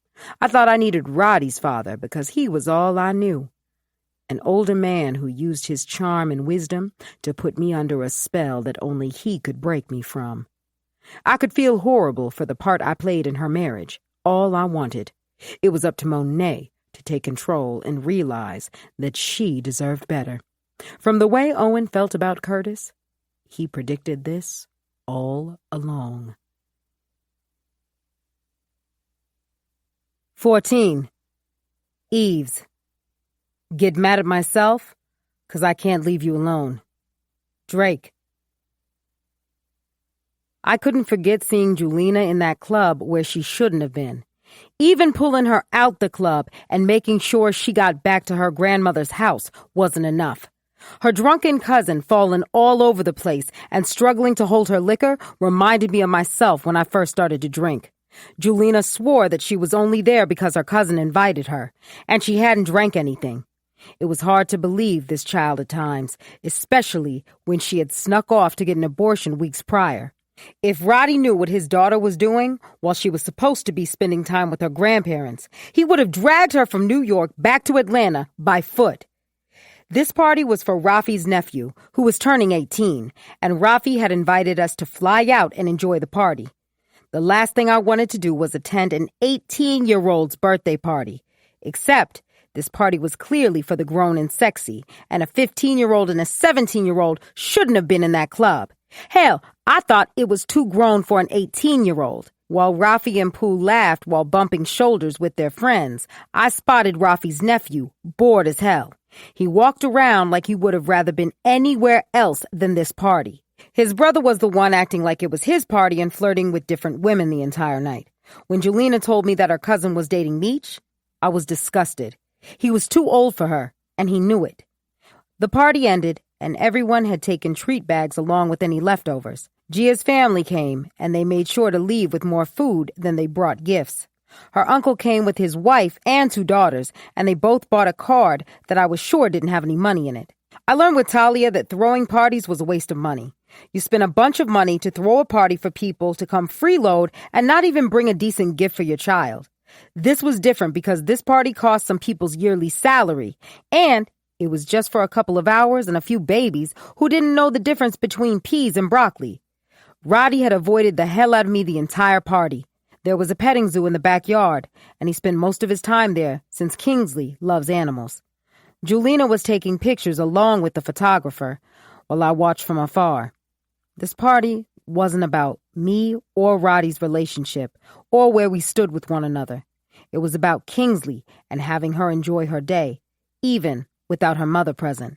You know, Daddy hired a cleaning crew to come over tomorrow morning to clean everything up. Julina ate a piece of candy and sat at the counter. She knew me and her wasn't anywhere near done having a conversation about where I had found her. For Kingsley, I was willing to leave it alone and allow us both enjoy the party without having speaking on it. And you know as good as I that they don't clean nearly as good as I do. I winked and sprayed down the counter. Even wearing an expensive Hanifa maxi dress, you're still scrubbing the counters. Julina snickered. You are here as a guest, Eves. Enjoy the party and time with Kingsley. Then go back to your beautiful home and relax. Let someone clean for you for once. You're still not off the hook, so stop trying to be all nice to me. I waved the spray bottle at her and continued to clean. Pooh had flown back to Las Vegas with Rafi for some important business shit that he had going on. I refused to go because I didn't want to sit in a hotel room all day waiting for him to be done with work. Trying to remain positive that this relationship would work was hard when it didn't seem promising. Pooh always prioritized work when we were together years ago, and I knew that by accepting his proposal, I would have to accept that too. He had been locked up, so he had something to prove to everyone that left him hanging while doing his time. He was determined to get everything he had lost and then some. I was supportive of him going after everything he wanted. It still hurt knowing that I was pushed to the back while he did that. Eves, come on. You know I'm not even like that. Seriously, don't tell my dad about this. He has enough going on, and don't need him on my case again. I looked around to see if anyone was around before leaning forward. You and your cousin shouldn't have been in that party, and your cousin shouldn't be messing around with that grown man. He's way too damn old for her, and you know that he is. What do you want me to do about it? She's 17, and her mother has no problem with it. I knew there wasn't much she could do because her cousin was older than her, and Julina was only 15. It still bothered me that she was even hanging around her cousin, who was way too grown to be around. That party was the first part. I didn't even know what else she would have Julina wrapped into. Rafi didn't give a shit that his nephew was dating a 17-year-old girl, and that's even if he knew that Julina's cousin was 17. At first glance, I didn't even know she was a minor. I took a deep breath. I know there's nothing more you can do. Just promise me that you'll be smart, Jew. I don't want to get a call that you're in the hospital, or even worse, dead. Bit dramatic, huh? I went to one party at the club, and you're already trying to kill me off again. What about that boy I saw you talking with? Mooski? He's cool and all, but we were just talking, and I was trying to find out if he knew where Sydney was. Eves, I'm smart enough not to end up like I did before. As much as I wanted to continue this conversation and force Julina to come back home to spend the summer, I knew that it would force her to act out even more and follow behind her cousin. I had to trust that she was going to make the right move and behave like me and her father both wanted her to do. At 15, I wouldn't have sent my daughter to New York without me. Then again, she wasn't my daughter, and I wasn't her mother. Julina was Roddy's daughter, and what he wanted for her was up to him, not me. We'll talk about this another time, I quickly whispered when Roddy entered the kitchen. Go and bring in the empty cups from the tables, I ordered. Julina cut her eyes at me and mumbled because she knew she wasn't in the position to decline what I had told her to do. Yes, ma'am. Thanks, sweetie. I chimed and continued to clear the other counters so I could wipe them down, too. If you want, I can get her ready for bed and put her down, I offered when I heard Julina leave the kitchen. Nah, just seeing you today was enough for Kingsley. She was so hyped to see you when you walked out in the backyard. I was excited to see her, too. I paused and held the paper plates in my hand. I miss being around you guys, I admitted quietly, although he heard me loud and clear. It was bold to admit I missed them, most importantly him, when I was engaged to another man. Our last interaction wasn't the best, and I knew I needed to stop this toxic-ass back and forth with this man. Except I knew that I couldn't because I was in love with him. Pooh was right to worry about the relationship between me and Roddy. How could he trust me to be around this man when I couldn't even trust myself around him? Eves, don't do this, please, he begged. You know I need you, and I'm not trying to do this back and forth shit when I need you, baby. The word baby made me weak to my knees, and I couldn't help but want to walk over to him and wrap my body around him while waiting for him to take me. I'm sorry, I whimpered, because I craved him. All the disrespect and the choosing of Gia over me had disappeared, and all I wanted was this man. I wanted him to make me feel like he did when we first met. My birthday trip was always in the back of my mind, and I constantly relived the memories when I was zoned out or drunk. With Roddy, I cared about my sobriety. Then again, with Roddy was how I fell off the wagon. He was so good to me that it was bad for me. When Mary was singing about Mr. Wrong, Sis wasn't lying. I need you too, Eves. Stay with me tonight. We don't even gotta do nothing. I just want to feel you close to me. Laying in his arms sounded way better than going back to that huge, empty house alone. Besides the housekeeper, it was cold and lonely there. Pooh wanted to make good on all the promises in the past that he didn't realize that I wasn't even the same person from the past. The big house and expensive things weren't what I needed. I was satisfied in the condo that I was going to lease and the car he had gotten me. Although he could have gotten me a Camry, and I would have been satisfied. I can stay if you need me to. Like a fool, here I was to lick his wounds after Gia had inflicted them. This man constantly showed me that he would pick his fiancée over me, and like a fool, I continued to fall for his advances. He walked around the counter and put his arms around my waist. I need you. The kiss on my neck sent chills down my spine. His scent was like my crack, and I couldn't contain myself. Roddy was like a drug to me, and no matter how much I tried to set healthy boundaries, I continued to fall right back into his trap. V came into the kitchen with Owen, and we both separated like we weren't moments from ripping each other's clothes off. We're going to head out. I'm going to leave my car here because I'm staying the night with Owen, V told Roddy and kissed him on the cheek. Today was a good day, and the smile on your baby girl's face was evident of that. Thanks, V, for everything. He hugged her and then turned his attention toward Owen. It was real nice meeting you, Doc. Thanks for taking time out your day to help make my baby girl's birthday go off without a hitch. They both did a dap and a brotherly hug. No problem. I told V I'm here for her family. We'll eventually be family. He winked at V, and I wanted to melt. This man was obsessed with her, and that was all she ever wanted when it came to a man. We gotta talk about that some more. He chuckled. On the real. Don't be a stranger, Doc. V was all smiles because her two favorite men were getting along. I could tell that she needed this in order to feel like this relationship would work. If Roddy got along with Owen, then she knew that their relationship had a fighting chance. Let me talk to you, Eves. She pulled me into the sunroom and closed the door behind us. Don't you do it, was the first thing that came out of her mouth once the doors were closed. What you mean? I played like I didn't know what she was talking about and took a seat on the edge of the couch. Don't you fall back into the same shit that you both just ended, Eves. You're engaged to be married and don't need to be falling back into Roddy's trap. Don't you want more for yourself? He's your son. So, like I told him, I'm a woman first, and I know that my son is toxic in his own ways. She folded her arms. If you were any other chick, I wouldn't care or have a say in the matter. You're different, Eves. Baby, you deserve better than what Roddy has been giving you. He needs me, V. Love, you aren't a damn therapist and he doesn't need you. He needs to step up and be a man and handle his situation. What happened when you needed him? Where was he, huh? I know he loves you, but the way he shows you isn't right. You deserve to be chosen, and until he can prove that, you need to move on and stop wasting your life thinking he'll change. I felt stupid that I was about to fall right back into his trap again. What was with me? You know that Roddy has my heart, and maybe I'm stupid in love. V, let me just be here for him once. And ruin something that you've wanted? Your fiancé may not be Roddy, but it is clear that he loves and wants to make you the happiest girl in the world. I hear you. She came over to give me a hug. I love you, mamas. All I want is to see you happy and with someone who's deserving. Roddy is a great man with many flaws, and until he can get it right, you need to keep your distance. Love you too.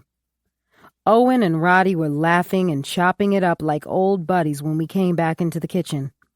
V hugged and kissed us both once more before she and Owen left.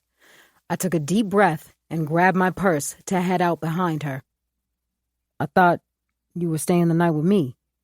He looked genuinely hurt when he saw me grab my purse. It's not the best idea for us to spend the night together. V got to you? She makes sense, Roddy. You're upset with Gia, and you need someone to comfort that. What happens when Gia makes it home? We're done. I'm not fucking with her ass, and I shouldn't have been so nice to forgive her after the shit she pulled with Julina. I've heard that before, too. The moment she comes and starts acting right, you'll toss me to the side. I took a deep breath. I deserve to be loved too, Roddy. Baby, I do love you, so fucking much that it scares me sometimes. I shrugged and gave a weak smile. See, I deserve a love that doesn't scare a person I want to be with. I turned and headed to the door before stopping and turning back around. I'm back, so if you need me to help with Kingsley or anything, you can call me. I could use the work to keep me busy. He nodded his head and watched me leave. I doubt Gia gonna make her ass back here, so I'll hit you because I know I'll need help once I drop Julina and RJ back to the airport. I'm here whenever you need me. I smiled and headed out the door. It was like Pooh knew I was near Roddy or something. He called the moment I got behind the wheel of my car. Hey, baby, I greeted. It was taking everything in me not to turn around and go back into the house. The thought of lying next to Roddy sounded better than going to a big empty house with a housekeeper who barely spoke English. What's good, baby? I'm heading home from Kingsley's birthday party. What are you up to, Mr. Vegas? He chuckled. I forgot you told me about that. How was it? It was cute. She had a lot of fun because it was animal-themed, and she loves animals. I smiled, thinking about how happy Kingsley was to see the animals at the party. She laughed, clapped, and babbled the entire time. I can't wait until we throw our babies' parties, too. You gonna be a momzilla trying to make sure shit is perfect. You know it. When are you coming home?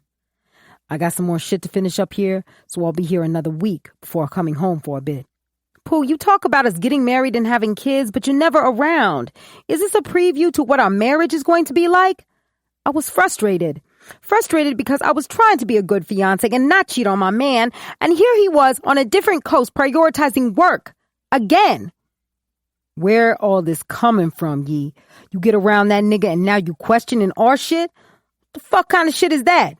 I wish you would stop thinking he's the reason when I ask about certain things. I'm questioning things because I'm tired of being lonely and following you wherever you go. Hey, I'm in Atlanta. Come out with me for drinks. Zaya's name and text message popped up on my car screen. Baby, when I get home, I promise we gonna talk about all of this. I want to start planning this wedding and getting married. Right now, shit rocky because I've been working.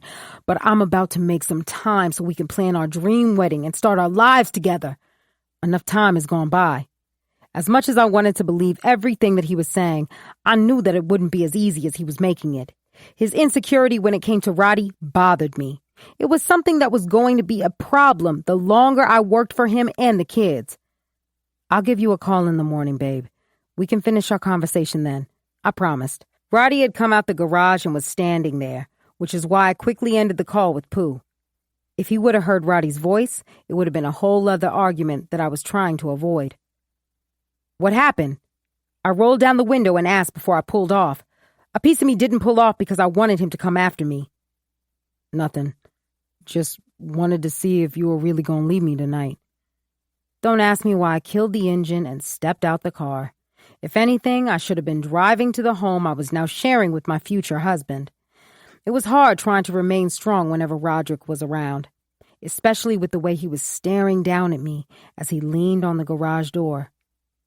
Did you not hear anything that I said? I heard everything that you said. Weren't you the person that just wanted to have fun? I remember you telling me that you just wanted to have fun without limitations. What happened to that? That was before I got engaged. I flashed my engagement ring and leaned on my car while I fucking him. He had taken his shirt off and was wearing his wife beater, and all I wanted to do was pull it apart while sucking on his neck. Eves, come on. You really about to marry this nigga? I remember you saying that you never wanted to get married again. I told you a lot of stuff, huh? Yeah, and getting married was something you said that you would never do again, so I'm asking you if this is serious. It's very serious. Roddy leaned up off the garage and walked over to me with that sly grin on his face. The wind blew his scent right up my nostrils, and I struggled to remain calm. All I kept replaying were V's words, and I wasn't sure if that was going to be enough for me. It can't be that serious. He raised my dress and rubbed my inner thigh. It's pretty serious. I moaned and removed his hand softly. I'm engaged and can't be doing this with you. Roddy kissed me on the lips and stared into my eyes. No expectations. I just want to feel you next to me, Eves. Feeling him pull me into his arms reminded me of one of the nights we went out during my birthday trip. After we ate dinner, we stood on the boardwalk and watched the water crash onto the rocks while he held me around my waist. I want to feel you too. I cooed into his ears, and that was all he needed to hear. He grabbed my key fob and put it into his pocket, then picked me up and carried me into the house. I thought he was going upstairs, but when he made a turn and carried me down to the basement. Besides Roddy's area, where the bar and his living area was, there was a spare bedroom that he was meant to use whenever he slept downstairs. Instead, he would just fall asleep on the sectional with his laptop and work scattered everywhere. I didn't know how many times I had to clean up behind him while he was sleeping on the couch when he was supposed to be in the bedroom. The moment I saw you walk into the backyard today, I couldn't focus. He gave me a kiss on the lip as he lowered me onto the bed and started to unzip my dress. I miss us, baby. I miss everything about us. And you're all that I think about. Then why do you do me like this? I moaned while he licked onto my neck while pulling my dress down, exposing my breasts. I want to make you feel good tonight, baby. No more talk about the past. Let's do what we do best. He kissed me in the mouth, and I laid back onto the bed. It was hard to turn my mind off and not think of the past when it kept reoccurring. I knew this was just because Roddy wanted me for the night. It was hard to act like this was just sex when I was in love with this man. Every kiss, soft bite, and lick he did to my body caused me to shiver because that's what his touch did to me. Everything about this man made my body tingle. I couldn't stop even if I wanted to. My eyes widened when I felt him push himself inside of me and growl. Fuck, I miss this. Always keeping it tight for me. He groaned as he sucked on my bottom lip. Like a fool, I allowed him to do all the things I knew would keep me in love with him. Never did think I would have to do the walk of shame out of Roddy's house. It was different when I lived there and could just go down the hall to my bedroom without being noticed. It was another thing when I had to get dressed, creep up the stairs, and avoid Julina in the kitchen. If she wasn't so into her conversation with that damn boy Mooski, I would have been caught. She was making her and Kingsley breakfast while trying to be cute at the same time. I was able to slip right past the kitchen and out the garage door to get into my car. I didn't want the kids to think things were back to normal because I spent the night with their father. Hell, I was already confused about everything, so that would make them even more confused because I wouldn't be able to explain the shit to either of them about me and their father's situation. The other night was everything I knew it would be and more. Roddy had me up until 5 a.m, dick riding and screaming. Thankfully, the basement is soundproof. I missed his dick and didn't realize how much I really missed it. After our last argument, I just knew that I would never end up in bed with Roddy again. Like a fool in love, I found myself right back in his arms, wanting him in every way imaginable. It had been a couple of days, and I hadn't reached out to him. I didn't want it to make it seem like I was back in his grasps. Roddy could have me any way he wanted, and the problem was that he knew it. Julina had sent me a text and told me they went back to New York. As much as I didn't like her being around her cousin, I couldn't do anything about it. Telling Roddy wouldn't do a damn thing but make matters worse. Hey, see you in a few. Drive safe. I cut my eyes at the text message Tara had just sent me. The only reason why I was finally sitting down and having a talk with Tara was because I was tired of Court trying to convince me. She thought that by us sitting down and hashing things out, things would return to normal, and that was the furthest thing from the truth. I could never have a friendship with Tara, and Court knew that. She assumed that because I was in a better place, I could forgive the shit that I dealt with when it came to both Tara and Khalif having a relationship. If her going behind my back and marrying my ex-husband wasn't enough, it was our family supporting him. Getting behind the wheel of that car was the worst thing I have ever done, and I regretted it every day. My own family never had my back through the entire ordeal. I had to bury my daughter and get a divorce all in the same year, and I didn't get a little bit of sympathy. Yes, it was my fault for all that happened, and I couldn't bring my daughter back even if I made a wish for it. But what happened to my family's love being unconditional? My family not only made me feel like a waste of a life, but they treated Khalif like he was a god himself. I don't know how many family functions I went to after Talia passed and had to sit and listen to them talk horribly about me while I sat in their faces. My family had never been family before, and after Talia's passing, her passing had just brought out how they really felt about me. Tara knew how the family treated me, and she used that as an excuse to go behind my back and marry my ex-husband. If this was how family acted, then I didn't want to be a part of this so-called family. I wasn't perfect and had my fair share of mistakes that I desperately wanted to take back. Bringing Talia back was the only one that mattered to me. I could live with my family being angry with me, or my husband not wanting to be in our marriage. I just couldn't live without my daughter. That was why I got so upset with Gia. She had the life that most women, including myself, would kill for. Instead of being grateful, all she did was complain about the things that wouldn't matter in 10 years. Her hosting parties wouldn't matter in a few years. It would be a new girl who was prettier, younger, and willing to do a little bit more. Hey, baby. I answered my phone as I got behind the wheel of my car. Meeting with Tara was at the bottom of my list of to-dos, and I dragged my feet getting ready for it today. What's up, beautiful? I miss the shit out of you. Get on a flight and come to me. If only it was that easy. He chuckled. It is that easy, baby. All you gotta do is get on the flight and be here in a couple hours. It's not that easy, Pooh. You want me to drop everything to get on a flight to come to you? Damn, Yee. Why you gotta start something? It was a thought and would have been nice to spend time with my fiancé. You acting like you got something to do anyway. He must have knew that he crossed the line with his last statement.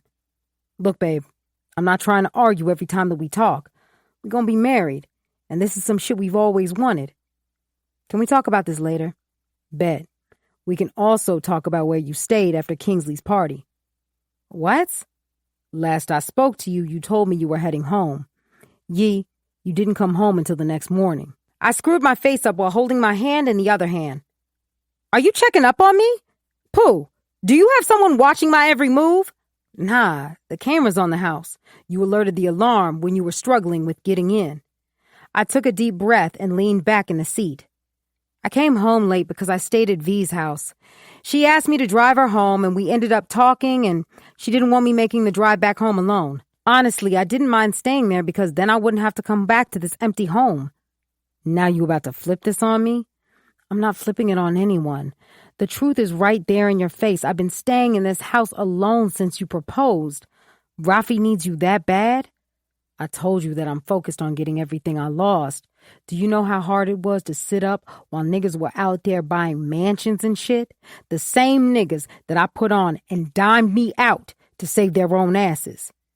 Why the fuck did you propose to me if you planned on being focused on getting back on your feet? Because I fucking love you and you were all I thought about while I was in there. The shit ain't going to be easy, but I need you to have my back and not make this shit more complicated than it is. All I could do was take a deep breath. Pooh wanted me to sit up and play wifey while he continued to handle business while neglecting me.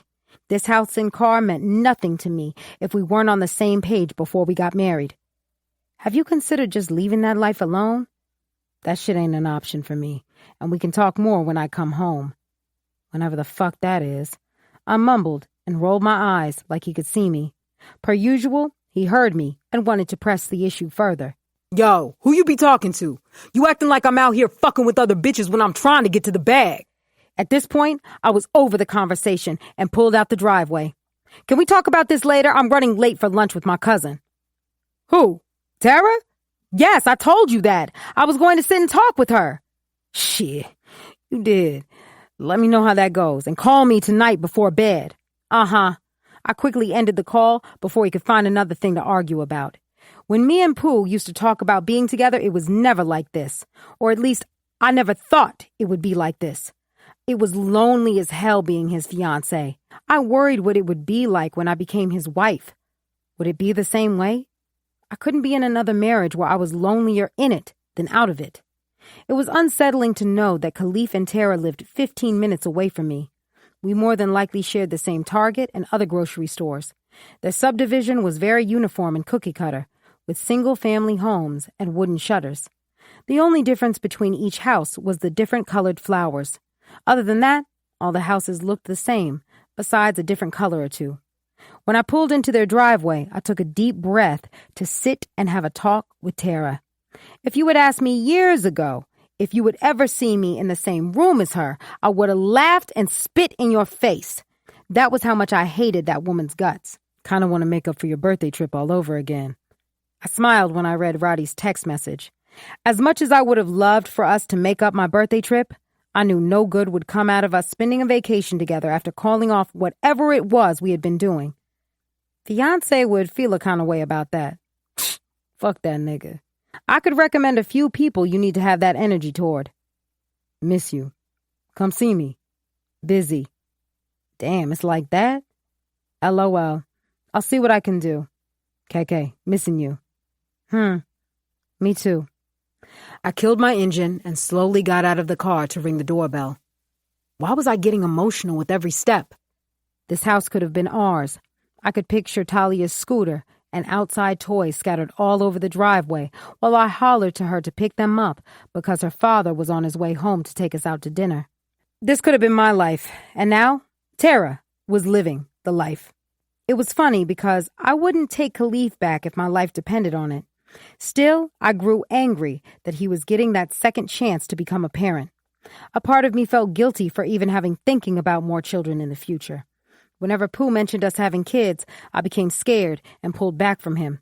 I was afraid to become someone's parent. When it came to Roddy's kids, it was easy for me to be there for them. They had a parent who loved them. In retrospect, I was just their nanny. It was different when you had a child of your own. You were responsible for that kid, and I didn't have the best track record when it came to being the best mother in the world. Soon as I rang the doorbell, the door opened, and Tara and her swollen belly greeted me. Her belly greeted me before she did. "Hey, Eves, I saw you pull up on the camera. Come on in." She held the door open, and I stepped inside my ex-husband's home. The house reminded me of an older aunt who was obsessed with quoted decor. Tara had every quote imaginable in her house, along with crosses and other knickknacks. The house screamed Southern, and she wasn't even born in the South. The kitchen had a bunch of roosters all over with oven gloves that matched them. I was so curious about the direction she went when she decorated this home.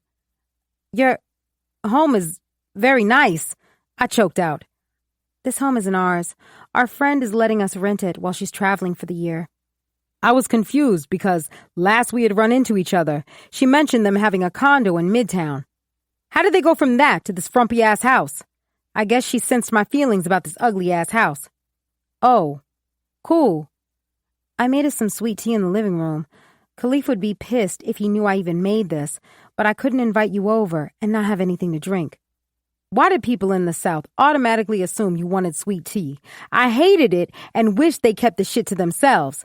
Tara wasn't even from the South, and she was sucking down her first cup like her life depended on it. "Yeah, how's the pregnancy been so far?" "I'm tired all the time. We found out that we're having a little girl, and I'm so excited. You know, all I push out is little boys." "How does Khalif feel about that?" "Thrilled, and can't stop bragging to everybody that he's having a baby girl." I nodded my head and folded my hands, uncomfortable as shit with this conversation. "Oh, I'm sorry, I didn't—" "You're good, Tara. I don't have much time, and I really want to avoid your husband coming home. So can we move this along? I didn't have shit else to do today besides a few returns. Still, that didn't mean that I wanted to be here with her all damn day." "Right." She paused like she was trying to find the right words to say. "I've been wanting to reach out to you for a while. Khalif always told me that it wasn't a smart thing for me to do." "Khalif always knows best," I sarcastically replied and rolled my eyes because he swore he knew everything because he had a degree and was in medical school. Well, doctor now. "Yeah, he does think he knows best." She shook her head. "I should have spoken to you when me and Khalif decided to be together. It just kind of happened, and I didn't know how to talk to you about it." "How about not getting together with my ex-husband? You're my fucking cousin, Tara. Ain't there some kind of loyalty supposed to be there?" She looked down at her hands and then at me. "I should have been loyal and stuck by your side, especially when everyone else pretty much wrote you off." As painful as it was, I deserved it. "No, you didn't deserve for your family to toss you to the wolves when you needed us most." Her voice cracked. "I just carried so much guilt because of how he did you, and it wasn't fair." Was she really about to sit here and sob about my life? From where I sat, it was clear that she got the good side of things. "The past is the past, Tara. You're married to Khalif, and you're about to have his baby. Going back to discuss the past isn't going to change anything." "I know it's not going to change anything. I just want you to have some closure." "Why the hell would I need closure? Me and Khalif are as good as done, and I've written him off way before then. He wasn't a good husband, but maybe you'll have more luck with him." Tara broke out sobbing and trying to control herself.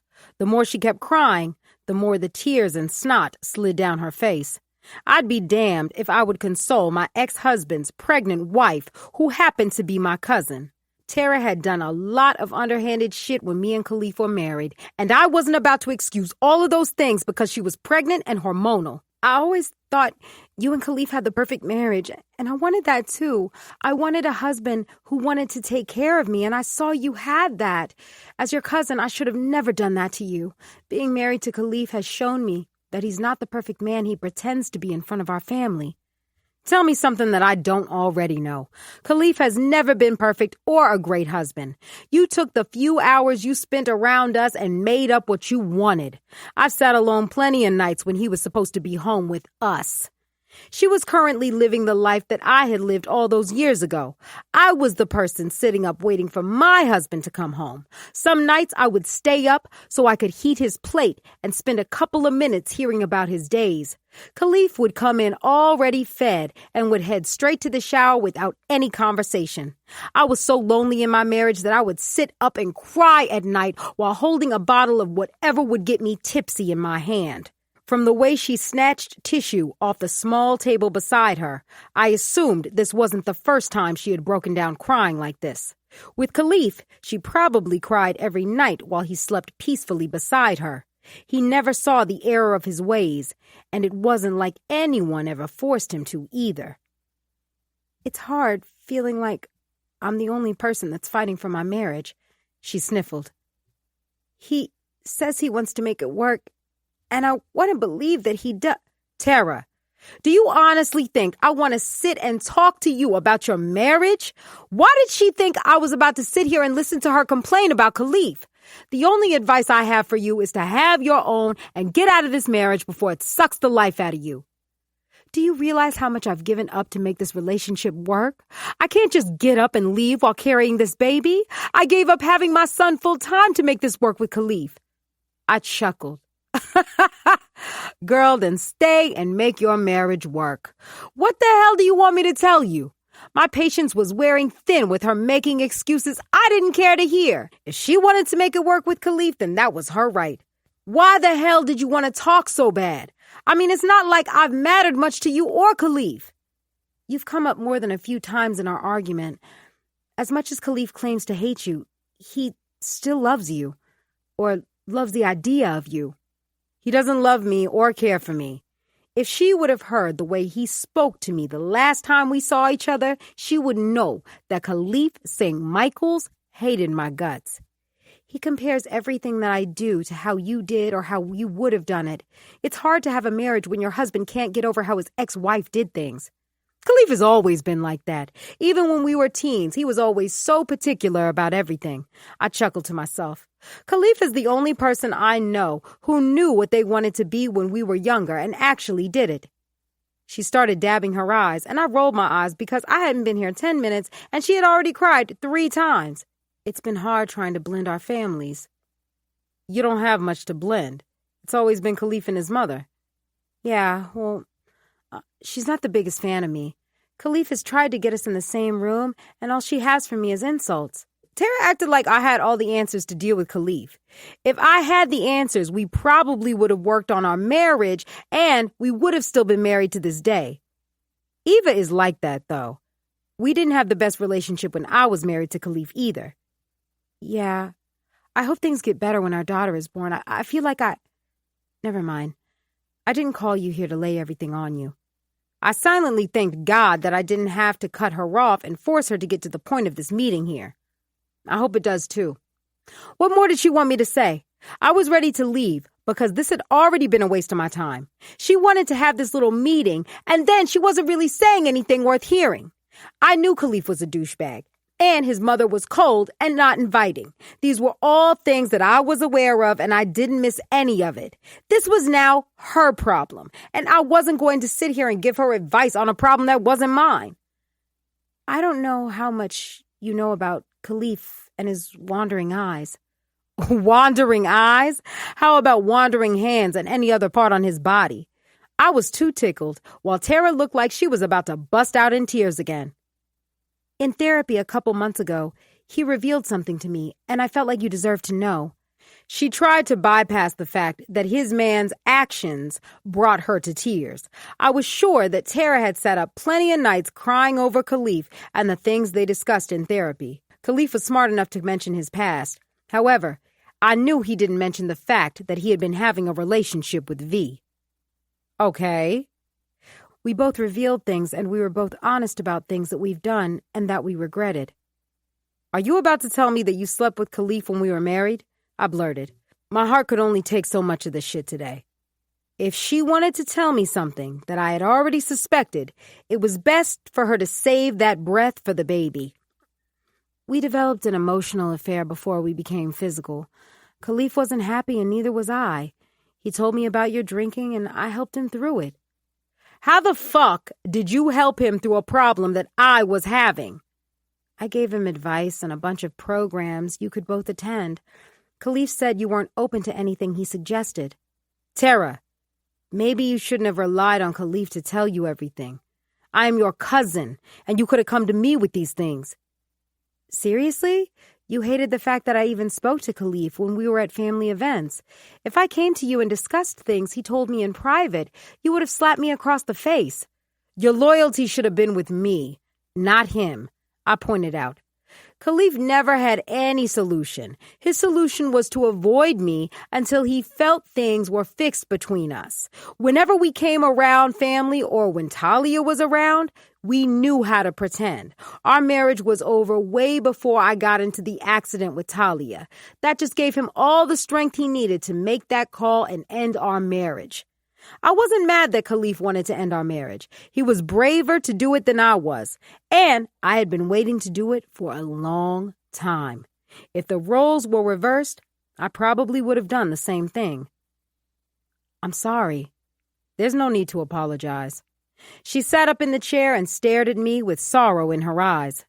Tara regretted every decision she made when she decided to marry Khalif. It wasn't up to me to sit and forgive her so she could go on and have a good life with my husband, ex-husband. She had to pull up her panties and live with the consequences of her actions. Khalif revealed to me that he has another child. She paused again.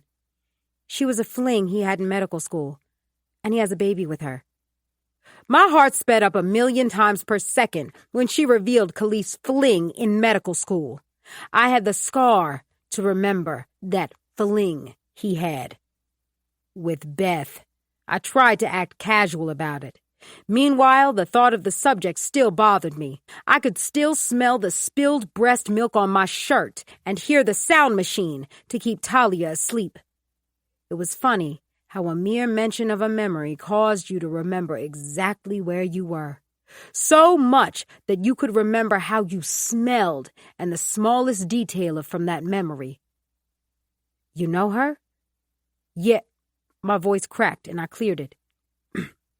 Yes, I know about Beth and all the others. It was clear that Khalif hadn't been as honest as he should have been in therapy. Others? There were many others. Some not as important as Beth, and some who he didn't bother to remember their name. Beth seemed to be the one who was so important to him. Wow, I'm so sorry, Eves. We never knew what was going on behind closed doors. I remember there was a time when I would lay in my bed and envision the day my family would see past Khalif's good guy act. It took for my cousin to marry him for her to believe that he wasn't the good guy that he pretended to be. Have you met his child? Yes. She's a year younger than Talia, and Eves, she resembles her sister so much. I slowly counted and tried not to show my emotions. He went and made an entirely new family while still being married to me. So, this is real? Talia wiped a tear and shook her head. Apparently, he's been in the child's life since she was born. He wanted to be honest with me because Beth is trying to move to London with their child, and he wanted me to know, so he has a fighting chance to fight in court to keep her here. Do you have a picture of the little girl? I questioned, not worried about him fighting for custody, or the fact that Tara seemed like she was going to stick by her man. She pulled her phone out and scrolled for a bit before she handed me the phone. This was her Valentine's Day photo shoot that Beth had sent Khalif. I cradled the phone in my hand and looked at the little girl who resembled my baby girl. God, it was like looking at Talia all over again. I used to always say that Talia got her looks from me and would argue anybody down who disagreed.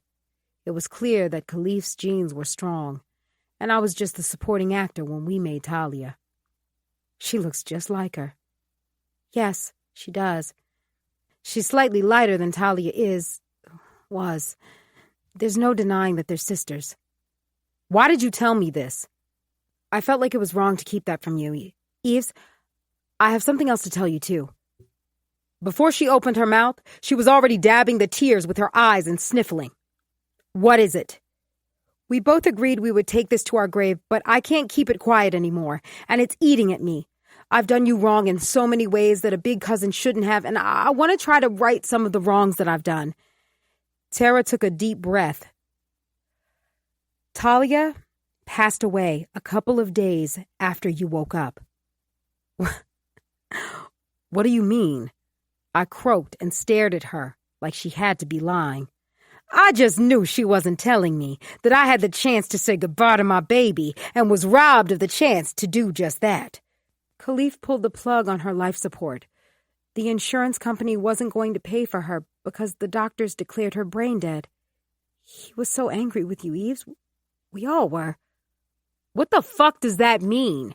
I should have been given the chance to kiss my child for the last time. Khalif had no right to decide that without me. Now I was the one sobbing, because how could they? The family agreed that you shouldn't have been allowed to be there. I held one hand and Khalif held the other while they turned the machines off. Stop lying, Tara. My own mother told me that she passed away. She wouldn't cry and make a scene like she did. It was your mother's idea. She continued to sob like it was her chance that had been stolen. I didn't know what else to say or do. As bad as I wanted to slap the shit out of her, I knew she was pregnant. Who gave y'all the right to do that to me? I never fit in with our family, but always stuck by all of you. The fact that all of you could be so evil and do me like that doesn't surprise me. I sniffled while gathering my stuff so I could leave. What was the purpose of telling me? You wanted to clear your conscience so that you can sleep good at night? I never agreed with the plan. You have to understand that your mother and Khalif wanted this, and we were all just told to keep our mouths shut. After all these years, I felt bad because no matter how any of us felt, you should have been granted the chance to kiss your baby goodbye. Fuck you, Tara. For as long as I've been around, I had to have my own back because you nor anybody else had my back. The fact that you kept this secret all these years and never said anything just speaks to the type of person you are. Eves, please don't leave. I want to make this don't make shit right with me. I already had made up my mind about our relationship before I came to this ugly-ass house. I turned and swung open the door. Then I got another thought and turned back around. You know what you need to make right? Your husband cheating on you with one of my good friends. See, I could have come to you and told you as soon as it happened, but I guess I was on the same type of timing you were on. My mother always stressed the importance of blood being thicker than water. When it came to my family, I wanted nothing to do with them. As far as I was concerned, they could have acted like I never existed. That shouldn't be too hard, since they already acted that way anyway. 15. Julina. Julina, all this sleeping through the day and being out at night is going to quit. You walking around here like you grown. Now, I don't know what your father let you do in Atlanta, but things are different around here. My grandmother bickered while picking up the bedroom me and RJ were sharing. It was mostly RJ's dirty laundry and his game scattered everywhere. He was barely here some days and used the same excuse I did, making up for lost time with our cousins. My grandmother spoiled RJ. In her eyes, he couldn't do anything wrong. It was me she made the fuss about, which is why I like to spend half my time over at Sydney's house. My aunt didn't give a damn about what me and Sid did. All she did was sit in her room on her phone talking to men she met on Tinder. We all knew no real man was going to sweep her off her feet. The only men she was going to attract was men that wanted to use her for a place to stay or whatever money they thought she had. It's my summer vacation, Graham. Why am I waking up at the crack of dawn every morning? I moaned from under the blanket, careful not to peek out because I knew she had the shades wide open. I need to go food shopping and run a couple of errands. And Julina Mathers, you better watch your tone with me. I need help, and since you're here doing nothing, you can come along with me. The thought of going food shopping and running errands with my grandmother sounded like hell on earth. Since I had arrived here, my grandmother hadn't been the easiest on me. It seemed like she had a problem with everything I did, and at this point, I was over it. Sorry, I muttered and closed my eyes, praying that she would give me a couple more minutes of sleep. When I come back here, you better be up and getting ready. I rolled my eyes and pulled the blankets off me. RJ came into the room with a breakfast sandwich in his hand and chuckled. Grams is on your case this morning? He closed the door behind himself. When is she not? I'm thinking about staying over with Norma for the rest of our stay here. Yo, really a drama queen. He laughed and took a bite out of his sandwich. Jew, you 15 and shouldn't be hanging out all night anyway. Why does everybody keep throwing my age up and everything? Because you keep forgetting how old you are. You need to chill out and enjoy spending time with our grandparents. I tossed the pillow at his head. You enjoy spending time with your grandparents. Grandpa is always going out and gambling down at the barbershop, and Grandma is always cooking for a damn army. It was clear my grandparents weren't the perfect or happy couple they pretended to be. My grandmother was up at the crack of dawn every morning cooking for an imaginary army. My grandfather would sit at the table or his chair in the living room while reading the paper. After he ate, he would go down the street to the barbershop for hours. Grandma would watch her stories while cleaning up the mess from breakfast and preparing to make dinner. This was their routine, and it was a boring life. They didn't have a life outside of their routine, and I kind of felt sorry for my grandmother. You came out here to spend time with them, so why are you acting like it's the worst thing in the world when you actually have to do it? That was before Graham started throwing shade and acting like everything I do is wrong. I pulled out an outfit for the day. While Grams was cleaning up after breakfast, I was going to sneak out and head down the block to my aunt's house. My aunt wasn't too good to lie to her own mother. Shit, she was already lying about Sydney's boyfriend. Grams thought Sydney's boyfriend was in her school, which told me that she didn't even know Sydney dropped out of school. Even though they were less than a few blocks away, my grandmother knew nothing about the life that Norma and Sydney were living. She's not even that bad. Is it wrong of her to want the best for you? By being mean about everything that I do, I'm honestly starting to see why Mom moved in with Mama V and Daddy when she got pregnant with you. Oh, you think that was a choice? You cute. RJ finished his sandwich and checked his phone. I got some shit to do today, so I can't sit here and tell you what you should or shouldn't be doing. What things do you have to do? You're always leaving like you have a job here or something.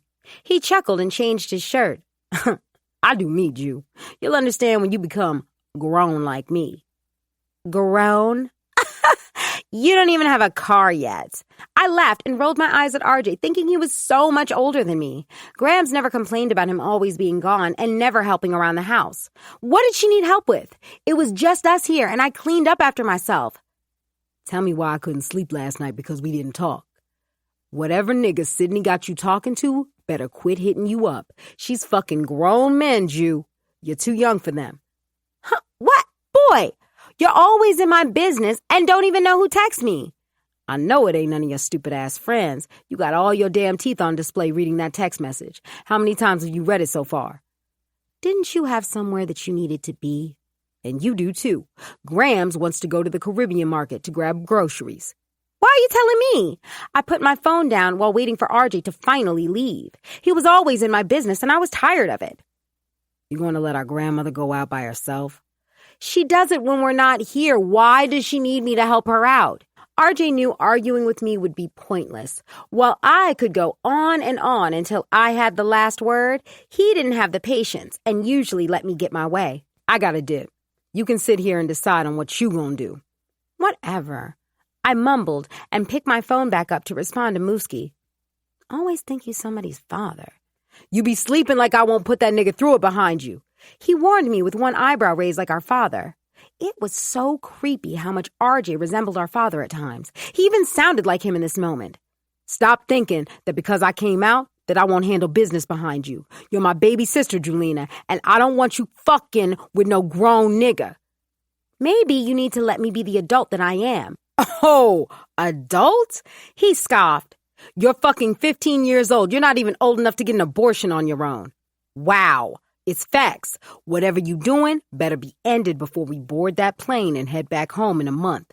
He warned me again and then left out the room to do whatever it was he did during the day. RJ loved playing the big brother, and most of the time I ignored him. He did have good advice whenever I needed some, but this was the summer and I was determined to have fun. Things have been so tense lately and I just wanted to have fun and enjoy my summer with my cousin. Quit trying to gas me up, LOL. Nah, for real. Let me take you out today. Okay. Shoot me your address and I'll pick you up. Meet me at Sid's place. Bet. I'll be over there around 5. Okay. As bad as I wanted to leave without my grandmother knowing, RJ had a point. The purpose of this trip was to get to know my grandmother more and spend time with her and my grandfather. I could spend the afternoon with her and then head over to Sydney's place in time to be picked up by Mooski. After spending the afternoon with my grandmother, I knew I was going to need to get away from her for a few hours. Despite how I felt, I was going to put my best foot forward and spend time with my grandmother today. I was going to allow her smart remarks to roll off my back like fresh rainwater and just try to make our time together more pleasant than they have been.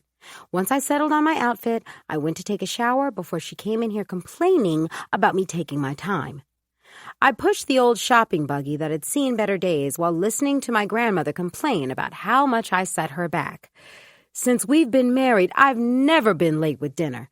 As soon as he comes home, dinner is on the table and hot for him to eat. Grammy, he's not going to die if dinner isn't prepared on time. Why did I even say that? She whipped around in the middle of the sidewalk like I had slapped her in the mouth. I have a schedule that I stick to and haven't strayed from. You should have one, and maybe you wouldn't be running around here dressed like a streetwalker. Ouch, that was harsh. All I have on is a crop top, and you're making it seem like I have ass and breasts all out on the sidewalk. Bree, you better watch that damn mouth. You never knew when enough was enough. She pointed her long, bony finger in my face and grabbed hold of the shopping buggy. My name isn't Bree. Hurry along so we can make good time. I don't have time to debate on your name with you, Julina. You hate me because I remind you of my mother. The spitting damn image. You talk, walk, and act just like your mother when she was this age. You know what happened? She went and got her fast ass pregnant by that no-good man you call a father. That no-good man you're always talking shit about is a good man. He may have gotten her pregnant, but he never gave up on her or his children. Even in her death, he still honors any way that he can. My mother was more than a pregnant teen, but no matter the accomplishments she accomplished, all you can see is the mistakes she made. Tears welled up in my eyes because I was legit hurt. The whole purpose of this trip was for us to spend time together, and you've been a bitch the entire time. I'm not my mother, and she may have hurt you with her decisions, but I'm not her, and I can't fix what she's done. I turned and walked back toward the house. My mother made her mistakes, and I knew that's what made it so hard for my grandparents to accept my father. In their eyes, he was responsible for her murder, and if she never got with him, then she would still be alive. Like they lost a daughter, my father lost his wife, and his children lost their mother. They were so blinded by how they felt that they didn't notice that other people were hurting the same way. I refused to let her treat me how she wished she treated my mother when she was my age. Nobody had time for that shit, and I'd be damned if I sat here and allowed it from her.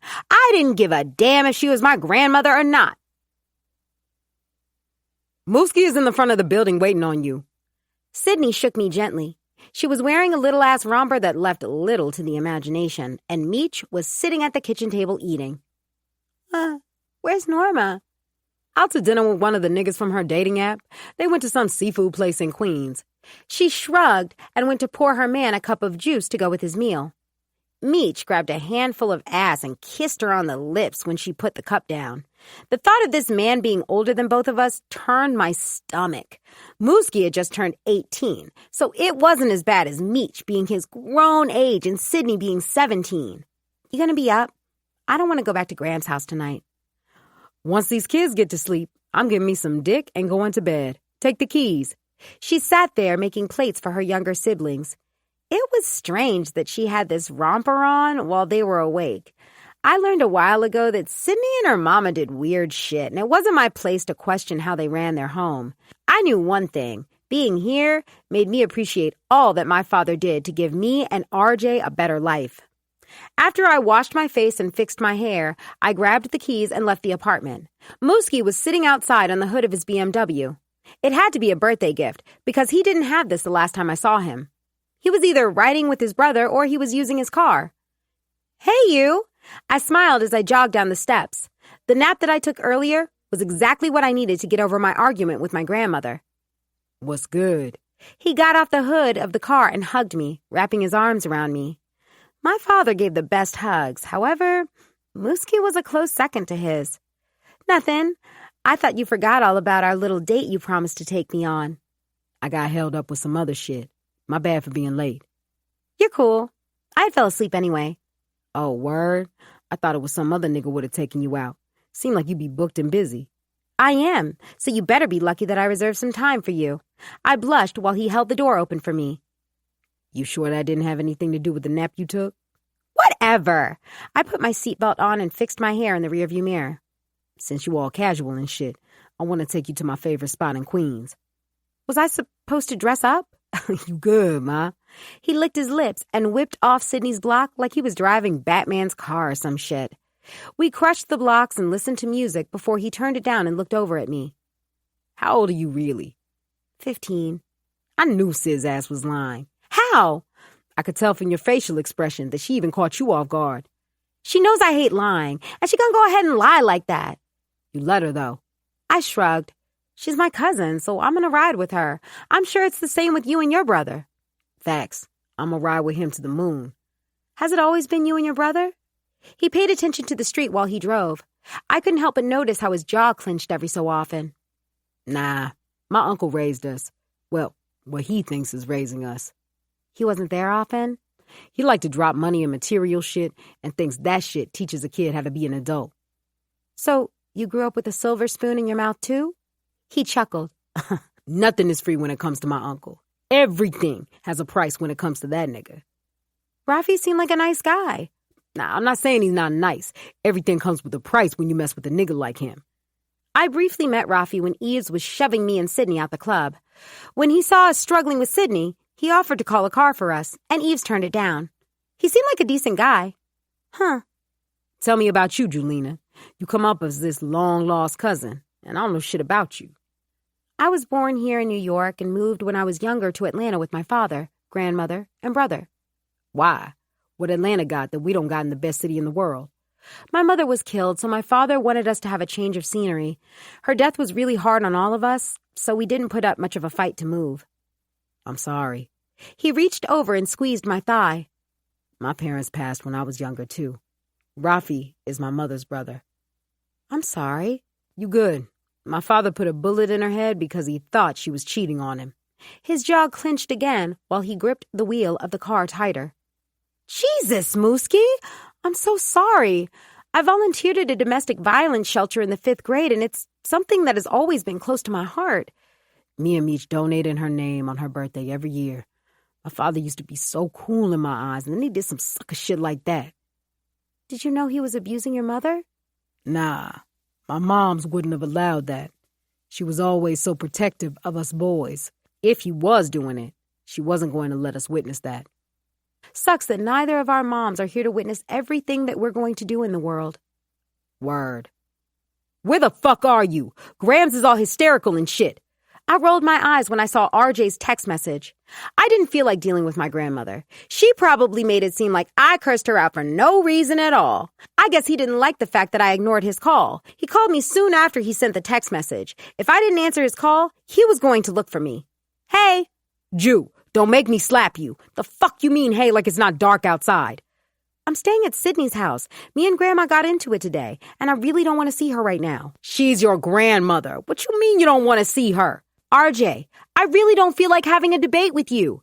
Mooski's head snapped over toward me when I mentioned his name. He's my brother. Relax.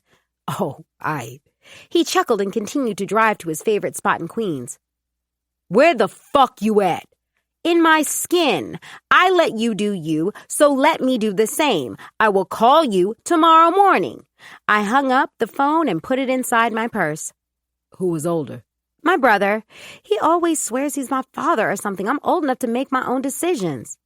My, You 15, not 25. Your brother is going to worry about you until the day he dies. Well, he needs to realize that I'm older and can do whatever I want. I don't tell him what to do, and he should do the same when it comes to me. Older brothers are always going to look out for you. Don't blame him for caring about his little sister. It's easy for you because your brother isn't always in your business. Meech is always minding my fucking business. Shit, I think he be in my shit more now that I'm older than before. Since we arrived, RJ was always on my grandmother's side. He made it seem like I was imagining the shit she was doing or saying. What irritated me the most was how he mentioned me being spoiled. It had nothing to do with anything. My grandparents' house wasn't as big as ours, but that had nothing to do with the feelings toward my grandmother. We pulled up to this hole-in-the-wall halal spot that Mooski kept mentioning on the ride over. He was going on about how I was going to love the food and how he would order for me since I wasn't familiar. I was just glad to get out of Brooklyn and spend time with him. Our other encounters had been brief, and someone else was always there. If it wasn't his brother stopping by Sid's house so he could change, it was when Mooski was alone and I was usually with Sydney. This time we were both alone, and I was excited to spend time with him. This wasn't something serious, and I wasn't foolish enough to think that it was. A summer fling right before having to go back to school wasn't too bad either, right? 16. Roddy, your wedding day will be my funeral. Sammy. Shit was confusing when it came to me and Eves, and I couldn't figure out the direction we were going. One minute we were good, and then the next minute she was ghosting me or sending one-word text messages. I was trying to be there for her, and she was making the shit harder than it needed to be. I fucked up in the beginning and knew that I had a lot to prove to win her heart back. She was engaged to be married to this next nigga, and I had to accept it. Just because I accepted it didn't mean I respected her choice. Eves was in love with their past and had no idea what their future held. From the way she cried while riding my dick that night, I could tell she didn't want to marry this man. Everything in her body was telling her that she didn't want to get married to this man, and she was fighting against it. I couldn't blame her. It was like I had been the best man to her. She felt like she had to make this relationship work with that nigga because I had let her down so many times. Since Gia missed Kingsley's birthday party, she had been on my dick for me to forgive her. She went as far as to have someone come in every day this week to make dinner for me and Kingsley. With it just being me and Kingsley, I needed some help when it came to making food for us to eat. V and Eves were both busy doing them, so the catered dinner every night was right on time. In typical Gia fashion, we never sat down and discussed her never coming to Kingsley's party. It was natural for her to sweep shit under the rug and pretend that shit never happened. It was crazy because I allowed her to do the shit, and now it had become the very shit I hated about her. Kingsley, we need to move to the next movie. I'm tired of hearing about Bruno's ass. I complained while we laid on the couch in the basement. She had watched this movie 10 times in the last few days, and I was tired of the stuck-up-ass grandmother in this movie. The house had been too quiet since the kids went back to their grandparents. I was shocked when Julina told me she wanted to extend the trip. I just knew she would be running to the airport ready to get home. It was times like this that made me regret buying a big-ass house like this. It was just me and Kingsley here, and it felt lonely as shit. The notification for the security system popped on the TV screen. You ain't tell me you were coming over here. I dapped my best friend, happy that he was here. Nigga, I sent you a text message yesterday, and I told you I was bringing chicken from JJ's. Shit. Kingsley's been on it watching her favorite YouTube videos. She must have muted that shit or something. Levi washed her hands and then picked Kingsley up. I'm sorry for missing your birthday, mamas. Uncle made sure to put a nice sum in your college fund, too. Levi and V were all on the kids' accounts and in my will. If something was to happen, they both would step in to make sure the kids got everything I had set up for them. How much did you put in? 10 racks? Kingsley is going to the best HBCU money can buy. Might fuck around and donate a library in her name. I shook my head and unpacked the food that he brought over. How you know she gonna want to go to college? Julina said she didn't want to attend college. Then she can start a business or travel for the year. It's her money to do what she wants with it. I wasn't the type to push college on my kids, as much as I wanted them to attend because it was what Bree wanted. I didn't want to spend thousands of dollars for them to discover that I wasn't for them. Bree would have wanted the kids happy, so doing whatever they wanted would make her just as happy. What's new with you? Same shit. Madeline's been avoiding me since I found out that she and my pops went to a fertility clinic. He can't get his soldiers to march. My pops had vasectomy years ago, and they were going to see if he could get it reversed or some shit like that. I can't get past the fact that she is going through with this shit. Do you want me to be real with you? Not really. You're going to anyway, so go ahead. He sat Kingsley down in her high chair and then took his seat at the counter. Levi knew I was going to be honest with him when it came to he and Madeline's relationship. She sounds like she's trying to settle down and make sure the bag stays secure. I know your pops don't want no more kids. All his kids are grown. If she's pushing it, then you need to let her go. Find a chick that you don't have to hide in the bushes for. Easier said than done. If it was so easy, then you would have ended shit with Gia. Damn, you really going to throw that one in there? I gave Kingsley a piece of chicken. She didn't waste any time shoving it into her mouth and using her 4 teeth to bite into it. Hell yeah, I'm still waiting for you to dead shit with her. Kingsley's birthday, bro? That shit can't be forgiven. I'm not saying that I'm going to forgive it. You don't have to say it. Gia will go on like shit didn't happen, and you'll let her. If she can't even put the baby first, what you think that mean for you? The difference between me and you is that I know I have to let go. You're not trying to let go and make something work that's not meant to work. We're meant to be together. She just doesn't see that right now. We both laughed, and I shook my head because this man was in love with her. You wild as shit. How my main girl, Eves? She's straight. That's all I get? She's straight? The fuck does that mean? I purposely kept shit from Levi because I knew what he was going to say. That nigga was Team Eves, and he never tried to hide it either. He wanted us to work and was so loud with his opinion that I avoided telling him shit. We back on speaking terms. Nah, I'm going to need more than that. I finally broke and told him everything that had happened between us. From the expression on his face, I knew he was going to chew me out over the way I acted. When we spoke, I told you that you needed to apologize and fix shit. We did that too. I licked my lips, thinking about how I ate her from the back while making her accept my apology. You nasty. Eves ain't no fuck buddy. That woman is meant to be your wife. You got the right woman in front of you and you acting stupid behind her. Apparently, she's about to become the next nigga's wife. Not the old friend she told you not to worry about. Yep. Then fight for her. She's probably marrying that nigga because you kept choosing Gia over her. Nigga, eventually that shit gets old and she gotta move on. I got too much on my plate to be fighting for my spot in her heart. Wouldn't have to do that if you weren't acting like a pussy. Why you get like that with her? It's like all common sense goes out the window when it comes to Eves. All my common sense went out the window because I was in love with her. It was like my brain went numb when it came to making all the right decisions when Eves was involved. It scared me because I felt the same with Bree. The thought of having something stronger than what I had with my wife scared the shit out of me. I don't know. She just makes me like that. You be acting like she's so damn innocent too.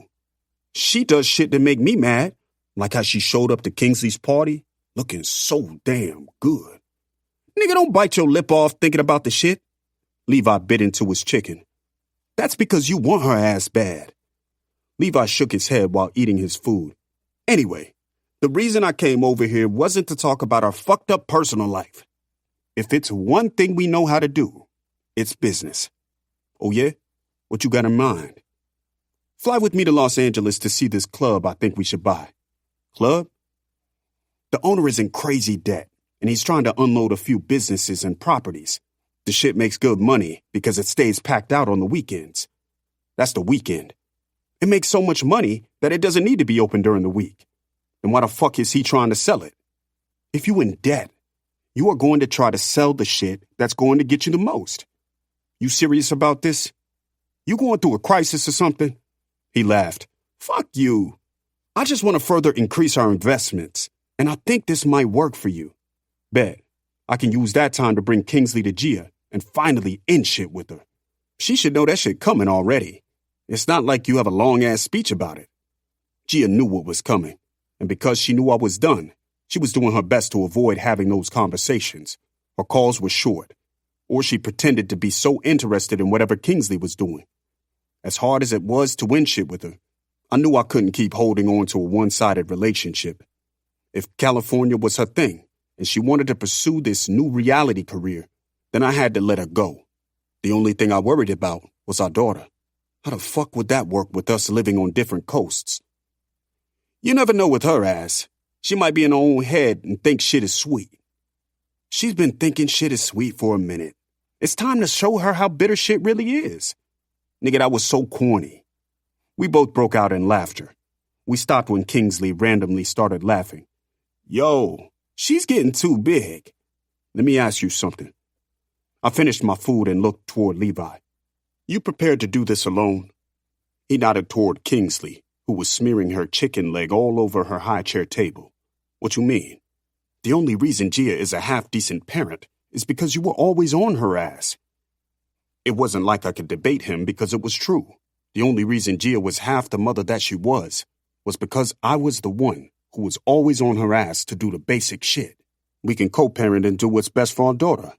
If she can't do that, then I'll take full custody, and she can have visitation. I think you need to prepare yourself for what that's going to look like.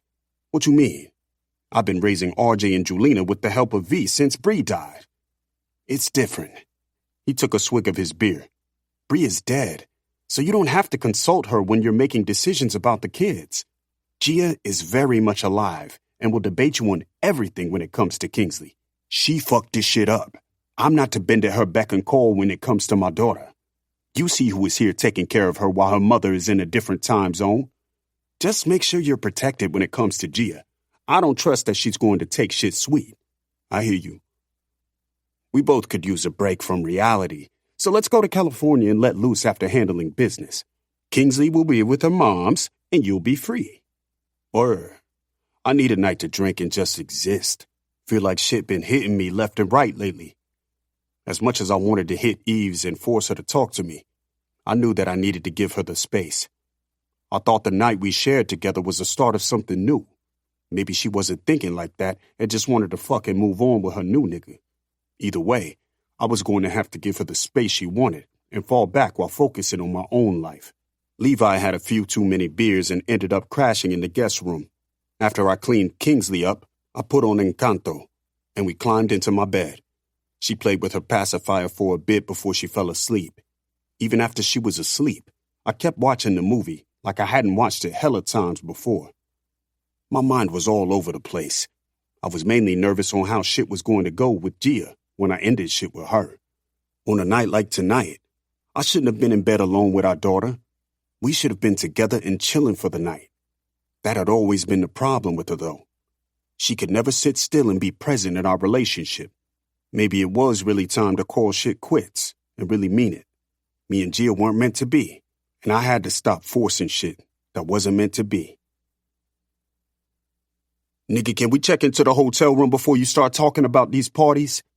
We had just gotten into the car service, and this nigga's phone hadn't stopped ringing yet. He was making all these plans for us, and I just wanted to sit in the damn room in the dark. Kingsley didn't take flying good this time and hollered the entire flight. The flight attendant that was eye-fucking me the moment I stepped on the plane was helpful. She brought whatever she thought would soothe Kingsley during the flight. They didn't complain much because we were flying first class, and Kingsley had her own chair. I wasn't about to hold her the entire flight. Once it clicked to give her the iPad, she calmed down for the end of the flight. I think I was the most relieved because I could catch a quick nap before she started her shit again. You can sleep when we're back home. The older kids are with their grandparents and Gia is meeting us at the hotel to get Kingsley. Nigga, we about to turn up like we used to before you got all booed up and shit. Me and Levi partied like it was going out of style. I was depressed and still mourning Bree and just wanted to forget about shit. Levi was there to feed me drinks, and we'd end up at whatever club was the most popular. I wouldn't come home until after the kids were in school some days. It was hard trying to pretend shit was sweet when I was dying on the inside. Gia saved me from that. She made life enjoyable for me. Then again, I think I just wanted to believe it because it seemed like life had gotten better when I met her. In reality, Gia wasn't the solution, more like the distraction. That flight just has me mentally drained. Don't tell me you're about to fall back into that shit with her. You came here to end it, and you better end the shit, or I will. Calm the hell down. I'm going to end it with her. I just need a minute to figure out the best time to do it while we're here. The only way to move forward was to end shit with Gia and try to co-parent with her. As much as I was focused on trying to keep my family together, I knew that we needed to end shit and move on with our lives. What she was willing to give me wasn't something I was willing to accept anymore. When we checked into the hotel, Levi went into his room and I waited around for Gia. She was coming from a shoot and asked me to wait in the lobby for her because she couldn't stay long. It made me wonder who was going to watch Kingsley while she navigated California. I knew she wasn't going to give up any of her prior engagements because she had her daughter. Hey, sorry for running late. Valet agreed to hold my car so I could run inside. She rushed over with a full face of makeup and a pair of heels.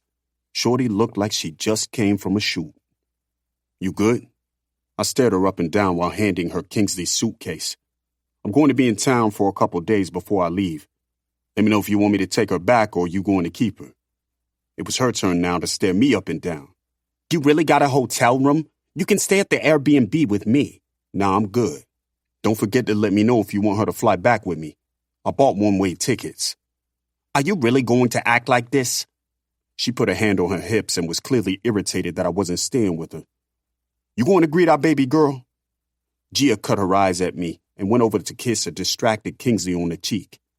Kingsley was so busy with her iPad that she didn't pay her mother any attention. She never got excited when Gia came around. If Eves had walked into this lobby, she would have tossed that iPad to the side and tried to jump off the couch to greet her. I've been working with a planner to do a small party with a few friends. What friends? I don't know nobody out here. I have a few friends with kids and I'm giving her another party. To make up for the one you missed? Why do you have to be like that? She kissed her teeth. I'm not perfect, Roddy. Never said I was. At least I'm trying. Trying for who? Since you got out here, it's been about you and only you. Fuck me, the kids, or our home back in Atlanta. You couldn't even be bothered to come to our daughter's birthday party that you wanted. She shifted that Birkin on her arm, and I noticed it wasn't the one I had bought her. That shit was new, and I could tell because she hadn't taken the plastic off the latch lock. Get over it. I missed her birthday party, and I hate myself for it. We need to move on from it because it's like beating a dead horse. Where you get that bag?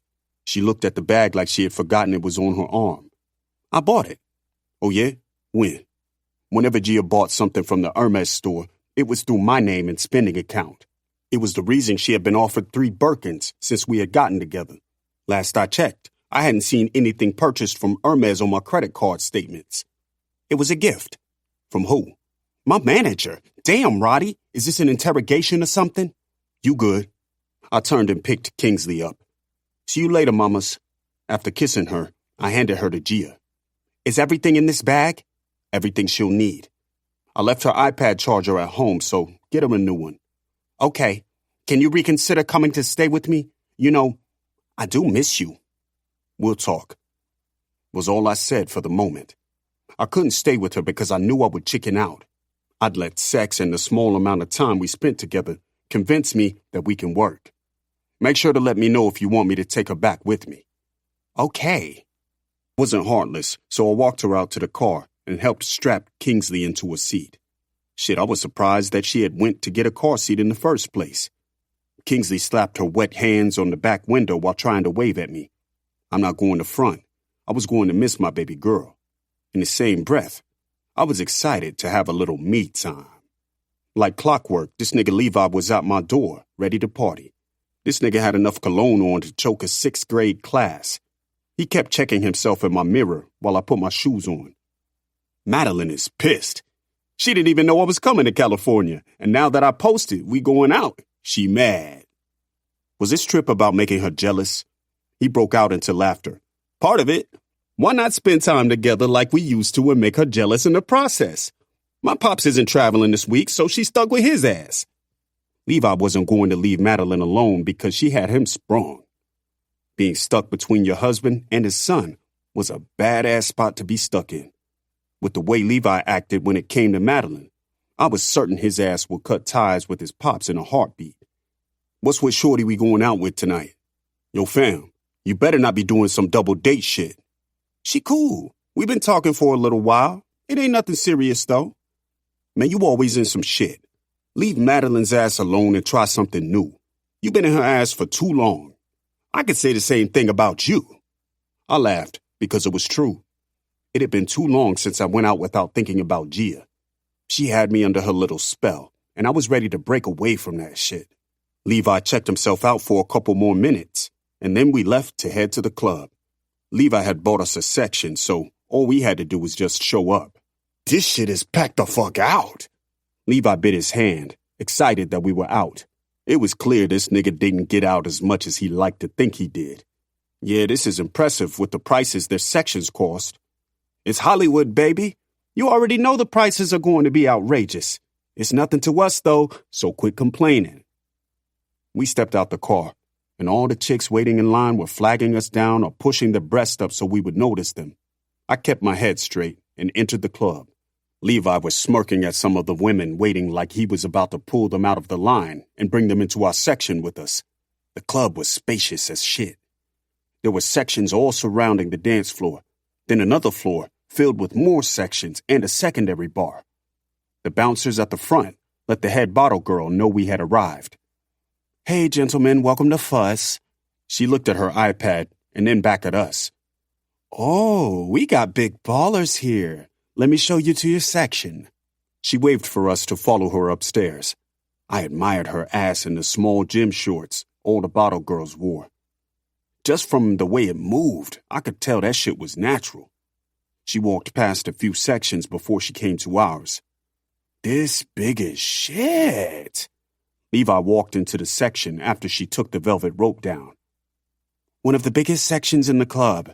There is only one other, and that one is downstairs. Bet. Thanks for showing us to our section. She smiled at me. You're welcome, handsome. My girl at the bar is going to make sure your bottles are brought out.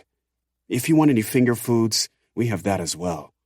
Just let Tisha at the bar know, and she'll hook you up. Appreciate it.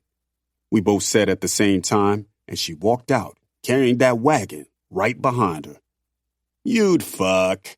Nigga, mind your business. Do you even know how to fuck somebody you ain't in love with? Who says I was in love with Gia before I smashed? I plopped down on the couch and kicked my feet up. With the way you kept going on about how different she was, I know you was head over heels for her. He accused, and he was right. It wasn't love at first sight or no shit like that. Gia was just different to me. And sometimes you need it different. Shut the fuck up. Levi clapped his hands. Right on time. It's time to get so fucked up we need to be carried out of here. Levi popped the first bottle Shorty put onto the table. After all I had been through, I needed a night where I got so fucked up that I couldn't remember shit. We both did cheers and sat back enjoying the music and drinking our way through the bottle. The thing about me was that I didn't need to be in the mix. Sit me in a section, give me drinks, and I'd be chill the entire night. Downstairs was more packed than up here. I guess niggas who spent the big money came up here, and the niggas who thought they were big bank remained downstairs. Oh my God, Roddy, what are you doing here? I heard somebody call me and turned around. Keisha was standing there with another chick. Zuri, what's good? Levi went over and hugged Shorty, who I assumed was the chick he was talking to. You two know one another? Zuri asked as soon as she was done hugging on Levi. Yeah. I used to be friends with his fiancé. Keisha jumped right in and explained. Guess I don't have to introduce you then, Zuri giggled. What about you, Bae? Bae? I looked at Levi and smirked, because he tried to make it seem like this shit between them wasn't that serious. Yeah, I know Keisha. Sup, Keisha? Hey, Levi. Keisha and Levi had been around each other a time or two. After Gia got it in her mind that they would never work, she stopped trying to do the double-date random encounter thing. I'm good. What you doing in California? Keisha made herself comfortable by pouring a drink and sitting on the couch. Thought you said you wasn't going to do that double-date shit. Oh no, it was originally supposed to be me. Keisha showed up to surprise me and I figured I would bring her along. It was clear Keisha and Gia had some beef going on. She didn't mention her, and it had been a while since Keisha had been the topic of our argument. Plus, I have a boyfriend, and you have your little fiancé. Why you being like that? Gia is your best friend, I teased. wanting to know why they really fell out. Gia wasn't going to give me the real on what went down. Levi and Zuri were over near the banister talking, and that shit didn't look like friends. If you didn't know us and walked into our section, you would have assumed they were together. She used to be my best friend. That was before she accused me of not wanting better for her.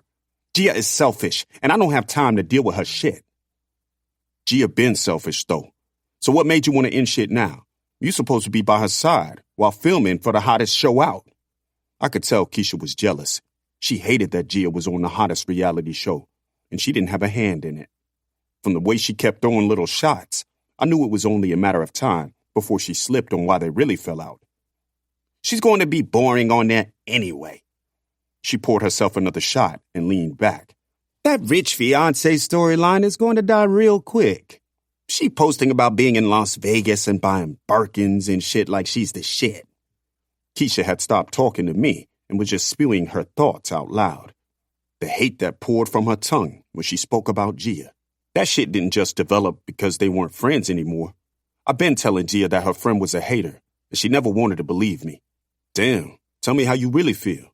I sat back and took a sip of my drink, but the way Keisha was throwing those shots back, I could tell she was about to start spilling her business. I could give a fuck about her business. I was more concerned with her and Gia. It was strange how one day she was her little manager, and the next, she pissed and dogging her ass out to me in a club. I'm so tired of everyone thinking she's the princess of Atlanta when she's barely the princess of College Park. Keisha rolled her eyes and downed another drink while looking at her phone. Shit. She burped and picked her phone up. Maybe you should take... Hi. No, it's perfect timing. He's always offered 10 times more than that to perform. Uh-huh. No. He will deliver if you can get your husband to increase the price more. Okay. We'll chat soon. She ended the call and tossed her phone onto the couch. Seems like business hasn't slowed down for you. Keisha inched closer to me. I just bought a house, so I have to keep the money coming in. It's nothing serious, though. My boyfriend is giving me a trial run to see if he'll add me to his management team. Who your boyfriend?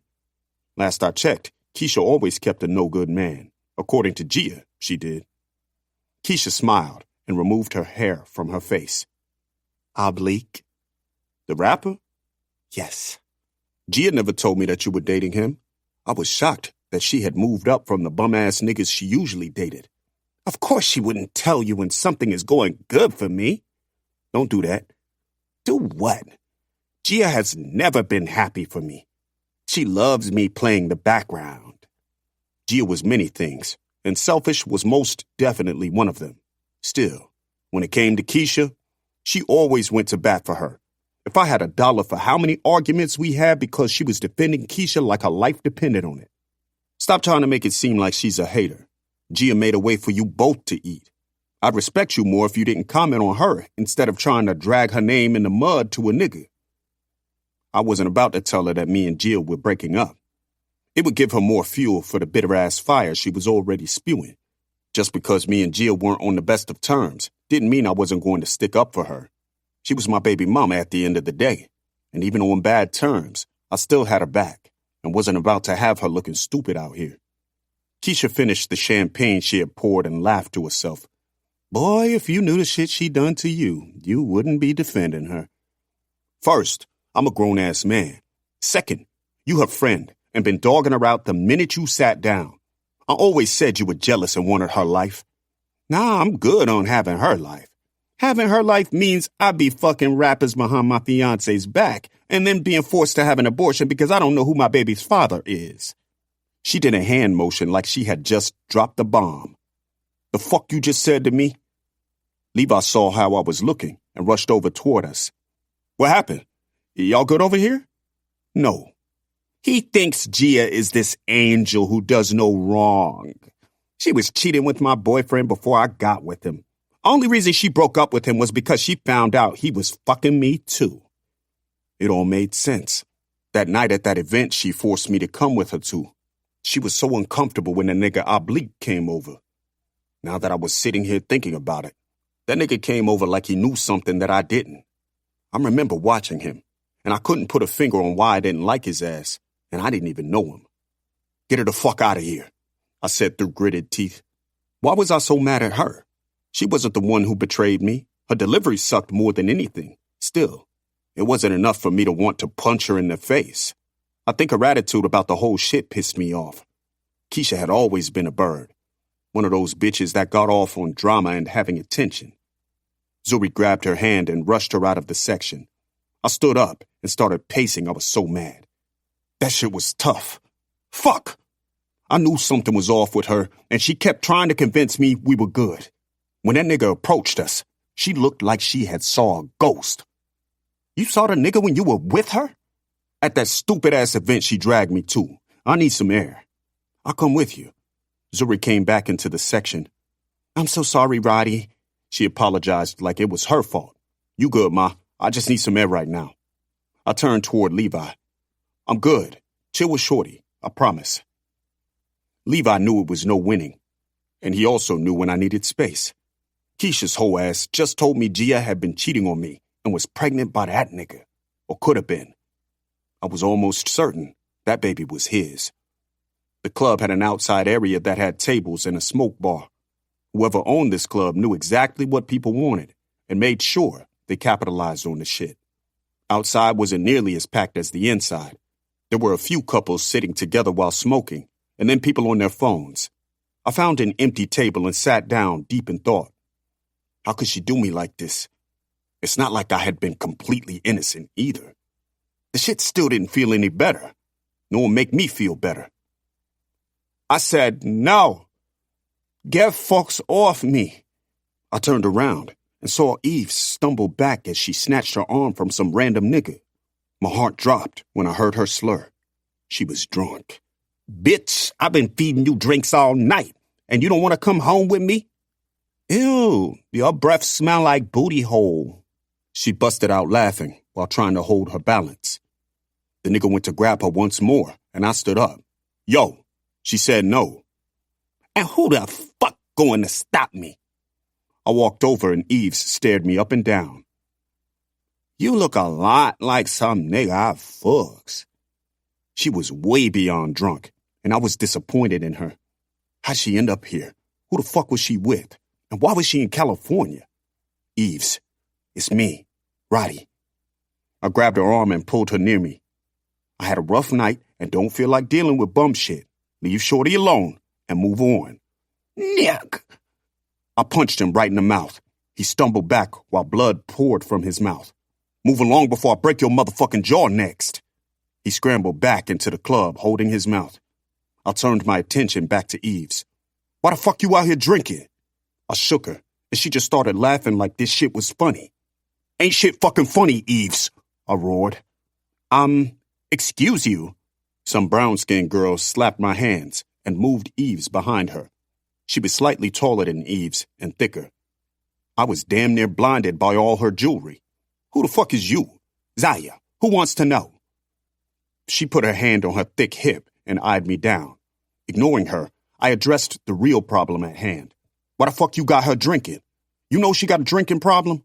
Sir, I'm aware of her drinking problem. She told me she got over it and now knows how to control it. Bitch, you don't get over a drinking problem. Yo, Eves, who is this bitch? You real disrespectful. I'm not her babysitter. She's grown and capable of taking care of herself. Eves, bring your ass.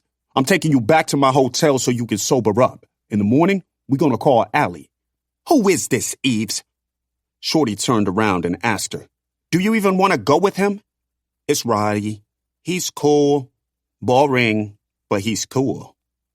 Eve smiled, not even knowing the hole she had put herself back into. Shorty turned around with a smirk on her face. Oh, this is the infamous Roddy. The Roddy who got my baby pregnant. She mimicked Snoop Dogg's infamous line from Baby Boy. I don't got time for the fucking games. She laughed and held her hands up. If she want to go, then she can go. Let's do one more shot. It was then, when I really looked her in the face, I saw her ass was high on something that you didn't smoke. Tonight wasn't the night to play Captain Save-A-Ho, so I grabbed Eves while she was quoting Baby Boy. I calls you Zaya. Eve slurred while I pulled her through the club. You not even my man, Roderick Davis. Burr, Big Gucci. Brr! She started fucking dancing in the middle of me trying to pull her out the club. My name ain't fucking Davis, and I'm not Gucci Mane. I grabbed a tighter hold of her and pulled her out of the club. There were cabs waiting for the club to get out so they could earn a couple fares. I sent Levi a text message and we hailed one of the cabs. Eve scooted in, and I got in behind her. She was babbling about something before she became quiet and leaned her head on me. You my hero. She yawned her stink-ass breath in my face and closed her eyes.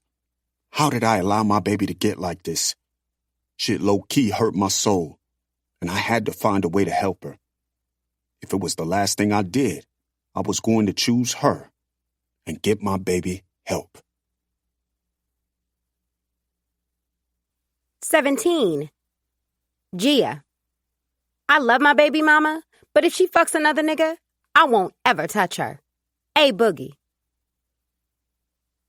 Why haven't you called Malik back? Amadi couldn't wait until I sat down to ask me that question.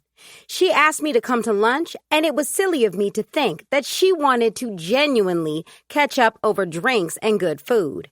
Can I sit down and order before you jump down my throat about Malik? I cut my eyes at her and ordered a lemon drop and spinach dip until I could decide on what I wanted to eat for my main course. Amadi was so open when it came to Rafi. She confused her position in his life, too. While Amadi considered Rafi her rich boyfriend, she was just his expensive plaything he could call whenever he wanted. If he asked her to jump, she would ask how much. Malik and Rafi seemed like they were good friends. However, they didn't want the same things. Malik wanted a wife and a companion, while Rafi just wanted Amadi to eat his ass with a mint. When she told me the weird shit they did in the bedroom, I was disgusted. What kind of nigga wanted that? I was assuming the woman he was dating wasn't into that shit. I have to cut to the chase with you, since you left me waiting here for 20 minutes. Sorry, my daughter is in town, and I was doing the mommy thing. The nanny has her, though, so I'm good for a few hours. Leslie recommended a nanny agency that she swore by. I hosted a few interviews before I fell in love with this Mexican middle-aged woman. I wanted Kingsley to always have the best, so when she told me that she could teach Kingsley Spanish, I was sold. Amadi took a sip of her drink and nodded. Well, at least you hired someone to deal with it. She's a person, Amadi, not an it, I corrected her. She didn't have children, nor did she understand what it was like to have one. I loved my daughter, and at times I did regret having her because it changed the course of my life. Still, she was here, and I was her mother, so I had to take care of her. Well, excuse me. Mama Bear is coming out. Rawr. She replied sarcastically. Hanging with Amadi, you had to get used to her dry sense of humor, or lack thereof. She said things that some took as a joke, and it wasn't. The reason I haven't called Malik back is because I'm not sure if I'm interested. You're not sure if you're interested? The man dropped thousands on a Birkin for you after knowing you 3 days, and you're not sure about him? Malik was funny, smart, and handsome. He was older, and he knew what he wanted. What I loved the most was how respectful he was. He didn't try to force things or make me feel like he was buying my company for the weekend. At one point, I had forgot that I was here as a favor to Amadi because I was having so much fun with him. The Birkin wasn't something I was expecting. Malik wanted to go into Hermes to pick up a pair of cufflinks for an event with his daughter, and I took it as a chance to grab a few things that I had been eyeing. When being filmed for reality TV, you always had to be on point with everything. I had always been the fly girl, and girls always envied anything I wore because I made something so basic look like it was worth something. With the women I filmed with, they were always on 1,000. For a quick brunch, they dressed up like they were going to the Met or something. The SA in the Hermes store whispered something to Malik, and he waved for me to come with him into a private room. I didn't think anything of it, because he had come here to shop. While I sipped the champagne, he and the SA spoke until she pulled out this beautiful green Birkin 30. I was stunned and pretend I wasn't all that interested. We had just met, so maybe he was buying it for another lady friend or his daughter. When he came over and told me that he wanted to gift me something, I nearly passed out. If he thought I was going to turn it down, he was wrong. I accepted the gift, and we had a good time the rest of our time in Vegas. Since being back, I have been so busy that we kept missing one another when he reached out. Between filming and attending all these events Leslie booked for me, I was stretched thin. When Roddy told me he was coming to town, I thought it would be perfect. He would hold Kingsley down while I worked, and then we would spend time together. He hadn't reached out to me since he'd been here or asked to see Kingsley. I mean, it wasn't like he had to see her. He had just had her the entire before they came. It was still weird that he didn't want to stay with me and preferred to stay in a hotel away from me and his daughter. What is with this weird-ass spacing out you're doing? Amadi waved her hand in front of my face. Sorry, I was thinking about something. Thinking about calling Malik? I waved her off. How do you even know that I haven't called him? Rafi called me this morning and mentioned that Malik was flying into Los Angeles and he wanted to take you out to dinner. Which is why you needed to have this lunch with me. I dipped my chip into the spinach dip and nearly moaned. That, and I wanted to check in with you. She finished her drink. I don't have many friends that I can actually consider a friend. Most are just industry people who want something in return. I called you and asked you to fly with me to Vegas, and you did it without asking for anything. I did miss my daughter's birthday party for you. Bitch, that Birkin was enough payback for that. Your daughter not even going to remember that party. We both shared a laugh because it was true. I was so worked up trying to make it up for Kingsley, and she didn't care. The real person I was concerned with making it up to was Roddy. Kingsley wouldn't remember that I wasn't at her first birthday party unless her father brought it up to her. That Birkin sure did make it hurt a little less. I smiled. My fiancé had asked me about it when I came to pick my daughter up. I'm not trying to be all in your business with your man. She paused. Why not just end shit? It seems like you're here and he's back in Atlanta. As much as I tried to convince myself that Roddy was going to move here, I knew he wasn't ever going to move here. He may have business here, but that was as far as it went when it came to him and living on the West Coast. The kids also played a big part regarding his decision to not move here. There are plenty of long-distance relationships. I can hop on a plane and be there, and he can do the same to be here. What about your daughter? Kingsley will be fine, and her father will always make sure of that. You can always live here during filming and then go back to Atlanta when we're not filming. That's the thing.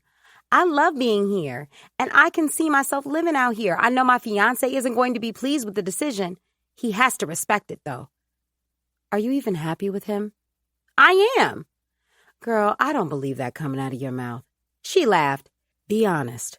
I can tell everything ain't what you're making it seem. It ain't my business or nothing, but life is too short not to be happy. Roddy was familiar for me. Stability, if you will. I knew I could always count on him, and he would always be there. I held on to him because the last time I felt safe with someone was Prince, and he was sitting 6 feet in the grave. I was desperate to make this work with Roddy to keep that constant in my life. If that meant I had to jump on a flight back to Atlanta often, then it was something I was going to do. Things haven't been the best lately. Once things settle down, I know we're going to get back on track. And Malik?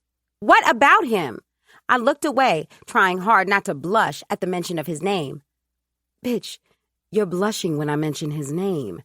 I'm not saying settle down with the nigga, but condos here are expensive, so go ahead and get that money like me. What is your end game with Rafi? Amadi shrugged. To keep using him until he's done with me. Rafi is never going to wife me, and I've accepted that a while ago. He always liked the next shiny object, and it's clear this woman he's been entertaining has his attention. That doesn't worry you? It's definitely scary because he pays for all my major bills. I know eventually it will have to come to an end, so that's why I'm getting my name out there. We're filming one of the most popular shows out, so we're going to be good. Amen. We clinked glasses and continued to enjoy our lunch. Malik wants to take you out, so let him. He really does seem like a genuine guy. My fiancé is in town, and I am not trying to be caught in no mess. He is not going to be thinking about you. She was probably right. It wasn't like Roddy had been asking to see me. I was the one sending him text messages that went unanswered. Fine. I will give him a call when I get home. Rafi better send you a Birkin for how hard you went to secure this date. He's taking me to the Maldives next week. Not to mention I'm ovulating, so pray I come back with something more than a tan. Not you trying to trap him with a baby. Amadi giggled and then swigged her drink in her glass. Eventually, he's going to want to end this arrangement, and I need to make sure that I'm taken care of. These niggas only care about themselves, so we need to make sure we look out for ourselves when it's all said and done. Roddy isn't like that, though. If we were to break up, he would always make sure Kingsley is taken care of. Honey, of course he'll take care of his child. I wouldn't take you as the kind to procreate with a man who wouldn't. Taking care of your daughter is one thing. What about you? I have my own money. Living here is expensive without a child.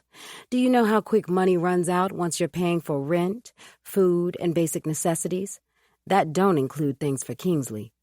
Me and Roddy will work something out when it comes to her. I'm not concerned. But I def hear what you're saying. 4 Seasons, room 543. Black dress, red shoes, and a makeup and hairstylist is waiting. I looked down at my phone, and Malik had sent me a text message. Bitch, who got you smiling at your phone like that? Amadi waved her hand in front of my face to get my attention. I want a nigga to make me smile from ear to ear. Malik got me a room at the 4 Seasons, hired a stylist to do my hair and makeup, and he picked an outfit out for me. How did he even know your size? We were shopping in Vegas together, so I'm sure he remembered my sizes when I asked a sales associate about something. A man that remembers is a good one. Amadi smiled. Well, let me not hold you up any longer. Go and get ready for your date. My daughter is in town. Cash App. $2,500 has been deposited into your account. Make sure you double your sitter's pay tonight. I promise not to have you out too long. When I received that notification from Cash App, I was shocked. Shocked that he wanted to spend time with me so bad that he was willing to pay for my child care. He paid for child care so I can go out with him. If this isn't a match made in heaven, I don't know what else is. The fact that I have a fiancé is what scares me. You said that you both haven't been on the same page as of lately. Child, push that shit out of your head and do you. I can tell you're excited from the way you're smiling from ear to ear. I guess you're right.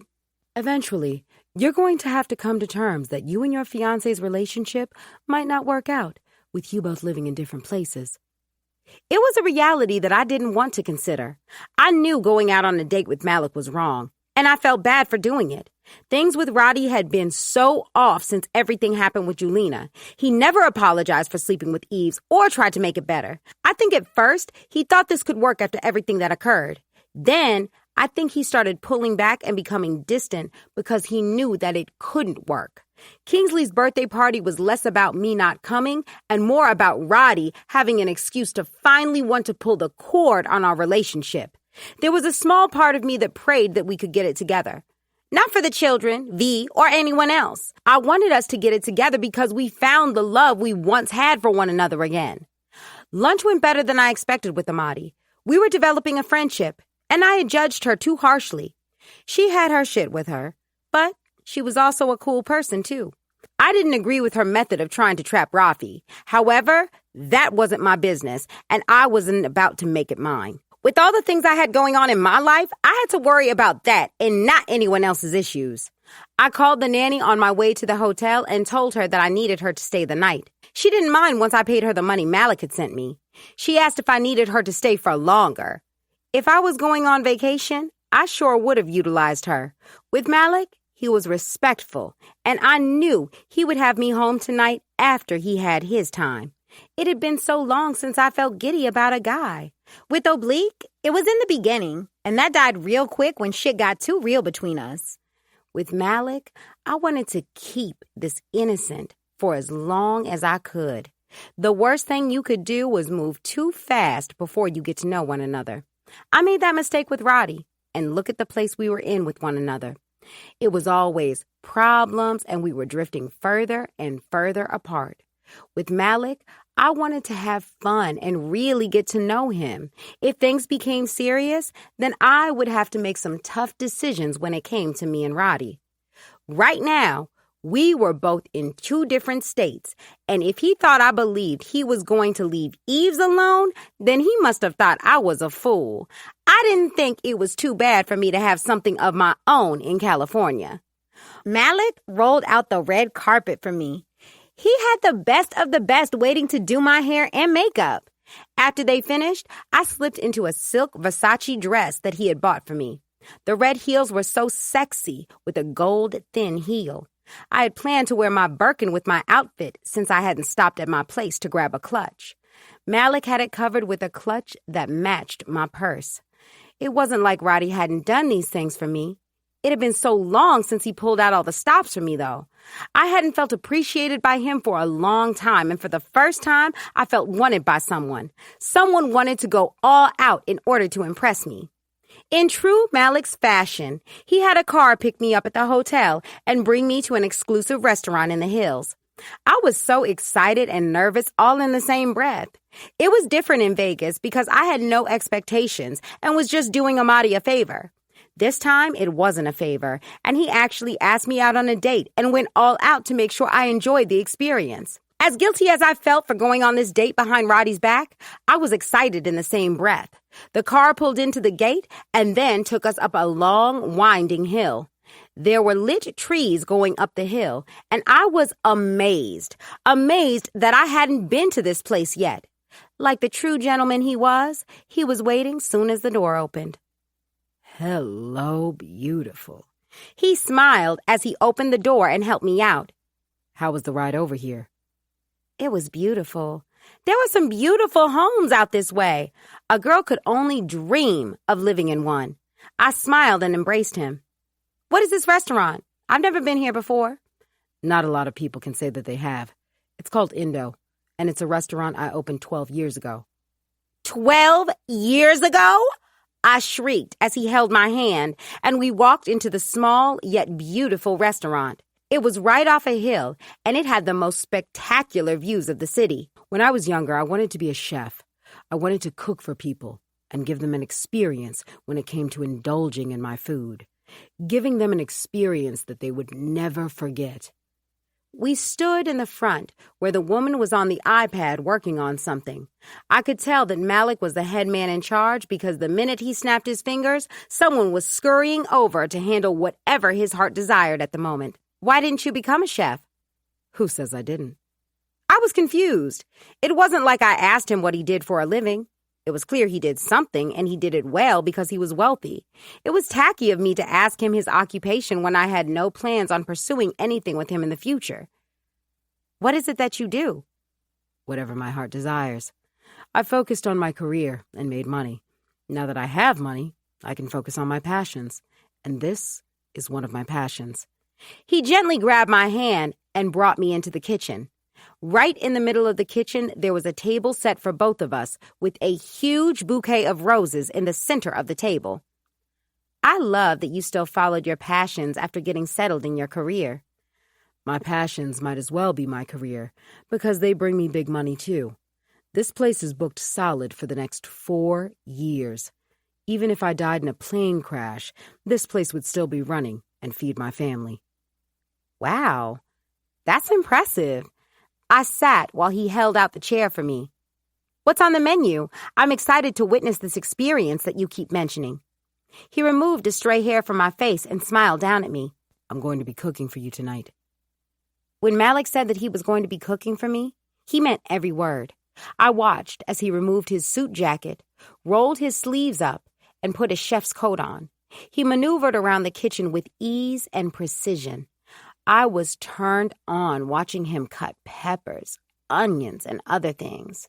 Other than soup when I was sick, Roddy had never taken the time to cook for me. His idea of feeding me was to take me out to eat or hire someone to do it.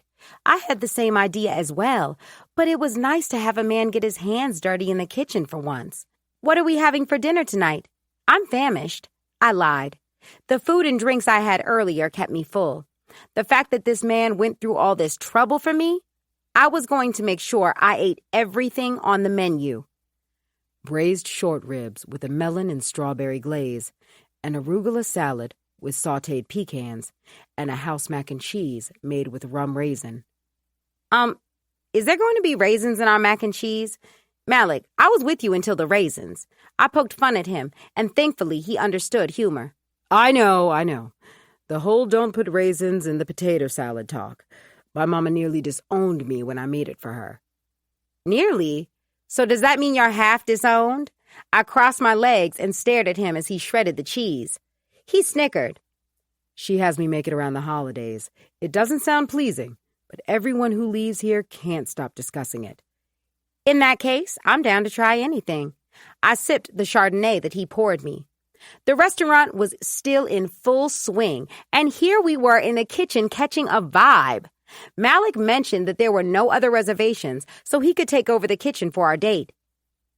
Amadi told me that you've been asking about me. She did, huh? I may have asked a question or two. You really commanded my attention in Vegas, and that's a hard thing to do. Do you buy every woman that commands your attention expensive bags? No, just the ones I plan on seeing again. Miss Gia, you are a very hard person to get a hold of. With filming and so many other things, I'm stretched pretty thin. Then my daughter is in town, so I've been trying to spend time with her. She doesn't live with you full time? In Vegas, we were so caught up on having fun while flirting that we never discussed our personal lives. The only thing he mentioned was the event with his daughter that he needed cufflinks for. I have a fiancé. I decided to come clean with him. It would eventually come out, and I didn't want to lie to him. Why was I so concerned about lying to this man? We barely even knew one another. I know. You do? I'm not that old where I don't have social media or a daughter who reads blogs. Who is your daughter? He smiled and continued to cook. Everly. I choked on the wine. It was so bad he had to come and gently give me a pat on the back. Are you all right? Your daughter is Everly? Is she all right? I know a while back. As a family, we're handling it, and we're doing fine. She told me about your fiancé when I mentioned you to her. I had all intentions on letting you know I had a fiancé tonight. Things with us have been pretty distant, and I'm just preparing myself for the other shoe to drop. One man's breakup is another man's connection. He winked at me. Neither of us knows where this can go. I like you, Gia, and I want to get to know you. If that means that we become really good friends, I'm fine with that. So, you want a Rafi and Amadi situation?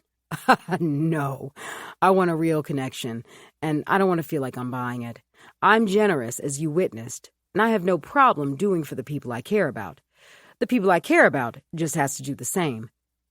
Do the same? Care. What happened to you and Everly's mother?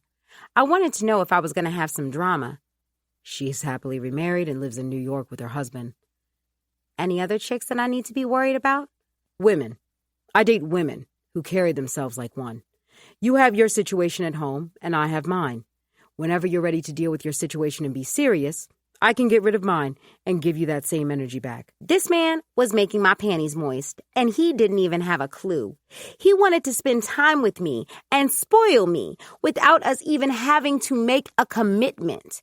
If he wanted me to be Young Miami and he Diddy, then that's all he had to say. How do you know I'll eventually want to get serious? He paused for a moment and licked his lips. Whenever I'm involved, I can almost promise you're going to want to experience a relationship with me. Dinner was mouth-watering, and the rum raisin mac and cheese was to die for. The mix of sweet and saltiness did a dance on my taste buds and forced me to try more until it was nothing left on my plate. Malik fed me every spoon of food while staring me in the eyes. His hands caressed my thighs, and if I wasn't trying to be ladylike, I would have allowed him to bend me over this table and fuck me hard. Like the perfect gentleman, at the end of dinner, he kissed me on the lips and held my hand. I enjoyed tonight. If I didn't have to fly directly back out to London, I would have stayed with you. Please have a safe flight, and make sure you shoot me a text when you land. I know you're very busy, so I'm not expecting you to call me the moment you land. For you, I'll make time to text you before and after I land. He gave me a soft kiss on the lips. He held the door open for me, and I slipped inside. Thank you for tonight. I had an amazing time with you. I set up some spa sessions for you in the morning. Enjoy the room and think of me while you're getting a full body massage. You can bet on that. I smiled, and he closed the door behind me. The urge to squeal like a little girl was so strong. Instead, I bit the inside of my cheek and remained cool. The date was so damn sexy and grown that I wanted to rip his clothes off. Malik went above and beyond the date. I want to rip his clothes off. Bitch, fuck him hard. Amadi replied back, and I shook my head. As much as I wanted to, I also wanted to take things slow. I rushed things with oblique, and that went horrible. Meet me at the hotel's restaurant tomorrow and bring my baby girl. We need to talk. Since he came here, I had been sending him text messages and trying to spend time with him. He ignored me, and now he wanted to spend time as a family together. I was so tired of his ups and downs. 1 minute he wanted nothing to do with me, and then the next he wanted to be a family. I was tired of the pulling around Roderick Mathers was doing when it came to me and our daughter. Malik had me in the spa until a little after 2. From the relaxing spa, I had to shoot to the hotel to have lunch with Roddy. What did he have to talk to me about? Was it about our relationship and where we were currently? We had made plans to work on our situation, and it seemed like it only got worse the more time that went on between us. Kingsley was napping when I got her from the nanny, and I allowed her to continue to nap while we drove over to the hotel. Why was I so nervous about having lunch with Roddy? This was something that we had done 1,000,000 times over the course of our relationship. Somehow, this one felt like it was going to be different than all the others. It probably felt different because I couldn't stop thinking about Malik and the night we had shared together. It was so different that it made my lady parts tingle with excitement. A man who could show me an experience was a man that held my attention. The funny thing about it was that I never knew I needed any of the things that Malik did last night. The dinner, the ambiance, or the conversation. I had been so used to a man taking me shopping, cliche expensive dinners at a restaurant where I took pictures for my social media. Not once did I pull my phone out the entire night. This was big for me because I always had my phone in my hand. Valet came and got the car as I carried Kingsley into the hotel. Roddy was sitting in the lobby and quickly got up when he noticed me walk in with a sleeping Kingsley. She taking her midday nap? Yes, the nanny said she went and grabbed her blanket to lay down herself. Since when did she start doing that? I asked as I handed her off to him. Eve's got her trained to do that. Whenever it's nap time, she puts the sound machine on, closes the shades in the sunroom, and she lays down on her favorite blanket. I rolled my eyes, knowing that bitch had a hand in my baby's nap. Cute. Levi's in his room. Let me run her upstairs so she can nap, and then we can go eat. While Roddy went upstairs with Kingsley, I took a seat at the bar in the hotel's restaurant. No kiss, hug, or even acknowledgement that I looked good, 'cause I know I did. He was going through something, and I'm sure this lunch was going to provide me more insight to exactly what he was going through.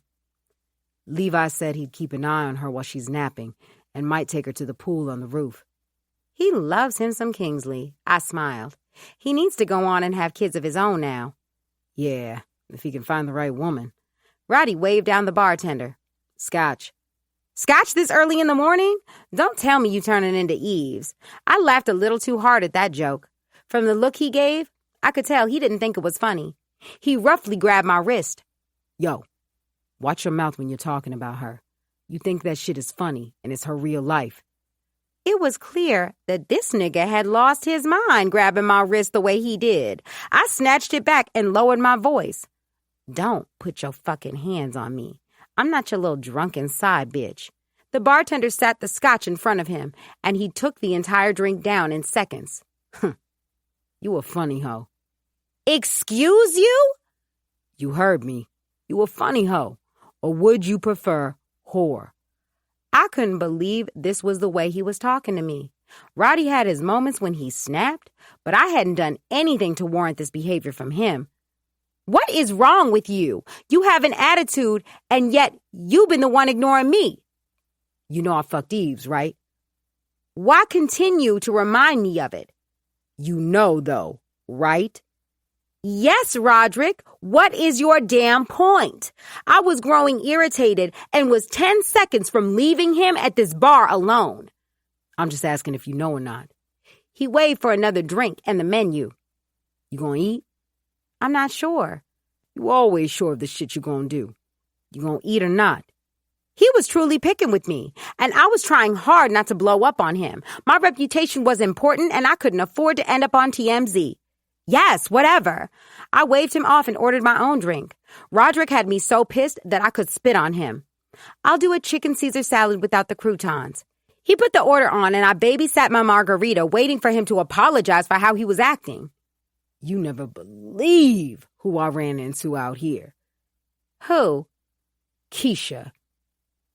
My heart froze, and I chose my words carefully. Yeah? You hung with her or something? Why in the fuck would I kick it with Keisha? She and Levi's friend know each other, and she brought her out to the club. We had a chance to chop it up and shit.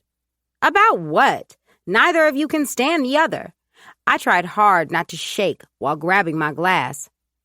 A bunch of shit, your career, and how you fucked Oblique behind my back. I spit my drink across the bar and rushed to grab a tissue to clean my mouth. What are you talking about? You know exactly what I'm talking about. Be a woman about yours and tell me the truth. I slipped up when we were going through shit. You did the same with Eve, so you have no right to talk. The way he smirked and then did his conniving snicker. Stop trying to use that shit with Eve as your reason for cheating on me. I know for a fact that you started fucking that nigga before me and Eve's even crossed that line. He was right, and I didn't know what to say or do. It was clear he already knew too much, and I couldn't lie to get myself out of this. You're acting like our relationship was so perfect. I was going through a lot, and you ignored me. Can we go in your room to talk? I wasn't about to get into an argument in this restaurant. With the way he started our lunch, Roddy was unpredictable.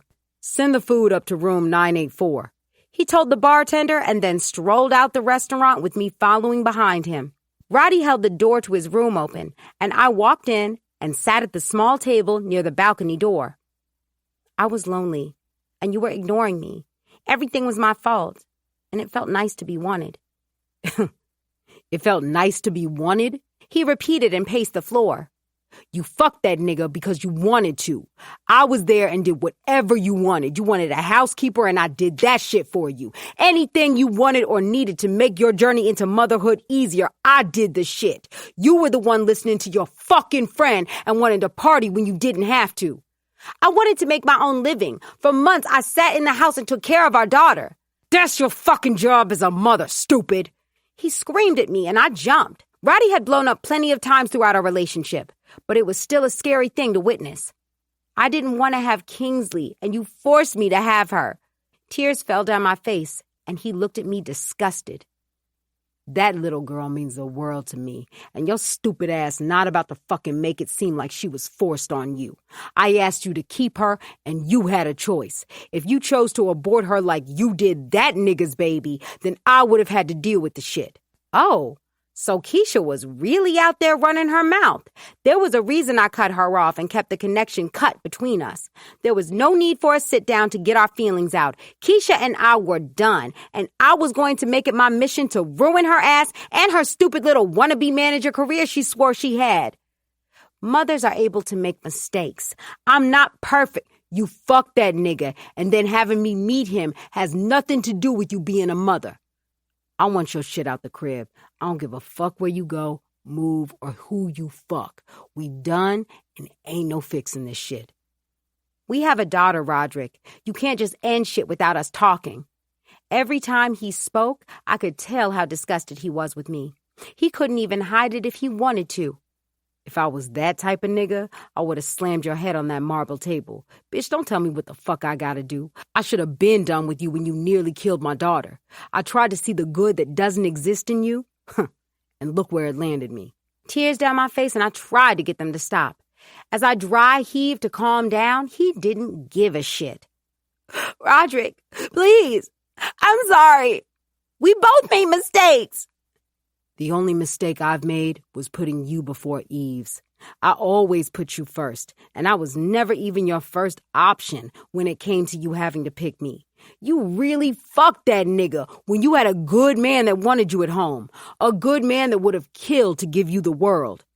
There's nothing wrong with me wanting to have a career, Roderick. I wailed and tossed a vase of roses on the floor. I want to be able to take care of myself, too. No need to worry about that now, Mama. You're going to be taking care of yourself now. He laughed. Make arrangements to get your shit out of my house, or I'm having a yard sale. He was done. It had taken him a while to get to this point, and I knew that he wasn't going to go back on his word. The spell that I always had on him had broken, and he was done with me for good. It didn't matter how many times I cried and begged for him to fight for us. He wasn't going to. You wanted a reason to end us when I moved here. If you didn't want to move here, you could have been honest.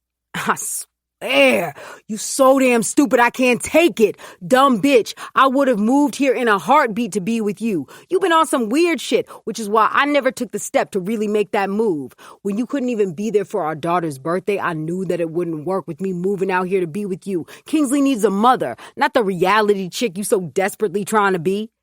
You never supported my dreams. It was all about being barefoot and pregnant for you.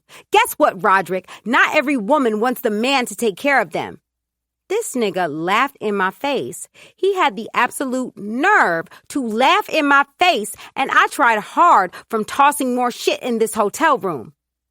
You want to paint yourself to be this independent boss chick that doesn't need a man. Ma, that shit ain't you, because every time I pulled money out, you were ready to hop on my dick. Your whole life is financed by me. So quit the independent don't need a man act. If a nigga tossing money, I'm going to spend his before mine. My mama didn't raise a fool.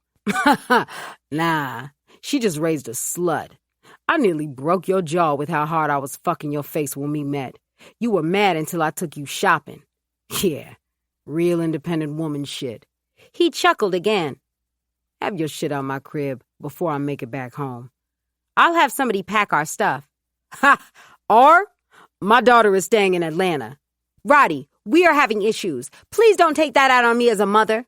Move back to Atlanta if you want your daughter. I'm not having her fly from coast to coast because her mother is selfish as shit. I'm selfish for wanting to give her a better life? I loved my daughter with my entire heart. Although it was hard being her mother at times, I still loved her. She came from me and was the only person who knew what my heart sounded like from the inside. As a mother, I also knew that I had to make tough decisions, and one of them was to let Kingsley live in Atlanta. I wasn't prepared to take her on full time. Even with a nanny, it would be hard and expensive trying to care for her. Leslie booked me on any and everything to advance my career, and I had been able to run and be at any event last minute. With a child, I couldn't do that, so maybe it was best for her to stay with her father. What the fuck did I ever see in you? I had a baby with a bird, and now Kingsley gotta pay. You're just being mean now. I get it that you're hurt, but I'm still her mother, and you should respect me.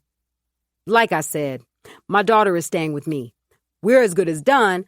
I don't want shit to work out with you and make peace. Fuck having a kid together. I hate you. Wow. I grabbed my purse. You need to grow up, and please call me when you do. I'll have someone come and pack my stuff until I'm free to fly down and arrange things. Like you're hurt? Imagine how I felt when I found out about Eve's. He followed me toward the door. Gia? Yes? I turned, praying that we could fix this. Call me selfish, but I wanted Roddy, and I damn sure didn't want anyone else to have him. It didn't matter that I had been thinking about Malik all morning. Roddy was home to me, and I didn't want to lose that with him. Suck my dick, he said, and slammed the door in my face. Tears welled up in my eyes again as I headed back downstairs into the valet stand. What hurt the most was that I knew he was going to run back to Eve's. She was the one who ended up winning out of all of this. Roddy loved Eve's differently. He didn't love her the same way that he loved me, and it was clear as day to me now. We were done. 18. Mama V. Owen was on the grill, and I was downing the wine that he had brought over tonight. Instead of going out, I suggested we stay in the house, and he could teach me how to use the grill I just had to have when I moved into this place. The grill had been sitting for 2 years, and I hadn't sparked it once. Hell, I hadn't had a man around long enough to spark it. Curtis came over and was straight to sex or hearing him complain about his wife and why everything was her fault and not his. I was a fool. I should have seen through him right away. That was the thing about love. You didn't see what you needed to until it was much too late. My stomach was in knots knowing I was seconds from coming clean to Owen. It was something I had put off because I wanted to have as much time with him as I could. Owen made me feel whole again, and he completed me. I had never had a man take care of me or make me feel safe. He had made me feel so secure that it was second nature to submit to him. I grocery shopped for him, did his laundry, and allowed him to lead. In all of my life, I had never allowed a man to lead, and with him, I trusted his lead. Owen poured into my cup just as much as I poured into his. He spoke life into me, and on Tuesdays, I could always expect a dozen pink roses to be delivered. He couldn't sleep if he didn't know if I hadn't eaten, and God forbid I didn't. He'd run out in the middle of the night to get me something to eat. Baby, why are you in here looking like you're about to cry? I said I wanted to talk to you about something, not break up. He laughed and sat the steaks on the table. When I suggested staying in tonight, Owen said he wanted to talk to me about us. I was scared because what if his daughter already told him? Since she revealed that she knew about us, she hadn't come around often, and Owen never mentioned anything about Curtis. I was worried. Was he happy we didn't go out so he could break up with me in private? This was too much for my old ass to take. I just had too much to drink. You know how I get when I have too much wine. I lied and removed my wine glass away from me. I don't know about you, but I love when Tipsy V come out. She's freaky. He smiled while plating my food and replenishing my glass with more wine. You just like all the freaky things that I do to you when I'm tipsy. Ain't shit wrong with that. When I looked at this man, my heart skipped a beat. I wanted to do life with him forever. What is it that you wanted to talk to me about? He smiled and reached across the table to touch my hand. Monet filed for divorce from Curtis. I don't know if she's going to go through with it, but I went with her today to file the documents. Wow! How is she doing? I can't imagine how she feels while being pregnant. Scared while questioning if this is what's best for her. She deserves to be happy, and that baby deserves to have a happy mother. I pray she continues with it. He took a bite of his steak and winked at me. You know, I recently bought some land that I'm supposed to build on, right? I remember. Last week, I had a meeting with the architects to get the ball moving on the plans for the house.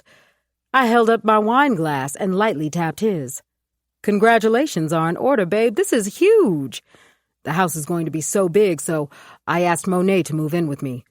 I want to be there for her and my grandchild. I loved living with Roddy and the kids. At times, I questioned why I even got my own place. With all that room and land, I figured she could build her own house when she's ready. For now, I want to keep her close because she needs me. I rubbed his hand. You're an amazing father. Monet is lucky to have you. I want you to move in with us when the house is complete. As my wife. I choked on my wine and stared at him wide-eyed. No. I kept repeating because I didn't know what else to say. You don't want me to be your wife. It's too soon. Oh, and I don't even know what to say. I love you, Vicky. Everything about you makes me excited to do life with you. And if that means it's too soon, so what? We're grown and know what we want. And I want you. I can't do this, Owen. You deserve a woman who isn't me. Someone who is innocent and doesn't have a nasty past like me. I wiped the tears that started to come the moment I looked him in the eyes. What are you talking about? While staring at Owen, I took a deep breath and exhaled. I was one of the women that Curtis was having an affair with. What in the hell are you talking about? It was before I knew you, baby. I had no clue until we first went to Monet's house. I regret ever dealing with Curtis, and I hate myself so much for it. Why the fuck didn't you tell me the moment you found out? My daughter has been suffering with this man, and you're telling me you are one of the mistresses. He stood up and tossed his napkin down onto the table. Baby, I'm so sorry. I wish I could take it back and right my wrongs. Curtis didn't tell me that he was even married at first. Eventually, you put the pieces together and still decided to stay with him. You're not exactly innocent either. Monet told me about the last time you and your ex-wife hooked up. I had sex with my ex-wife. Big fucking deal, Vicky. It's something we always do when she's in town. You fucked my daughter's husband. I'm not perfect, and I never pretended to be. Huh, that's for damn sure. He chuckled in disbelief. It was clear that he was upset and probably a little disgusted with me. You can let yourself out after you've grabbed your things.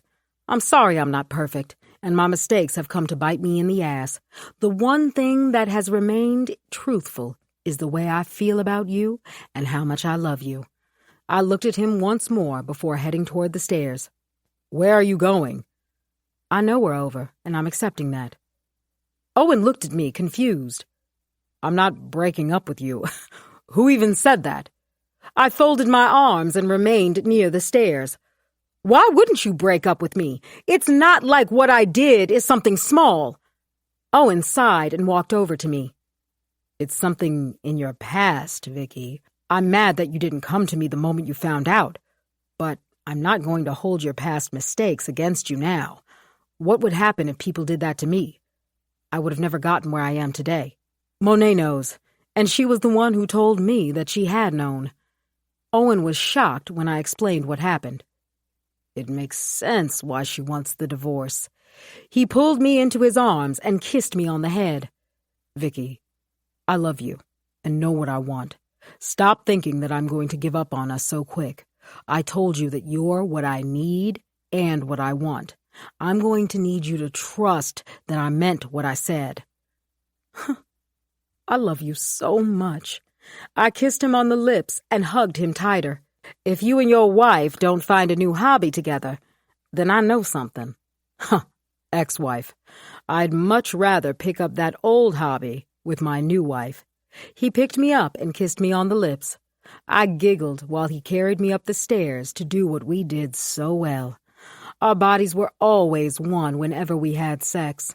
Both of us became so engrossed in pleasing the other that by the time we were done, we were exhausted and fell asleep in one another's arms. I love you, Owen. Love you more, Vicky. He kissed me. It was funny how I prayed for the right man, and he was right under my nose the entire time. Owen had come into my life when I had lost hope in finding a good man. The moment I wasn't looking, he popped right into my life. He knew what he wanted and had been applying the pressure since he first took my blood pressure. My heart went out to Eves, and I felt like complete shit when Roddy told me she had started to drink again. I had suspected it at Kingsley's party, but didn't want to accuse her of something that couldn't have been true. Eves was the most committed person I knew to her sobriety. Since we met, she had always been open and honest about it, and the fact that she didn't come to me when she was struggling spoke volumes on how preoccupied I had been with my own life. Eves was like the daughter I never had, and I was hurt knowing that I wasn't there when she needed me. Instead of coming to us, she silently fought this alone. Roddy was fucked up over the breakup with Gia and the fact that Eves had started drinking again. He was lost and didn't know what to do. Eves had completely cut him off and wouldn't answer his calls. I knew he didn't want to get me involved because she would have been pissed. Yet, I had to be there for her because it was clear her own mother didn't give a damn about her. When I asked Owen how I should approach the situation, he suggested I invite her over and have lunch. He explained meeting in a public place could be a disaster and leave her feeling more embarrassed than she's already feeling. So, Here I was, pacing the floor and waiting for her to show up. I was always so outspoken with everyone and didn't care what fell out of my mouth. This time, I felt different. Eves meant a lot to me, and I wanted her to get help. As disappointed as I was for her relapsing, I still wanted the best for her, even if that meant without Roddy. My cameras chimed when she walked up the walkway to ring the doorbell. Get it together, Vicky. I coached myself while walking to the front door.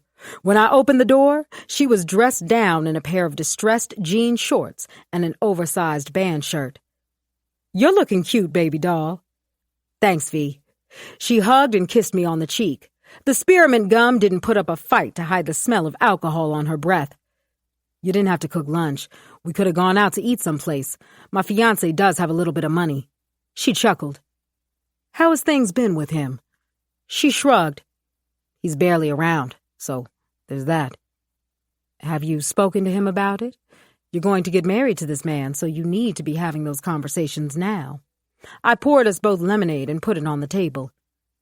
I've mentioned it, and he makes excuses as to why he needs to work this hard.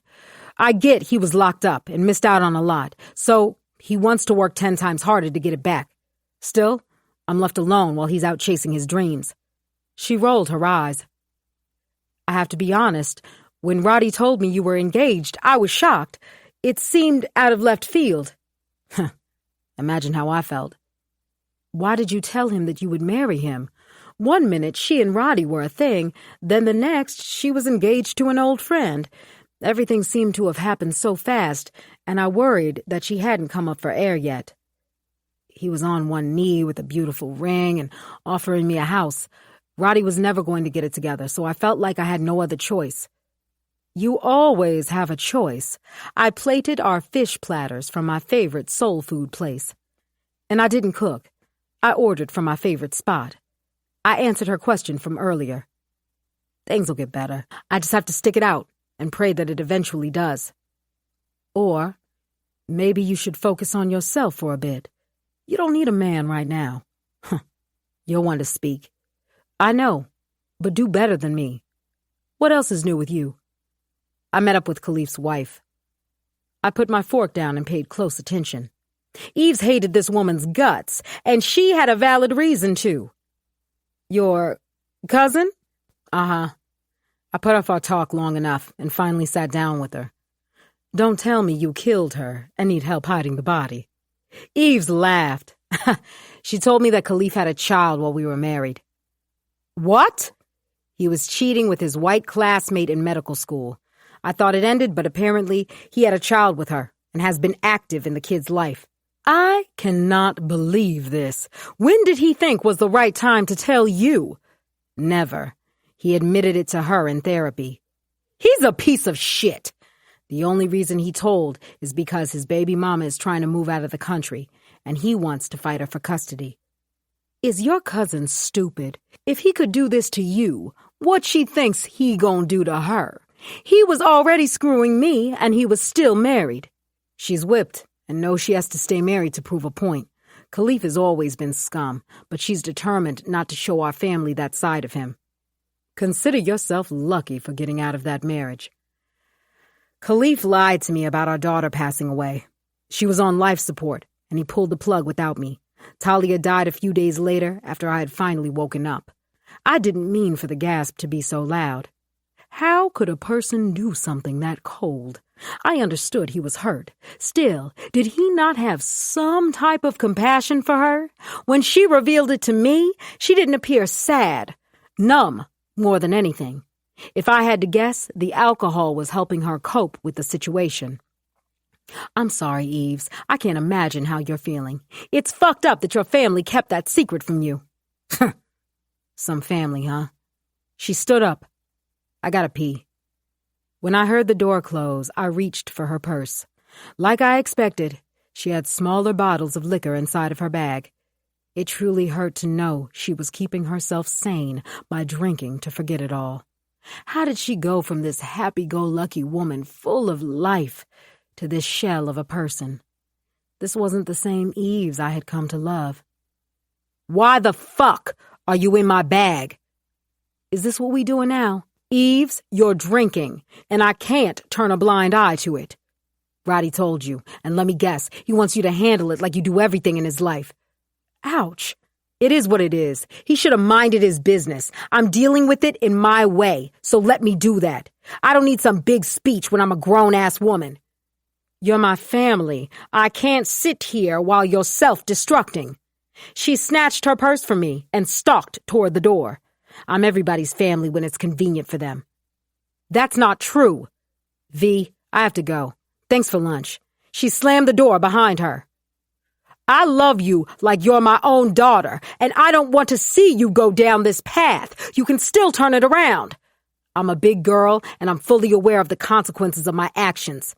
I wanted to run behind her and force her not to drink. I've been around enough addicts to know when she was ready for the help, she would reach out. Eves was hurting, 69, and instead of leaning on the support she had, she was pushing us all away because she didn't want to deal with hearing our opinions on the matter. I opened the door and caught her as she was opening her car door open. Eves! V! I don't have... My door and heart are always open when you're ready. I told you that I'm always going to be there for you, and I meant every word. She stared at me for a bit before hopping in her car and pulling off. Before going inside, I said a quick prayer and went inside to call Roddy to fill him in on how lunch went. She meant a lot to me, and I wanted her to heal. Eves had been through so much that she deserved peace.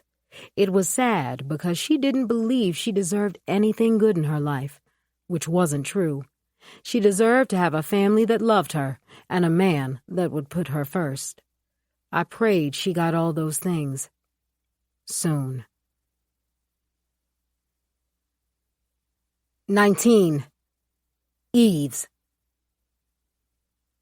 The sun came crashing through the blinds, and the bed I was laying in was so soft and comfortable. It was nothing like the bed in the hotel suite I was staying in with Zaya. After pulling the covers over my eyes so they could recover, I took a deep breath. Usually, when I had a few drinks, I was able to remember. This morning, I couldn't remember who was buying me drinks and who brought me home last night. After Zaya popped 3 Mollies, I knew it was going to be a wild night. Drinking was my source of escape, not prescription pills. I didn't need to trade one addiction for another. All I had to do was smile, grab my clothes, and leave. We didn't need to have a long conversation or promises to meet for lunch the next day. The only reason why I was in Los Angeles was because Zaya invited me to hang out. It was all expenses paid, so I wasn't going to turn it down. The conversation with Tara was heavy. Everything she revealed to me was hard to digest. For the first few days, I sat in my bed drinking until I blacked out. Before, I was so concerned about Pooh coming home and finding me drunk. But finding out that I could have had one last goodbye with my child broke me to the core. The last thing I cared about was Pooh finding out I was drinking again. He didn't care enough to even come home, so why the fuck should I tiptoe around him? When Zaya asked if I wanted to come partying and shopping with her in L.A., I was down. Down to get away and pretend to be someone that I wasn't. Reality hadn't been fair, and all I wanted was a small escape. I now found myself in some stranger's room, trying to find an excuse to hurry and leave. Hey, last night was fun. I have to get to work, so we should hang out sometime, I said while I tried to remember what I had on last night. Why the fuck you lying? You don't even live out here, so how you got a job? I slowly turned, and Roddy was sitting at the small kitchen table in the hotel room. I'd been so focused on avoiding eye contact that I didn't notice it was Roddy sitting there. My stomach and heart both did a little jump. He was upset, and I could tell from his posture. Had he been sitting there the entire night? How did you find me? I didn't. You found me after some nigga tried to bring you home. It's clear that you would have allowed him. Can we not do the whole speech? I have a headache and a flight to catch in a couple of hours. The fuck you mean, Eves? You're a fucking alcoholic that's drinking in the club. You think I'm just going to ignore that shit? I'm not asking you to ignore it. All I'm asking you to do is pretend I'm not one of your children. I know what I did, and I have to live with it. I have to live with the shit too, Eves. Why the fuck you acting like this shit is normal? He hollered. Because it is fucking normal. I hollered and snatched my dress from the bed. This is my fucked up ass life, and I deserve to be able to live in the shit in peace. Roddy's eyes were watery as he watched me maneuver through the room. Let me be there for you. Be there for your fiancée. Worry about her, not me. It's clear that's who you were concerned with from the get. You really about to do this? Let me help you, baby. The pain was evident in his voice, and I didn't care. Every time you could have helped me, you never did. I was always your last choice, so you consider that the next time you want to help me. I stepped into my dress, grabbed my shoes, and headed toward the door. You marrying that nigga and he don't even know the real you. I paused on turning the doorknob with my back still turned away from Roddy. He was right. Pooh didn't know the real me, and it hurt me. I loved Pooh, and I so desperately wanted to be the old Eves that he had fell in love with. He was holding on to the past we shared, and that wasn't me anymore. I wasn't the girl who saw the positive in everything, or the woman he wanted all those things we both did. If I could go back and undo all the damage I caused in my life to become her again, I would have. Pooh knew me as the strong woman who was able to hold it down. That was the reason he was so comfortable leaving me to handle his business. What he didn't know was that I wasn't her anymore. I needed the strength of him to keep me going. Roddy had been that strength for me. It's not your problem. I'm sorry. For what? I turned around and stared at him, confused on why he was apologizing to me. This is my decision, not yours. I fucked up. I'm sorry for being the reason you started drinking again. You needed me, and I let you down. I didn't hold my word. For that, I could never forgive myself. Let me help you, baby. I'm here, and I want to be here. Gia needs you more. Fuck Gia. I'm ending shit with her. Too little, too late. You think I'm doing that shit for you? Eves, I want to help get you in a treatment center. As a man, I can stand here and admit that I haven't been the best man for you. You needed me, and I let you down, and for that, I can't forgive myself. As much as I wanted to run into his arms and pretend everything would be all right, I knew that it wouldn't be. My little love played on the sound system in the bedroom while I sat in the middle of the bed, swigging from the bottle of Jack Daniels I had picked up earlier. The room was swirling as I sang along to my least favorite song. Every time I heard this song, I immediately thought of Talia. God, I had failed horribly, and there wasn't anything I could do to fix it. The one thing I held on to that I knew would make her proud was my sobriety. That was the one thing I could depend on. I treated it like Talia was alive to actually witness me being sober. That all had gone out the window, and I felt empty. Empty and alone was the best way to describe how I was feeling. The lunch with V forced me to look at myself. Why did I hurt the people who loved me the most? V and Roddy wanted to help me with nothing in return, and my first instinct was to hurt and push them away from me. I don't recognize myself in the coldness of the daylight. I slurred along with Adele, holding the pill bottle in my hand. I'm gone, so far gone, and you're the only one that can save me. My tears fell down my face like buckets of water as I held Talia's baby picture and blanket in my arms. I was her mother and she depended on me. Talia depended on me to make smart decisions for her, raise her up to be a respectable woman. And I failed her. At times, I felt like I could feel her presence near me. I felt like there was something or someone near me. It was hard holding on and living with something as hard as this.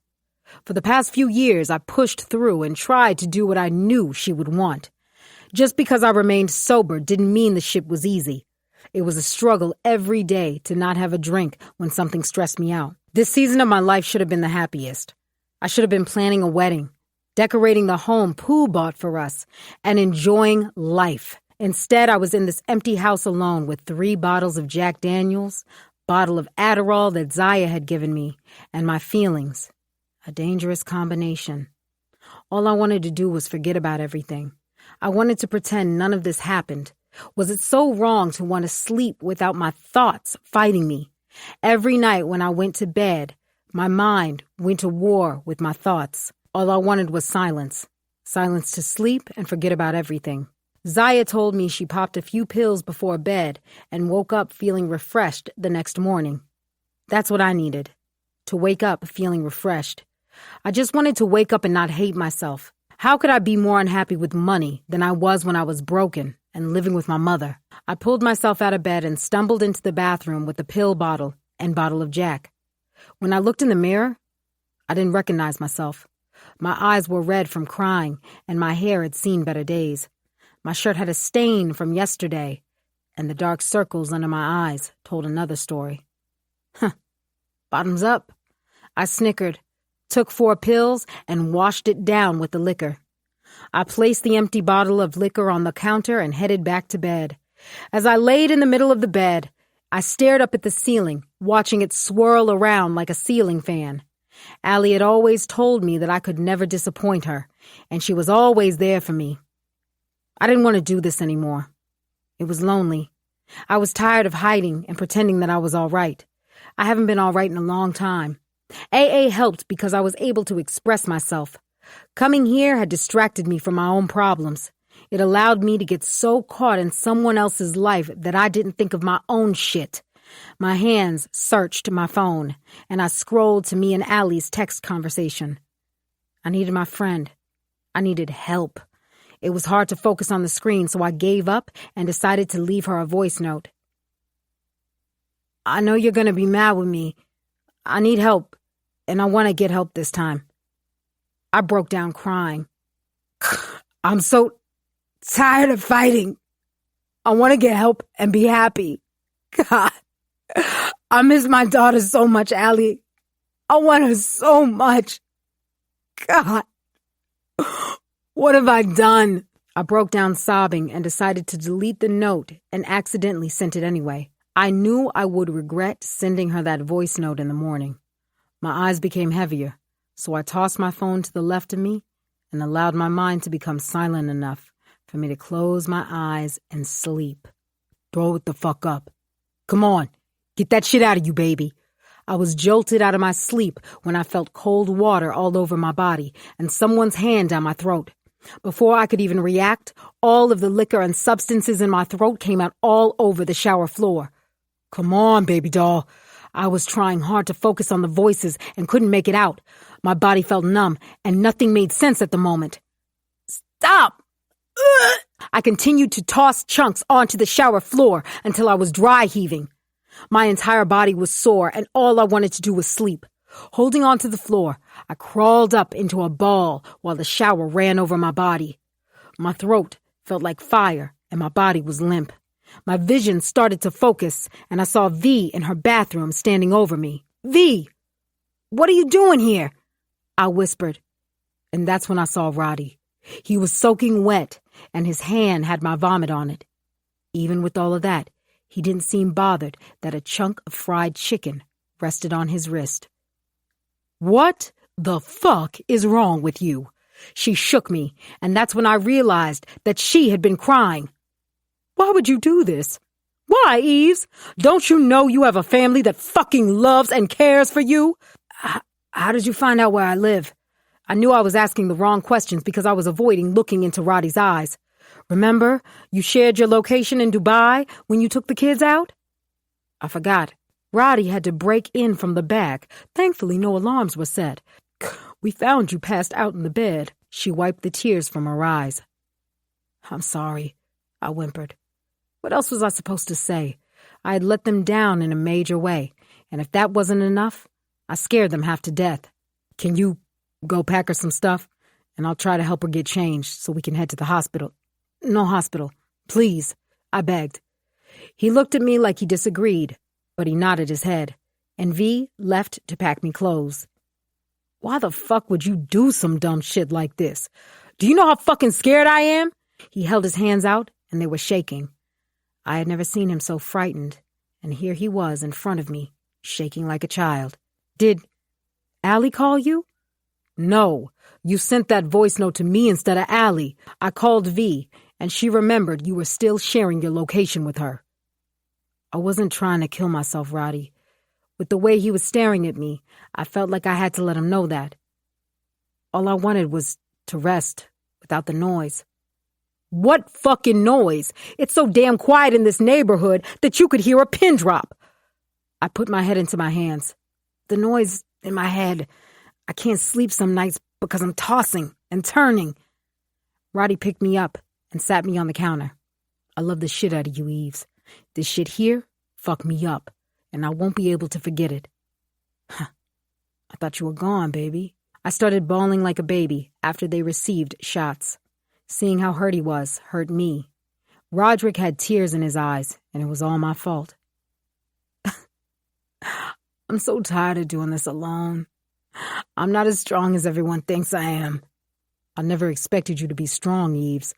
All I wanted was for you to be real with me. I know I put a lot on your plate, and that shit fucks with me. He lifted my wet shirt over my head and replaced it with a dry one V put on the counter. Roddy undressed and dressed me like a child. He brushed my hair into a bun the best he could and carried me. I wrapped my legs around him and laid my head on his shoulder while he carried me to the car. V locked up behind us, and he put me in the car. He was so scared that he sat in the back with me while V drove us back to Roddy's house. Oh, God! Where is Kingsley? I started to panic, realizing that both V and Roddy were here. So, who was she with? Relax, Mama. Ryder is at the house with Kingsley. It's time for you to worry about yourself. She stared at me through the rearview mirror. Roddy squeezed my hand and looked at me. I'm here, and I'm not going anywhere, baby. I mean that shit this time. I leaned my head on his shoulder and closed my eyes while we drove to the only place that truly felt like home to me. The one thing I learned this time around was that I couldn't do this alone. If I had any chance of this being my last relapse, I needed help. I was depressed and had ignored the symptoms for a while. For so long, I had ignored my depression because I was able to hop out of bed, smile, and continue on with my day. Being depressed mixed with an alcoholic was a dangerous combination, and I learned the hard way. My anxiety was out of this world. I had tremors, and sleeping was the worst. Hey, love. You ready to go? V came into the kitchen while I was shifting through different alcohol treatment centers as if one hadn't already been picked out. Roddy had gone crazy finding the best of the best centers and got brochures for them. The one that I had picked was one in North Carolina. It was a treatment center that could help me with my depression, too. It was a 6-month commitment that scared the hell out of me. For the first 2 months, you couldn't have any family visits. How would that help me? If anything, I felt like that would make me lonelier. Yes, I grabbed my sweater and headed out with V. Since the incident, neither she nor Roddy let me out of their sight. Roddy had gone to the airport to pick the kids up. I was so nervous about explaining to them what happened. What if they didn't respect me or look up to me anymore? Julina and RJ were amazing kids. Still, that didn't mean that they couldn't feel disappointed in me. I was disappointed in me, and I was the one who made the decision. How are you feeling about seeing him face to face? V asked as she drove me back to the house I shared with Pooh. Pooh had seen the security cameras and saw Roddy enter our home, or what used to be our home. He called me cussing me out and accusing me of sleeping with Roddy in our bed. I was so exhausted that I allowed him to believe it for a few days. Then I called him and told him everything that happened. In a flash, he caught the next flight home to try to be with me. Everything in my body told me to stay away. Pooh had been home longer than he had ever been before this happened, and this was the first time I was going over there. Despite being in this bad place with him, I still wore my engagement ring. I knew what we had wasn't going to work because I was different. I wasn't the woman he had fell in love with all those years ago. As much as he likes to point out the fact that he had warned me about my drinking, it wasn't the same as being with a full-blown alcoholic. It wasn't his responsibility to watch me like a child, yet he put me in positions to relapse, asking me to go to Vegas, then leaving me unaccompanied when there was liquor at every turn. V pulled into the driveway, and she rubbed my shoulder. I love you. I love you too. I smiled weakly and headed into the house. Pooh opened the door the moment I rang the doorbell. It's about time you decided to come home. I stepped in and sat my purse on the foyer table while taking him all in. Hey to you too. Why the fuck would you start drinking again? He wasted no time in shaming me, and I deserved it. Pooh, I don't need to hear you yelling at me. I know I fucked up.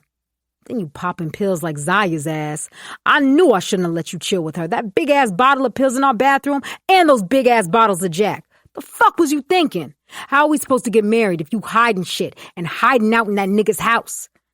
I could have lost my life, and he was concerned about us getting married and the fact that I had been staying with Roddy. Preston, I can't do this anymore, I whispered while he was still going on about that shit that was irrelevant. I can't do this anymore. I raised my voice, and he finally stopped talking. You damn right you're not going to do this anymore. We're getting you help, and you're going to get back right. If I need to spend some more weekends home, then I will. No. I can't do this relationship anymore. It's not fair to any of us, and we need to stop fooling ourselves. He was caught off guard and stood there quiet for a minute. Stop playing. This is what we've been wanting, and it's here. Shit ain't always gonna be perfect, but we can get back to who we used to be. He held my hand. I snatched it away. I can't get back to who I used to be because I'm not her anymore, Preston. I'm not the girl who had hopes and big dreams. That girl you know died when I had to lower my daughter into the ground. He sighed and walked into the living room.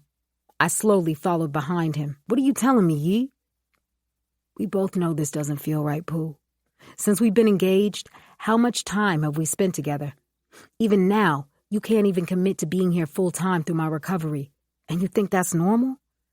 How else are we going to live in this big-ass house if I don't work? You acting like money grows on trees. I didn't ask for any of this shit. You wanted this house, the car, and this ring. Pooh, you know me, and you know I'm not even this type. You had no problem accepting it. Because I thought you would see that all I wanted was your time. I've been in this house alone while you're on the other side of the country. Where is that fair? You're right. I can try to be here with you more. You trying isn't good enough for me, and it's not going fair to you. If Vegas is where your heart is, then you go follow your dreams. I don't want to come in the middle of that. So I have to pick between you and get into the bag? No, I made the decision for you. What we had was beautiful back then. We're two different people trying to make something work that wasn't meant to work. I removed the ring and sat it on the coffee table. I'll always love you, Preston. You know I will. And I'm always here for you. He walked over to me and pulled me into his arms. I love you, Yee.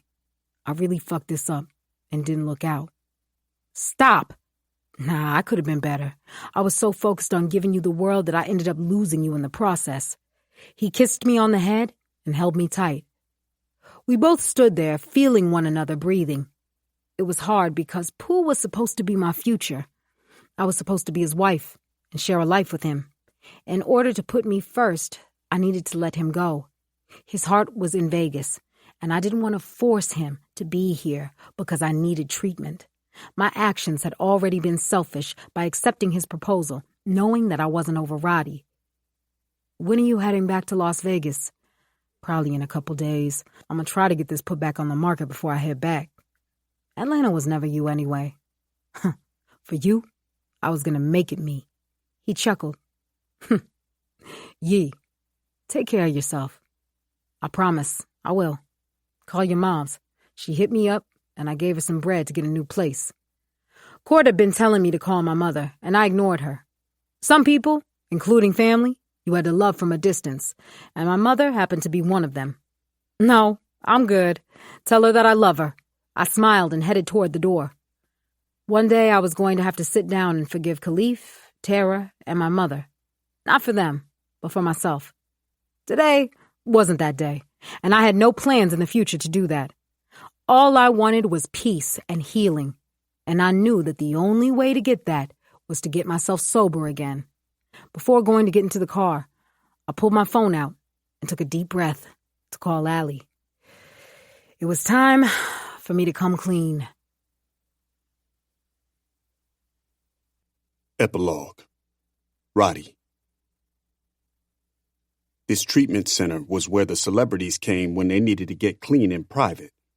It was expensive, and I didn't give it a second thought when I signed the check and handed it to the lady. My main concern was getting help for Eves.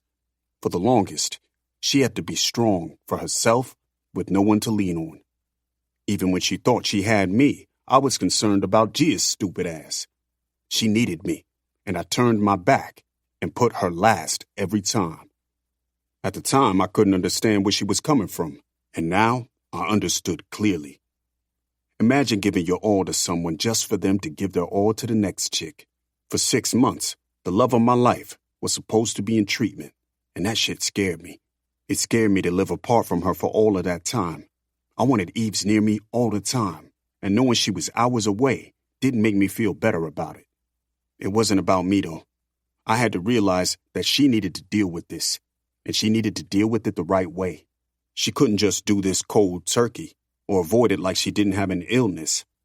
Alcoholism was an illness that people often overlooked. Eves didn't have anyone the first time. This time, she had a family behind her. She had been in the treatment facility for 2 months, and we were finally all able to go visit her. "You know you did what was right for her," Allie told me as she leaned on me.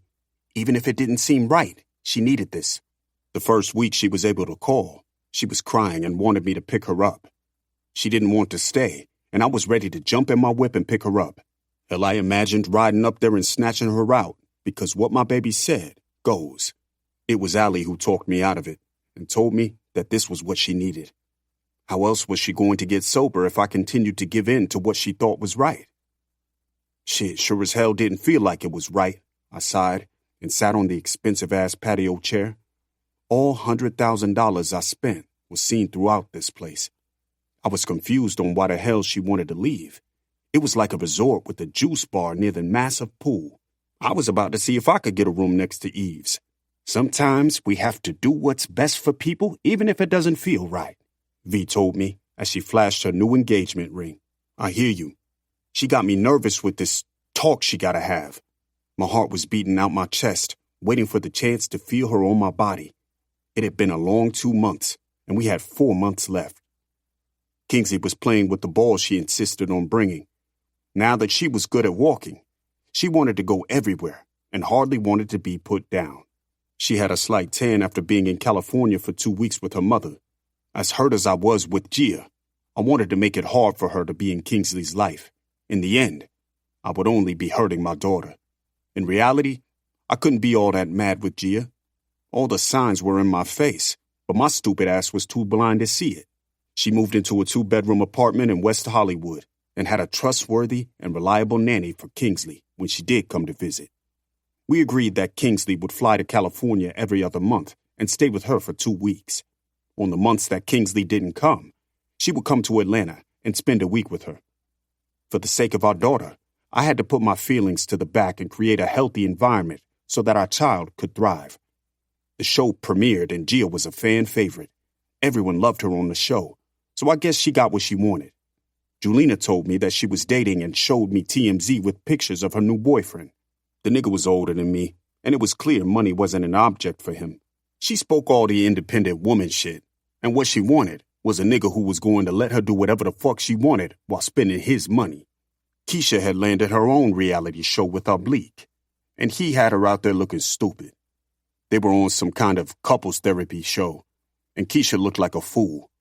That nigga was fucking everything with a pussy between the legs, and she was sticking beside him. It didn't matter that Gia cheated on me or the fact that we didn't work. I always wanted her to come out better than that bitch. It was still a hard pill to swallow, knowing we were done. Even knowing that, I couldn't front like I wasn't happy for her doing her thing. If it was one thing about Gia, she was going to do everything she said she would. Professional, though, because she never came through on any promises she made in our relationship. Owen and V were doing better than ever. He proposed to her last month, and they had plans on moving in together when his house was finished being built. Monet had divorced Curtis's ass and moved in with her father while waiting for the house to be completed. Owen was good for her, and I loved that he respected her. That man would give her the world if she asked, and that was what V deserved. She had been through so much, and it was time for her to get the flowers she deserved. When V moved into the new house, she wouldn't be too far from us and our new spot. I put the house on the market, and the plan was to move into the new house before Eves came home from the treatment center. After spending so much time in that house, I realized that I didn't need a big-ass house like that. My kids didn't need all this extra shit. All they wanted was me, not all this expensive shit. We closed on a 5-bedroom, 4-bathroom house with a resort-style pool in the back. It was a 15-minute ride from where V would be living with Owen. When Eves came home, I wanted a new environment for the both of us. We still had so much to work out. RJ had his own car, and I was constantly playing ref between him and Julina. She wanted him to take her to the mall, and he was trying to chill with his friends before going away to college next year. My boy decided he wanted to go to college, and I was proud of him. His mother was looking down proud as shit. I wasn't a perfect parent, and I didn't pretend to be. However, I had to be doing something right when it came to these kids. Julina and Tamala had patched their friendship up, but they both got involved with different shit. Julina was into getting her grades up and preparing for college, while Tamala was still doing Tamala shit. They were still friends, yet they were going down their own paths. I didn't know what went on in Brooklyn while they were with their grandparents, but Julina came home loving authority. Her and Bree's mother were working on their relationship, more Julina than her grandmother. Bree's mom was stuck in her ways, and you couldn't change a person like that. The one thing that came out of Ju visiting her grandparents was her relationship with her cousin Sydney. They talked all the time, and Ju was even considering going to college in New York when that time came. I overheard she got a little boyfriend out in New York, so I guess we'll see how that plays out. Wink. Levi and Zuri were getting serious, and I was happy about it. Zuri seemed like a decent chick, and she had been in Atlanta for 3 weeks and hadn't left. Madeline was working hard to keep Levi's pops. Eventually, he realized that he needed to leave her alone. She was never going to leave his father for him, and he needed to move on with his life. I wanted love and happiness for my nigga, and prayed that he found that with Zuri. She seemed like she wanted to make him happy. Hey! Eves came out the sliding door with a smile on her face. The food must have been busting in there because she had gained some weight. Baby doll. V ran to her and hugged her tightly. God, I missed the hell out of you. Kingsley abandoned whatever she was messing with and ran right over to Eves, and she picked her up. Kingsley, girl, look at you. Cake, cake. Kingsley clapped her hands, eyeing the dessert table inside. This girl is so greedy, I'll get her some cake. V volunteered while I stood up to greet my baby. You look amazing, Eves. Allie hugged her and tried hard to hold back her tears. We all want the best for you, and we know it's in here. This hasn't been easy for us either. I know, she replied while staring directly at me. Hey, she smiled at me. Let me leave you two alone and get cake with Kingsley. Allie had become part of our family. She wasn't just here for Eves. She would call me, listen to me vent, and give sound advice. Allie had become someone I could depend on, and I appreciated that. When it came to being there for Eves, I knew I was going to need support too. Damn, that ass looking fatter. I pulled her into my arms and kissed her on the lips. I missed you, Angel. I missed you too, handsome. She kissed me on the lips. We need to talk. Can it wait? I'm not trying to argue with you on our first visit. How do you know we're going to argue? The way you've been acting on the phone and shit. It seems like it's going to be bad news. I'm pregnant, Roddy, she blurted. What? On intake, they make you take a pregnancy test, and it tested positive. She dug into her pants pocket and handed me a sonogram. It's twins. Stop My voice trailed off because I looked at the 2 little dots on the sonogram. You carrying my babies? I roared and picked her up while twirling around with her in my arms. V and Allie rushed out, confused on what was going on. What happened? She's pregnant. I kissed Eves on her lips. With twins. Dramatic-ass V dropped to her knees and clasped her hands together, thanking God. Allie held Kingsley with a big-ass smile on her face.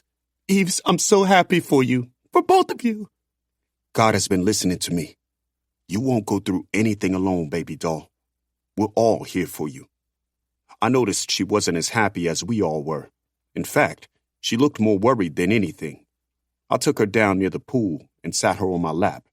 Baby, tell me what's wrong. I'm so scared, Roddy. It's not like I haven't been drinking or when I popped those pills. What if the babies aren't healthy? When I kissed her lips, I held her face. We'll cross that bridge when we get to it. For now, I don't want you stressing about something we can't control. Stop being down. I'm sorry. She shook it off. Are you ready to have 2 more kids in the house? Hell yeah. After these babies, I'm going to get you pregnant again. You bugging out. I kissed her again. When your treatment is complete, we're going to visit Thalia's grave and show her the sonogram and your belly. She held me around the neck. I just want to thank you for being there when I wasn't the easiest person to be there for. Tears slid down her cheeks. I love you and your family so much that it hurts at times. Your family. You couldn't get rid of us if you tried. This stupid ass made 6 wrong turns, and that's why we're late, Julina announced with RJ trailing behind her. The GPS told me the wrong turns. RJ laughed and shrugged. Julina saw what V was holding and snatched it. Mama V, you better not even think. Get your daughter before I hurt her, she broke out laughing. Eves is pregnant with twins. Julina ran down toward us near the pool and hugged Eves. At this point, I had them both on my lap while Julina kissed Eves 1,000,000 times. We're going to have babies, she hollered so loud that the man sleeping near the pool jumped up. More Kingsleys running around? Thank God I'm going to college. RJ joked and pulled Eves up to hug her. He towered over her, and I was confused on when this nigga started growing. Oh, shut up. Go fix that GPS. He and Julina started their bickering while heading to get food from inside. You do know I'm not ready for him to go to college, right? Shit, me either. I rubbed her ass and kissed her neck. You pregnant with my babies, huh? Real bad. She started giggling and kissed me on the lips.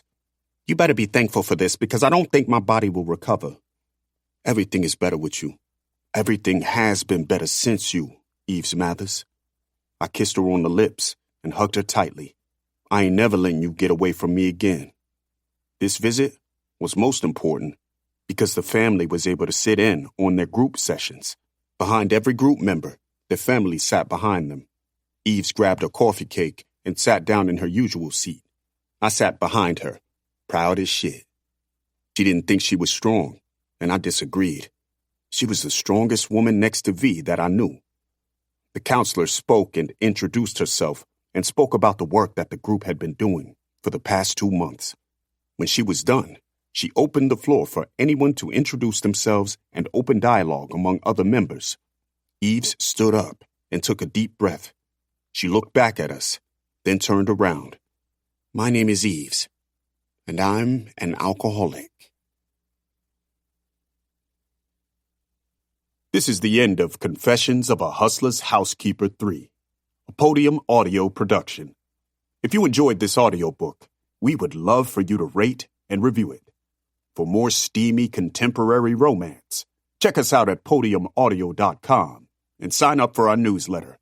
We promise we won't spam you. Also, consider joining our community of listeners, fans, and trolls on social media. We're active on Instagram, Facebook, Twitter, and Reddit. We'd love to connect.